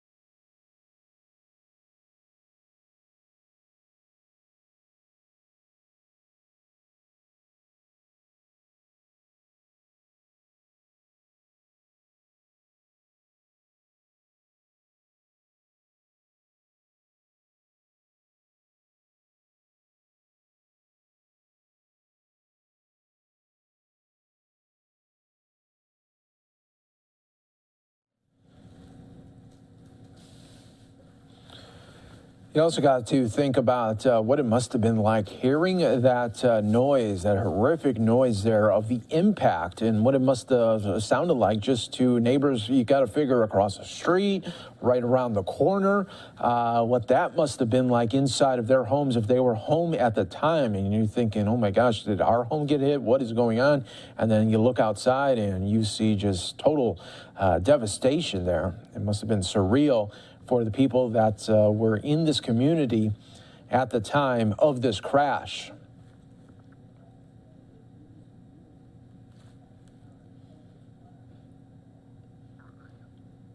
And obviously, in a neighborhood, in a setting like this, these neighbors, good chance that they know the people, maybe just on a first name basis of who these people are, and they're hoping, and maybe that they weren't at home at the time, and trying to call them and seeing if they were at home, and just hoping for the very best for them as well. But you could see here from the Sky Fox angle, we're looking to the backyards of these homes that were destroyed. But look at the home right here in front there, right on the side, and not seeing too much damage to that one right there. It's hard to see because we don't see the other angle right now, but that one pretty much unscathed here at this vantage point.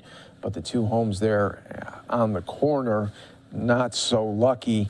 And we continue to showcase this for you live right now on Live Now from Fox, in breaking news mode right now of this horrific crash that has sent two people to the hospital. We don't know if there was any more sent in the meantime, and what type of aircraft it was. Lots of questions still left unanswered. That's what it's like in the very early stages of a breaking news moment.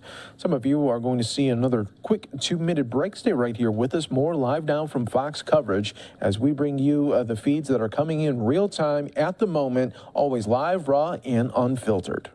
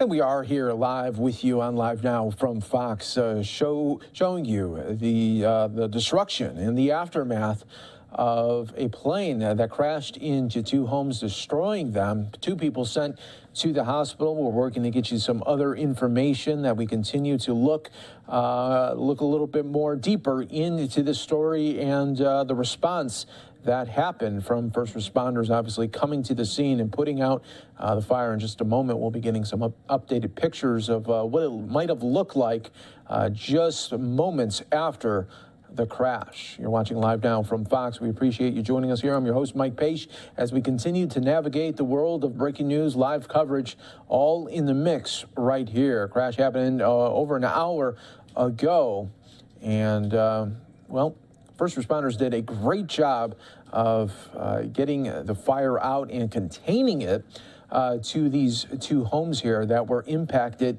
from this crash. And you really don't see any more too much smoke at all at this moment. When we first came on with you, there was a lot of smoke still in this area, and just coming from the two homes here. But they did a great job of putting it out and containing it to the two homes there. And I know the homeowners of these other homes are very, very happy about that, and respecting the fire department there for all that they do in such a time of need here. But a great shot here as they're able to zoom out and really just show you they're just right in the middle of community. A tragedy happened earlier today of a plane going down and hitting two homes, destroying them in the process there.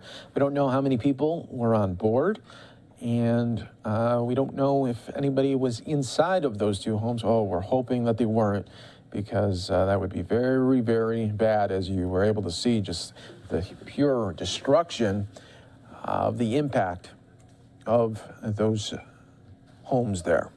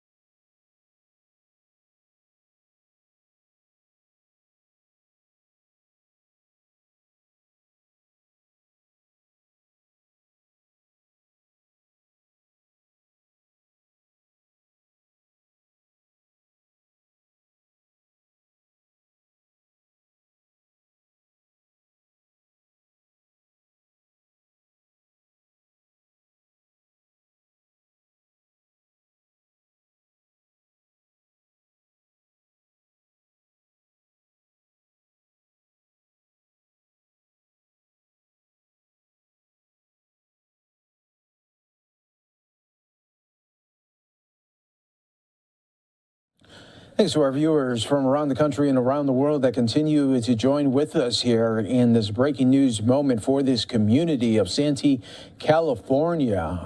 Over an hour ago, a plane crashed and collided with two homes here in this community, and completely taking them out, unfortunately. And we're just trying to get some more information here for you on Live Now from Fox. Once we get those details confirmed, of course, we will bring them to you. But it's setting up to be a sad situation all the way around here when you look here of these devastating images right now play out in real time right here. You see community members there that continue to look across the street of what happened to their neighbors' homes an hour ago.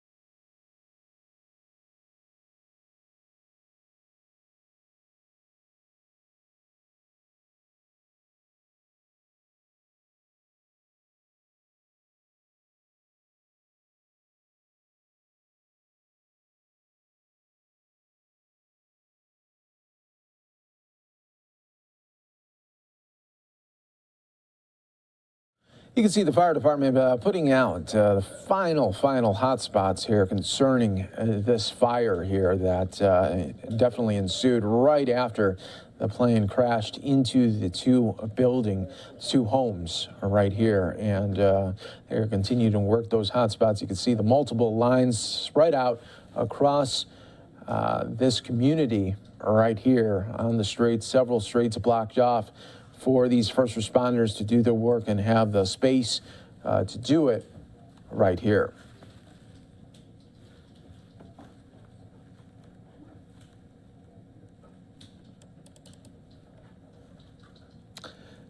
This is exactly what we do here on Live Now from Fox. We've been on this story for the last more than 30 minutes and really just showcasing what is happening. Doesn't matter where it's happening, as long as we get a live feed, we'll bring it to you. And it's breaking news, top stories, headlines, things that are of interest. We bring it to you in real time. And really, if as long as we have the shot, we stay on it. If it's very moving and dynamic, and that's unfortunately what we have here. We wish it wasn't, but you know, this is the situation that we're at right now with this plane crashing and destroying these two homes.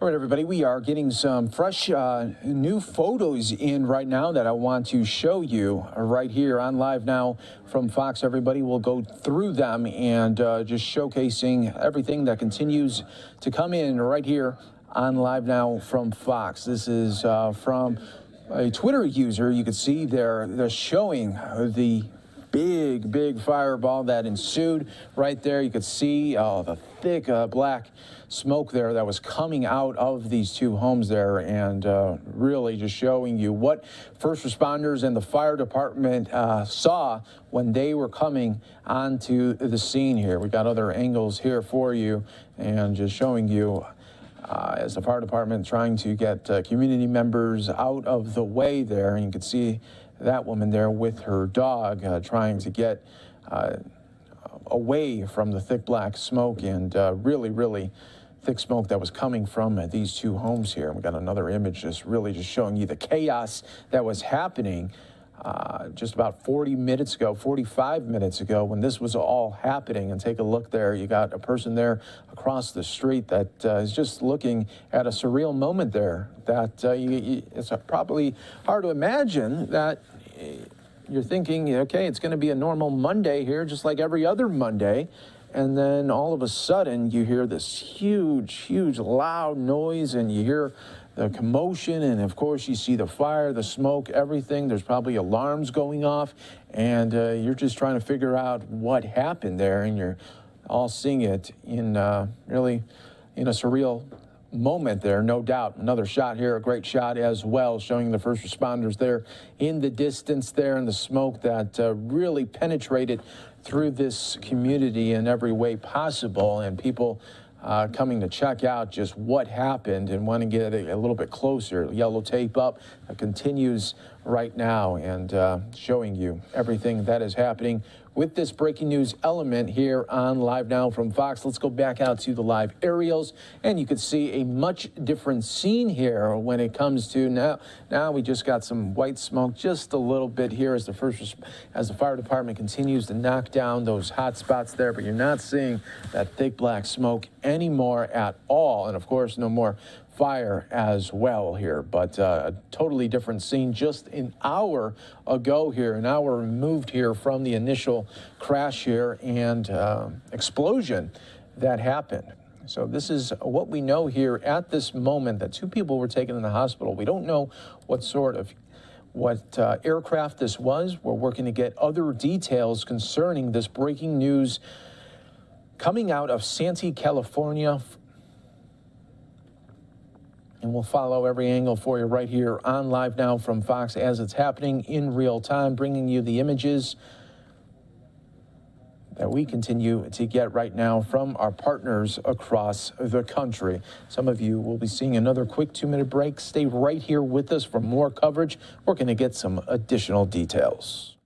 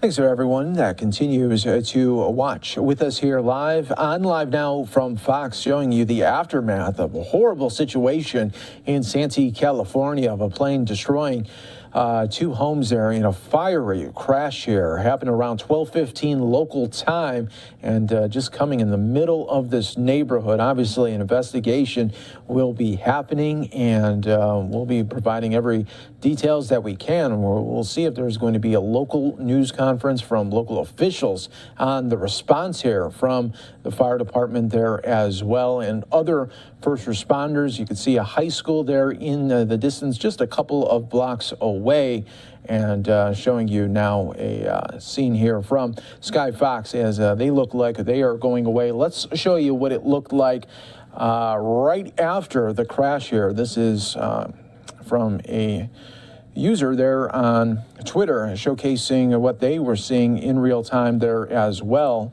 over an hour ago. Let's show that image to you right here on Live Now from Fox, and you can see just the horrible impact there from the 2 homes, and also seeing the fire rage out. And this is probably the scene that firefighters they saw when they were coming on and saying, oh, here we go.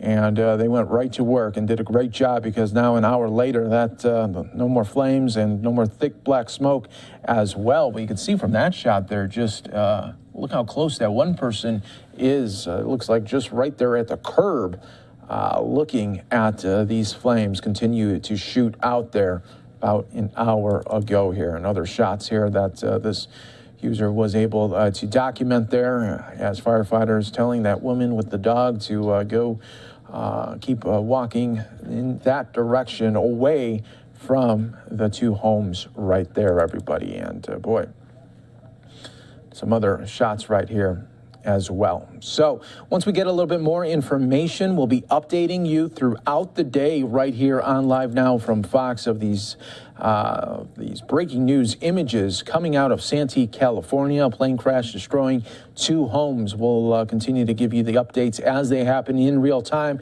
right here on Live Now from Fox, everybody. We're going to take another quick 2-minute break, but when we come back, we'll take you out as a community and family and friends remembering a college football player gone too soon in such a tragic way. That's coming up next here on Live Now from Fox.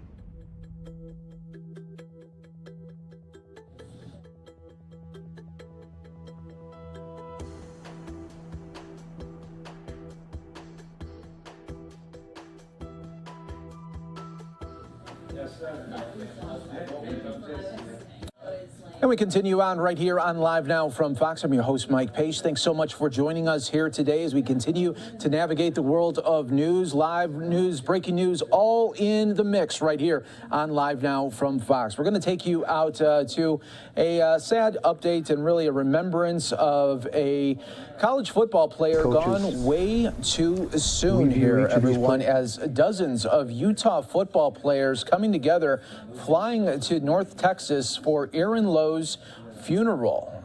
This is outside of Precious Memories Mortuary in Duncanville as loved ones with broken hearts continue right now for a player that gone too soon. It was just 2 weeks ago when Lowe and a 20-year-old woman were shot at a house party in Salt Lake City. The Aaron Lowe died shortly after. Let's listen to some of the remarks here from family, friends, and of course, coaches. And I'm proud. Thank you.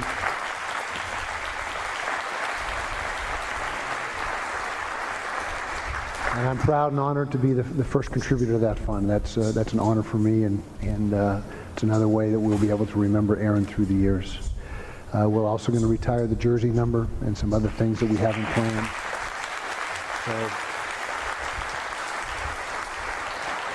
So we just love this young man. I mean, look at that smile. I mean, just look at that. And we'll miss you, Aaron. We love you, and we will miss you. Introducing our athletics director, Mark Harlan. Mark has been with us, I believe, going on 3 years now. He's done a great job. He's been so instrumental in supporting our program, making this possible today to bring the entire football team. That's not an easy task to get an entire football team from Salt Lake City, Utah to Dallas for a service, but he made that happen and we're grateful for that.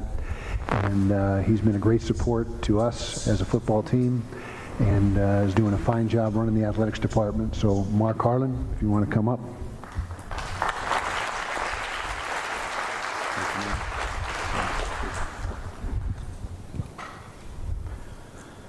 It's an honor to be here.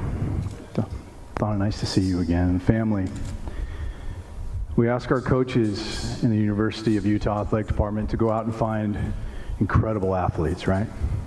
But what we really ask them to do is to go find incredible people. Young people that can come and be a part of our program with 600 student athletes who got a 3.6 GPA last semester. How about that?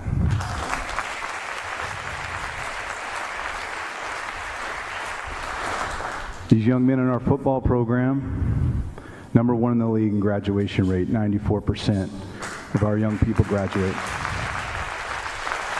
And I'm convinced it's because this program is all about family, and that's why we were so honored to have Aaron. He was a special young man, and as we talked about in Salt Lake, it's hard to be a part of this program. It's the elite of the elite, and he was one. And he'll always be a part of our program. And as you met with his professors, remember what they said? He was so curious about his communication degree. And the story that was told was that he took special care in the young people that were behind him, the freshmen. And I know our young football players feel the same way, but he did the same way academically. He was just a special young man, but you know that. I guess all I would say on behalf of the entire athletic department, thank you for sharing him. Thank you for letting him be a part of us for the time that we had him. Yes, we'll retire the number, but it's all about Aaron and everything he did for us. Thank you. For a brief moment, I'd like to introduce our president of the University of Utah, Taylor Randall. Taylor has been our president for about 5 months, and prior was the dean at our College of Business. He's a special friend and a great partner. He's been very close with this football team of late. So, President Randall.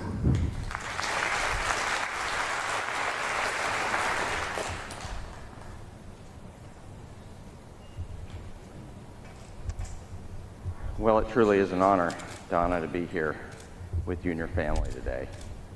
I wish we weren't here under these circumstances. I wish we were celebrating victories on the football field. I wish we were celebrating graduation and a life that was going to be full of remarkable promise. When we recruit students and athletes to our university, we ask that they become a part of a community. And that community is supposed to give them strength and support while they are there. Over the last few weeks, I've watched our football community and our athletics community come together. I know all of you are still hurting, but I want to tell you I have felt your strength, I have felt your faith as you have moved through this. We all come here today in faith, knowing that we believe that we will see Aaron again.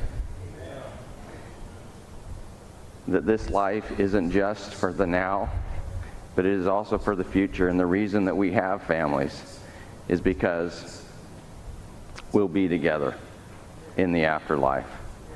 And we love Aaron, and we love what he did for us. A few days ago, we had a vigil for Aaron on our campus, and on our mountain we have a U. We light that when we have victories, and we lit that light for Aaron because Donna told me that Aaron was a light in everyone's life. And you can see when he walked in that room, you saw his smile, and he lit it up. And I think today we all look for a little bit of meaning in why this has happened. But for me, I like to look at a life that was well lived, a life that was lived with family and community, a life that meant something to me, even though I was the president of a university and didn't know that young man very well. He was a light.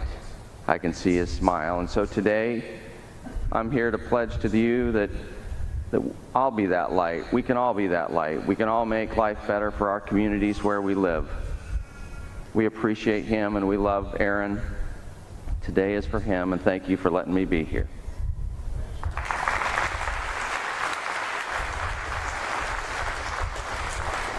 God bless you. We're going to have now 2-minute limit for any friends and the football brothers. If you have any remarks, take this time to do that.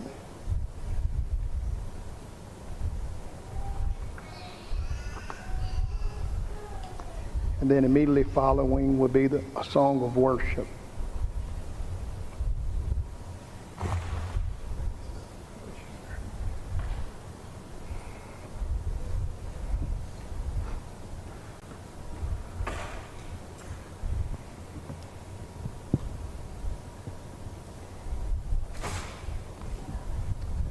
Brothers and sisters, my name is Sharif Shaw.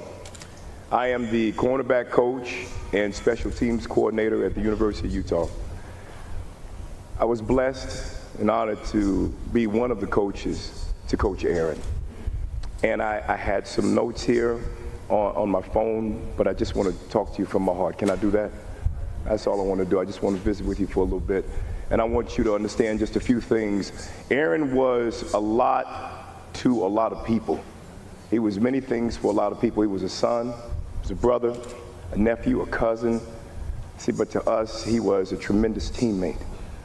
Kindness flowed through Aaron's veins like the ocean. It overflowed and it was endless. He loved for the sake of loving, and for nothing else, he just loved you. And I just want you guys to understand that there are 3 things that I personally took from Aaron being with him. I can tell you the first one was that he was infectiously optimistic. Not just positive, but infectiously optimistic. And I want you to understand, so many people have referenced his smile. How can you not be warmed by it? How can you not be moved by it? But there was a concrete situation in which I needed to see Aaron's optimism. I needed to know that it was real and that he could really sustain. See, Aaron was a Division I athlete, and many of us see them every Saturday, but you don't know what it takes to become one. It's hard. It is. I'm just telling you the truth. I've been doing it. I was one myself, and now I coach him. It's difficult.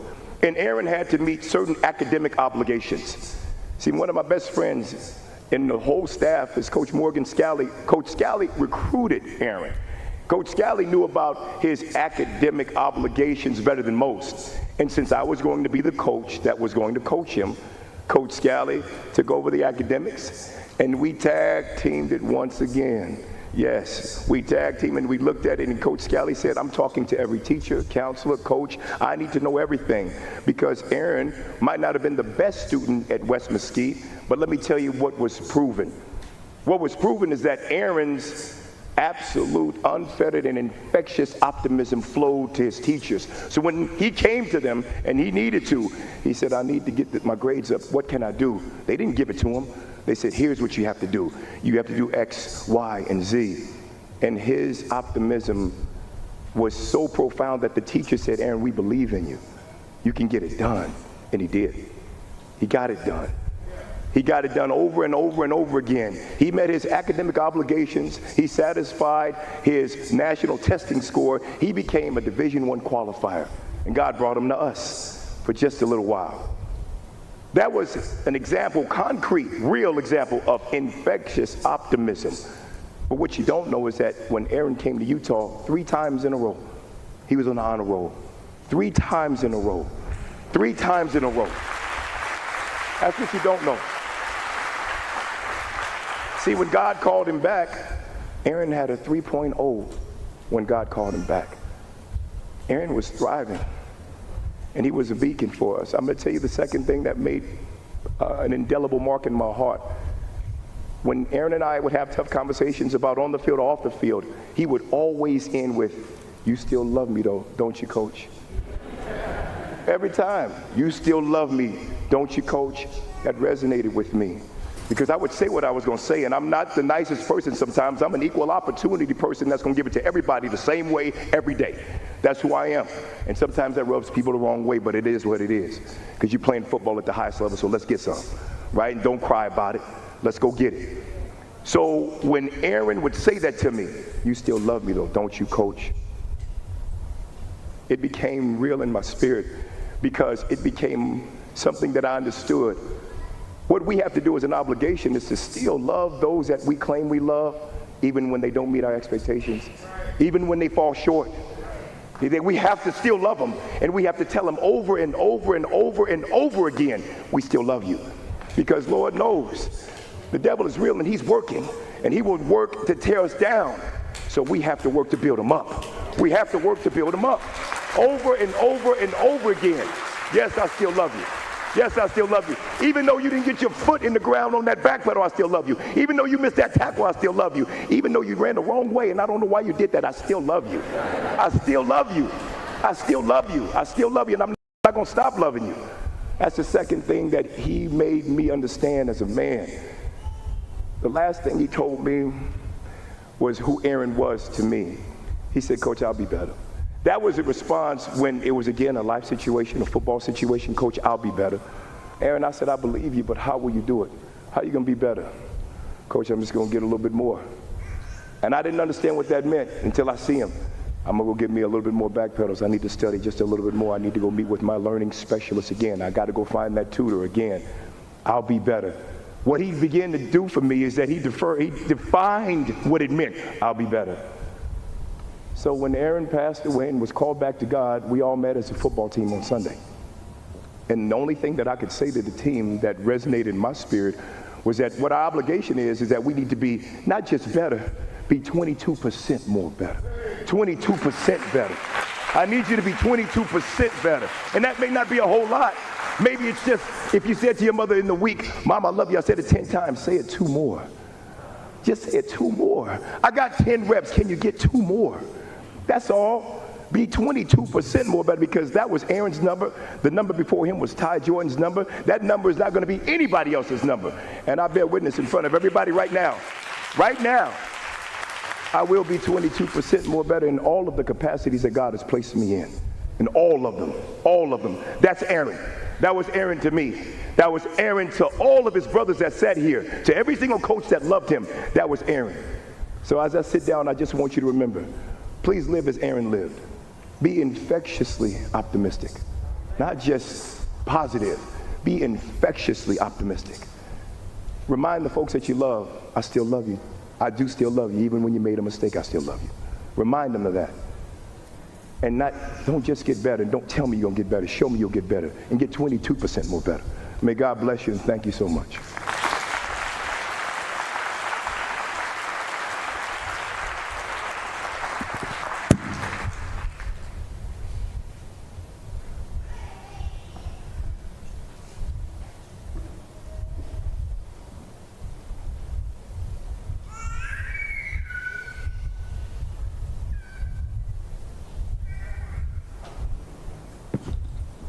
Good afternoon, everybody. This poem was sent to me by Stephanie Edwards in Utah, and I just wanted to read it because I believe this would describe him. The poem is called "I'm Still Here." I may be gone, but please don't cry. Death is not. His family and friends say their goodbyes there to Aaron Lowe. A very difficult situation for all of them. So young and taken too soon as he was shot and killed at a party there. Very devastating for everyone that knew Aaron there, coming together here in this very moving funeral that we were showcasing for you on Live Now from Fox. Let's go out to some breaking news that we're following right now. This is an active house fire that is going on in New York. This is in Guilderland, New York here. As you can see, fire crews at the scene here, still smoke ripping through the roof right now.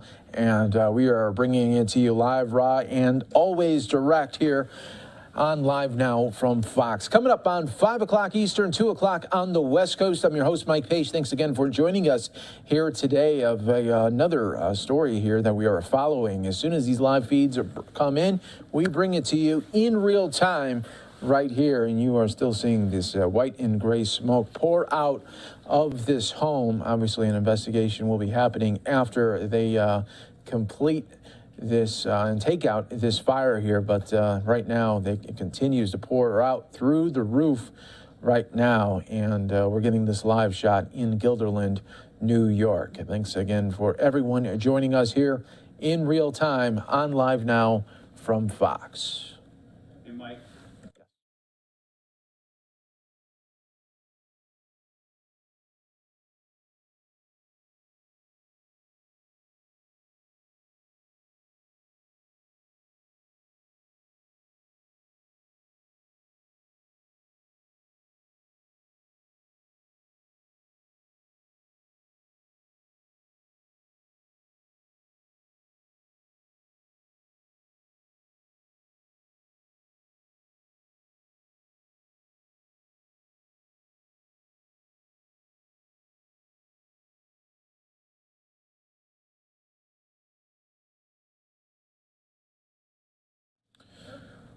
Once again, everyone, we appreciate you joining us here. You can see now from this ladder truck, they are attacking the roof right now, just dousing it with water here, trying to put out the flames there in this home where the smoke continues to rip out there and pour out right now in Guilderland, New York there. Huge response, obviously, from first responders, getting a great shot here of the active first responders here at the scene, and the multiple streets blocked off right now, and you can still see a lot of the first responders. They are working in shifts right now, rotating to give the ones that have been battling it a little bit of a breather, while other fresh crews continue to go in and rotate that in and out right there. And you're seeing it all set up there where they have plenty of water, Gatorade for these guys and gals to replenish when they need it here for that much needed break as they continue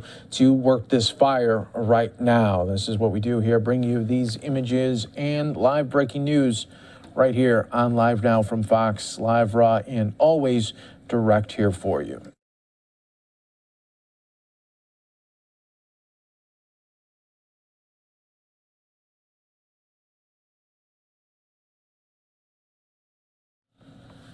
Mike.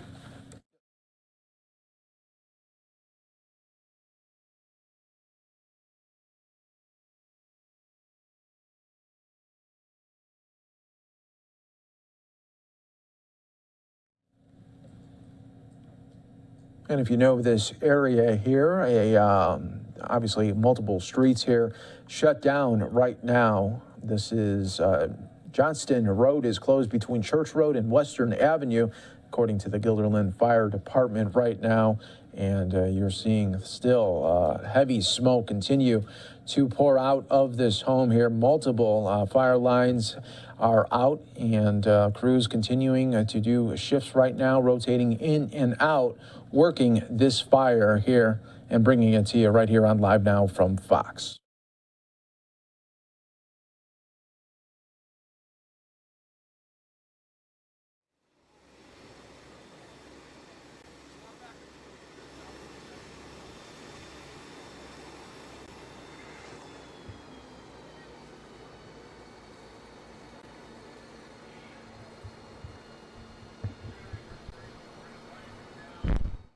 So obviously, this is a shot right here from a moving camera here as the photographer is working this story right now and bringing all the images in right here on Live Now from Fox. You can see just how we are a little bit different, bringing in these raw images and sticking with them. And you could see it play out in real time right here. And we'll stay on it for as long as we have this shot here. But the photographer may be going to try to get an interview or something of that nature right now as he's set up right by the area here where fire crews are taking a much-needed break as they continue to work this fire here. And it's hard to see right now with all the smoke that surrounds it right now. The ladder truck continues to attack it from the air right now, and we're showcasing it to you all live, raw and unfiltered, here on Live Now from Fox Today.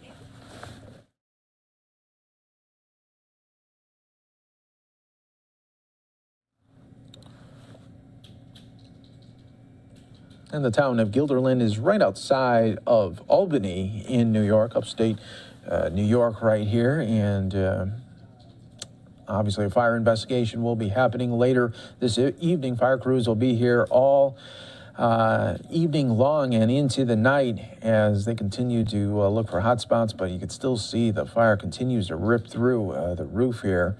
And the crews continue to try to douse it with as much water as they can when they see the smoke continue to pour out of this home right now.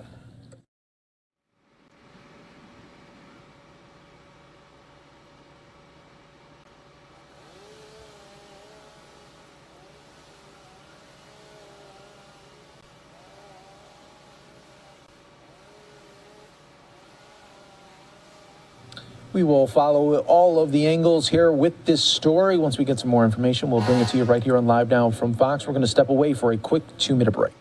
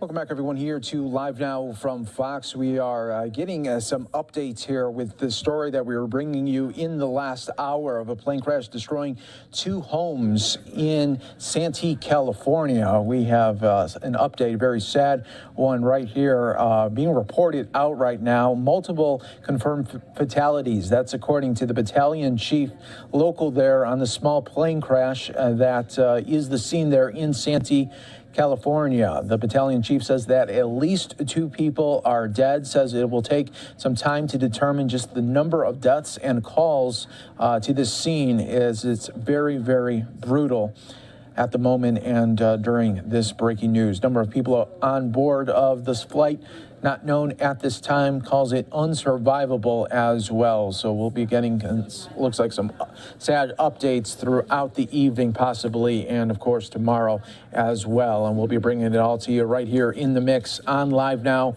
from Fox. We appreciate you continuing to join us here, and we are going to slide away for a quick, another 2-minute break right here on Live Now from Fox.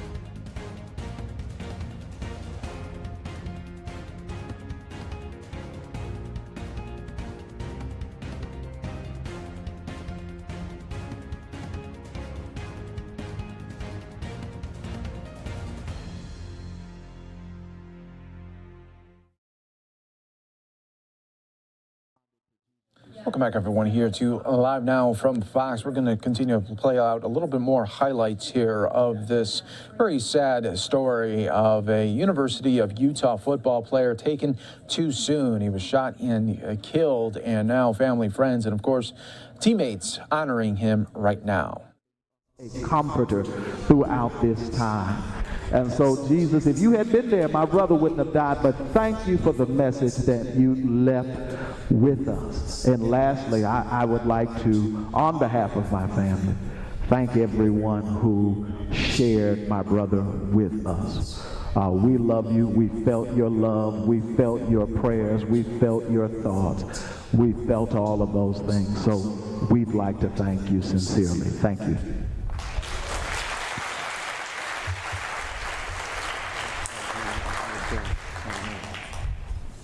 How's it going on? What y'all up? That's my guy. What a beautiful soul. Infectious smile. I know how much he loved the football fam. I know how much he loved the fam and his girl.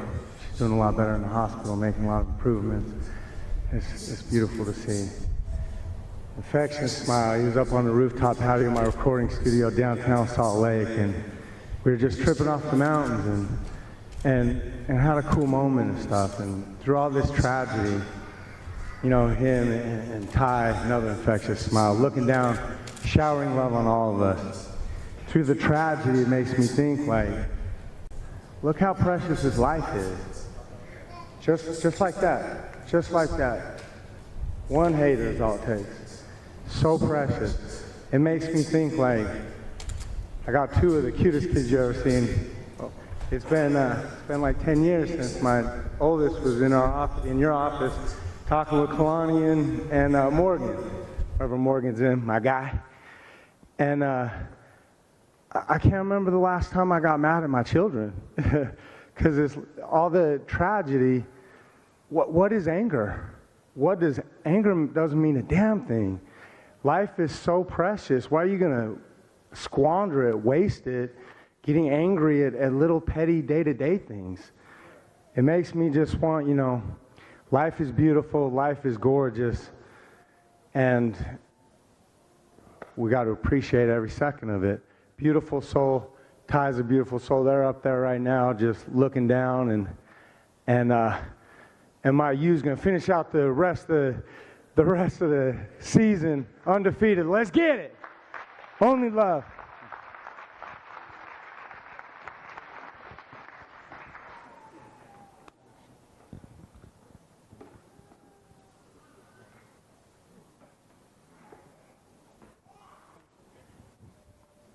Hello, everybody. How y'all doing? I spoke a little at the balloon release, but I wanted to speak a little just again. One thing I can definitely say about Aaron is that he did not teach you how to be a friend. He taught you how to be family. He taught you how to love, how to smile just a little bit more, how to take things and make it better, how to come from the bottom and get to the top. I appreciate the Udy family for loving Aaron, giving him a chance, taking a chance on him because he deserved it. He deserved to be there. And I appreciate all of y'all. And y'all have a fan for life. I'm a Udy fan for life for that. To the family, y'all know I love y'all. Not only Aaron, but Lil Man and Buddha, as I know them. They're my boys. Aaron was my boy. He came through every time, anytime I needed him. Not only him, but the family themselves. They looked out for me. They cared for me. They cared for my family. They made sure that I was good. They even gave me a nickname. How cool is that? Ma for life. But I just want to thank y'all for Miss Donna. I want to thank you for bringing Aaron into everybody's life. He didn't touch us just lightly. He touched everybody full-heartedly. He gave his all to everybody. He loved everybody. Not a violent bone in his body, just a loving soul, a humble soul, one that deserved to be here today. And it's a hard loss, but we're going to take it and we're going to move forward, and we'll be better for Aaron. Like everybody said, 22% better every day. We wake up and we live for Aaron. We live for Ty. We live for them. It's for them, because that's what Aaron would have wanted. When he was alive, he made sure that he stood on Ty's name and that he never let it not be known. That Ty was going to live on. Now Ty's going to live on, and Aaron's going to live on forever. I just want to thank everybody that came out today. It's good to see everybody that really cares about him, that made it through, and the people that couldn't be here that we know still love him anyways. Thank y'all. Y'all be safe.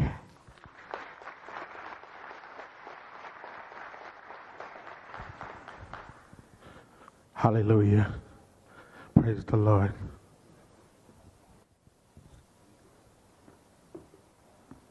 How y'all doing? Thank my wife for giving me the courage to come up here. I coached him in high school, sophomore year when they came. Their brothers was there.